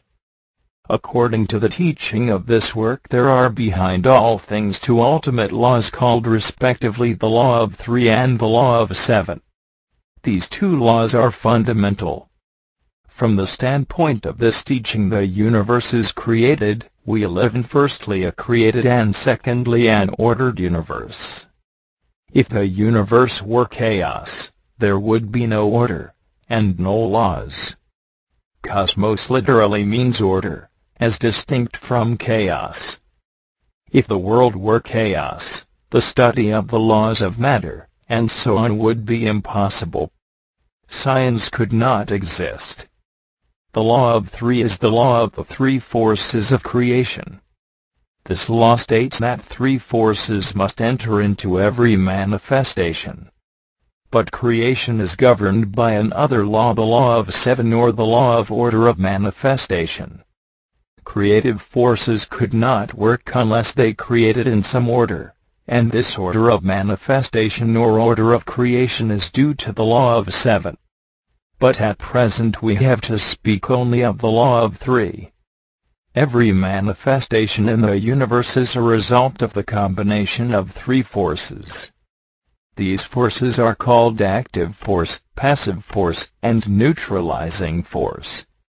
Active force is called first force, passive force is called second force, neutralizing force is called third force.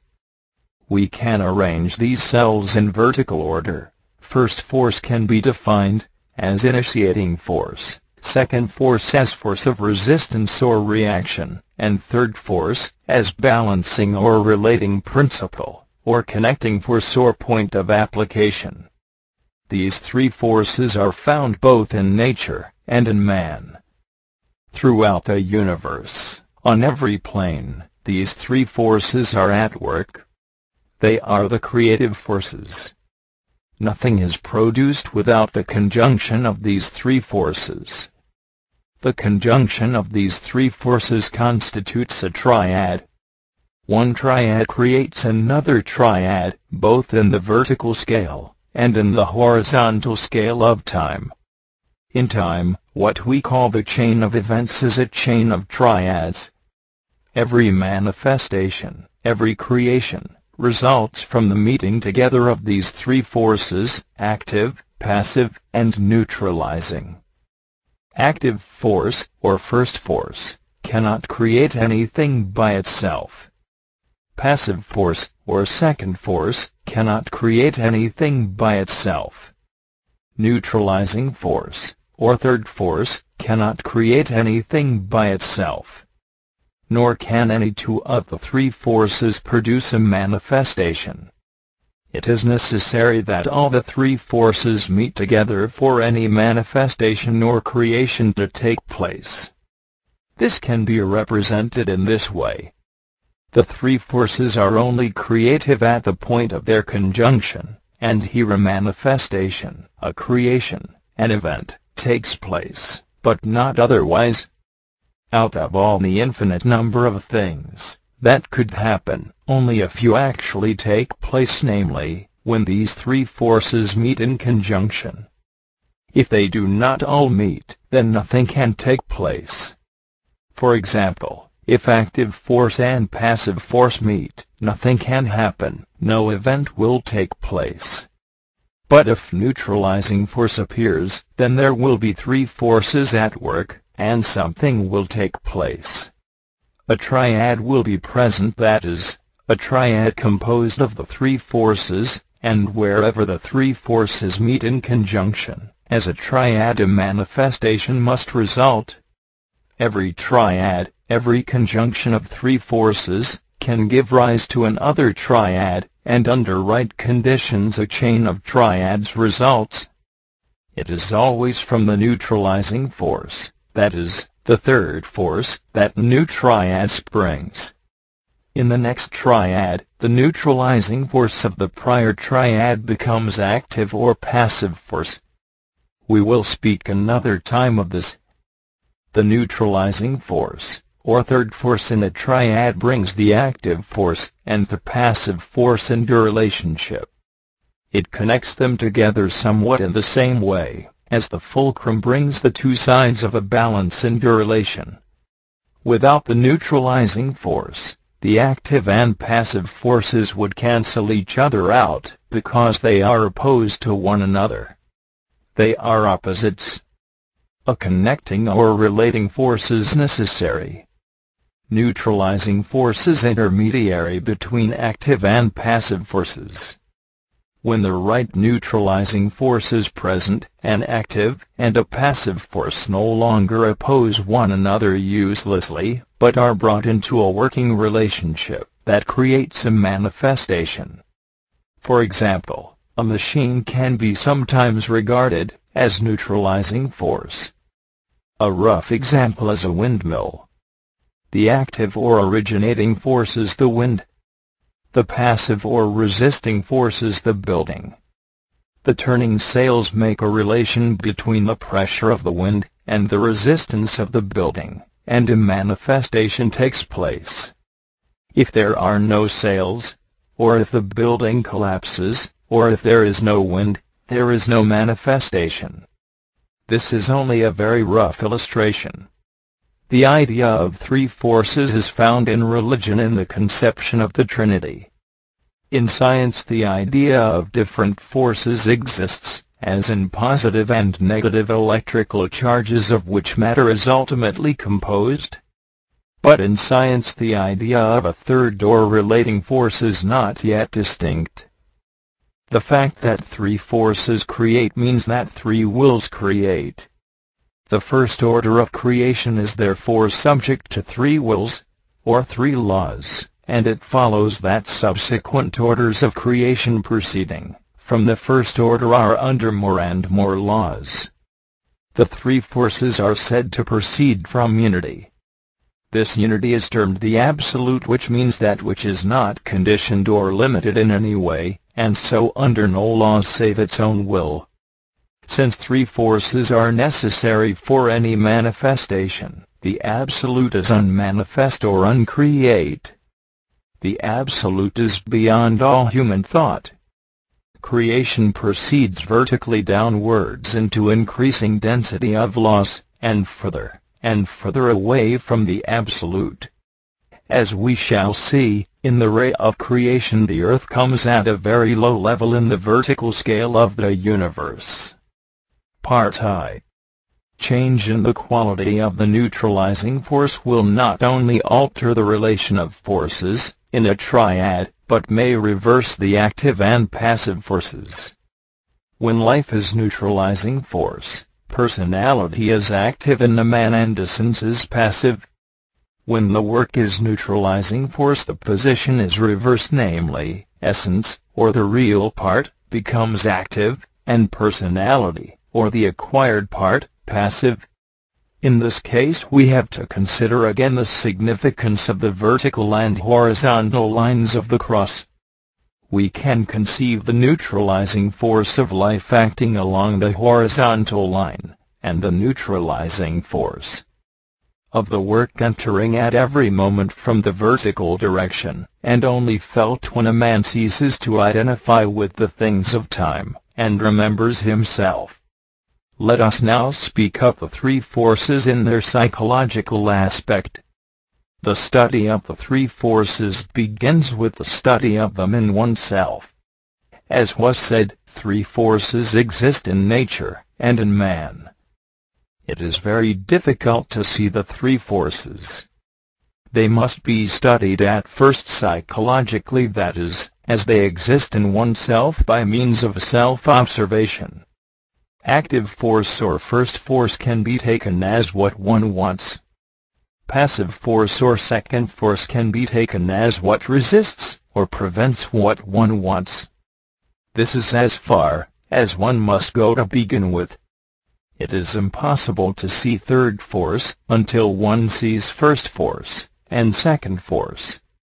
The second force or force of resistance exists in everything. That is, to what we want there is inevitably a force of resistance. If people realize this, they will not blame so much as they do, nor will they feel that their difficulties are unique.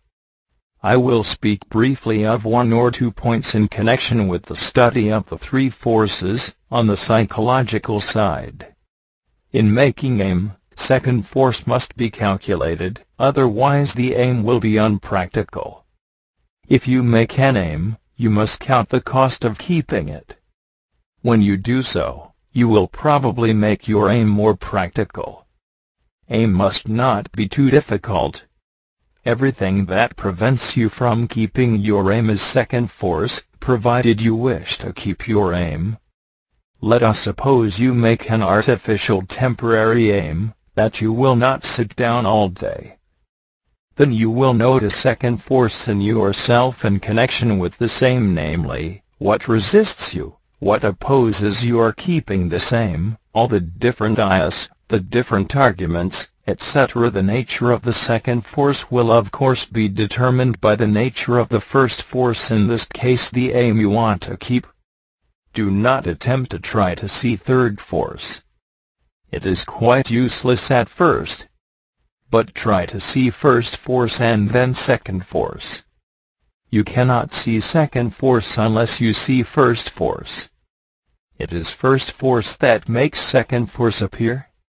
If you want nothing, there is no second force, insofar as your desire is concerned. People do not even know what first force is in themselves, that is, they do not know what they really want.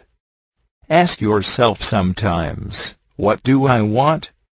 You must be sincere in noticing what you really want. If a man pretends he wants something, and really does not, his active force is what he really wants. He is lying to himself. We have spoken briefly of the law of three forces in their psychological aspect. Next time we will begin to speak of the ray of creation in the light of the three forces of creation, that is, we will consider the law of three in its cosmological application. Part II. Let us take the phrase already used, namely, the fact that three forces create means that three wills create. It may be asked if these three wills which proceed from the Absolute are identical when in conjunction with the will of the Absolute itself. This cannot be assumed, for it traverses the order of creation by making three pass into one. Three cannot pass into one save by the will of the Absolute, and this would mean the indrawing of all creation. Notice that if you divide 3 into 1 you get 3 repeating to infinity. The created universe proceeds from the Absolute by reason of the three forces which no longer, as such, belong to the uncreate Absolute. Compare the Christian cosmology, where in the Athanasian Creed it is said, there are not three uncreate, but one uncreate. The Absolute is uncreate, unmanifest, unconditioned, and this is beyond all human thought. The three forces proceeding from the Absolute in the first act of creation are already conditioned, 1. by the single will of the Absolute, and 2. by their mutual relation to one another as active, passive, and neutralizing. These forces at their primal level are all conscious, but already limited, and as their reduplication proceeds, in the outbreathing or descending order of creation of all things, they become increasingly mechanical and limited, the further they are in the vertical scale, from the Absolute. If we were to say that the sum total of the primal three forces in conjunction together made the single will of the Absolute, we would imply that the primal three forces would pass into the Absolute on conjunction with each other, in which case there would be no creation.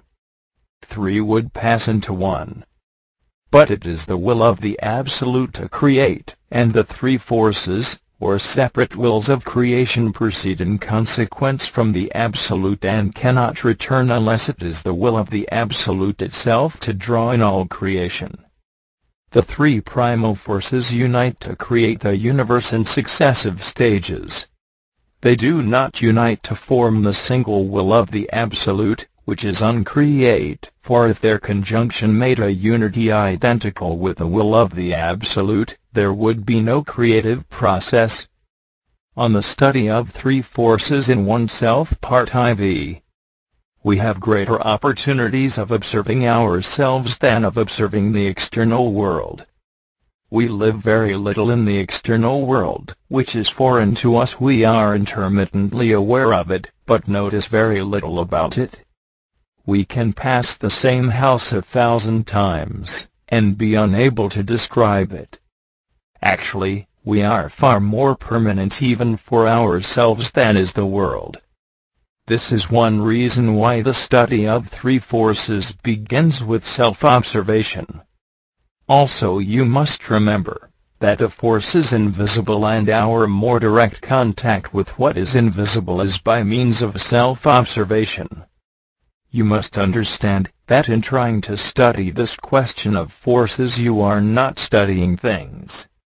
A desire is a force, not a thing. For example, a train of thought is a force and is not a thing. An idea is a force, not a thing. One reason why we have so much difficulty in understanding three forces is that we tend to see in everything one force. We think of force as one, and in everything that happens, in any manifestation, in any event, we tend to see merely one force. We attribute it to one force. We see one action in one event. This is partly due to our inability to think of more than one thing at a time, as a rule. Sometimes we think in terms of two things, but to think in terms of three things is beyond us, i.e. it is beyond formatory thought. An event, for instance, must always be good or bad, right or wrong. For us, we see only one action in it, and further, we do not even think of events being due to forces. We see an apple falling from the tree, and merely see the apple now lying on the ground. We see a magnet attracting or repulsing one pole of a compass. We see it all, but scarcely think of forces, in this case obviously different kinds of forces. Nor do we notice how forces change for us. At one moment we are attracted by a thing, and next moment repelled by the same thing. Or we are repelled, and then an idea comes to us and we feel attracted. We do not realize that the thing at one time conducts one force, and at another time an opposite one. In the same way, our relationship to a person changes. That is, the person undergoes a change of sign for us, and this means that in the triad of forces that produce the relationship there has been a change of forces, e.g. mechanical love can turn to hate, mechanical trust to suspicion, and so on. All such ordinary manifestations in human life are due to forces and changes in these forces. I am not asking you to designate in such cases the forces, but to notice them. The three forces cannot be studied theoretically. The only practical way of studying three forces in ourselves is by doing something. By this is meant imitating, or personifying in ourselves one of the three forces, in relation to some other force, either 1. acting, in ourselves, or 2. in external events. Example: 1. Struggle with habits, struggle with suffering, struggle with ignorance, etc. 2. Struggle with expression of unpleasant emotions towards someone one mechanically dislikes, struggle to carry out some difficult task. In this way we can begin to realize what second force is for us in each case, and from this can begin to catch a glimpse of third force. Example: a sudden accession of force that assists one struggle with a particular task means a change in the quality of the neutralizing force, e.g. encouragement may have this effect. The active force in the triad is thus increased, and the task, the second force, may be more easily gone on with. On the other hand, it may weaken active force by creating the imagination that one is able to do the task, so that the task becomes active, i.e. the resisting force BECO1M1E4 is the strangest. Birdlip, February 7, 1940. To the law of three-part V. In speaking of the ray of creation, I wish to connect it with your thoughts in some way. Everyone can admit that the universe is created, and many believe that it is. They say, if they are, for example, religious, that God created the universe. Also they have heard of the Trinity, if they are Christians, and may, or may not have thought about it. In any case, the idea of the creation of the world by God, and some vague notion of the Trinity may exist in their minds. But no connection is made. For example, even if they have thought that creation is in some way connected with the Trinity, they do not see the inevitable consequence of three wills at work in creation. They merely think that God created everything, as it were, all round him, like a lot of toys, and that no laws were at work. And, although in the allegorical account of creation in Genesis they are told that the universe was created on successive days, they do not think that any scale is meant here, and that creation is not all at the same level, but descends in order of degrees lower and lower. Consequently, they are inclined to think that God's will is directly in touch with and in charge of everything created.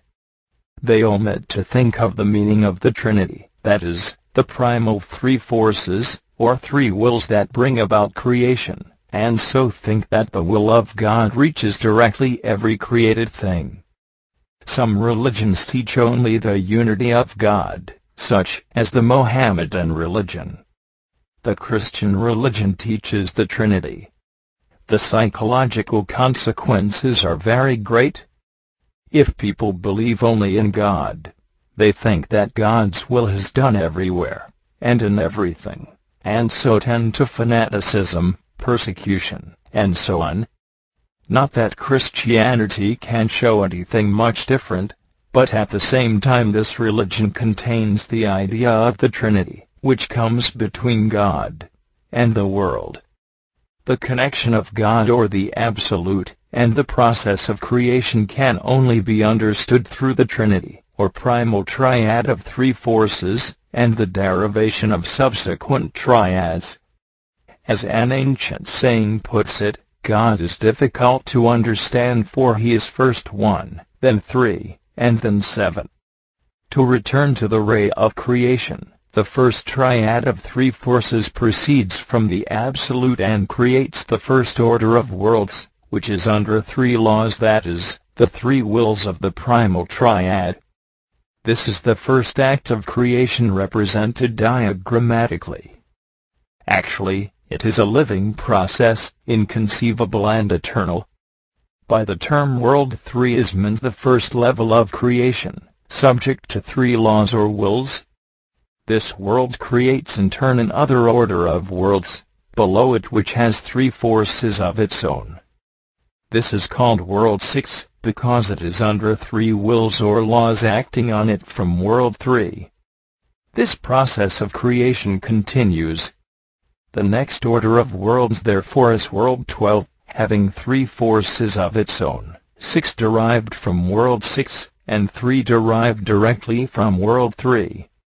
In a similar way, 3 further worlds are created, making in all 6 orders of worlds, or 6 descending levels of creation, below the Absolute, all knit together by laws.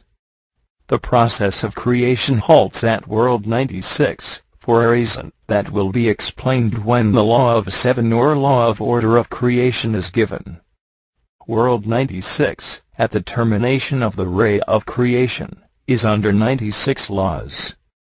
This world, or this order of worlds, is furthest from the Absolute and under the greatest density of laws. The further the process of creation proceeds from the Absolute, the greater the number of laws.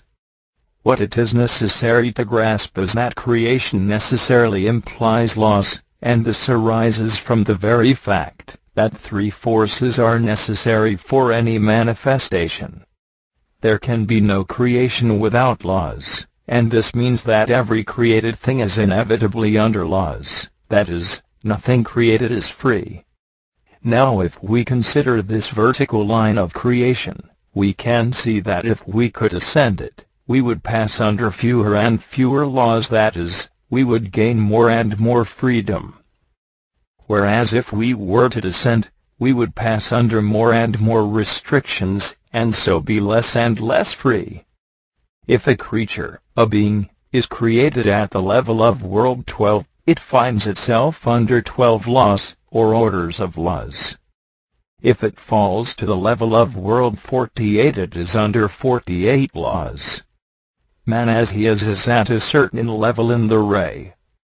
But he is created in such a way that he can change his level upwards or downwards, and so pass under fewer laws, or more laws. The next point to consider is that the laws, or forces, or wills, or influences, coming down the ray have different sources. If we take world 48, we can see that certain laws reach world 48 directly from world 3, some directly from world 6, and so on.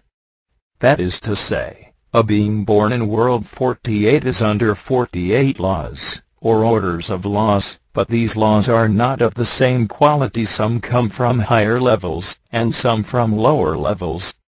A man, if he knows how, can put himself under one kind of influences, or another kind. The next point is that creation is forcible, that is, it is brought about by force. It begins with the work of the primal triad of three forces derived from the Absolute, and continues by the reduplication again, and again of further triads of three forces. The ultimate or last point of creation, world 96, is under many forces. This means enormous forces are locked up in creation. Through the action of the law of three, the universe is wound up. Sometimes in nature we can see these forces unwinding themselves, as, for instance, in the element radium. Part VI. We must now view the visible universe from the standpoint of the principle of the ray of creation. We know that the visible universe in its greatest magnitude is made up of a vast number of immense star systems, of which the Milky Way is one. We must conceive that the first act of creation is comparable with making a general tenuous formation of all possible systems, which are filled in by increasing condensation. This we call world 3, all possible systems of worlds. Since we wish to find the position of our Earth in creation, we will take next our system of worlds, which has separated from the primal mass, namely, our starry galaxy, or Milky Way, world 6. Out of this we will take our solar system or Sun, world 12. The planetary mass formed from the Sun will then be world 24, of which we take our separated planet or Earth, world 48, from which our mean is derived, world 96. This is our ray of creation. Our mean is the terminal point of that branch of the total tree of the universe in which our Earth appears. But as you will notice, so far there is no appearance of man in the ray. The whole ray is evolving. Every part of it seeks to rise higher in the scale of creation. The moon is not a dead planet, but the youngest point in our ray. Part VII. Let us try to find some simple illustrations. Any organism or organization reflects to some extent the principle of the ray of creation. Let us take any organized body of people, say, the army. Let us suppose that the general is at the head, the colonel next, the captain next, the sergeant next, and the soldier last. How many laws is the soldier under? He is under the laws of the sergeant, who is under the laws of the captain, who is under the laws of the colonel, who is under the laws of the general. but the laws of the general can reach the soldier directly, also the laws of the colonel can reach the soldier directly, and so on. From all this we can see, 1. That the part is always under more laws, and the whole, and 2. That the laws the part is under come from different sources of origin. Let us continue this brief analogy. The soldier is under the laws of the sergeant, but he may attract the attention of the captain. He will then pass under the laws of the captain. He may even attract the attention of the general. In such a case he may pass out of the laws of the sergeant. Now let us take the analogy of the body. The body is again constructed on the principle of the ray of creation. It is an organization, or organism, and all organisms obey the law of creation. Now the body as a whole is one thing. It is then divided into many systems: vascular, digestive, lymphatic, nervous, etc. Each again is subdivided into groups of parts, until the smallest parts of the body are reached. This is reaching a part via the principle of the ray of creation, namely, of increasing laws. For a rough example, take the muscles of your little finger. They are under their own laws, and then under the laws of the hand, and the hand is under the laws of the arm. The arm is under the laws of the muscular system in general, and the muscular system is a part of many other systems which form finally the body as a whole. This rough illustration is to show how from the top downwards increasing laws exist, and in this respect it shows the principle of the ray of creation, namely, the principle of increasing laws from above downwards. And this, it must be grasped, is in the nature of things, i.e. it is a fundamental law of creation. Birdlip, February 14, 1940. To the Law of 7 Introduction. You all find you have little force for thinking about the cosmological ideas of this work. A person lives in his or her own very small cosmos, which is his or her world, and this very small world is governed mainly by self-interests. People do not yet live even in this world, the small planet called the Earth. This is due to a lack of development of consciousness, as are also so many of the troubles on this earth. Consciousness, in the majority of people, is confined to the very small world of themselves and their own interests. We have scarcely any proper consciousness of one another. We can only take in what we are interested in, and if a person is only interested in himself, and those belonging to his own self-interests, everything said about the cosmos has little, or no meaning, for it demands a form of thinking beyond oneself. A person is glued to his life, thus he has, as a rule, very little free force in him to think beyond his immediate life interests. In that case, only the most external sides of his centers are working, and they absorb his energies. This is the sensual man of the New Testament, the man alive only in those parts of him turned towards the outer senses, towards life. But in everyone who has magnetic center, there remains something behind, something inner, that wishes to understand more, for actually a man has far more inner senses than outer senses. But these inner senses require to be developed, and this begins with self-observation, which is one of the inner senses not ordinarily used. The real or essential part of a man, to which this work is addressed, lies behind the external sense-controlled side. It is only reached by the inner senses. When a person begins to value this work, it is a sign that behind the false personality of the man, which the life of the senses has created in him, there is some real thing, unspoiled by life, and that is essence. Thoughts from personality may seem far cleverer than thoughts from essence, which are thoughts from the most simple and genuine side of us, but the quality of thought from essence is of a far higher order, and that from personality. Therefore, in trying to think of the created and ordered universe, it is the simplest thoughts that can begin to make contact with its meaning. Take a very simple thought. Has it occurred to you in any real, vivid, private way that you are staying on the earth for a short time? Again, have you had a quite simple thought that the earth is a part of the solar system, a part of the sun? It is such simple, vivid, strange thoughts that begin to connect us with the ray of creation. The cosmological ideas of the work must first fall on the most external parts of the intellectual center, and be registered by them. That is, you must learn the diagrams through paying attention. This must be done by everyone. It is a task the work sets. But the diagrams can be understood only when they reach higher or emotional parts of the intellectual center, to begin with, and then pass to the emotional center itself. When a man takes in something that his formatory side has registered and wonders about it because he wants emotionally to do so, then the diagrams begin to work in him, and make him think for himself about the cosmological side. This is the first object of the work, to connect a man with higher parts of ordinary centers, and finally with higher centers themselves.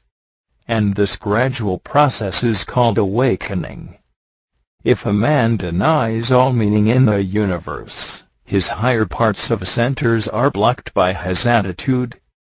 The universe is then what he thinks it is, that is, exactly as his attitude is to it, and then the man himself is what he thinks. But this work is to make a man think in a new way. For unless a man begins to think in a new way, he cannot change. This is obvious enough if you look at people. But to think in a new way, a man must have new ideas, new conceptions, and take them in, and think from them. The law of 7 part I. The process of creation by means of the 3 forces proceeding from the Absolute has been traced as far as World 96. It has been explained that as creation proceeds by the action of the multiplication of the 3 forces, on every plane or level of creation the density of laws increases.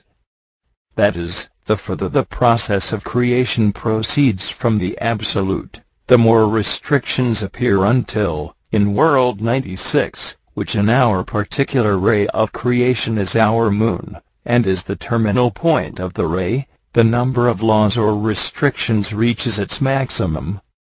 We have now to consider a further law that restricts creation, the law of 7. Creation proceeds through increasing restrictions. The law of 3 necessarily produces increasing restrictions, but the law of 7 adds further limitations. It has already been seen that the earth comes very far down in the ray of creation, and is under 48 orders of laws, and that only 1 degree or level of creation exists below it, represented by the moon. This means that the position of the earth in the creative process is very bad, and only 1 worse position exists, where there are double the number of restrictions. But, regarded from the standpoint of the second fundamental law behind all things, namely, the law of 7, the position of the earth is still more unenviable. Let us try to understand what this means. The law of 7 applies to the order of the manifestation of creation, and it is in this word order that we shall find its supreme meaning. It is necessary to understand clearly that there is a law of order apart from a law of creation. Creation is arranged in order, and it is ordered in a certain way. At certain points in this order difficulties appear, and the earth is situated at one of the points where difficulties, in the ordering of the stages of creation, inevitably arise. It has already been seen that the primal 3 forces of creation proceed from the Absolute as their source, and in turn create further forces. We might imagine that these forces proceed downwards without check. But this is not the case. They are checked at 2 points by reason of the law of 7. Let us try to understand these points of check by means of a visual representation. Let us imagine a tube composed of some elastic substance with 2 constrictions in it, and let us suppose that water is poured into this tube at the top. We can represent the tube as follows. 121. You will see that the passage of the water, which we can take as representing force, is held up at 2 places in its descent in the tube. Now let us apply this image to the ray of creation, as given so far in the following way, at the same time adding the notes, do, she, lot, etc. You will notice that the first tone of the scale, namely, do, has been placed at the level of the absolute, the second tone she, at the level of world 3, the tone lot, at the level of world 6, and so on, until re is reached, at the level of the moon. Now if the major scale be taken, 2 points are formed in it, where the intervals between the notes are not full tones, but semitones. These points correspond to do, she and fa mi. Actually the major scale was constructed to illustrate the ray of creation by unknown people belonging to some unknown school. It was constructed to illustrate the law of 7 or law of the octave. In terms of the musical scale, we can speak of the interval between do and she as the place of a missing semitone, and in the same way of the interval between fa and mi. The whole ray can be called an octave in which the absolute sounds the first do, but we do not know of the existence of the lower do. The moon always turns exactly the same side to us, although it is revolving, and we do not know what lies behind it. The first constriction or place of a missing semitone appears then between the absolute and world 3, that is, between do and she, and the second constriction appears between world 24 and world 48, that is, between fa and mi. This means that the passage of forces held up at these 2 places owing to the nature of the law of 7 and here a shock is necessary. Between she and fa force passes freely, and again between mi and re, but between do and she a check occurs, and between fa and mi a second check occurs. This is in the nature of things, that is, it arises from one of the 2 fundamental laws behind all things. It is not a question of why it is so, for a fundamental law means a law that cannot be reduced further, and so cannot be explained further, in terms of everything else. It is like saying that there are positive and negative charges of electricity. It is not a question of why. It is so, and nothing more can be said save that the law of 3 and the law of 7 are so. You must understand that if ultimately nothing were so, nothing would exist. Something must fundamentally be so for things to exist at all. You can explain the chair you are sitting on in terms of wood, and wood in terms of cells, and cells in terms of molecules, and molecules in terms of atoms, and atoms, finally, in terms of positive and negative charges of electricity. But you cannot go further, for here you are reaching down to 2 of the forces belonging to the law of 3 forces, and that law is fundamental. It is so, and there is nothing beyond, save the absolute, which is beyond human understanding. To reduce the universe to one law, which is the dream of science, would be to understand the mind of the absolute. The work reduces the universe to 2 laws, at the same time indicating the existence of one law. The law of 7 inevitably brings about the order of created things, and produces at the same time 2 points of constriction or checks, in that order to the forces passing down the ray. How are these places of check surmounted? The first check, between the absolute and world 3, is overcome by the shock of the will of the absolute. For that reason it was said that creation is by the will of the absolute through the primal 3 forces. But in the case of the second place of check in the ray, the matter is different.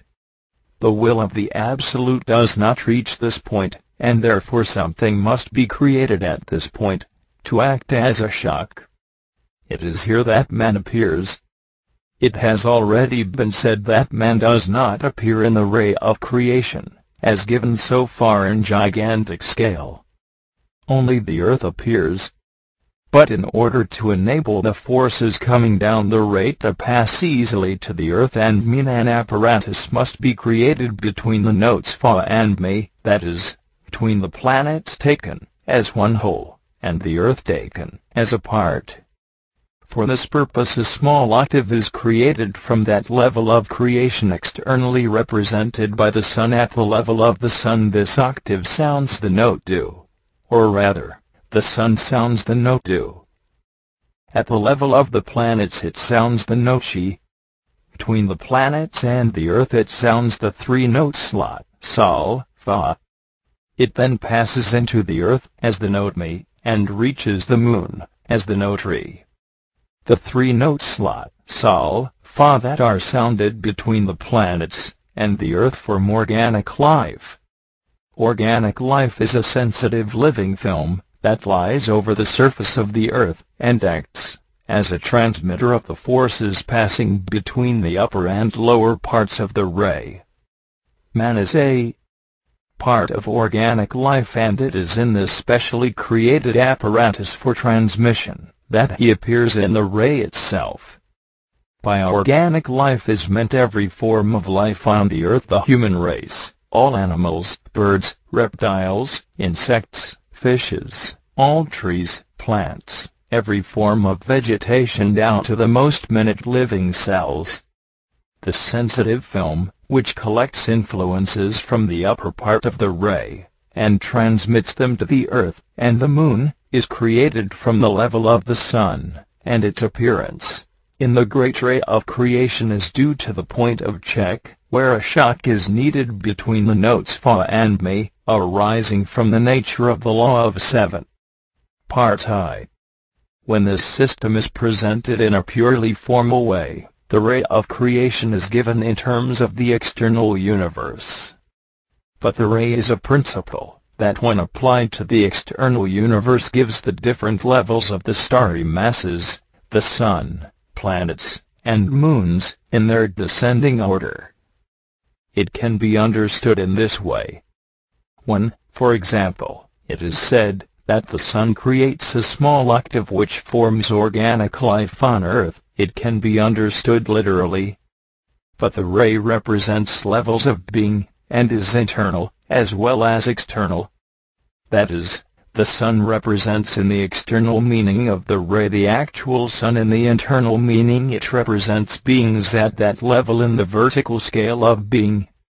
But you can understand it, as you like to begin with, that is, literally, or psychologically, for the two correspond, that is, different levels in the external universe are representations of different levels of intelligence which are internal or psychological.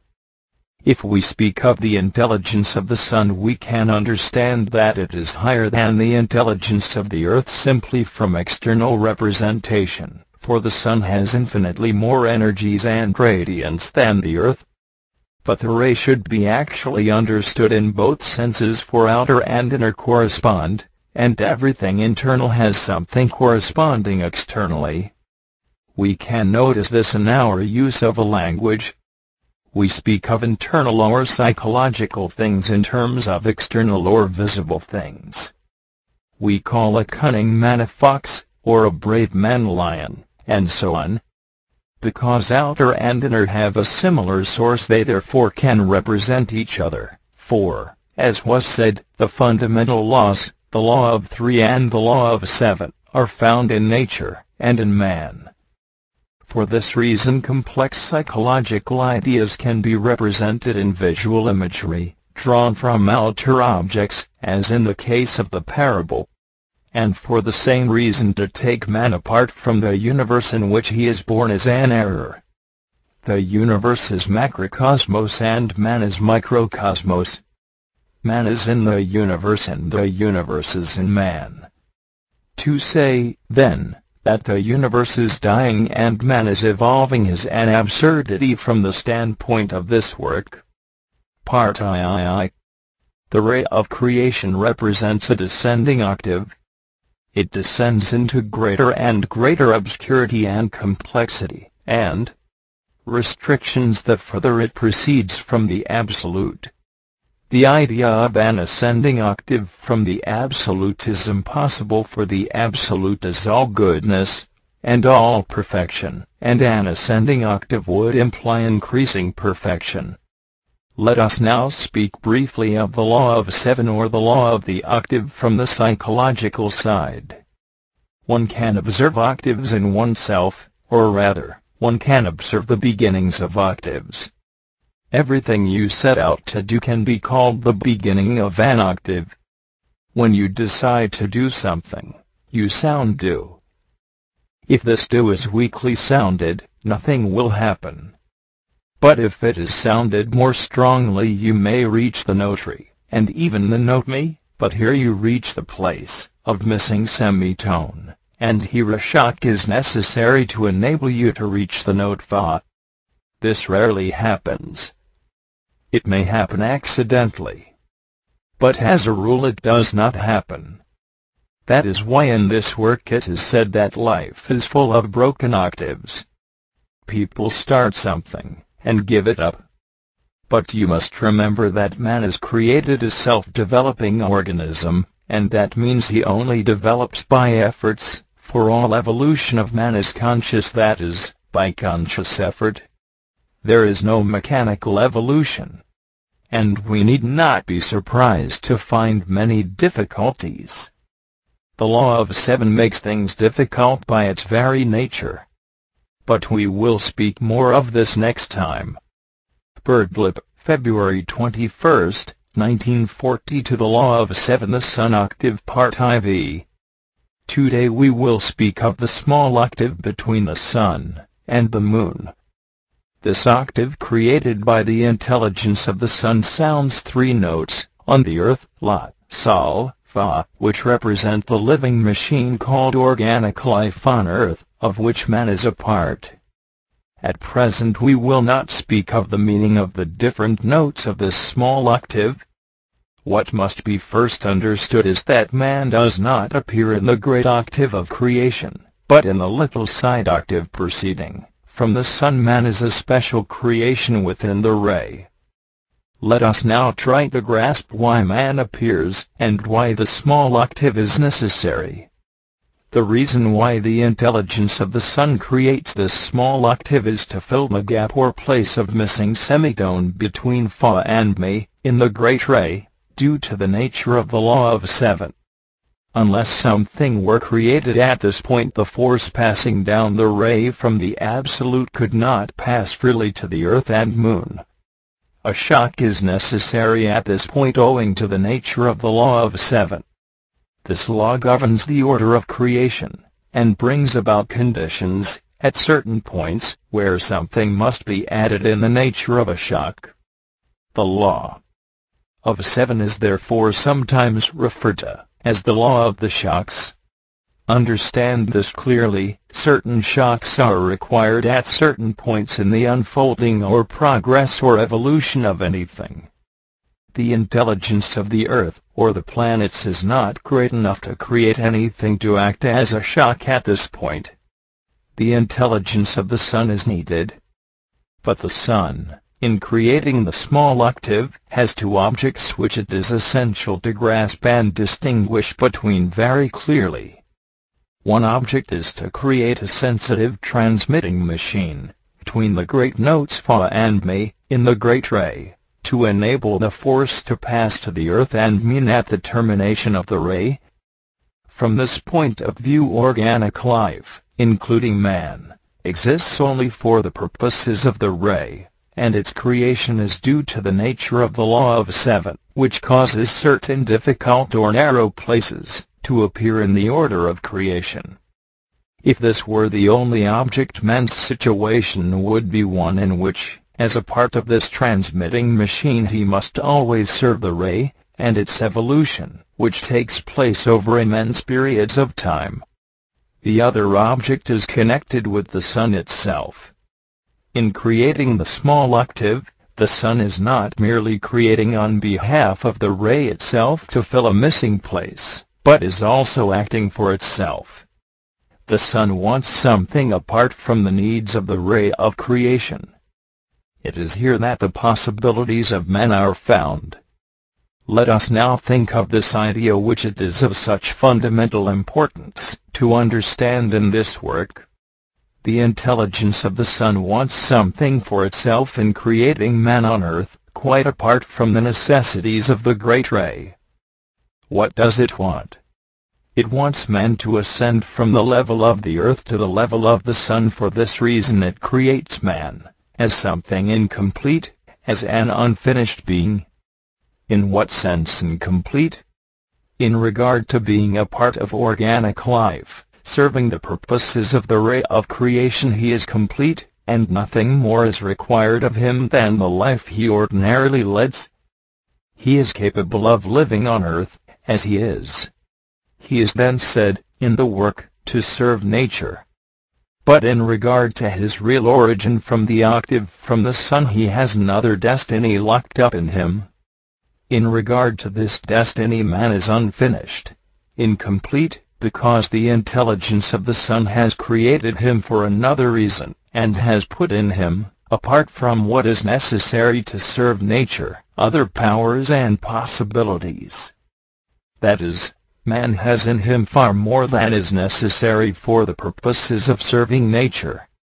In speaking of nature here, what is meant is all life on earth, all that we see around us on the earth, the life of plants, animals, trees, fishes, and also the life of mankind, with all its struggles, all the killing, pain, birth, and death, which, altogether, make up this perpetual motion machine called organic life, created by the sun to transmit influences from the upper to the lower part of the ray of creation. In regard to the second object of the sun, man is created on the earth, as incomplete in order, that he may develop up to the level of being represented by the sun. It is in this sense that man is said in the work to be a self-developing organism. Man is thus an experiment of the sun, placed on the earth. He can remain asleep, and serve organic life, or he can awake, and serve the sun. If he had been created with the same being and intelligence as the sun, he would not be on earth.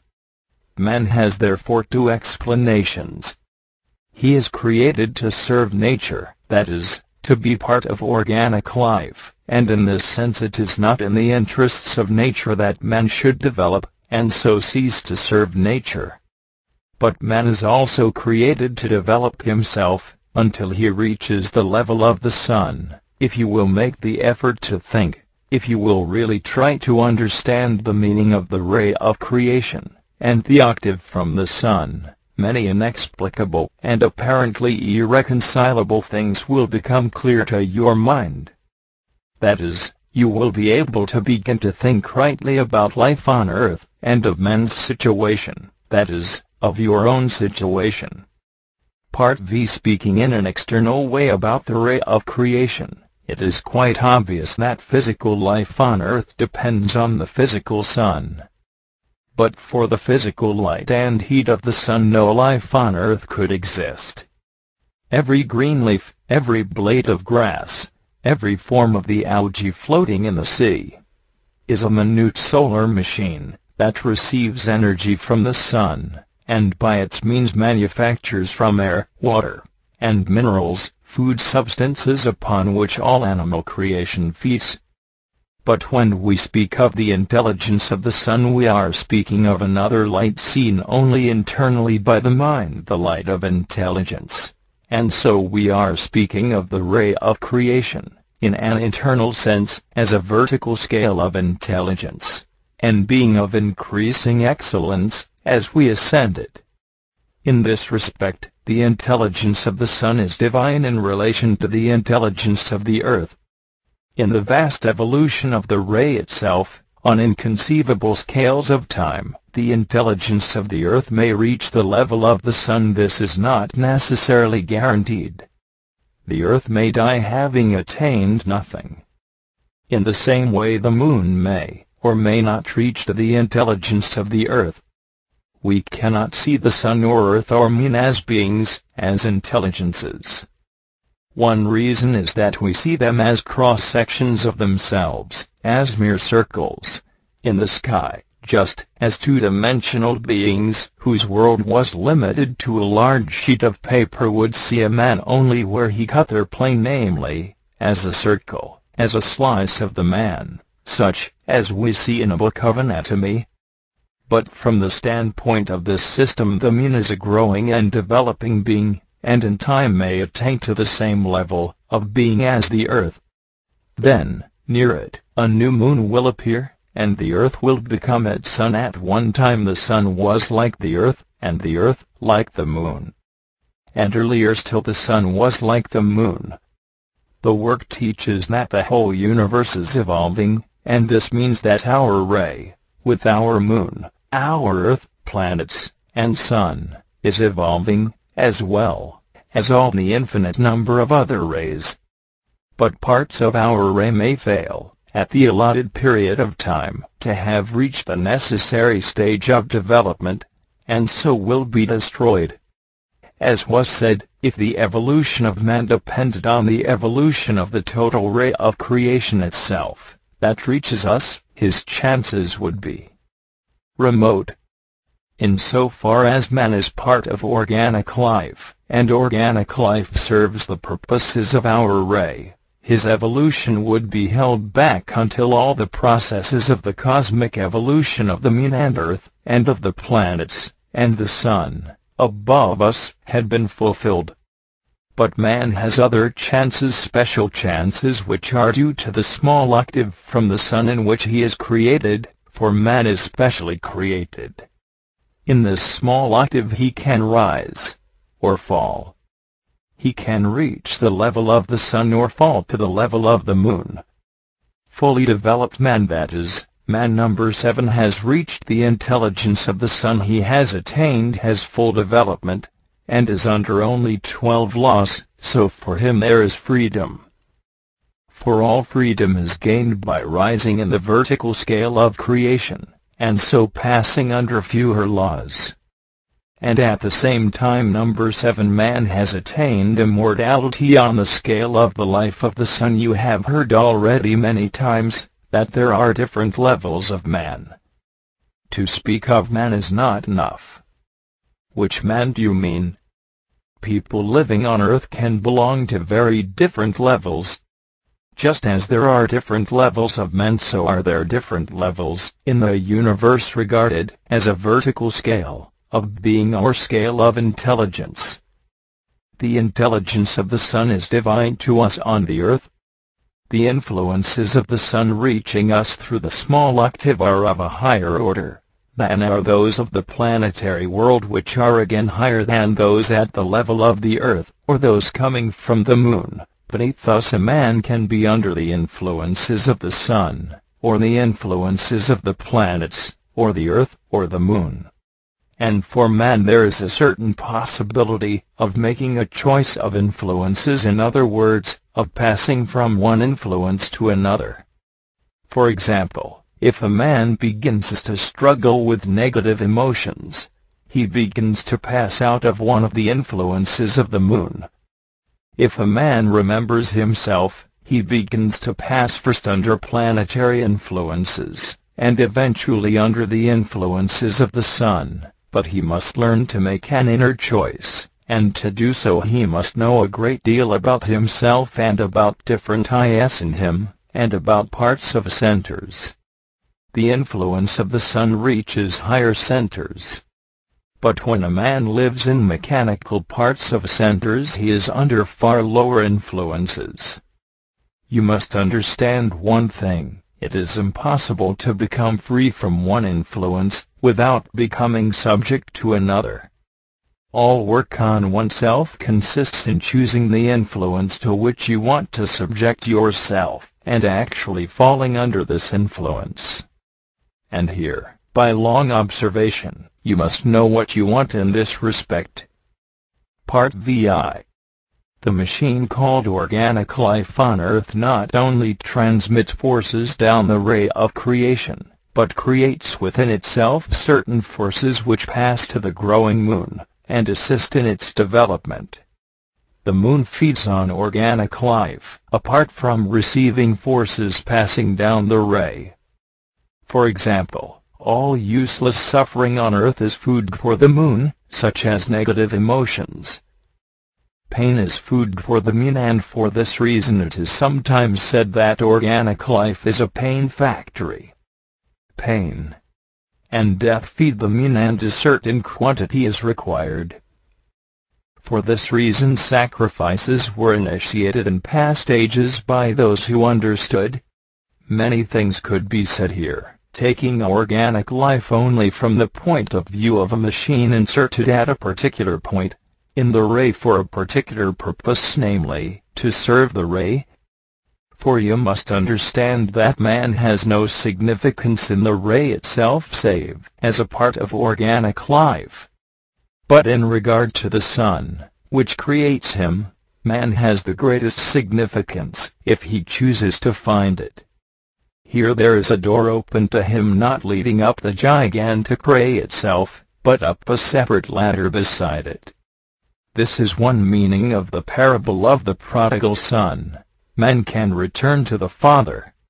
Many other significant things are said in the New Testament that are connected with the Son octave.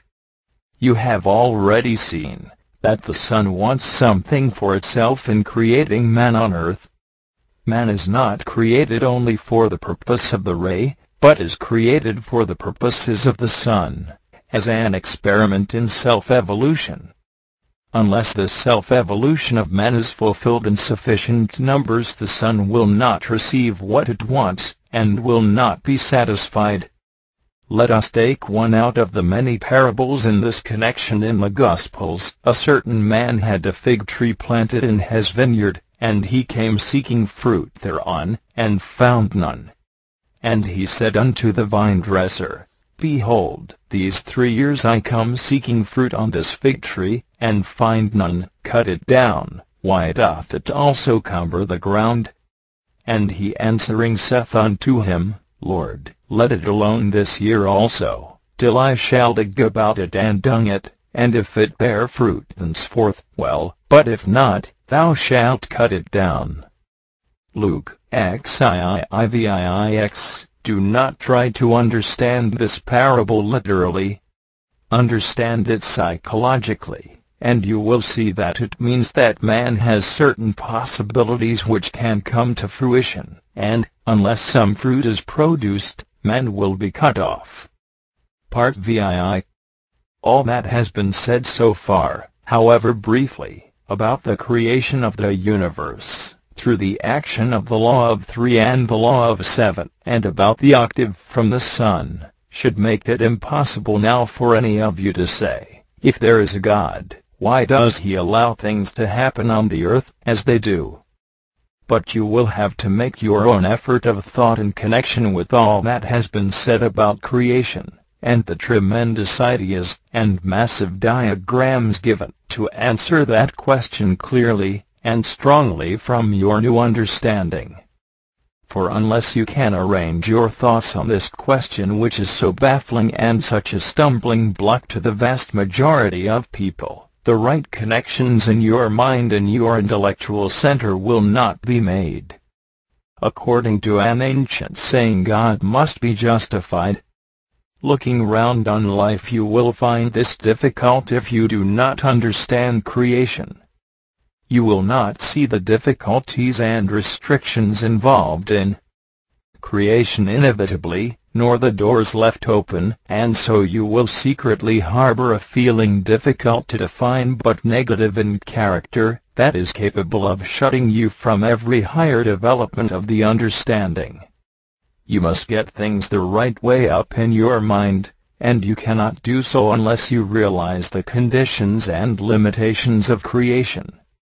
The difficulty is that even when people come in contact with esoteric teaching, they will not listen to it, or if they do not understand it, or really see what it means, and take hold of it themselves, as one takes hold of a rope.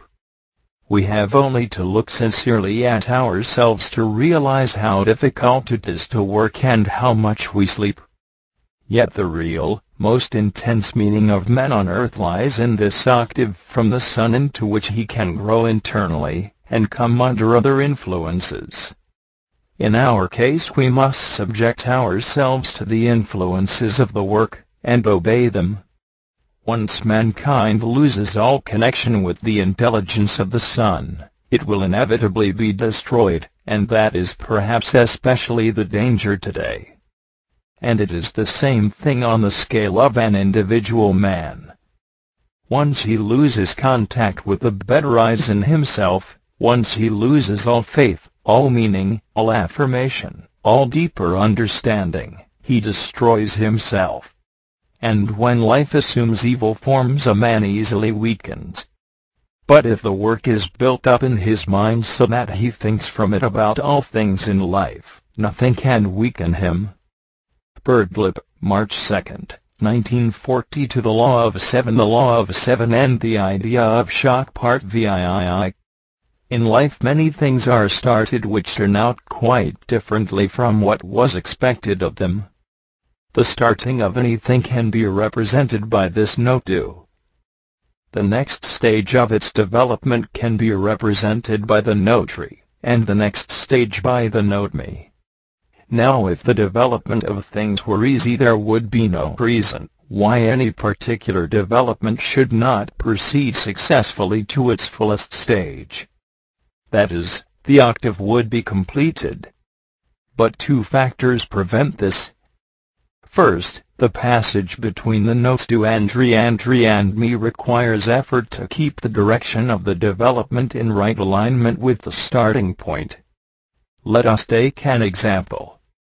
When something is started, let us say an international society for preserving peace, or something of that kind, the starting point sounds the note do. But as the development of this society proceeds, owing to misunderstandings and disagreements, and many other factors, the original line is not quite adhered to. It begins to deviate to one side, or the other of the original direction. Instead of developing in a straight line, Figure 1, it starts turning its direction, as in Figure 2. The result is that things in life started with one object may turn out to give completely contradictory results, e.g. a peace society may become the source of war. The second factor in preventing the full and successful development of things is the check, constriction, or slowing down point between the notes mi and fa. When anything develops up to the stage mi, the place of obstruction is encountered inevitably, and unless a shock comes here from outside, the octave will not proceed. That is, the further developmental stages of that thing will not be reached. So apart from the tendency to deviation, there is also the point where retardation or check appears, called the place of shock. Everything develops by stages, but it can only develop rightly by fulfilling the law of seven. Deviation is not proceeding by the law, and to halt at the place of shock is failure. Each note must be sounded fully at each stage. For example, to speak and read and write, a child must learn his letters before he learns his words. He must learn his words before he learns his phrases, and then he will get a shock from life, because he is surrounded by people who are speaking, and writing, and reading. Then he will pass to fa. But if he has not sounded do properly, that is, if he has never learned his letters, or if he has not sounded re strongly, that is, if he has never learned his words from his letters properly, and so on, his powers of speaking, reading, or writing will be limited accordingly. You all know the amateur who never has learned his subject properly, and on the other hand, we can all understand what is meant by a man who is well grounded. When a man develops his craft by proper stages, and passes, by the shock given by his master, to full craftsmanship, then you have a development proceeding in harmony with the law of seven and rightly knit together.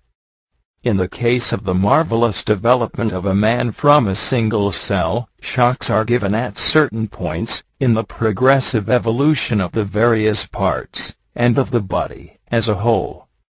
One cell, by dividing into two and the two into four, and the four into 16, until 50 stages of division are reached, in 9 months, produces 100 trillion living cells. The dividing process is due to the law of three. The ordering and arranging and integration of the whole developing man, of living cells with the shocks given at certain points is controlled by the law of seven. The first shock in the first octave in the whole process is of course given by fertilization. There are many ways of seeing how things reach a certain stage, and cannot get further without help from outside, that is, without a shock. Have you ever thought that nature brings things to a point and stops?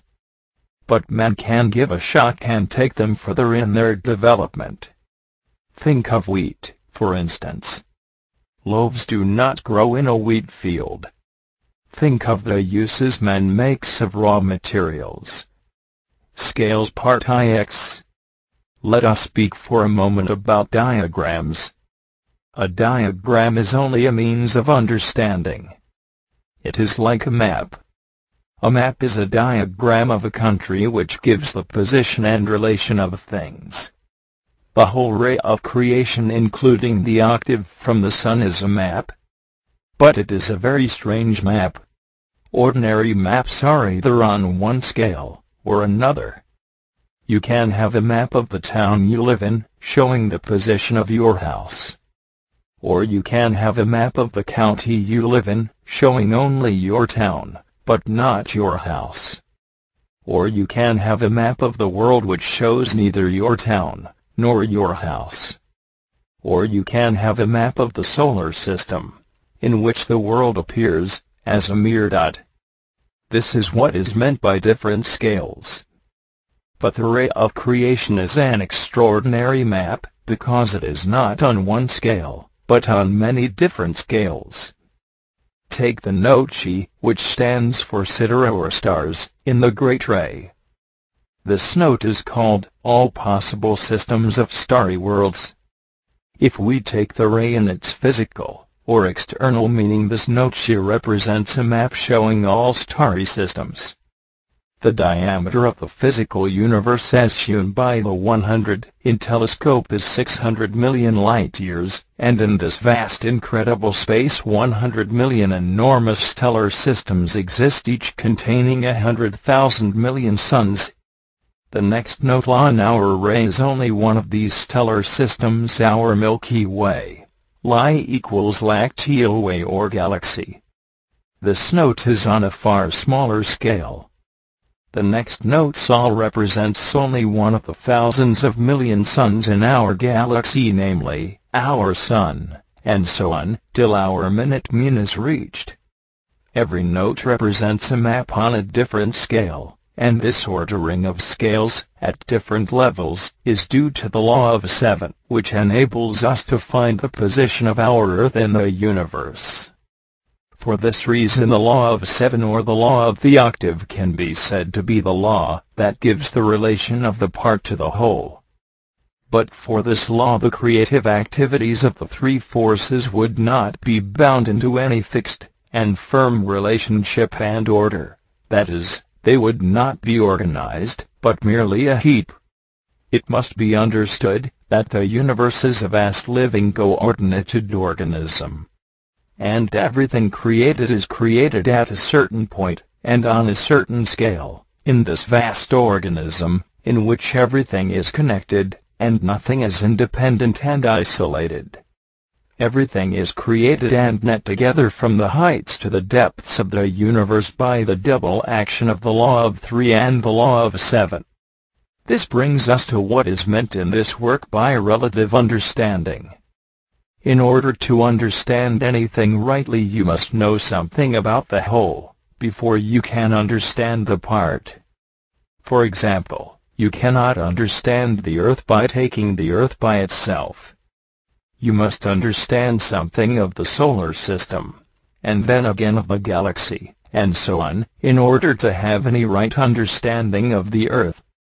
In the same way, you cannot understand the town you live in, unless you know something of the country you live in, and again about the continent, and finally of the world you live in. To try to understand a thing by itself, as something isolated, is impossible, for everything is connected with and depends on something else, for the whole universe is connected.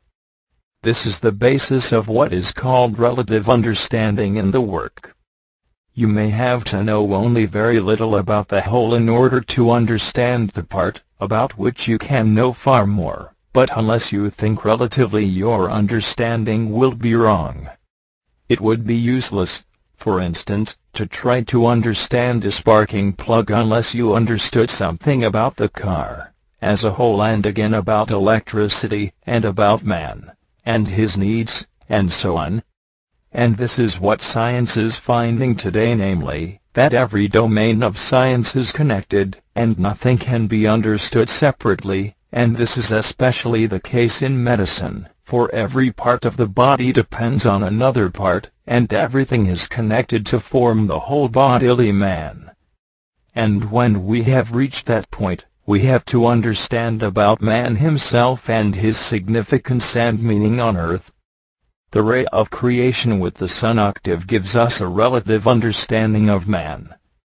It is a relative diagram, and must be understood in that light. I have noticed that some of you seem to think there is only one ray of creation. This is of course quite wrong. There are an infinite number.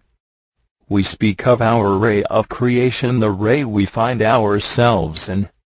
By it we find our position in relation to the whole universe. Imagine a vast tree. The undivided trunk is the absolute. The first great branches are the nodes of all possible systems. You would have to conceive 100 million great branches at least.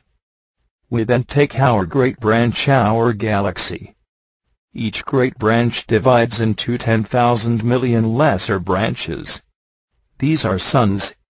We take our sun and so finally come to the twig, where we dwell in this gigantic tree of the world, and at the end of our twig is a bud called our moon. But you surely cannot imagine this is the only twig and bud, and that the Absolute terminates creation in our solitary moon. The sun octave, continued, protects. It is necessary that everyone should form some distinct conceptions in regard to the octave from the sun. This octave represents in the form of a diagram man's possibilities of development. We can understand this octave literally, in physical terms, or psychologically. Physically, we can see for ourselves that life on the earth depends on the heat and light of the sun, and we can, I suppose, believe that in some manner the physical visible sun created organic life on earth. We can take the three notes La, Sol, Fa, sounded by the sun on earth, and forming the sensitive matter on its surface, as representing perhaps mankind, animal life and vegetable life. We can take the note Mi, which passes into the earth, as the mineral debris of once living forms the dead bodies entered in the earth, the deposits of coal, the chalk cliffs, the coral barriers, and so on, which were all once living things. And we can take the note Re sounded on the moon, as some interchange of very fine energy matters, electrons, atoms, and molecules passing between the earth and moon. For we know that in the case of the earth hundreds of tons of very fine energy matters fall on its surface from all parts of the universe every day. But there is, apart from this literal understanding, another form of understanding called in this system psychological understanding. When it is said that man is in the universe, and the universe is in man, The first phrase means that man actually stands in the literal, external, visible universe. And if we take the ray in this sense, we take it externally, in terms of the senses, that is, in terms of visible objects seen by the telescope. But the second phrase, the universe is in man, can only be understood psychologically. Just as the universe externally is on different levels, for it is obvious that the galaxy taken as one whole physical organism of sun stands on a higher level, and any single sun which is merely an infinitesimally small part of it, so is the universe taken internally, as within man, on different levels. That is, man, having the universe in him, approximately, has in him different levels, and these levels in him are levels of being, levels of knowledge, levels of understanding, that is, psychological things, attained only within him. A man who reaches the level of the sun in this sense reaches to a level represented externally by the physical sun, and internally by the intelligence belonging to this level. That is, he reaches a divine level, for the intelligence of the sun is divine for us. It is, for us, the absolute, relatively speaking. At this level we must put conscious man number 7.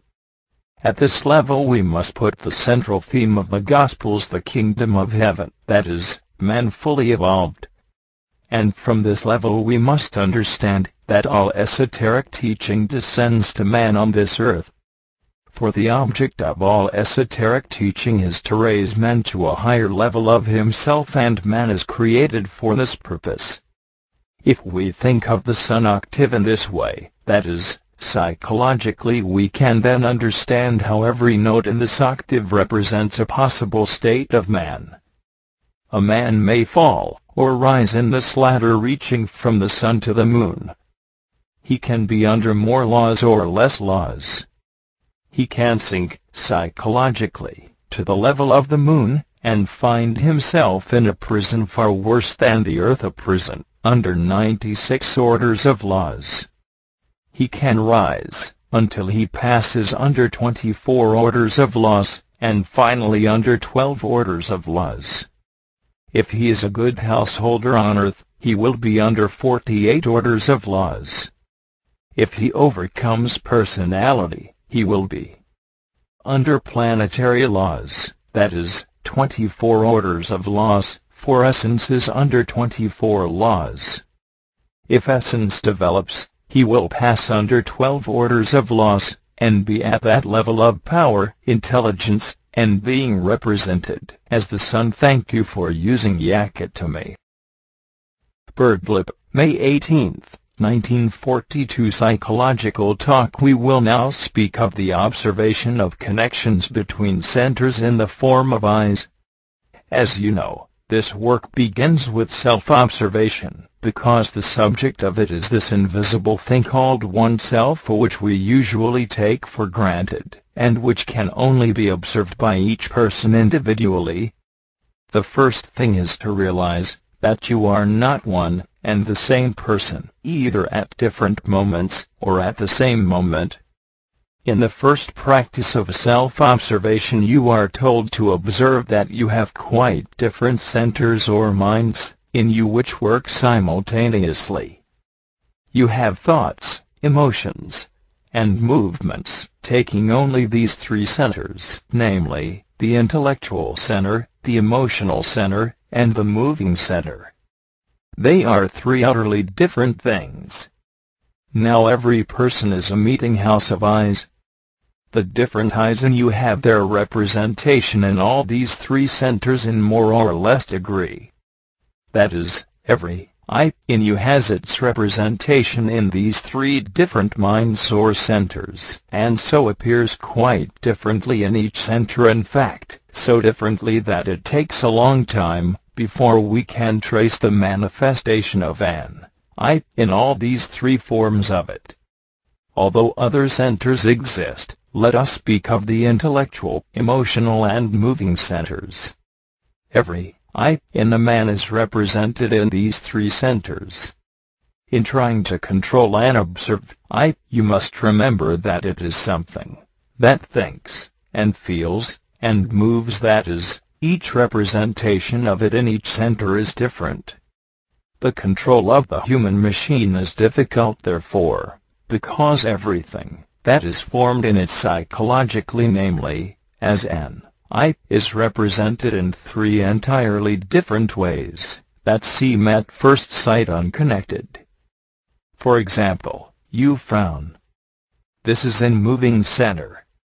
But this frowning is represented in the emotional center as a feeling, and it is represented in the intellectual center as a thought, or a gramophone record, that is, a series of thoughts going round and round mechanically. Full observation of an I is the observation of it in all the three centers of its origin simultaneously. Let us now find an example for general discussion. Let us take worrying.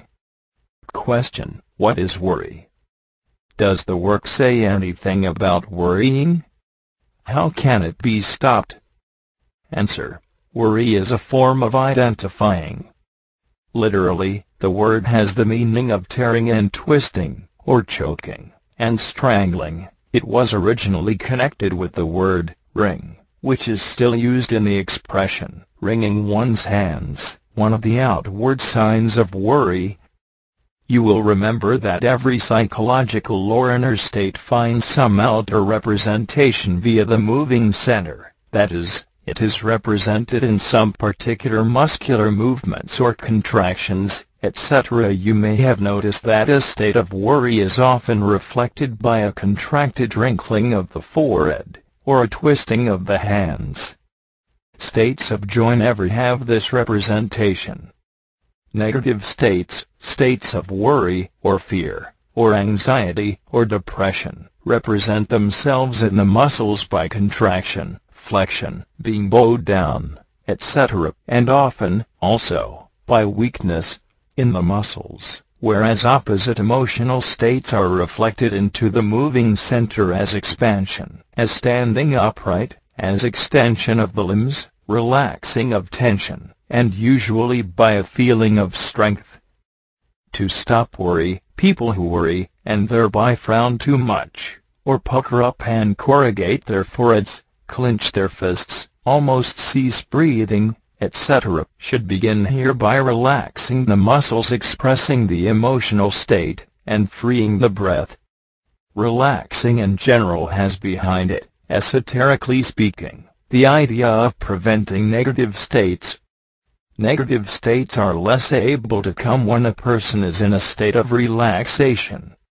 That is why it is said so often that it is necessary to practice relaxing every day, by passing the attention over the body, and deliberately relaxing all tense muscles. Control of the emotional center is difficult directly, partly because it works so quickly, 30,000 times more quickly than the formatory part of the intellectual center, so that a man gets worried or negative before he knows it.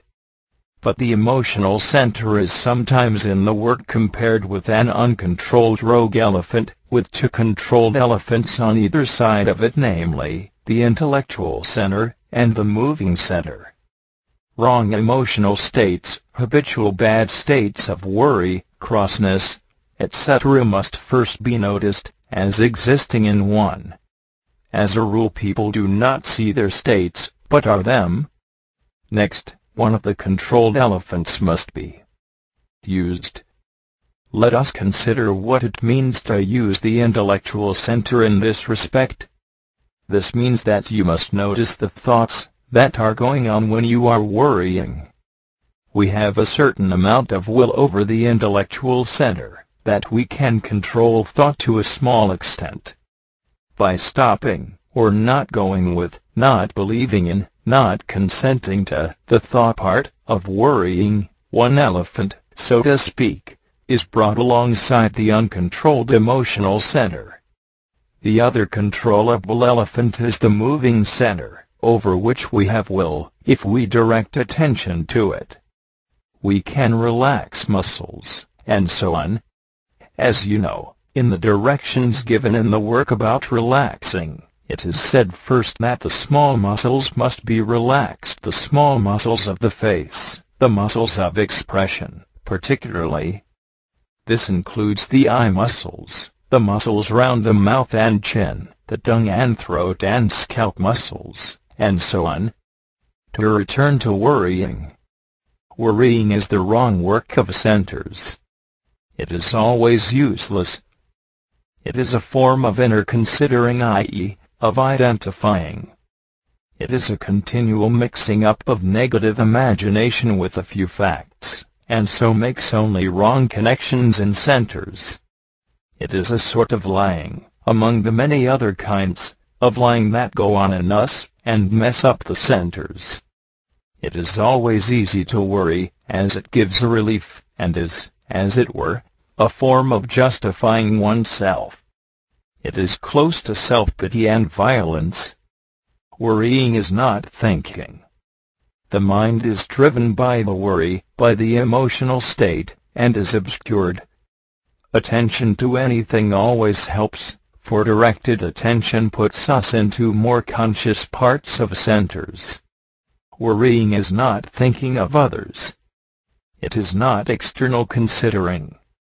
It is mixed up with oneself, and this takes a long time to observe distinctly.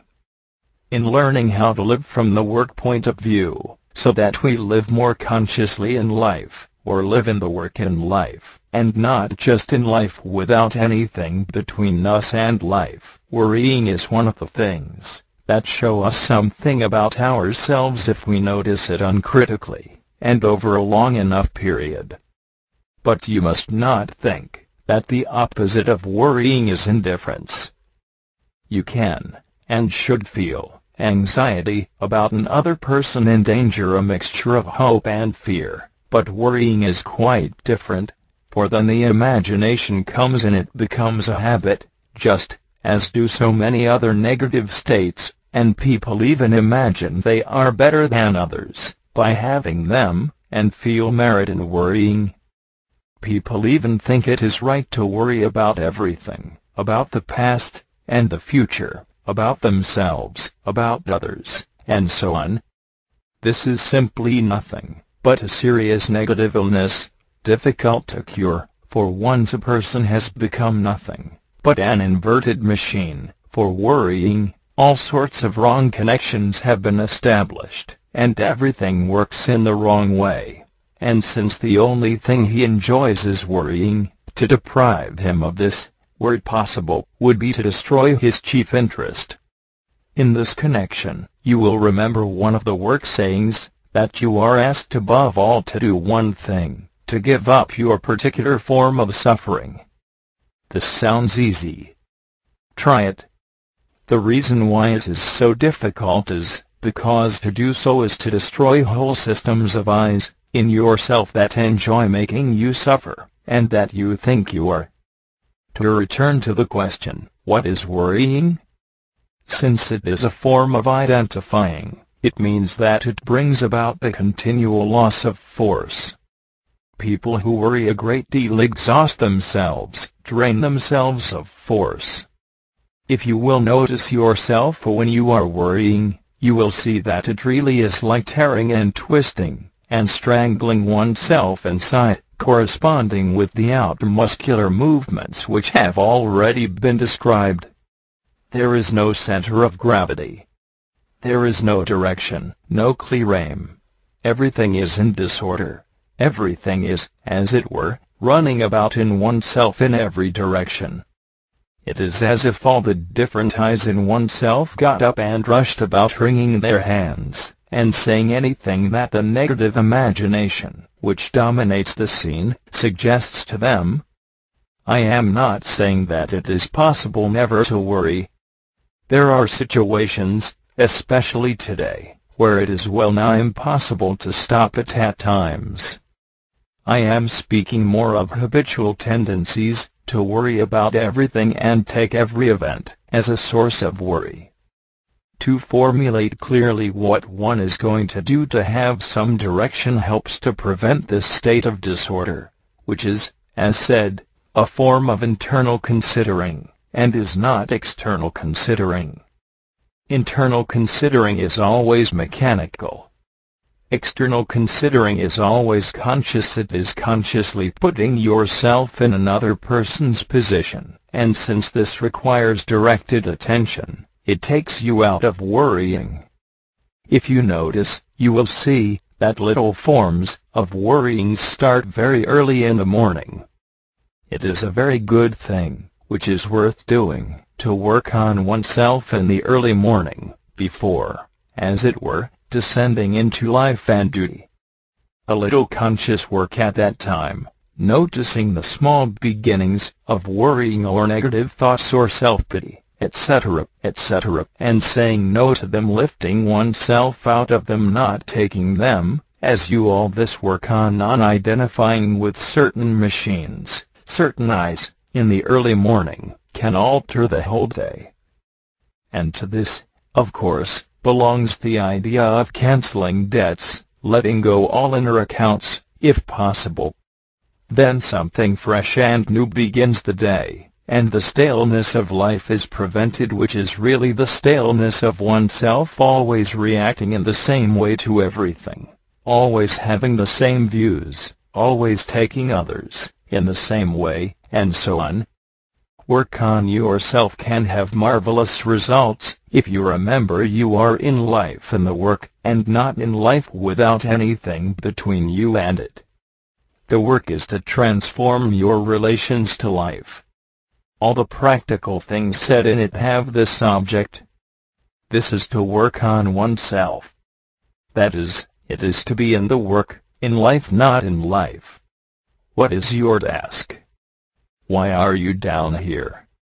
What is it that you have to change? What is it that you have to learn about yourself, this thing you take for granted, this thing that is your apparatus for living? Does your apparatus for living give you the results you wish for? Yourself, your personality, is the apparatus you are using for living life.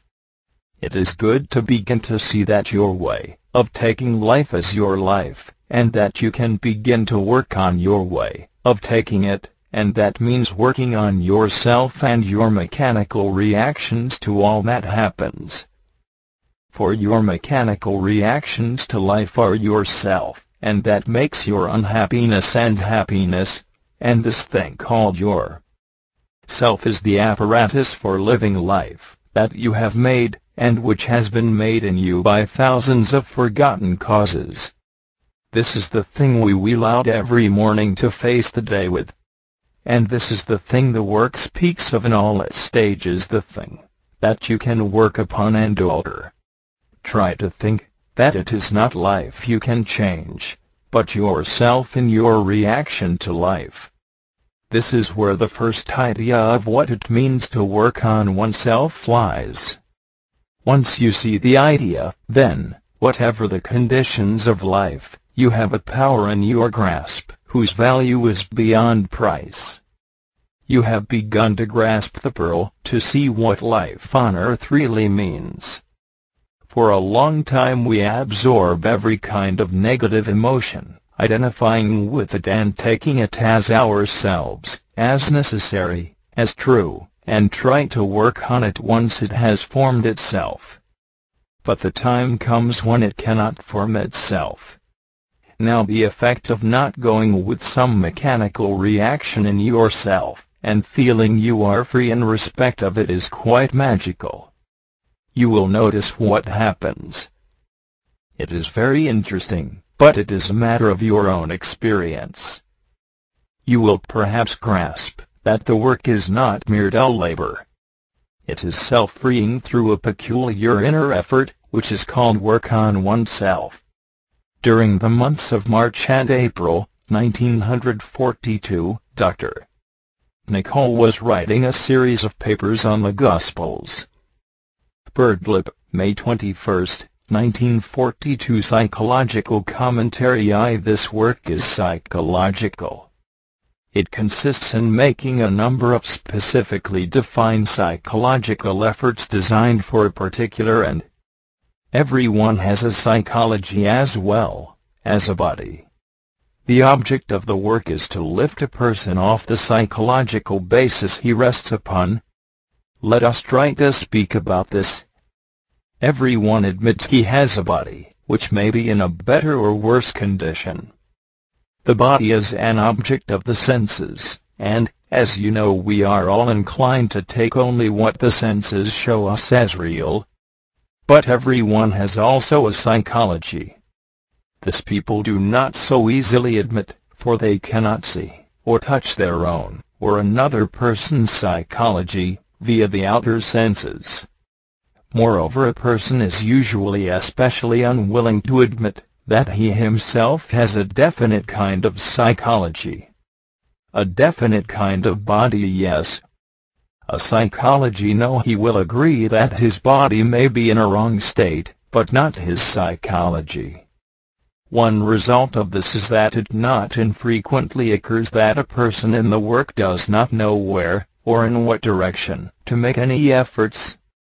If the work consisted in a number of physical exercises, everyone would know where, and in what direction efforts had to be made, and if anyone did an exercise wrongly, he would be seen doing it wrongly and corrected. A person would then know how he was progressing by the number of physical exercises he could perform correctly, and he could also feel the satisfaction of being able to do more than others could do, and so on. As you know, there are schools of teaching that deal only with the body. They are the schools belonging to the first way, the way of number I man. The control of the body by the development of will over the body is the object. The fakir who sits with outstretched arms for years and years is an example. He develops will over the body. But by itself this is useless. In some cases, he may be taken into a school of another kind, and his arms broken down, if possible, and be given teaching to develop him psychologically. He has will over the body, but no understanding, and will without understanding is useless, or even worse than useless. And such a man, quite ignorant and stupid, may crystallize out by his incredible efforts, that is, nothing can be altered in him, and he will remain permanently ignorant and stupid, whether he is taken into another school or not. But such examples show us one thing. They show us the extent of effort on oneself that is possible among Eastern people, and this may help us to understand why esoteric teaching has always come from the East. Now, this teaching that we are beginning to try to understand here does not belong to the first way, the way of the fakir, nor to the second way, which is the way of the monk, nor to the third or yogi way. It is called the fourth way, and I will mention one of the great characteristics of the fourth way soon, but will say here that one of its general objects is to unite the wisdom of the East with the science of the West. But its individual starting point is psychological, not physical, and as said, its object is to lift a person off the psychological basis he rests upon. That is, its object is to change a person, not physically, but psychologically. The efforts that it demands in personal work are not, primarily, physical efforts, although these come in their place, but psychological efforts, the first of which is self-observation. To observe oneself is a psychological effort, and it is only by self-observation that you become aware that you have a psychology. You all know that this is not an easy effort to make. It is far more difficult than making a physical effort, such as doing some exercises, or cleaning pots and pans, or mixing concrete, or working a typewriter, or indeed doing anything connected with the outer visible world, which lies in space, and to which we must first make a relationship. But remember that each of us lives in two worlds, one outer and visible, and lying in space, and the other inner and invisible, and not lying in space. Our bodies are in space, but not our psychology. But, as distinct from animals, we are so made that we can look out into the visible world in space, where our bodies are standing, and into the invisible world, where our psychology is standing. And just as we are always somewhere in the outer world, so we are always somewhere in the inner world. Now the idea in the work is that just as we can change our position in the outer world by physical effort, so we can change our position in the inner world by psychological effort. And just as a man can be in a better or worse place in the outer world, so can he be in a better or worse place in the inner world. But because it is difficult to look into the inner world and see where one is standing in it, people let themselves, as it were, be anywhere inside, although they would not think for a moment of letting themselves be anywhere outside. Let us try to conceive what it means that each of us has a psychology, and that it is necessary to observe it. Our psychology is, from one point of view, where we are, and what we frequent in this inner world. Just as we live somewhere, and tend to frequent certain places in the outer world, so we live in, and tend to frequent certain places in the inner world. The difference is that in this inner world we are not dealing with places in space, but with psychological states. Now just as it is your body that brings you into contact with a physical place, so is it your psychology that brings you into contact with a psychological state. At any moment you are somewhere physically, and somewhere psychologically. Outer observation shows you where you are physically. Inner observation, that is, self-observation, shows you where you are psychologically. To be in a bad state psychologically is as if you might be in a dark corner of a room, sitting there, morose and gloomy, when you might shift your position easily, and stand in the light. Now the practice of self-observation in the work is to make us aware of where we are psychologically at any moment, and eventually to shift our position. It leads to self-awareness, which belongs to the third state of consciousness, the state where help can reach us. Where we are psychologically at any moment is what we are at that moment, unless we are aware of it and separate internally from it. If you identify with all your inner states, with your negative emotions, and dreary thoughts, and so on, as people do in life, if they are quite asleep, then where you are psychologically will be what you are at that moment. You will be your state at that time. Now self-observation is not a monotonous exercise that one is supposed to perform because told to do so. It is an act of practical intelligence. It is just as practically intelligent as to notice where you are driving a car to. If you never observe anything in yourself, not only will you never avoid anything in yourself, and so repeat your life day by day, and always run into the same states, but you will think that your inner states are normal and natural, and the only ones possible, and take them for granted. You will only expect life to change, not yourself. In this way, you will not be willing to think you have a psychology at all, in any sense of the word, though you will admit that you have a body, which has its own peculiarities. Do you know what this work teaches about life, how it happens, what a dark spot in the universe we live in, and so on? Yet I suppose you all think what is happening now is exceptional. Nothing is more useful or more interesting than to pull yourself up suddenly and notice where you are inside and where you are going. If you do this, you will begin to see what sort of psychology you have, and what tendencies belong to it, and what it keeps on connecting you with.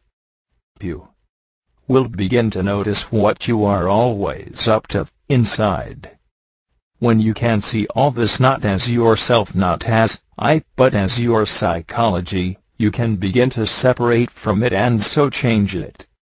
But if you cannot admit that you have a psychology at all and say, "I," to every state it leads you into, you can get nowhere. Now let us change the point of view a little. Let us imagine a conversation in the following terms. Let us suppose someone in the work says to you, "I find it difficult to observe myself and I cannot quite see in what sense I have a psychology." You say to him, "Well, you dislike X, don't you?" He replies, "Yes, of course I do." He is very unfair. You say, "Some people liked him." He replies, "I can't help that. I disliked him." You say, "Well, that is a part of your psychology, do you know, something to do with your mechanical dislikes." He replies, "I cannot agree with you. I dislike X, and that's the end of the matter. It has nothing to do with my psychology. It is a fact." You say, "Well, to speak frankly, some people think you are unfair." He replies, "But that is absurd. If there is anything I can be perfectly certain of, it is that I am always fair. And I always have been." You say, "Perhaps there is, all the same, something to observe here."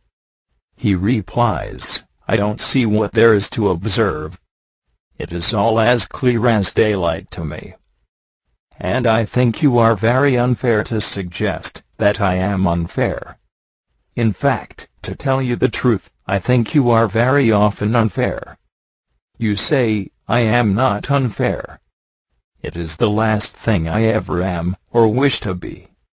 In fact, people often say how fair I am." "I can see that you do not understand me," he replies, "and I can see that you do not understand me. At this point we had better terminate this imaginary conversation.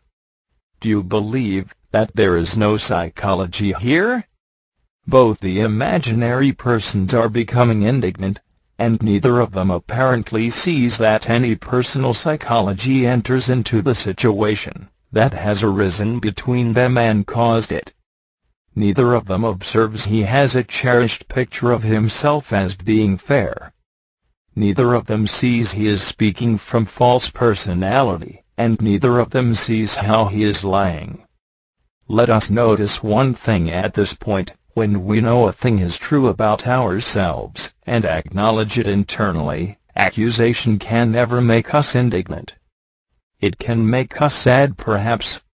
Indignation is mainly derived from false personality, imaginary I, and pictures of oneself. I refer to being indignant about oneself and how people treat one, and what they say to one. It comes from ascribing to ourselves what we have not got, of imagining ourselves to be what we actually are not. And in this connection is not the fact that we are so sensitive to criticism or censure of any kind clear evidence that we have a psychology apart from merely having physical bodies? And is not this invisible psychology of ours more real to us, and a greater source of suffering than are our visible bodies, save when the latter suffer considerable pain? Let us now trace some results of this typical conversation we have imagined. Both of the people involved are indignant at being called unfair. They have, in fact, reacted just as we would ourselves. We are supposing them to be in the work, and that both are now negative. What will now happen psychologically? They will both begin to justify themselves. Do you know that one of the specific efforts we are taught to make in our personal work is the effort against self-justifying?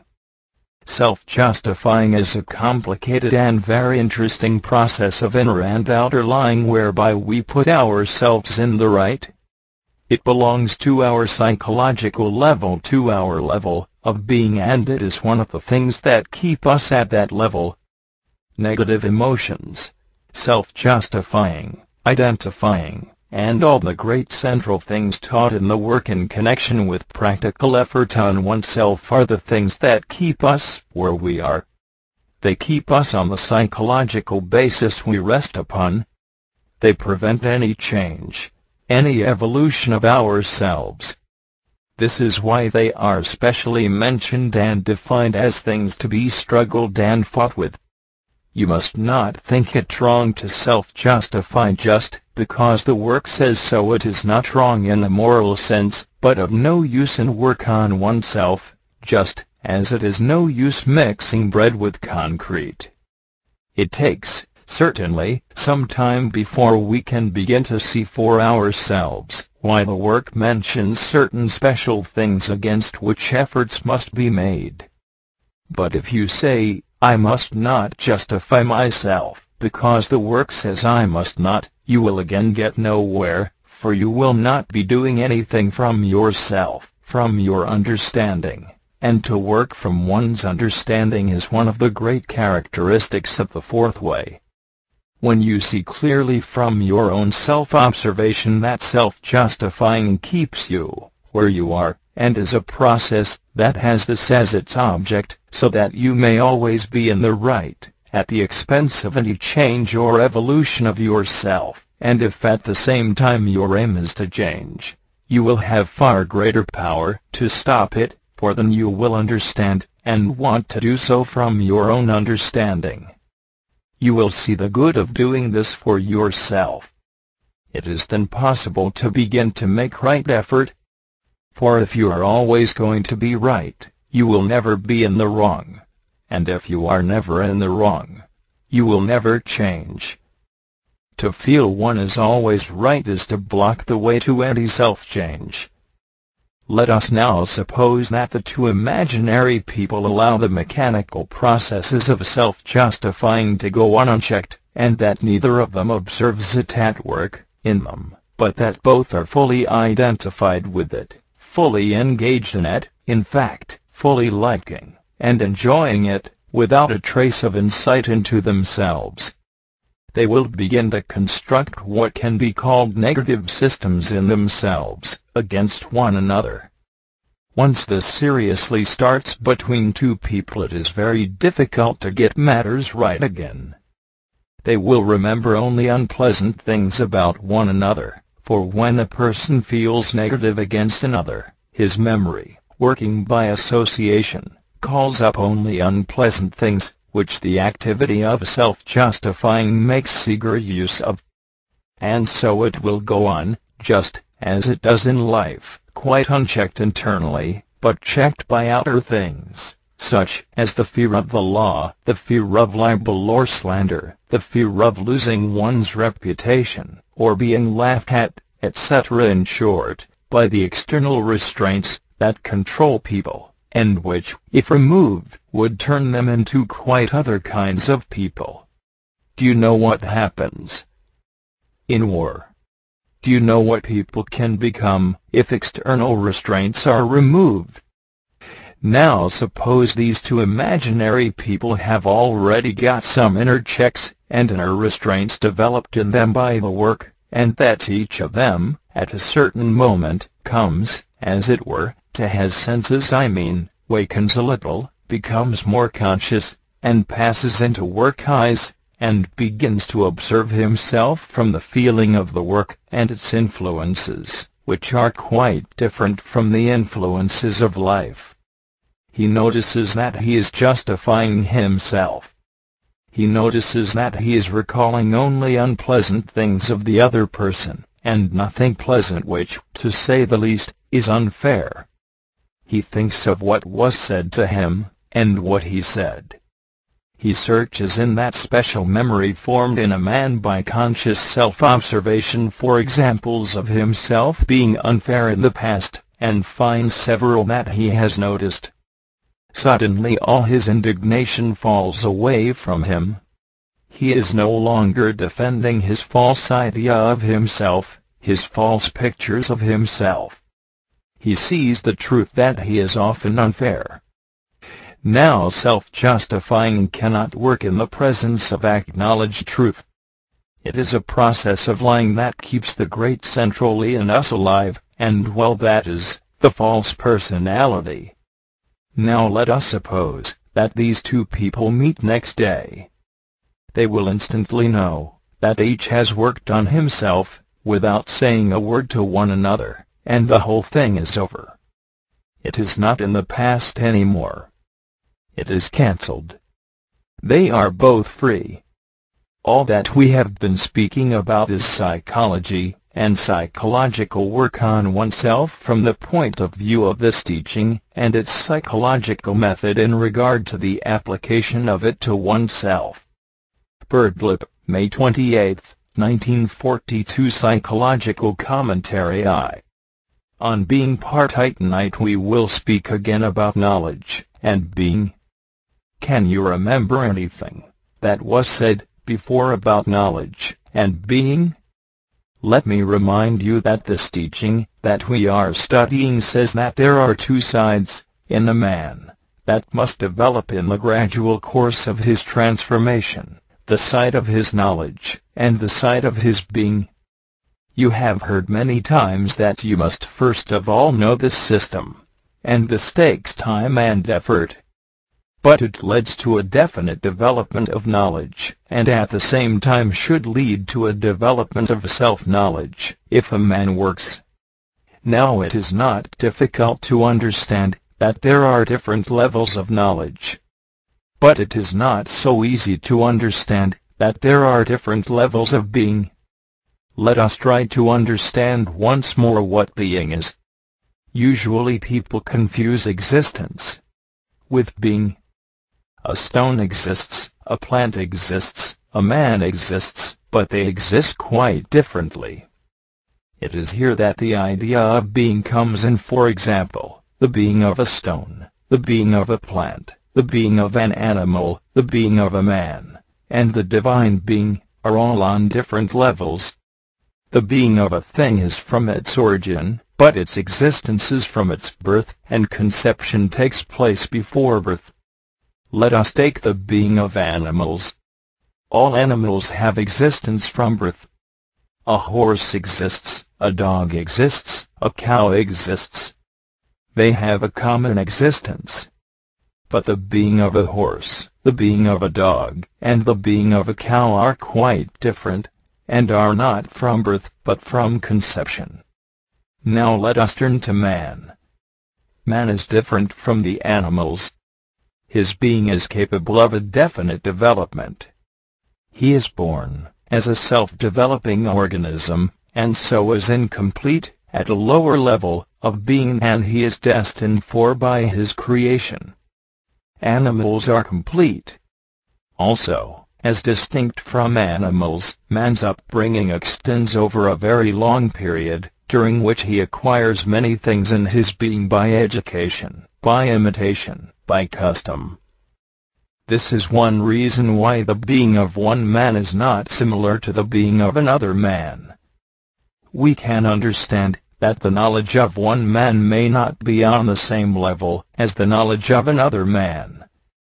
But we do not so clearly see that the level of being can be different. Now from the standpoint of this teaching, mankind is not taken as one and the same. Men are not the same in regard to their being. The concept of men in this teaching is divided into 7 categories. To begin with, number 1, man, whose center of gravity is in his instincts and movements, in his physical life. Then number 2, man, whose center of gravity is in his emotional life. Then number 3, man, whose center of gravity is in his intellectual life. These 3 categories form mechanical humanity, the outer circle of mankind, who do not understand one another. As you know, this is called the circle of the confusion of tongues, the circle of Babel. Then there is number 4, man, whose center of gravity is not in the instinctive moving center, nor in the emotional center, nor in the intellectual center, but, as it were, distributed among them. This is the balanced man, in whom development is no longer one-sided, and in whom awakening has begun. Then there is the circle of conscious humanity, number 5, number 6 and number 7, man, and these are men, who have undergone different degrees of transformation or rebirth or development, in short, who have had a new conception. Now these 7 divisions of the general idea of men mean 7 degrees or categories of being. Let us take number 1, number 2 and number 3 man. They belong to the circle of mechanical humanity, to mankind asleep, but they show many differences in regard to their being. All 3 may live only under life influences, that is, influences, namely, influences created in life from history, from the past, from custom, from the trend of things. But some may be affected both by influences A and influences B. I will remind you that B influences are not created by life, but come from outside mechanical life, from the circle of conscious humanity. And I will remind you again that the Gospels are an example of B influences. Again, some men may be more under A than B influences, or more under B and A influences. Some may even have come in contact with C influences, namely, with someone belonging to the conscious circle of humanity, with someone who has been reborn, reconceived, as the disciples came in contact with Christ. Some may even be already on the way to becoming number 4 man. All these different states mean different levels of being. Perhaps you have noticed that the idea of a man's level of being always entered into religious thought, and it was regarded as more important than anything else. The level of being of a saint was different from that of a sinner. Good men, bad men, evil men, truthful men, liars, sincere men, patient men, hypocrites, self-righteous men, vainglorious men, and so on, are all terms referring to the side of being, not to the side of knowledge in a man. Nowadays people seem to be coming to think that what a man is does not matter in view of what he knows.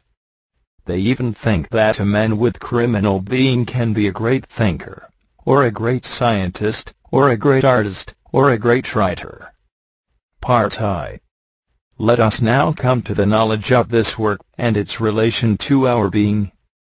This work is given as knowledge, and so must be learned, just as any other kind of knowledge must be learned.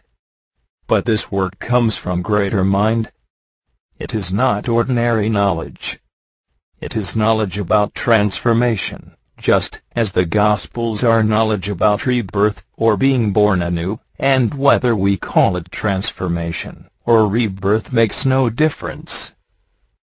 It is knowledge coming from those who attain full inner development, and have reached, by a growth and transformation of their being, the state of consciousness called objective consciousness. Now the knowledge taught in this work must gradually become your knowledge, i.e. you must know the knowledge the work teaches, first of all, and this takes time and effort. But since this knowledge comes from a level of humanity far above our level of being, the full understanding of this knowledge will not be possible until our level of being corresponds with the level of knowledge that the work teaches. As you know, a union between knowledge and being is necessary before understanding results. For this reason this knowledge that you are studying must be applied to your being, and you will certainly not apply it if you do not value the ideas of the work. A parallel development of knowledge and being is necessary. That is, you must work on your being in accordance with the knowledge you are taught to raise your level of being.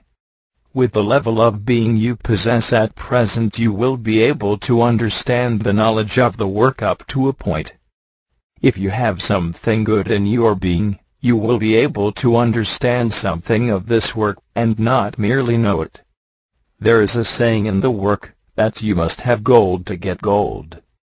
This refers to the quality of being a person has. If there is good in him, he already has a little gold. No one can understand beyond the level of this being. You will now see why a man with bad being, a degenerate man, a confirmed liar, a moral imbecile, a criminal, and so on, cannot understand this work, and also you will see why it is said in regard to new people entering this work, that they must be at the level of good householders. But even so, they must be people who are looking for something, people who do not quite believe in life, and who feel that there must be something else, some other meaning in their existence on this planet. Part II. So many things are said in this teaching about being that it is impossible to speak of them at one time. Let me mention one thing said about being which interested me very much when I first heard it. The saying was your being attracts your life. The saying made me see at once that there is a connection between what is outer and what is inner. For example, on a general scale, the level of being of mankind attracts war. If the being of mankind were on even a slightly higher level, war, as it is now, would be impossible. On an individual scale, a person's being attracts his life. It will always attract the same kind of things, the same situations, the same kind of friends, the same sort of people, the same difficulties, and so on, no matter where the person is, or where he goes. To change being is to change one's life, but to change one's form of life is not to change one's being. By altering your outside condition you will not change your life, because your being will continue to attract a certain kind of life. A horse attracts to itself a certain kind of life different from that of a cow or a dog, and you can understand that this is due to their difference in being. By changing its form of life, a cow will not change. You would not like a cow to sit with you by the fireside, or be on your bed, not merely because it would be inconvenient, but because its being is so different from that of a dog. In general you can see that the being of animals connects them with a certain kind of life. A weasel is attracted to the life of a weasel, a snake to the life of a snake, and so on. But we do not see in a similar way that the law, that the being attracts the life holds for the small difference of being and people. Of course you have to study your being, to see that you have a certain kind of being, and study your life, to see that you have a certain kind of life. People do not easily see that they have very distinct and limited outlines. They think they are boundless and free. They think they can be anything they please, and do anything they wish, and live how they choose. But if one begins to study one's being, and at the same time one's life, one discovers that one has a certain kind of being. This is a very long task.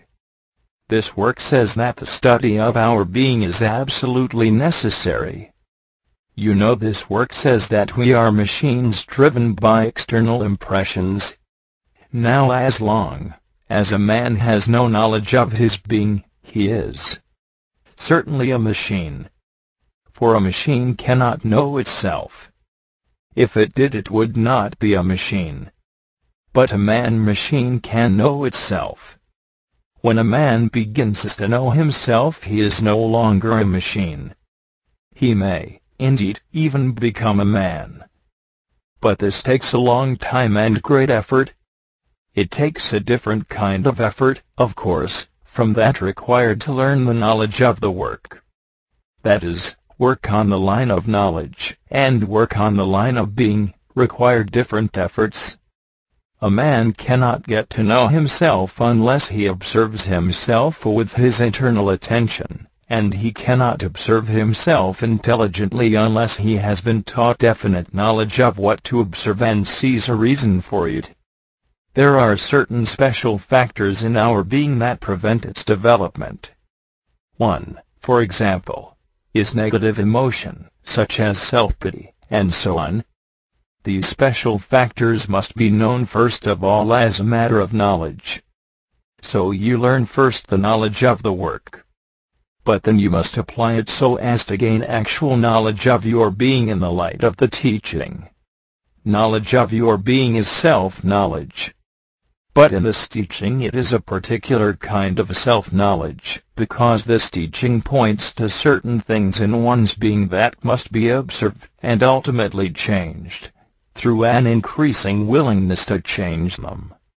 Merely to know that negative emotions are bad and keep us at our level of being is not enough.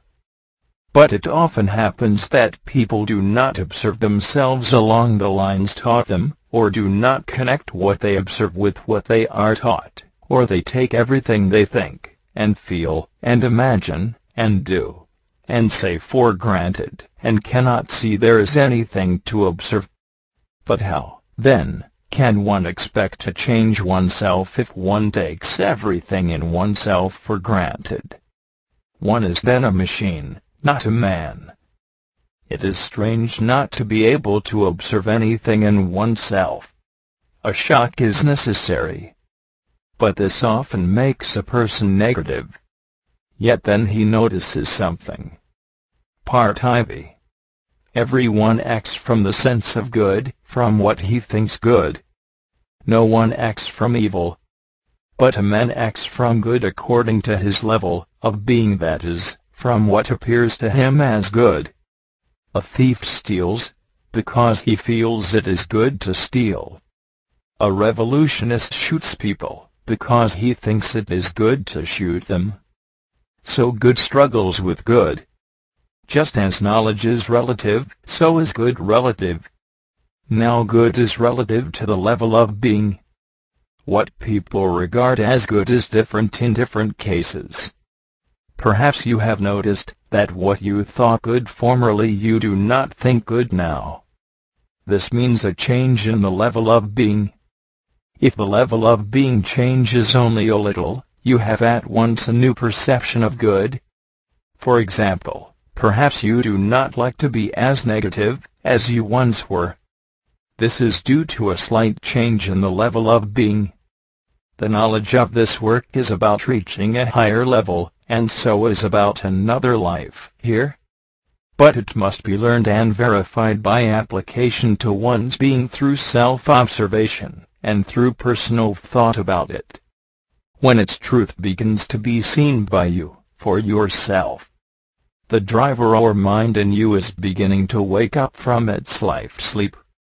When you begin to see the good of doing and living the work, your being begins to change. When you see it is good to remember yourself, good to stop internal considering, good to step aside from ridiculous illusions and pictures of yourself and from the vanity and self-conceit of false personality, good to dislike your negative states, good to realize your own nothingness at times, good to struggle with identifying always, good to think of all the teachings of the work, good to value it all these, and 1,001 other things, then you are getting a new perception of good. And that means the level of your being is changing, and good of a higher or inner level is replacing the former level of good. Birdlip, June 4, 1942. Psychological Commentary III. On Being, continued, Part I. Everyone who has taken up this work seriously, and reflected upon its meaning, by means of that faculty which we all possess, but rarely use, namely, thinking for oneself, should eventually be capable of entering consciously into and understanding the position of others. This is a development of being essential for us in the work. No one can develop alone. Now relationship is possible only through the contact of inner worlds. We meet through our inner worlds. To understand another you must enter into his inner world, but this is not possible if you have not entered your own inner world.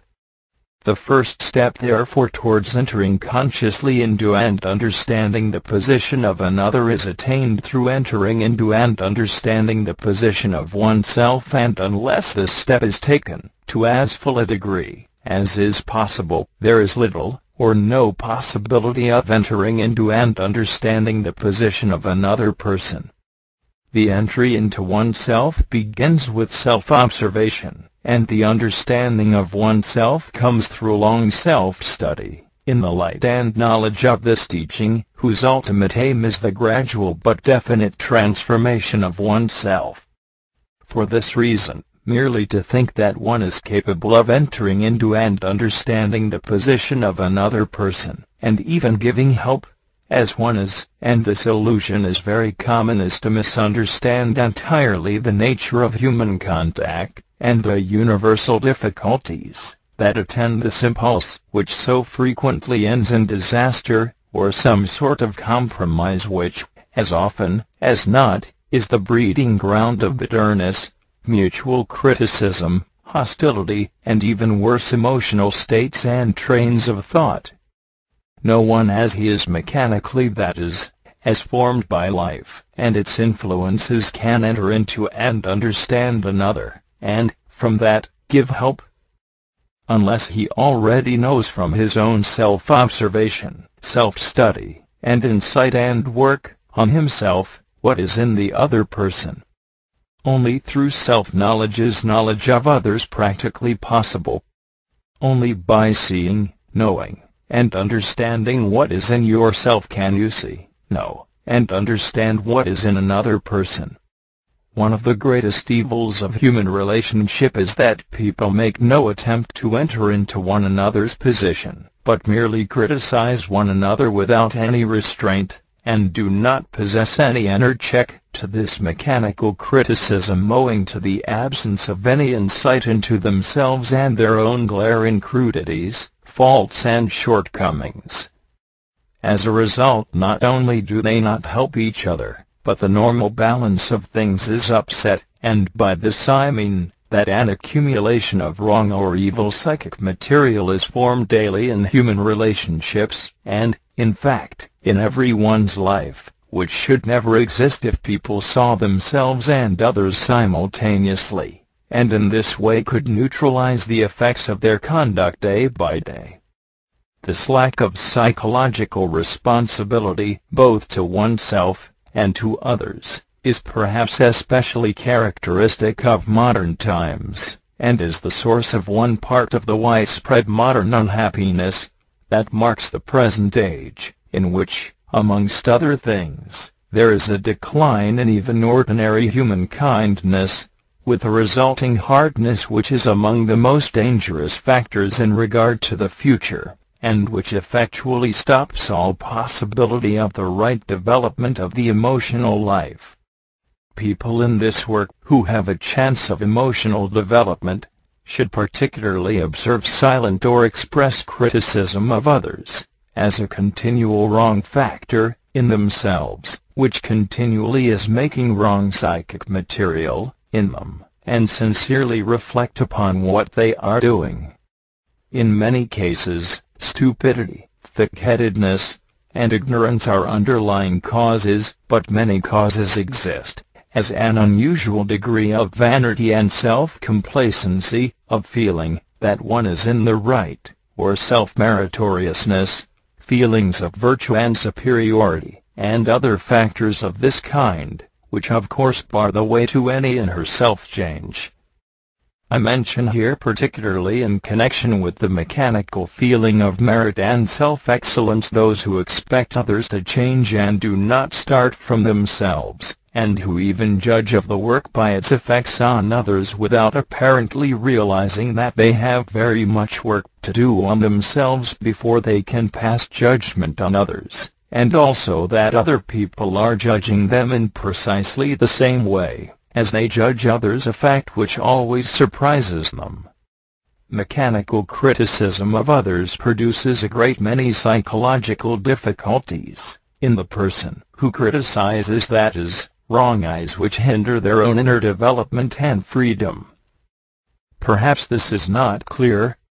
What is meant is that if you allow critical and negative eyes to develop freely in yourself, they will turn on you in the work, and hinder your own understanding, and your own development. What you do to others, you do to yourself. Everything is arranged in this way.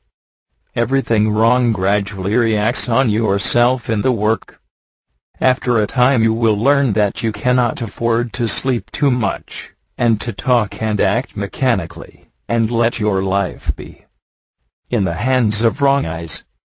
You will begin to see for yourself that you must really live more consciously in regard to your inner world, in which all past accounts must eventually be cancelled. And to live more consciously in your inner world is not to go with bad eyes, to begin with. Remember that if you are in the work you are putting yourself under more laws, and others, namely, under the laws of the work. You are putting yourself in a position in which you must obey what the work teaches.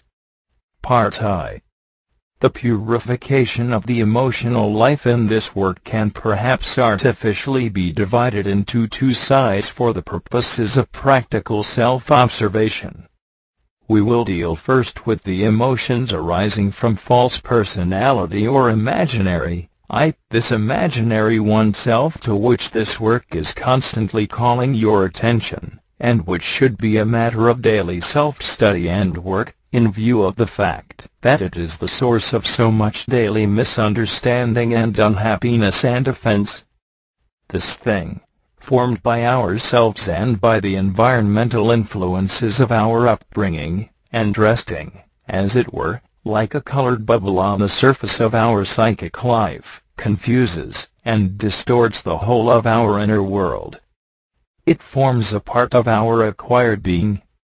The fundamental causes of almost all the misunderstandings arising in the inner world of man, as well as in the sphere of the common life of people, and any possible human relationship between them, is the psychic factor called the false personality, which is formed in the preparatory period of life.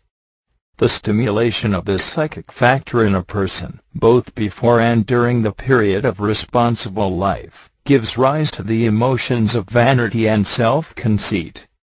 These emotions, arising from the stimulation of the false personality, stand in the way of the normal development of the emotional center. And it can be said that they stand in the way of any development of consciousness as well. They prevent the third state of consciousness, the state of self-awareness. That degree of happiness and of self-consciousness which should exist in a real person, a real man, as well as in a peaceful common human existence, depends almost entirely on the absence in one of vanity and self-conceit. But these emotions can take very subtle forms, and require long and sincere inner observation, and a great deal of insight, and gradual self-realization. But often people even imagine they have not got them, and, although they are constantly being offended and upset by what others say, or by the way they are treated, they do not see that this has any connection with their vanity or self-conceit. After a time, when buried conscience begins to awaken, these emotions can be felt by inner taste. They are impure emotions. This, indeed, is what is chiefly meant in religious writings by impurity, and what in the Gospels is so much attacked, as in the case of the Pharisees, who do everything to be seen of men, that is, out of vanity and self-conceit. Do you know that when you are doing good to others, and feel merit, it is yourself love that you are doing good to? This is impurity in the emotions. But if you do a thing out of the love of it, it is pure. Unfortunately, this happens, as a rule, only in connection with satisfying our appetites. The second factor, in regard to the purification of the emotional life, is, as you all know, the factor of negative emotions. I will not speak of them now except to remind you that they take many subtle forms.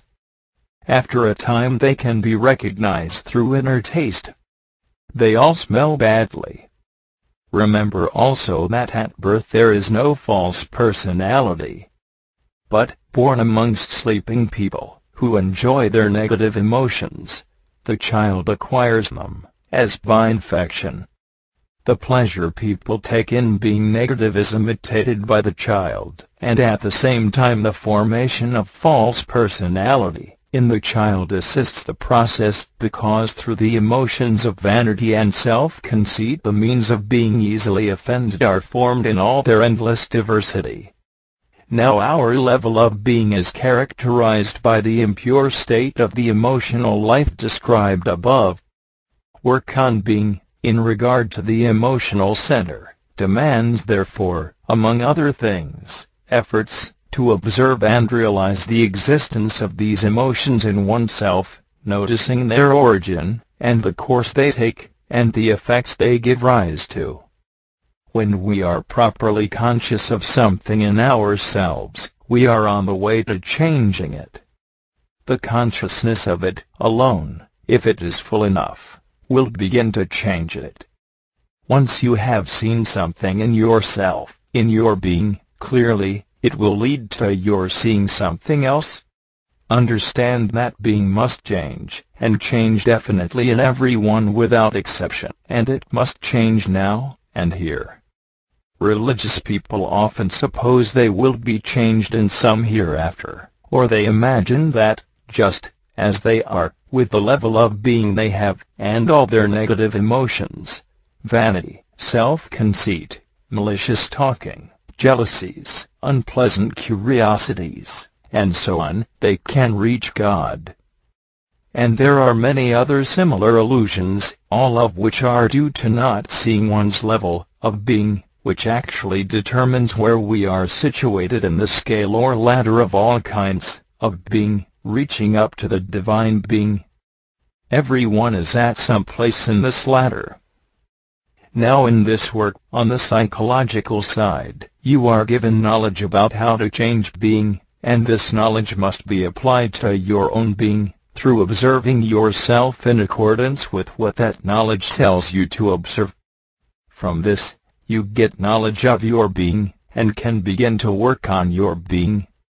If you begin to possess some real knowledge of your own being, and have worked on it, then you will be able to enter into and understand the position of another person, and so help him, but only in so far as your own knowledge of yourself and your own difficulties goes.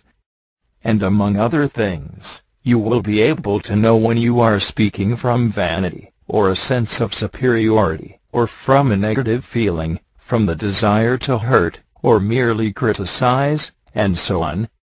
In short, you will be able to distinguish between the pure and impure in yourself better, and from this be able to speak more purely to one another. If while you are speaking, you are seeing in yourself what you are seeing in the other, you will speak purely, or more purely, and what is pure in this sense cannot hurt another, or offend him, but will help him. And if you do not know at the time, when you are speaking to another, whether you spoke rightly, yet you have spoken with the double consciousness of yourself and the other person, which is speaking in a state of self-remembering, namely, looking in and out simultaneously, then you will know later by aftertaste. That is, the work will show you, for everything done sincerely, from the feeling of the work, will be preserved for you, and shewn you in its right light, if you listen, and do not fall asleep. Part II.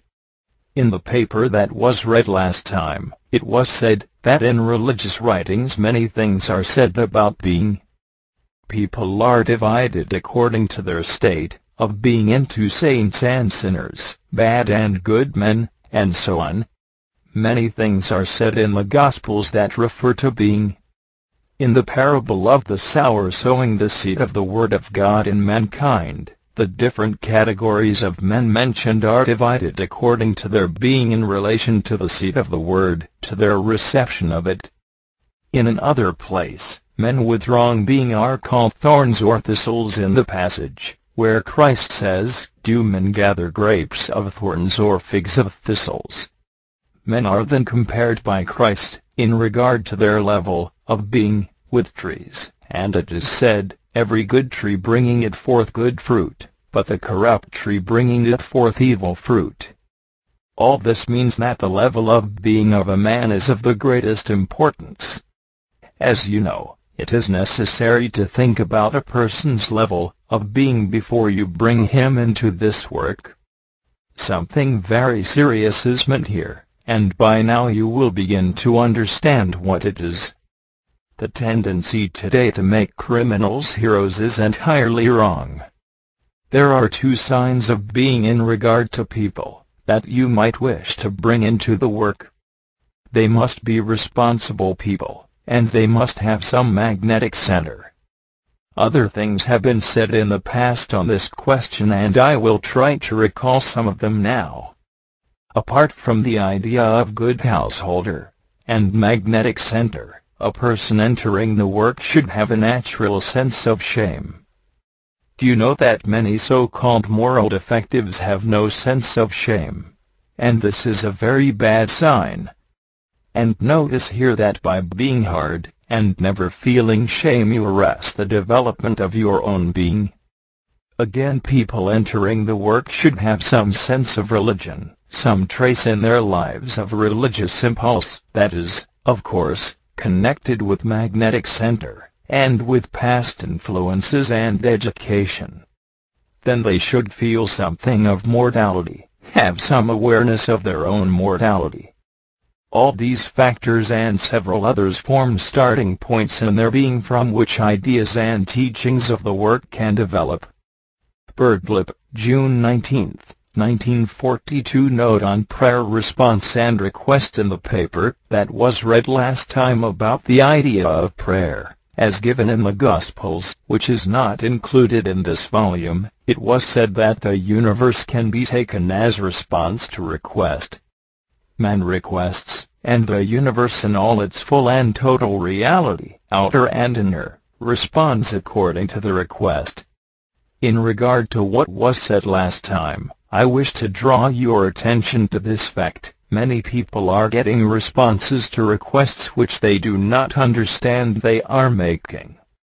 If the universe, visible and invisible, material and psychological, gross and fine, as apprehended externally by the senses, and internally by the mind and heart, is response to request, then you will see how important it is to realize what kind of requests you are making in order to understand why you get the response, from any side of life, that you are actually getting. The work says, your being attracts your life. Do you see the connection? Without knowing it, a man or a woman may be making request, and so getting a response from the total universe, that he or she does not like. They see the response but do not see what excites the response, what it is in themselves that attracts it. People, in other words, may be asking for trouble without being aware that they are. They only see the result, that is, the response. They see only effects, not causes. To think only from effects is one thing. It is how mechanical people think. To think from causes is another thing. It belongs to more conscious thinking. Now the level of your being enters into request as much, or more than your knowledge. You may ask intellectually for happiness, but not see how factors that govern your being, as love of your negative states, your grievances, your secret jealousies, your laziness, your dislikes, and so on, are asking for something quite different, and that the universe is responding to these factors in your being that you are secretly willing, and affirming without seeing that you are. Understand that full request must contain both thought and will formulation, and emotional desire. The side of knowledge is the side of thought, and a man can only think from his knowledge. The side of being wills, and a man only wills what he desires. If you love negative states, then your will is of this quality. Your love is your will. It will attract the response belonging to it. Only self-knowledge will make you aware of your state of being, and this begins with self-observation. Enough has been said here on this subject, namely, that a person may be getting responses he does not expect or desire. without seeing that he is attracting them, because he is making requests for them that he is not aware of. We will now speak of some things said in the work, directly and indirectly, about prayer. The teaching about prayer in the work Self-Remembering Part I. In the teaching of the work, the idea of prayer and the idea of self-remembering are so closely connected that the one cannot be separated from the other. Without self-remembering, prayer is impossible. Let us look at what this means. A man as he is cannot pray. That is, a man in his ordinary daily state cannot pray. In order to pray, a man must be in a state of self-remembering. To pray as one is, in one's ordinary state, is to pray in a state of sleep, and to pray in a state of sleep is useless. Nothing can happen. Such prayer cannot be answered, because it does not get anywhere. Let us recall what is said about states of consciousness in the work. 4 states of consciousness are possible, but ordinarily man knows and lives in only 2, and both are called in the work states of sleep. The first state of consciousness, or the lowest, is that of bodily sleep, which is a passive state, in which a person lies in bed almost without movement. In this state a man spends a third or even more of his life. The second state of consciousness is the state in which people spend the remaining part of their lives, in which they move their limbs, and walk about and talk, and also write books, and take part in politics, and kill one another, and this state they regard as active, and call it clear consciousness, or the waking state of consciousness. It is not too much to say that the terms clear consciousness, or waking state of consciousness, seem to have been given in jest, especially when, through your own self-observation, you begin to realize what clear consciousness ought in reality to be, and what the state in which a man lives and acts really is. For in this so-called waking state a man is neither conscious of himself nor conscious of another. He lives and dies in darkness. And it would be better for him in one way, if he remained passive in the first state of consciousness, for then he could not move about and kill his neighbor. The third state of consciousness is self-remembering or self-consciousness, or the state of self-awareness. It is usual to consider that we have this state already, and are always aware of ourselves, and that we act, think, and feel with full consciousness of what we are doing. But Western science has overlooked the fact that we do not possess this state of consciousness, and we cannot create it in ourselves by immediate desire alone, or decide that we will henceforth always live in a state of self-consciousness. But this third state constitutes the natural right of man, as he is, and if man does not possess it, it is because of the wrong conditions of his life. Today this state of consciousness occurs only in the form of rare flashes, and it is only by long practice, by trial and error, that a man can begin to re-establish a state of self-remembering in himself. Now help only reaches to the third state of consciousness. It cannot reach down to the darkness that people live their daily lives in, and in which they are so often content to exist. Therefore to pray from the state of sleep, to pray from the so-called waking state, is like dreaming that one is praying, for in the second state of consciousness we are also dreaming, and everything is unreal, only we do not notice that we are doing everything in a dream, unless we experience a moment of consciousness belonging to the third and fourth states of consciousness, and see the contrast. So when a man prays he must remember himself. He must be conscious of himself and of what he is praying for. He must feel the meaning of everything he says, and feel himself saying it. He must feel it is really I in him that prays, and not a set of frightened little eyes, or a set of mechanical eyes formed by habit.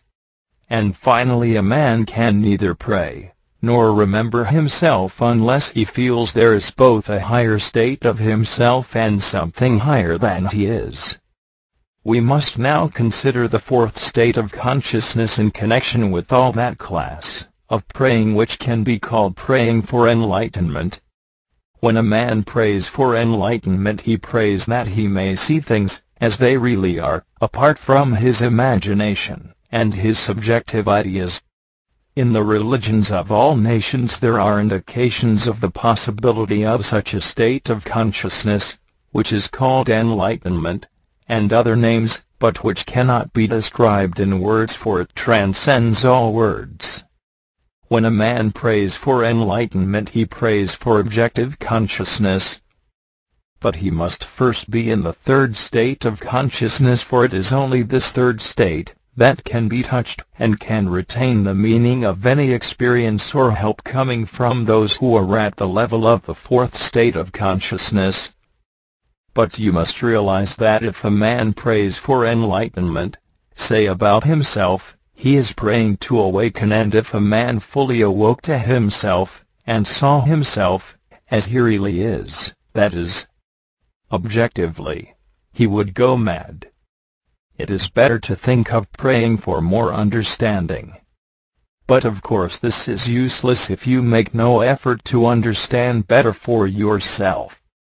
If a man in the work works neither on the line of knowledge nor the line of being and merely prays for more understanding, his view of the universe is very naive. He must realize the harshness of things, and the price that must be paid, and get rid of childish and sentimental views. I must repeat that to pray for something you should work for, and can, if you try, is quite idle. But people take idle views and cannot wake up to their own danger. You must fight for the work and fight to keep it, and you will not keep it unless you jump and catch hold of its rope and insist on holding on to it. The three brothers in the man party. The next thing that the work says of prayer is that all three centers in the man must pray. To begin with, if only the mind prays, and the heart does not, there can be no response. The whole man must pray, and the whole man is first of all three men, three brothers who do not agree. If these three centers, in the three-story house that man is, worked in harmony, man would already be in the third state of consciousness. He would be sufficiently awake to receive help, to obtain a response to his requests. But these three brothers in the man do not cooperate, and especially today is this the case. For this reason, let us glance briefly at some of the teaching given in the work about the state of our centers nowadays. Do you know that the study of the multiplicity of our being which characterizes our level of being begins with the observation of centers? The three centers work independently owing to the abnormal conditions of modern life, which produce one-sided developments. Every conscious perception and every manifestation of a man, everything taken in and given out, should be the result of the coordinated working of the three centers, each of which should furnish its own share of associations and knowledge and experiences. In place of this, the working of these different centers is almost entirely disconnected nowadays. In consequence of this, the intellectual, emotional and instinct-moving centers do not cooperate with one another and so correct and complement one another, but, as it were, travel along different roads which rarely meet. For this reason man is very rarely conscious, and again, for the same reason, man is, to begin with, not one individual, but three distinct people, that are not in harmony. The first thinks in total isolation from the rest, the second feels in the same way, and the third acts mechanically, according to long-established habits. If development were normal, these three men in a man, the intellectual man, the emotional man, and the instinct-moving man, would form one single man, in harmony with all the different sides of himself. as it is, man is, in himself, in a condition of disharmony. He is first of all three men, three brothers, who rarely agree, and who indeed spend their time in frustrating one another, quarreling with one another, and each dominating the other in turn. Any general result of their combined action, in which each of them is in agreement, and each signs his name, so to speak, to the agreement, is thus very rare. But when this does happen, the man is at that moment in another state of consciousness.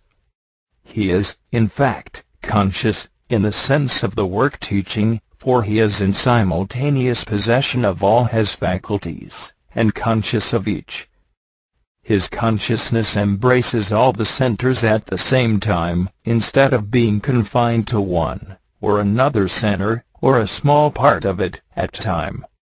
This extension or expansion of consciousness to include at the same time all the centers is not supernormal, but is actually what a normal man should possess. This is the third state of consciousness, the state of self-remembering or self-awareness, which is a man's right, and into which he is born, but which he loses very soon owing to the effect of the sleeping people by whom he is surrounded. It is through wrong influences, wrong education, and the wrong conditions of modern life that man has fallen away from this state of consciousness, which is his natural right, and which, if he possessed it, would make it impossible for him to act as he does today. Part II. I will now speak of one or two things that the work says which indirectly bear on the subject of prayer. The work says that in the Lord's Prayer, as in the parables and sayings in the Gospels, there is meaning within meaning. This is why it is said in the work that the Gospels are a test for a man's level of understanding, and also that as a man changes, so do the Gospels for him. In the Lord's Prayer there are innumerable ideas. Each phrase has inner octaves. There are so many things in it to a man, who has formed the ideas of the work in his mind, that to speak at all fully about the Lord's Prayer is to speak about every side, and every single thing, in the work itself. To read the prayer at times and think of all its connections, beginning with the octave from the divine intelligence of the Son in which man is created, and of all the work says of man, and his inner state, and what he must do to awaken, is to use the prayer in its real sense. To repeat the words is useless. Now I will refer to one of the sayings of Christ quoted in the past paper on prayer, where it is said that a man must pray for a thing, and have faith that he has it, and he will get it. All things whatsoever ye pray for, and ask for, have faith that ye have received them, and ye shall have them. Mark XXXIV. Now it is said in the work that a man must not wait until he has the force to do something, but must act, if it is his aim, as if he had it already, and then he will attract it. To wait until you have the strength and understanding to do something, I am speaking of the work, makes it impossible to do it. But you must each think of this for yourselves. Now I will add a few things. All prayer from self-pity is, of course, useless. Prayer for others is only possible through understanding their difficulties, and so through understanding yourself, for you understand others only so far as you understand yourself. All work is the preparation of lower centers for the reception of the influences coming from higher centers. Man has two centers fully developed in him, and belonging to higher levels of intelligence. But though they are working all the time in him, he cannot hear them. Their influences touch the state of self-remembering, but go no further. So all work is prayer, for all real prayer is to connect man with heaven, and all work on oneself is to purify lower centers, and make right order in the mind through being taught right knowledge, so that the influences of higher centers can be heard. we can speak of different sorts of prayer. 1. Prayer for enlightenment or understanding. 2. Prayer about temptation. 3. Prayer about oneself and about others. As regards 2. Prayer about temptation, this refers to temptation about the work. It is not necessarily answered, because the work will answer it if you fight to hold to its teaching, and apply it, and use it. Remember that temptation in the work, and about it is necessary in order to change a man, and it follows that if you pray in this connection your prayer will not be answered, but if you work instead you will get response. As I said, to pray when you should work, to expect help when you should make effort, is idle. As regards prayer about oneself, it must be about others first, and oneself last. Remember there are 3 levels of work: work for the work, work with others, work on oneself. To pray only for oneself, to work only with regard to oneself, and those connected by self-interests with one cannot give any result. 3 forces must enter prayer, and this is too difficult to speak of at present, but you will find them in the Lord's Prayer, if you think long enough about it. During the month of July, 1942, Dr. Nicoll continued the writing of his papers on the Gospels. Birdlip, August 15, 1942. Note, on negative emotions. Let us speak tonight of the work. Let us speak of what work on oneself means in connection with negative emotions. The work says, you have a right not to be negative. Notice that the work does not say, you have no right to be negative. One of the signs whereby you can distinguish between a false and a true teaching is that a false teaching insists upon or makes a rule about your doing something you cannot do. It is the sign of a false teaching, for example, to make you promise something, or swear to it, or take an oath of silence, and so on. An ordinary man cannot keep a promise, under all circumstances, because he is not one person, but many persons. One person, one I, in him, may promise, or even bind itself by an oath.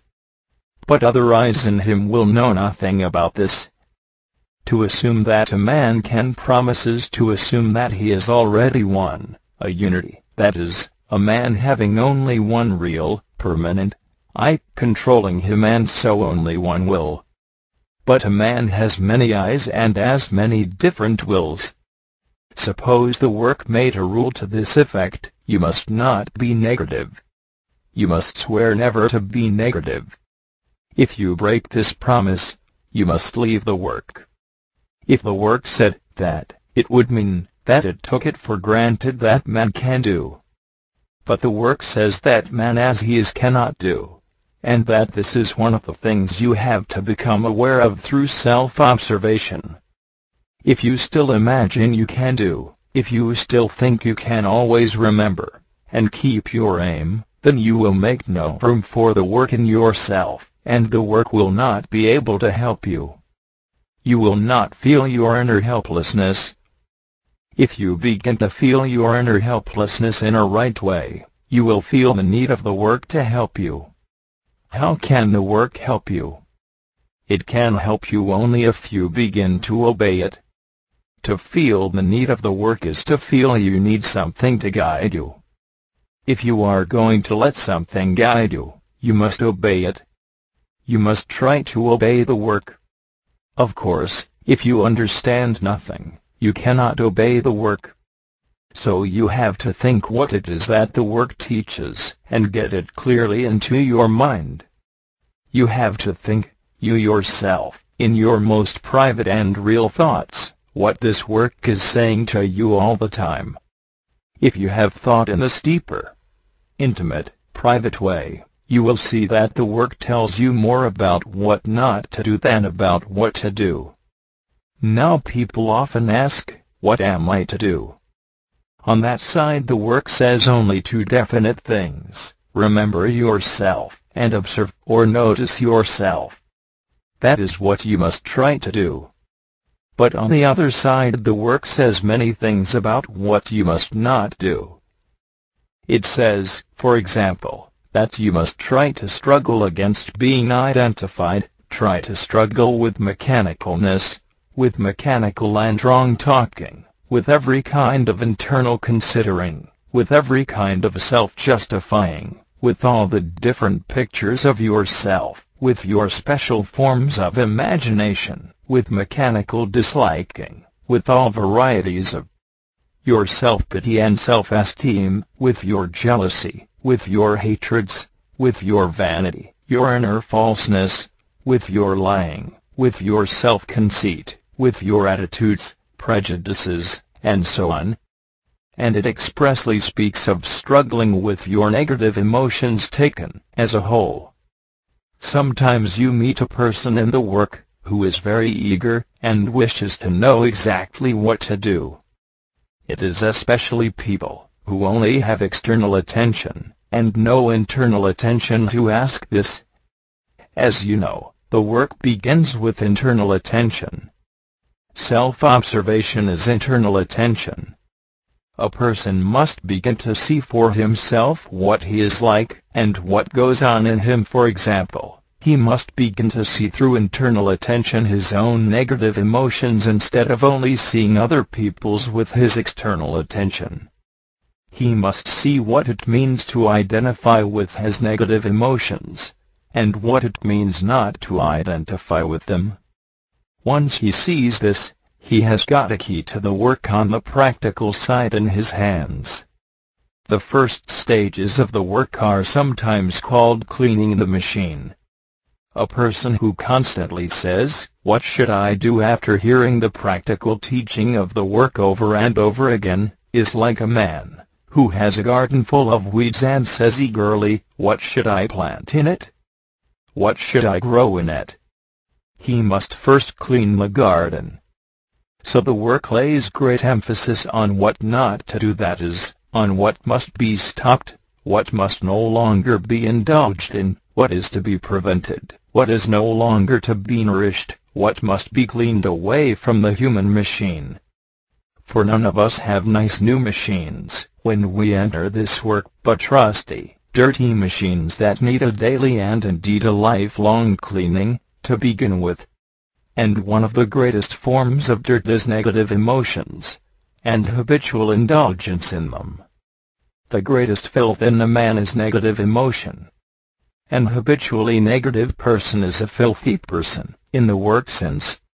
A person who is always thinking unpleasant things about others, saying unpleasant things, disliking everyone, being jealous, always having some grievance, or some form of self-pity, always feeling that he or she is not rightly treated, and so on. Such a person has a filthy mind in the most real and practical sense, because all these things are forms of negative emotion, and all negative emotions are dirt.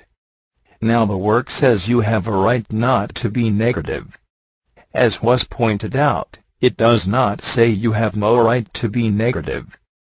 If you will think of the difference, you will see how great it is.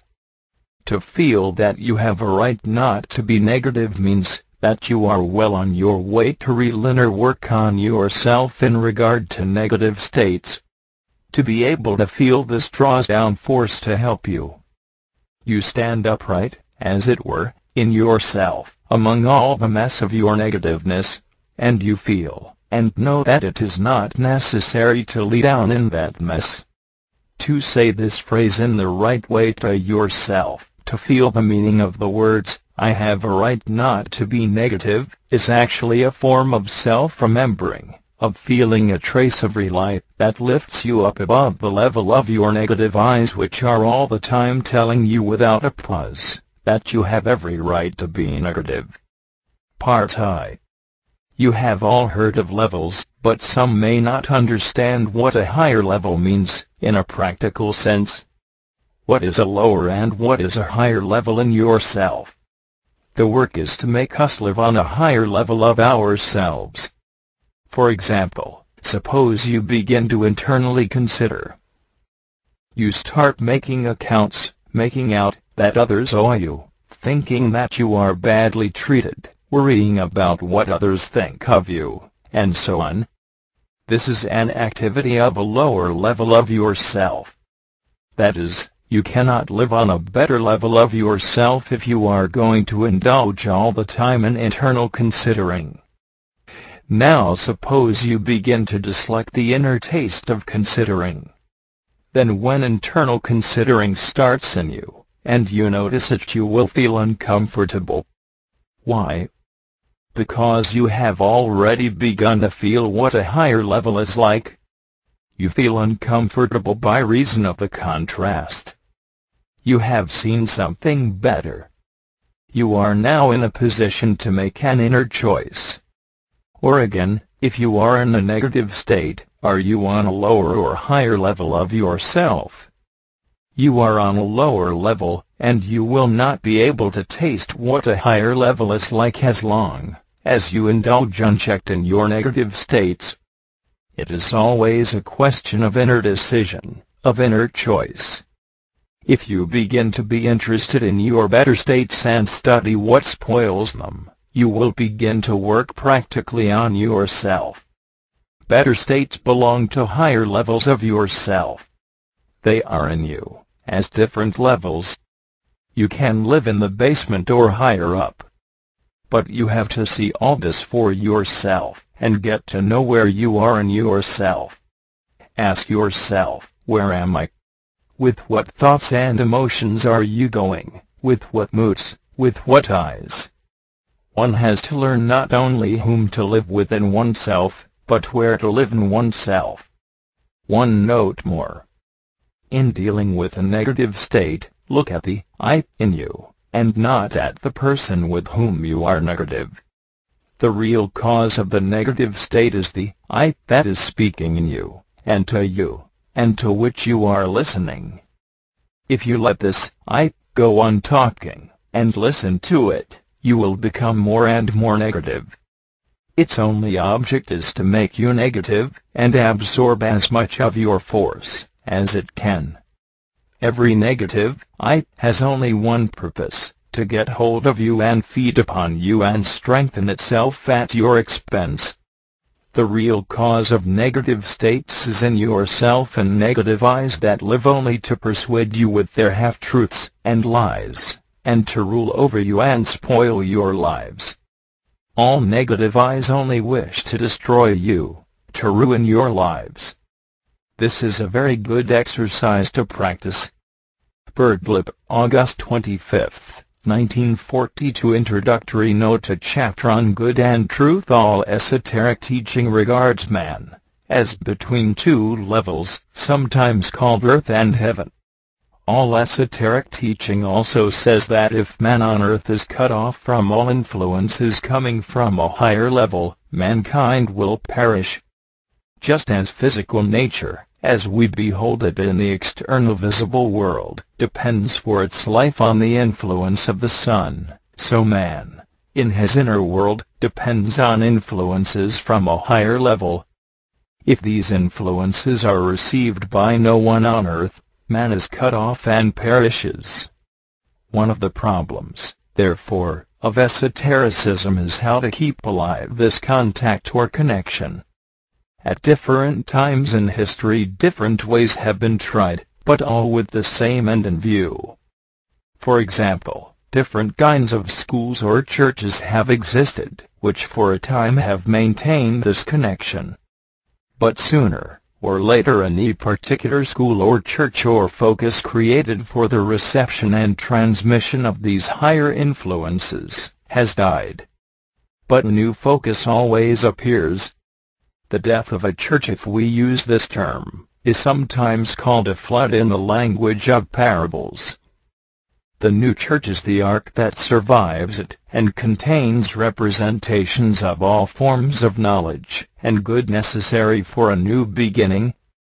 There have been many stages of man, in regard to his contact with influences from a higher level, and, from the esoteric standpoint, man has degenerated, psychologically, in this respect.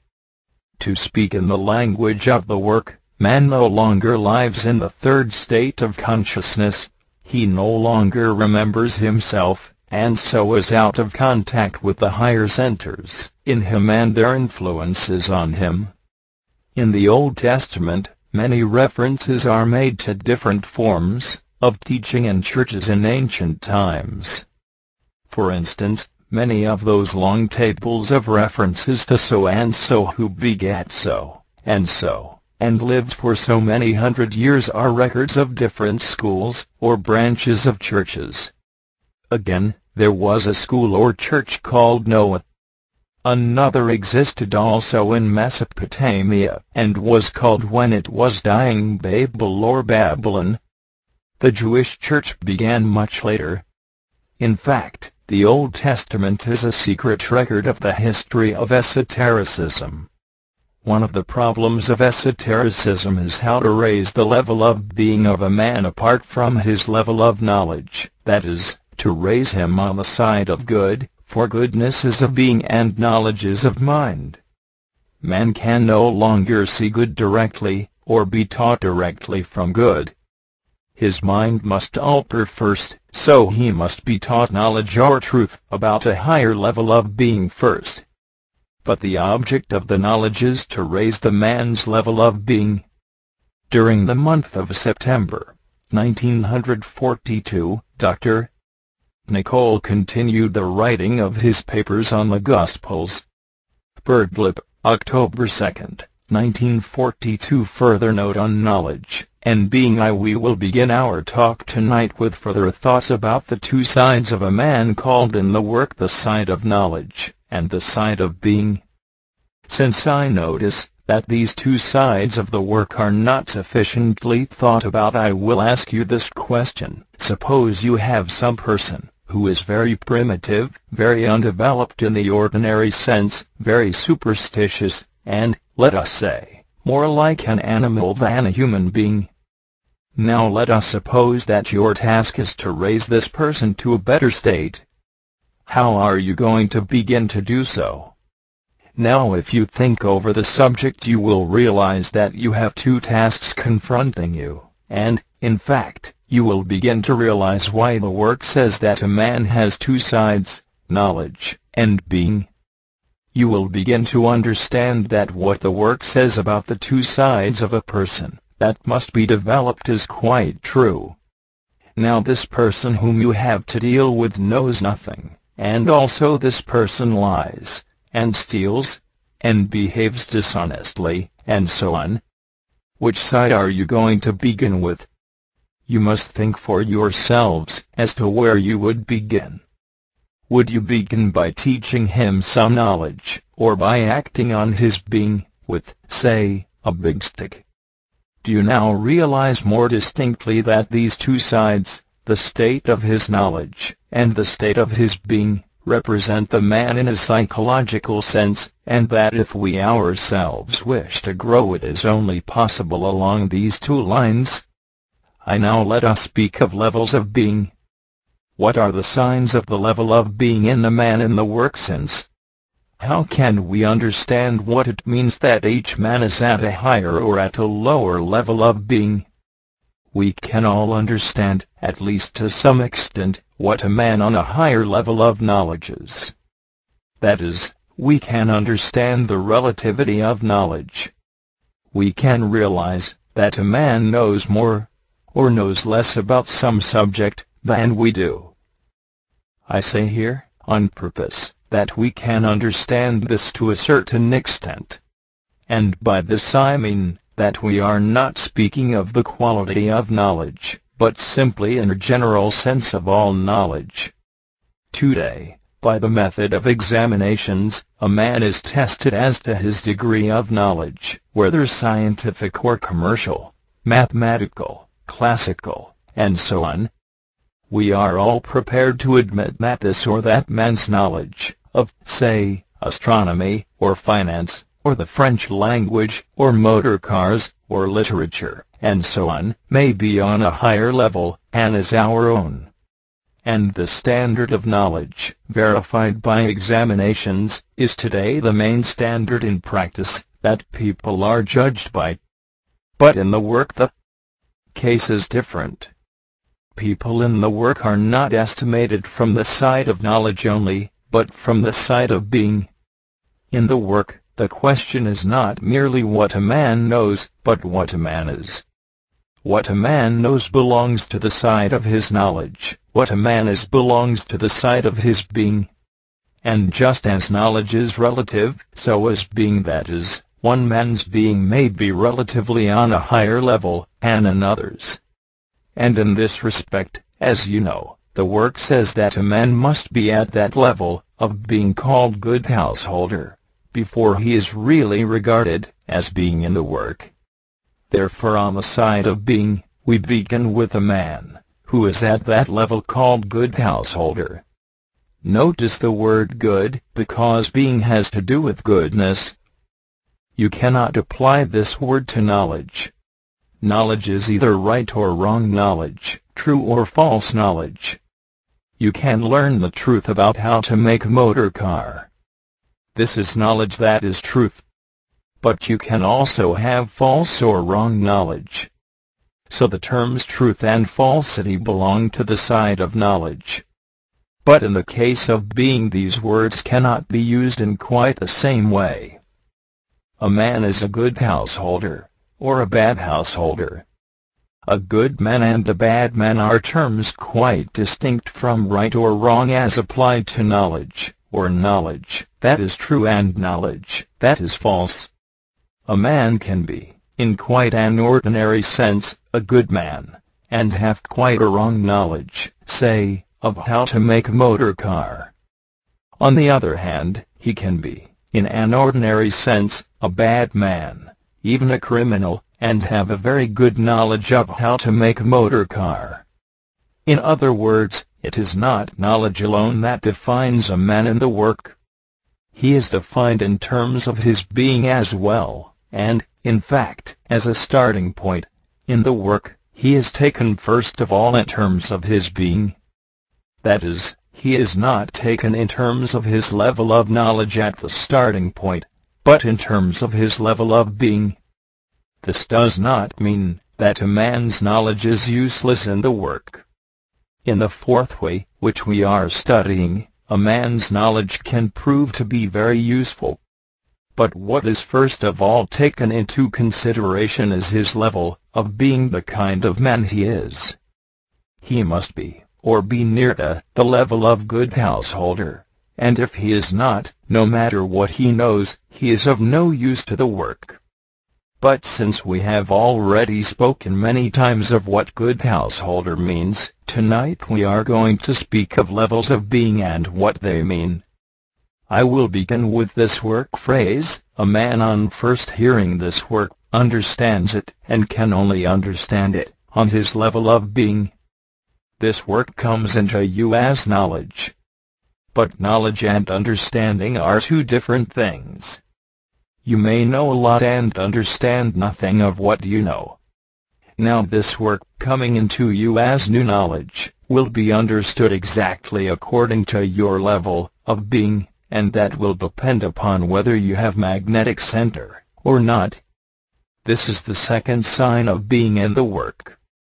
Now let us go slowly and recapitulate, in order that the teaching about being can be grasped. First, in regard to being, a man must be at the average level of good householder. He must be a responsible and decent person. He must not be a tramp or a lunatic, and of the meaning of these technical terms we have spoken enough elsewhere. The second sign of being, at the start, is the possession of magnetic center. In ordinary language, this means that a candidate for the teaching must be a man who has pondered about life, and wondered about the meaning of himself on earth, and had many private thoughts of his own, which have led him to feel dimly that there must be something else, some other sense in things, and he has been taught some other meaning in life than he was taught, as it were, at school. Putting the matter roughly, without using technical language, he must be a man who is not quite satisfied with position, money, possessions, success, and so on, and has caught sight of something behind the world of the senses, behind the world of appearances. Or put more technically, a man with magnetic center in his being is a man who has had moments when he has felt that life cannot be interpreted, and so cannot be understood simply in terms of itself. Sometimes in the country, in the woods, in the fields, we have seen something that has made us feel we were far away not only from ourselves but from all real meaning. Or it may have been that some words read from the Gospels in the school or chapel have made us catch our breath. Or the sudden sight of someone has awakened some strange feeling that we have forgotten something that we should have always remembered. Or we have touched a thought in some book that seemed filled with a meaning we could not reach, and yet recognized. Now when a man is convinced in his inner and most hidden thoughts, the thoughts that he cannot easily put into words, that there must be something else behind life, and yet at the same time he fulfills his task in life, and does his job, and becomes what he must become: soldier, sailor, doctor, priest, lawyer, and so on. He is both a good householder, and a man who has traces of magnetic center. But, to put it as brutally as possible, if a man believes in nothing but getting on in life, and sees life as the fulfillment of all he needs, and cares nothing for anything else, then he has no magnetic center. He may be a good householder, but not quite in the work sense. For in the full work sense, a good householder is a man who has fulfilled his duties in life in a responsible way, and no longer believes in life.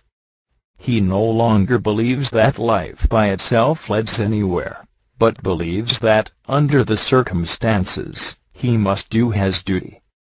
Now no longer to believe in life as being capable of fulfilling all we seek is one thing, and to believe that there is something else that we must seek is another thing. For this latter means that a man has magnetic centers, something in him that points in a certain direction, that does not obey the ordinary laws of a compass. Let us again recapitulate the teaching about being. First, a man must be in life and have dealt with life, and reached some adequate position in life and knowledge of life, and so be a good householder, capable of dealing with the ordinary difficulties and problems of human existence. That is, the work is not for people who seek to escape from the normal burdens of life. It is for normal decent people, and starts from that level of being. It is very important that everyone should understand this. Second, a man's being must have some trace of magnetic center in it. This means that in the work teaching of what being means, a man who has no magnetic center, whoever he is and whatever he is in life, is at a lower level of being than a man who has magnetic center. Here, you will all see, the work teaching about being breaks away entirely from any ordinary conception of being.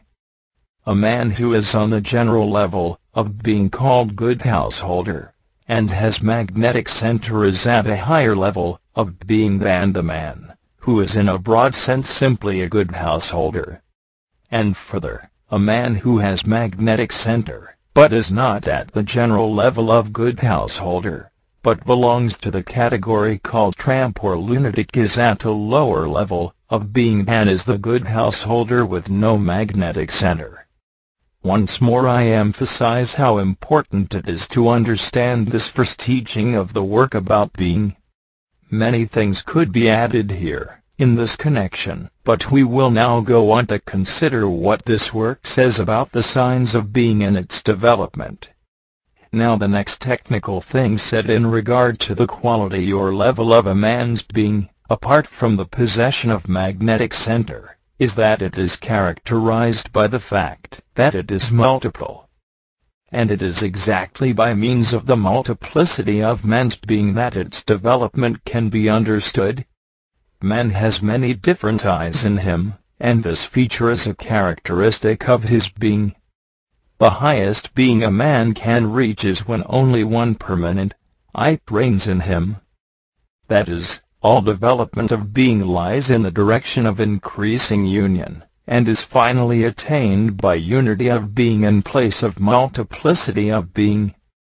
The whole of a man should form one man. But as we are not one but many.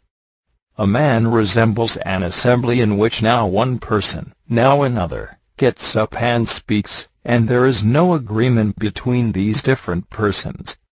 A man is like a house full of servants who quarrel, and use the single telephone, and all speak in the name of the master. A man is a house in disorder. A man is legion. Yet above him, at a higher level of himself, there is real I, that sometimes he feels the existence of, especially in conditions of great danger, or great fatigue. This one permanent and real I, is the highest being of the man, and every man has this in him.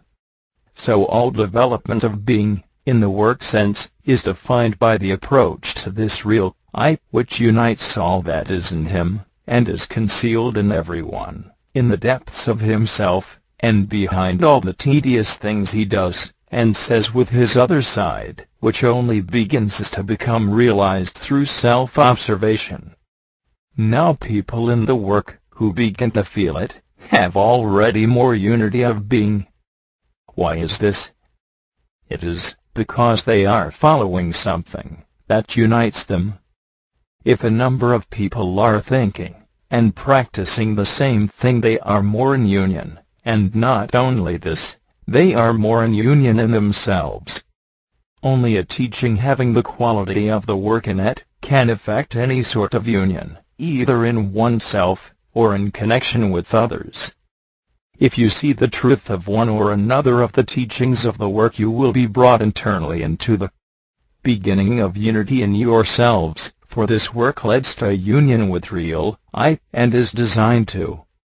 And you will begin to see for yourselves what you cannot go with, i.e. negative states, for real I will never approach you if you are not tested in regard to all self-emotions. Therefore we have a clear definition of what a higher level of being means. A higher level of being means an approach to unity or oneness of being. If there were nothing above us, no goal that can be reached, there would be no definable development of being. But there is a goal. But to attain this goal it is necessary to follow distinct directions, that is, a teaching about how to reach it. The work in every aspect and detail of it is about reaching this goal. No higher level of being is possible apart from that acquired in life, save through an extra force acting upon one. Unity of being is not attainable through the influence of life. It is only attainable through influences coming from those who have attained the supreme development of being. That is, special knowledge is necessary which must be applied to being. Now if you reflect on this teaching, and see what it is about for yourselves, you will see that both on the psychological and the cosmological side, it is all about raising the level of being to unity. All the cosmological diagrams lead to unity. It is impossible in this conversation to go into everything said about this. Do you know that one of the great handicaps to the development of being lies in buffers which prevent us from seeing inner contradictions, and that only long observation and sincere desire to be different can make you see inner contradictions? Do you suppose that a man full of buffers, and so full of inner contradictions, can reach any further stage in unity of being? Do you suppose that a man who has no insight into himself can reach any further stage of unity in his being? The continued action of the work through noticing oneself begins to break up many contradictions in one's being, and to make many wrong expressions of being less and less possible. For example, One sign of being is the capacity to bear the unpleasant manifestations of others. Why is this a sign of greater being? The answer is that you cannot do this unless you have seen in yourself what you dislike in others. Another sign of greater being is to be able to remember and keep your aim. Why is this a sign of greater being? It means that you are more in your conscious eyes that are moving towards rely on you. If you have not yet learned to distrust and so not to identify with eyes that you already know always mislead you, how can you expect to feel more strength of being in yourself? You are allowing your being to be taken charge of by the worst eyes in you. You have not begun to select, to separate, to throw away the bad and put the good in two vessels. If you want to change your level of being, you have got to see what your level of being is, that is, what kind of a person you are over a period, or, more strictly, what kind of eyes you allow to take charge of you at different moments over a period, and remember what you observe. If any I in you can jump up and speak through your mouth, then your state of being is mechanical and cannot change. You have nothing conscious at work in you.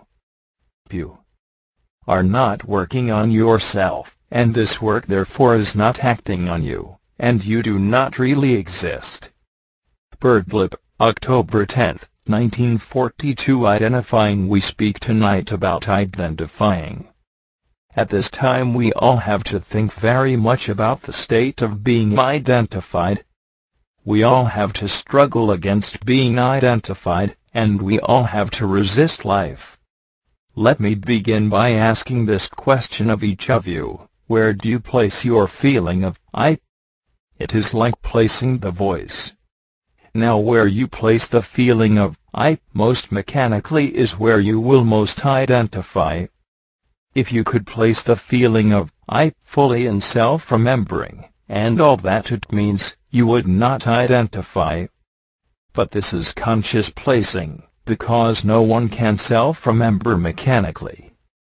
To remember oneself is a conscious act, a conscious placing of I, requiring attention to begin with. So let us consider attention. When you are paying attention, are you identified? Begin with inner identifying.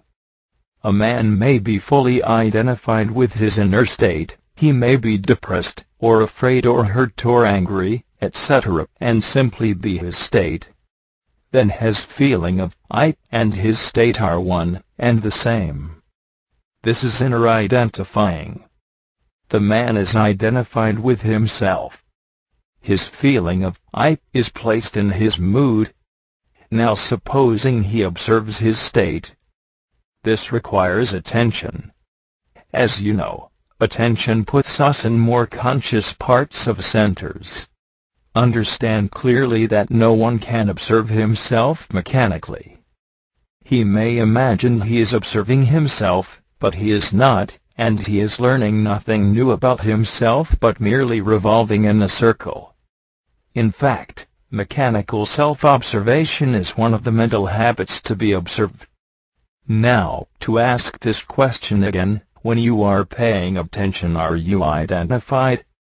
To answer this question in connection with inner identifying, it means, when you are identified with your inner state, and observe it, are you still fully identified? How can you be? In the work we all have a very powerful instrument in us called non-identifying. But how long it takes for any of us to see what it means, and to use it. If a man is always identified with his inner state of the moment, with his thoughts, and his moods, etc., then he cannot change. For a man to shift from the position he is in, he must first divide himself into two. That is, he must be able to observe his state. If he is his state, then nothing can take place. If he divides himself into an observing side, and an observed side, that is, becomes two, then he begins to be able to shift his position, to change internally. Do you understand the depth of this idea? It is the way out of the prison of oneself. Now, as regards being identified with life, take a first example, like this. If you are paying careful attention to the horses in a race, one of which you have backed, are you identified? The answer is yes and no. Insofar as you are paying attention, you are not identified. Insofar that you are anxious your horse should win, you are identified and cannot pay attention. So the two states, the state of attention and the state of being identified, struggle with each other. Take a second example like this. If you are in a great hurry to get an important letter finished, then you are identified. But if after many abortive attempts you find it necessary to attend carefully to what you are writing, you are not identified while in this state of attention, although you may remain identified, as it were, in the background, that is, in mechanical parts of centers you may still be identified, but since you have had to move into more conscious parts of centers to write the letter properly, while in them you are not identified. In these examples, the man is conscious within mechanicalness. Let us note that it is also possible to be mechanical within consciousness. Now let us speak in general of the state of being identified with life. What is life? I do not mean to ask this question in a philosophical or theoretical sense, but in a practical sense. Life is a series of events on different scales. It is not things, people, objects, but events that bring these things and people and objects into different relations with you at different times. The pen on your table is not an event itself, but becomes part of a small event when you pick it up to sign a check. In this event, the pen, the checkbook, the table, the ink, and yourself, and the person to whom you make out the check, etc. are all suddenly connected together. This is an event. Next moment, the pen, the checkbook, and so on, fall, as it were, apart, and lie silent and motionless. Your water tap is not an event to you except when you have a bath, or unless it leaks. Your bed is not an event unless you go to bed. A nail may lay on your mantelpiece. This is not an event. Suddenly, you want to hang a picture. Then the nail gets caught up into an event. Your neighbor next door may be a person unknown to you. He is not an event. But you hear he has called you a fool, and suddenly an event between you and your neighbor takes place. The leaves lie motionless on the road in autumn, and suddenly a whirlwind comes, and they are an event. An event gathers things together, moves them about, and passes. Consider the world event of the war. This is an event on the scale of humanity. The countries Great Britain, France, Germany, Italy, etc. are not events in themselves, but when war suddenly descends like a whirlwind and whirls them round and round, bringing them violently into a certain relationship with each other, then this is an event. The war gathers people together, moves them about, and when it has passed, the objects, the things of war, the people, will fall apart, and everyone will go home. Now if you can begin to study life as events, what you are really studying is the law of three forces, which says that every manifestation is the result of three forces. A thing is not an event unless it conducts one of the three forces, in a triad, and anything or person can conduct one or another of the three forces at different times, and so be differently related to a particular event. Do you understand what this means? There is a stick and two people. There is no event. There are merely three things. Then the two people quarrel and one hits the other with the stick. All are now conducting the forces of a triad, and a manifestation takes place, i.e. an event. You open an old cupboard and see an old rag doll. It was once involved in many small events. Now it is simply a thing. You shut the cupboard door, it remains a thing, involved in no event.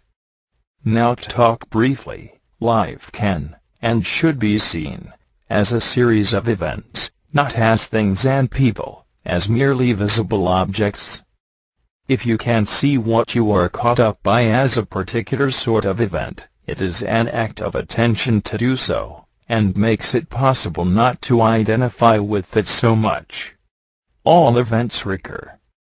There are only a certain number. All possible events on earth were, so to speak, created with man. Man was created with his life, with all the events possible to happen to him.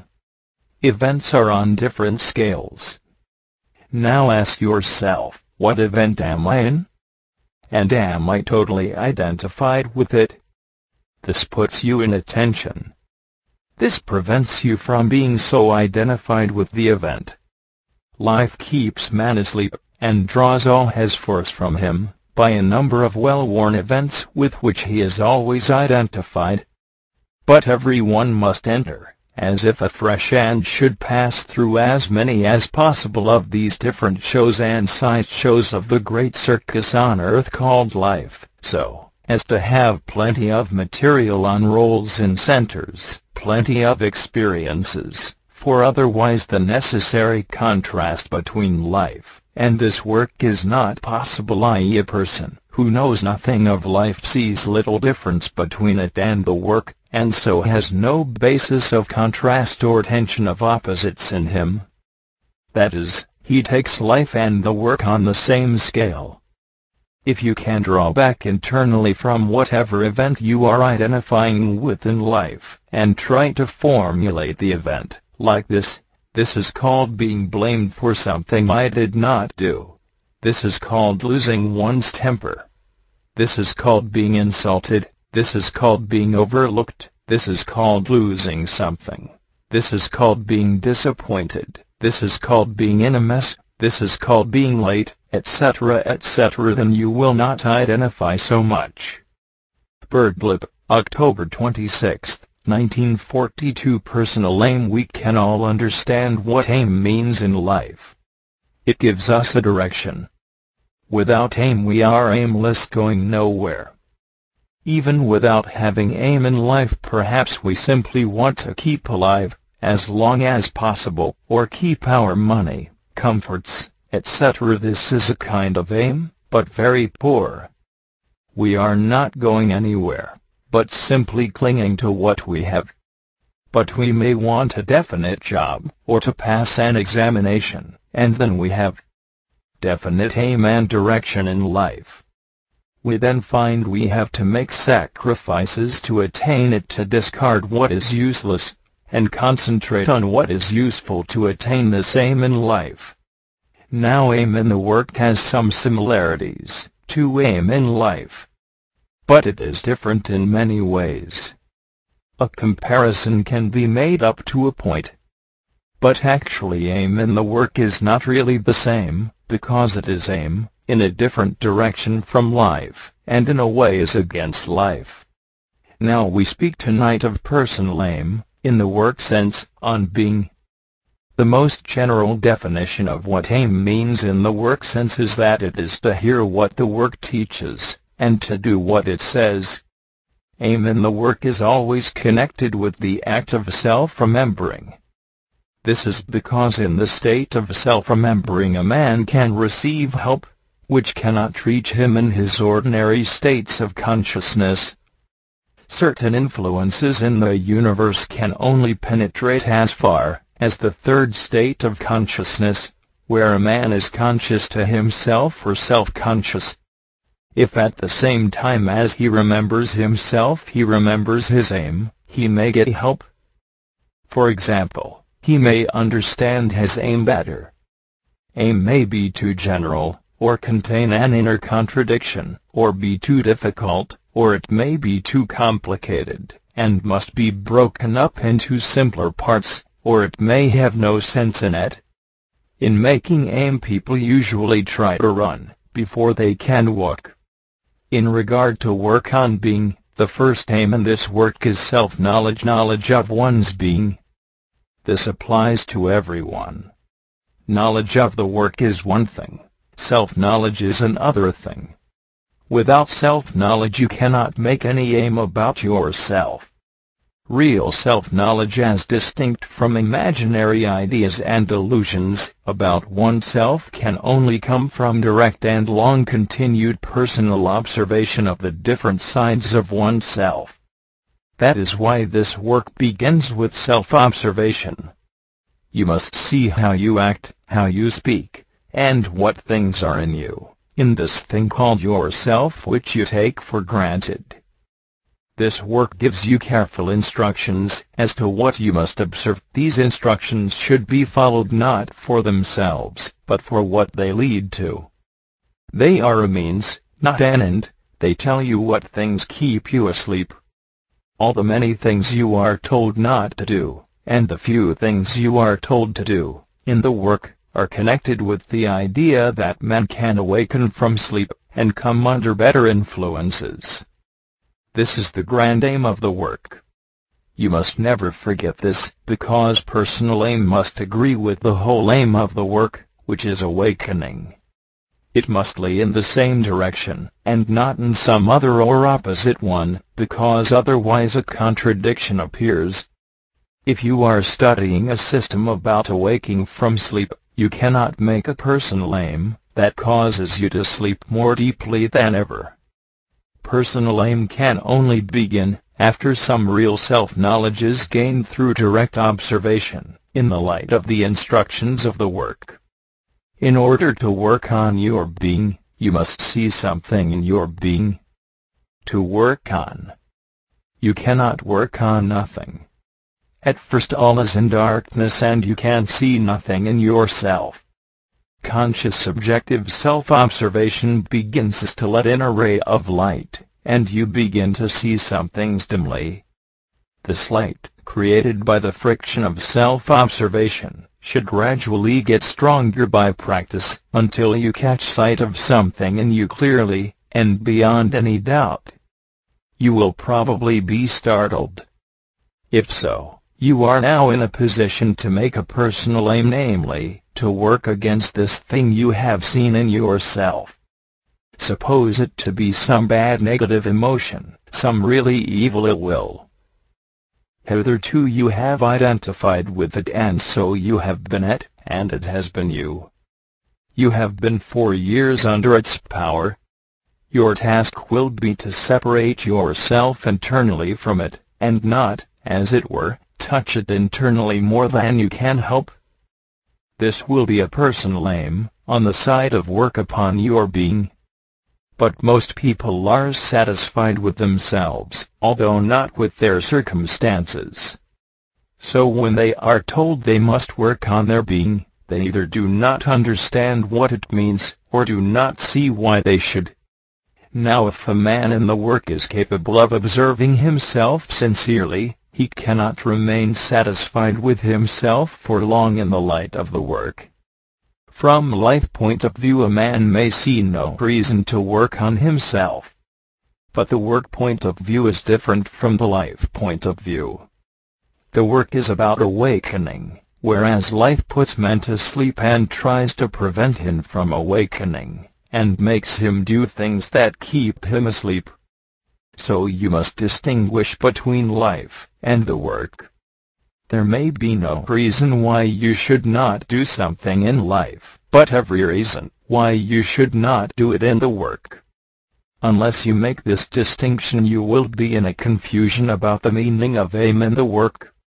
For example, in life you can dislike everyone if you want to, and hate people, and talk scandal, and enjoy your negative emotions. But in the work you cannot do this, because you are destroying yourself inside. You are simply poisoning yourself.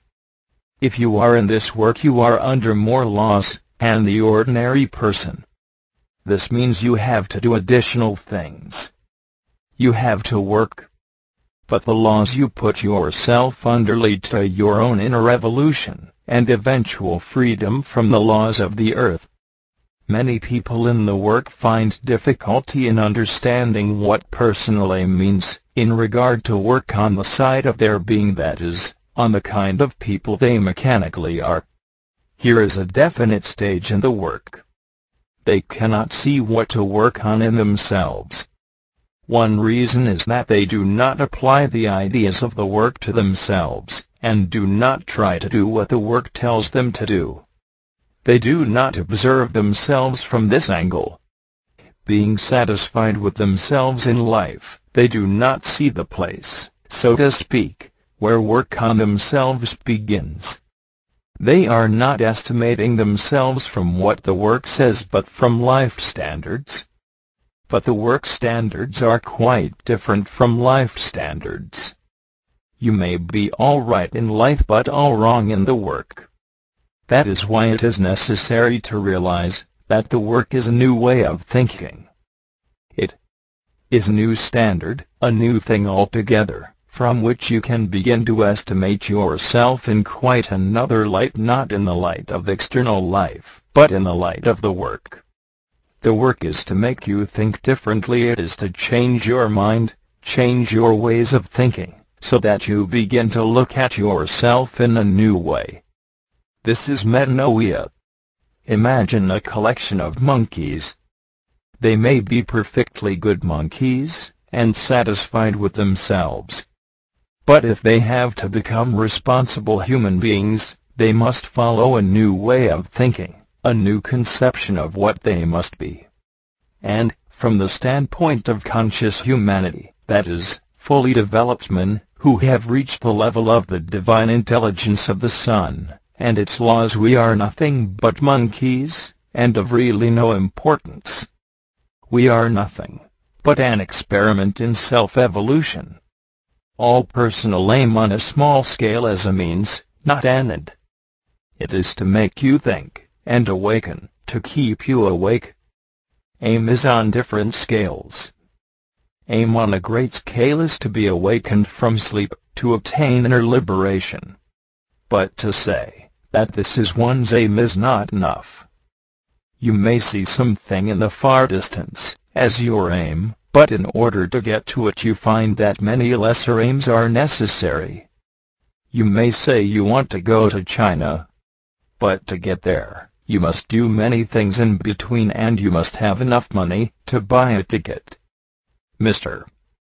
Ouspensky said that aim is like this: you see far off a light that you wish to reach, but on approaching it, you find many lesser lights, like lamp posts along a road, that you must pass one by one, before you attain the final aim.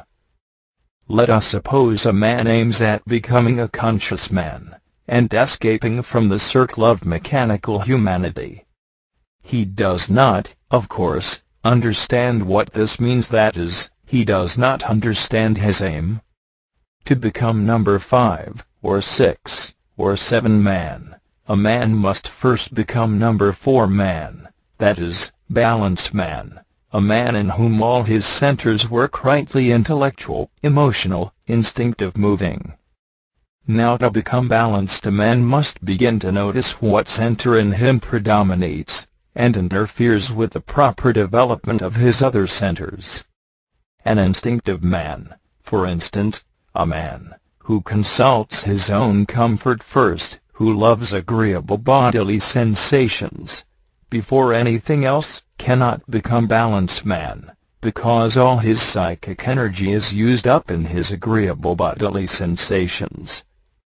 His aim then must be to work against the predominance of one center in him, which causes him to be lopsided, and prevents the other centers from developing. But if you have understood what has been said so far, you will see that in such a case it is only by seeing himself, and estimating his inner state, in the light of the work, that he will become dissatisfied with himself. Viewing himself from life, there is no reason why he should attempt to be different from what he is. Or let us take a man whose center of gravity is in the intellectual center. He is only interested in theories and abstractions. In life, there is no reason why he should be dissatisfied with himself. But observing himself in the light of the teaching of the work, he will begin to be dissatisfied with his state of being. It is only through understanding the ideas of the work that a man can make work aim. It is only by beginning to think in a new way, and viewing himself in that light, that he can make a work aim. You cannot make a work aim if you think, as you always did. By seeing himself in the light of the work view of him, a man can see what is wrong with him in a work sense. In life sense he will see nothing wrong with him. Life will not judge him, but the work will judge him, and exactly in terms of his valuation and understanding of it, that is, he will begin to judge himself. For the work judges no one. The man himself will begin to judge himself, and when this once begins, the man has a point in the work in himself. Now, as regards the often asked question, can you give me examples of what personal aim means? On the side of knowledge, personal aim means to become familiar with the ideas of the work. On the side of being, personal aim means to observe yourself in the light of the knowledge of the work, and apply it to yourself. Personal work on your own being begins when you notice something that the work tells you about in yourself.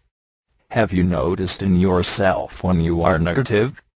Have you noticed in yourself where you are too identified? Have you noticed daydreaming? Have you noticed wrong talking? Have you noticed what false personality means in yourself? Have you noticed where you justify yourself? Have you noticed lying in yourself? Have you noticed what sleep means? Have you noticed what making accounts means? And so on. Start with one single thing that you have noticed, and begin to watch it, and try to work against it. But start with something you have no doubt about. Start with something clear and distinct, and try for a time to observe it, and not consent to it internally. Once you start, the way opens out. But you must actually start from something definite, and you must do this in the light of the meaning of the work, and its great aim. If you find you cannot keep your aim as first intended, because it is too difficult, modify your aim, and then you may find that a better aim is suggested to you, especially if you remember your aim, whenever you try to remember yourself. Everything taught in this work on its practical side shows more than one aim to you. You must begin with one thing. But after a time you must include all the rest. For example, you cannot confine yourself simply to working, say, on one form of irritation, or one form of negative emotion, and not do anything else. If you really start to work on your being, from one thing in the work, you will find that it is necessary to do all the other things in order to keep your aim. You must understand that if you hold too long to one small aim exclusively, and neglect everything else in the work, it is useless. Your aim, whatever it starts with, must eventually regard all other things you are taught in the work. Otherwise you simply make your aim ineffective, if not worse, because it is unsupported. But you must start with one definite thing, that you have observed in yourself, and then you will find that everything else taught you is necessary, as well, if you wish to keep the aim that you began with. Every side of the practical teaching of the work must become your aim. And then, if you cannot work in one way, you will find you can work in another way. The whole teaching is necessary to effect any change in being. Here are some suggestions of aim. Anything anti-mechanical is a temporary aim, and helps us to awaken. All making of effort against mechanicalness is aim. Efforts made when you are tired are useful, if you yourself make them, not otherwise. Aim must be made by everyone about wrong talking, negative talking, scandal, gossiping, which destroys the force of the work in you. It is a form of lying, and lying can destroy essence itself. Try to notice what you say. If you cannot at the time, go through it afterwards. Try to see what you are like in your talking, and think about this. Find out what helps, and what hinders you in working, and what stops you from working. By keeping to work aim we create will. You should weigh your aim and see what you are prepared to give up for it. Aim requires effort. Notice what you regard as a nuisance, and make yourself passive for a time. Notice your inner doubts and try occasionally to answer them clearly from the work ideas. This is a very good occasional aim, and makes you think. Observe your boredom and your tendency to speak of your life as dreary and so on. This is very important, as it prevents a lot of self-poisoning. When you have just criticized someone, go over what you said carefully, and apply it to yourself. This neutralizes poison in you. When you are alone, do not let yourself think you are quite alone, and out of the work. People allow themselves to change too much in this respect. They let go, so to speak. Remember, in regard to making aim about negative emotions, that emotions are much quicker than time. You may not be able to check them at first, but you can remember them afterwards, and realize what has happened. This makes it possible to know them beforehand. Aim must be made from work eyes, not mechanical eyes. You cannot make aim suddenly. People in life swear they will not do this, or that again. In the work you must not swear, like this. It leads to nothing. Aim must be made consciously, with insight, after long observation, in view of realizing what is putting you to sleep and what helps you to keep awake. Finally, you must all remember that in this work the development of all parts of centers is an aim. This means that you must overcome ignorance, and get to know as many as possible of the branches of knowledge and study that exist in life, because each one develops some particular part of a center. If you do this in the light of the meaning of the work, understanding why it is necessary, it will help you to awaken. But if you do it from a life point of view in order to be superior to other people, to outrival others, you will be doing it in a useless way. And do not think that, because others know more than you do about any particular subject or craft, that you can learn that it is not worthwhile. The point of this work is self-development, development of yourself on every side. And whether other people do anything better than you makes not the slightest difference. Remember that to take up anything new requires effort. Wherever you find yourself in life, if you are in this work, you should be able to make good to take it as work. This aspect of the work can give you many different kinds of aims. This can be generalized under the work phrase, struggle against ignorance. Birdlip, October 31, 1940. To the place of aim. Introduction. Last time we spoke about the necessity of aim. Tonight we will try to speak about the place where aim comes from.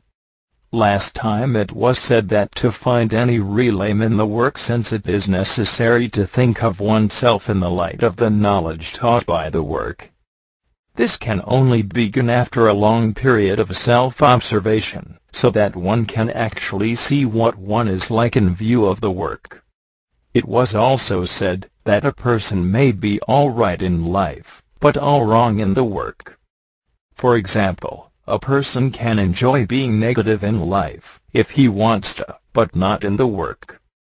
That is, the work changes our view of ourselves and makes us think in a new way about ourselves. Tonight we speak of aim in regard to where it comes from in oneself. Part I. Aim can come from right or wrong places in us. Aim may be right and come from a wrong place, and aim may be wrong, and yet come from a right place.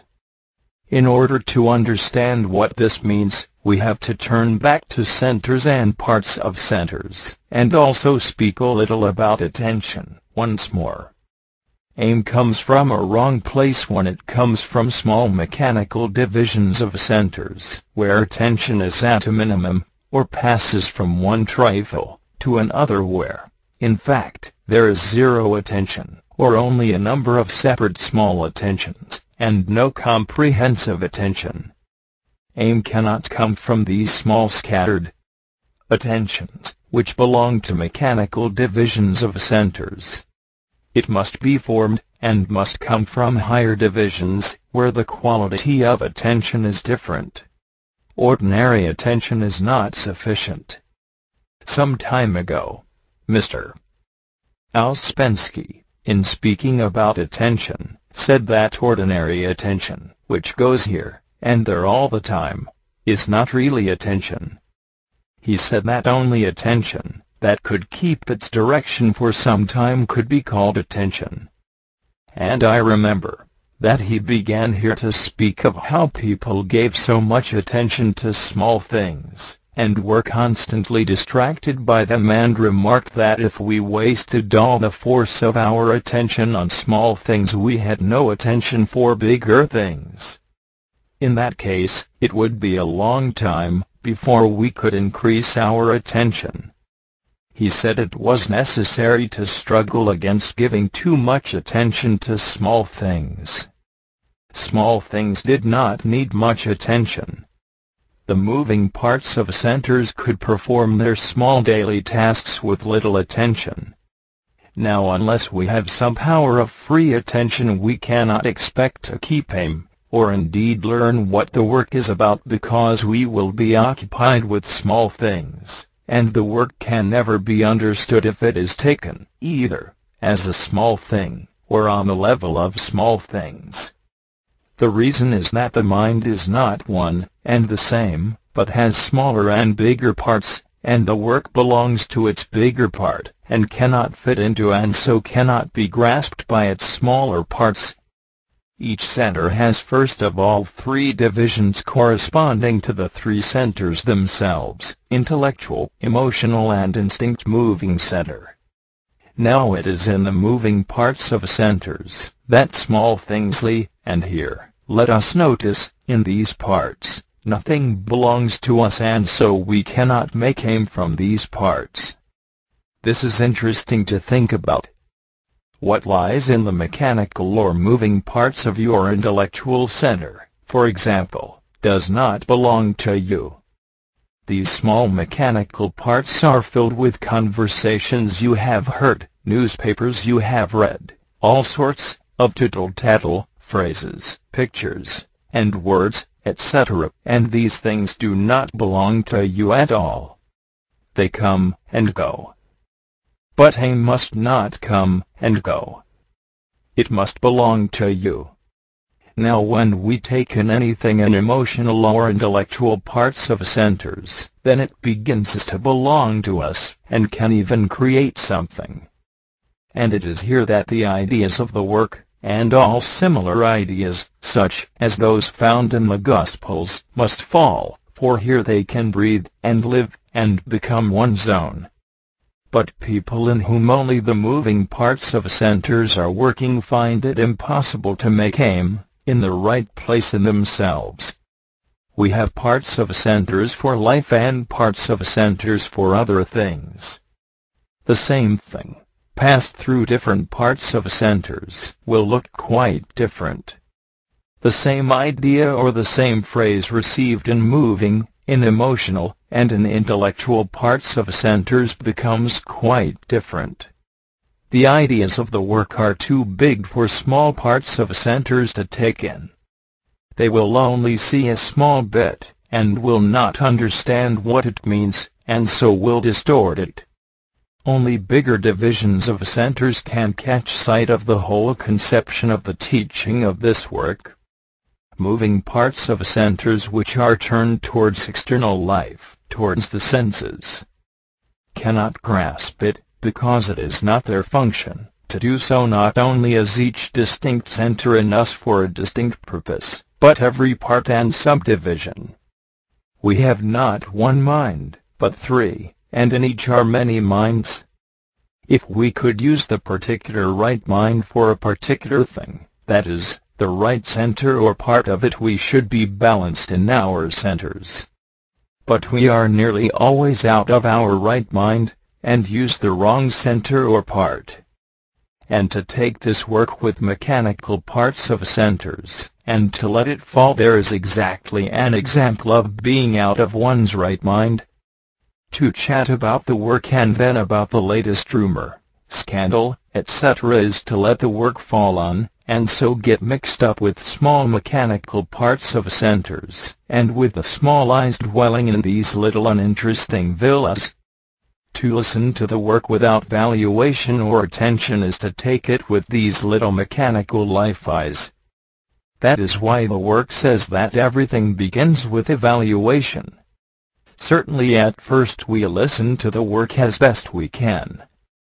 But if we have magnetic center, that is, ears to hear, it begins to fall on emotional parts of centers. Part I. Once you understand that mind, in this teaching, is regarded as being on different levels, just as is the universe, and the lowest level is called the moving or mechanical part of a center, you will understand the psychological reason for many things. You will understand, for example, why you must not talk too much of this work, because it tends to put it into moving parts of centers. It is better for people in the work to talk of other things rather than do this, or if they have spoken seriously of the work, to get into some other kind of talk as soon as possible and notice the difference.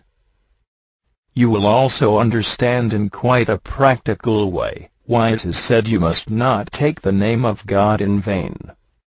Things belonging to higher and so more conscious parts of centers must not be allowed to mix themselves up with what belongs to lower mechanical parts. This is the real meaning of profanity. Profanity is mixing higher and lower. It destroys the proper order of parts of centers.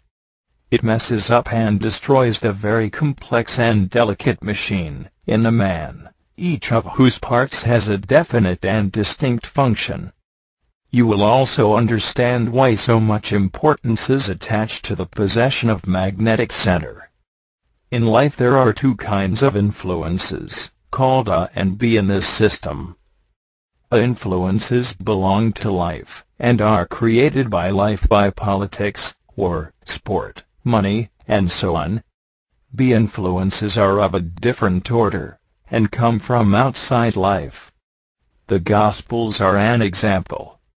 They come from conscious mankind, not mechanical humanity. Now notice this carefully. Moving parts of centers can only take in A influences, and are only meant to do so. B influences fall on emotional parts of centers, and C influences, if you meet with them, which come directly from conscious man, fall on intellectual parts. By treating the matter in this way, you see how things all fall into their right places. To get into higher, that is, more conscious parts of centers, the act of attention is necessary.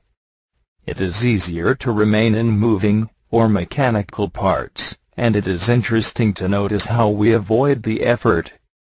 To become more conscious of our lives, and of what we are like, it is necessary to be in more conscious parts of centers, that is, in those parts that can see several things together, and not only one at a time. Self-observation leads to an increase of the consciousness of oneself, of one's life, and from the same becomes clearer. You begin to see what is wrong, not just at the moment, but what runs through your life. This is not possible to see from moving parts of centers. Here the life cannot be seen, but only the moment. So to make aim from mechanical eyes, in moving parts of centers is quite wrong. They only see through narrow chinks. So it becomes important to think of where you may came from, as well as what your aim is. You cannot, of course, make a permanent aim suddenly. You cannot exclaim suddenly, "I swear I will never identify again," or never be negative, and so on. Larger and more permanent aim in the work must be based on self-knowledge gained through practical self-observation. Take negative emotions. They are a big question. You cannot suddenly make an aim about them. You can, and should begin by making the temporary aim of not expressing them, as the work suggests. This helps you to observe them better. Then you can see gradually that if you waste so much force on being negative, you have no force for anything else, such as happiness, for instance. Then you may see you cannot get into attention, and so cannot get into better parts of centers, if all your force is drawn into this useless direction. After you have seen all this for yourself and many other things, then you may begin to make a more permanent and real aim about some of your negative states, and one that comes from the right place in you. For you will understand better what you are doing, and so will be doing it more from yourself, and what belongs to you. But if, hearing that one must struggle against negative states, you make an aim from a little imitative "I" in the moving part of a center, just because you heard it was the thing to do, and jotted it down in your notebook, like a good scholar, you will not understand anything about your aim. It will not belong to you. Aim will be perhaps right, but will come from an utterly wrong place. So it is important to think of where aim comes from and not only what your aim is. Or to take another example, suppose you aim at getting over your unwanted associations about people. If you do this simply from moving parts of centers from small mechanical eyes, these eyes will see no reason why you should, because these unwanted mechanical associations are their special work. You are telling a factory not to do its special job. The unwanted associations lie in mechanical parts, in mechanical eyes. But if in this case you think about the people in connection with the work, you will be lifted out of mechanical parts of centers, and mechanical associations. You will take them on another level. All the chances we have depend on the existence of another level. Your aim will then come from the right place, and may have results. That is, you may be able to get quite a new way of taking people whom mechanically you dislike, and so on, and you may see their mechanicalness in terms of what you see in your own mechanicalness. So you see again that aim may be right, but it is where it comes from in you that is so important. You can do many things quite easily or more easily from the level of the work, which are impossible if you try to do them from the level of life. The explanation lies in these different parts of centers, and from what part your aim comes. For this reason it is necessary to know, by observation, where you are in yourself, in what part of the large psychological house you are, and not to try to do things, when you are in the basement, that belong to another floor, and vice versa.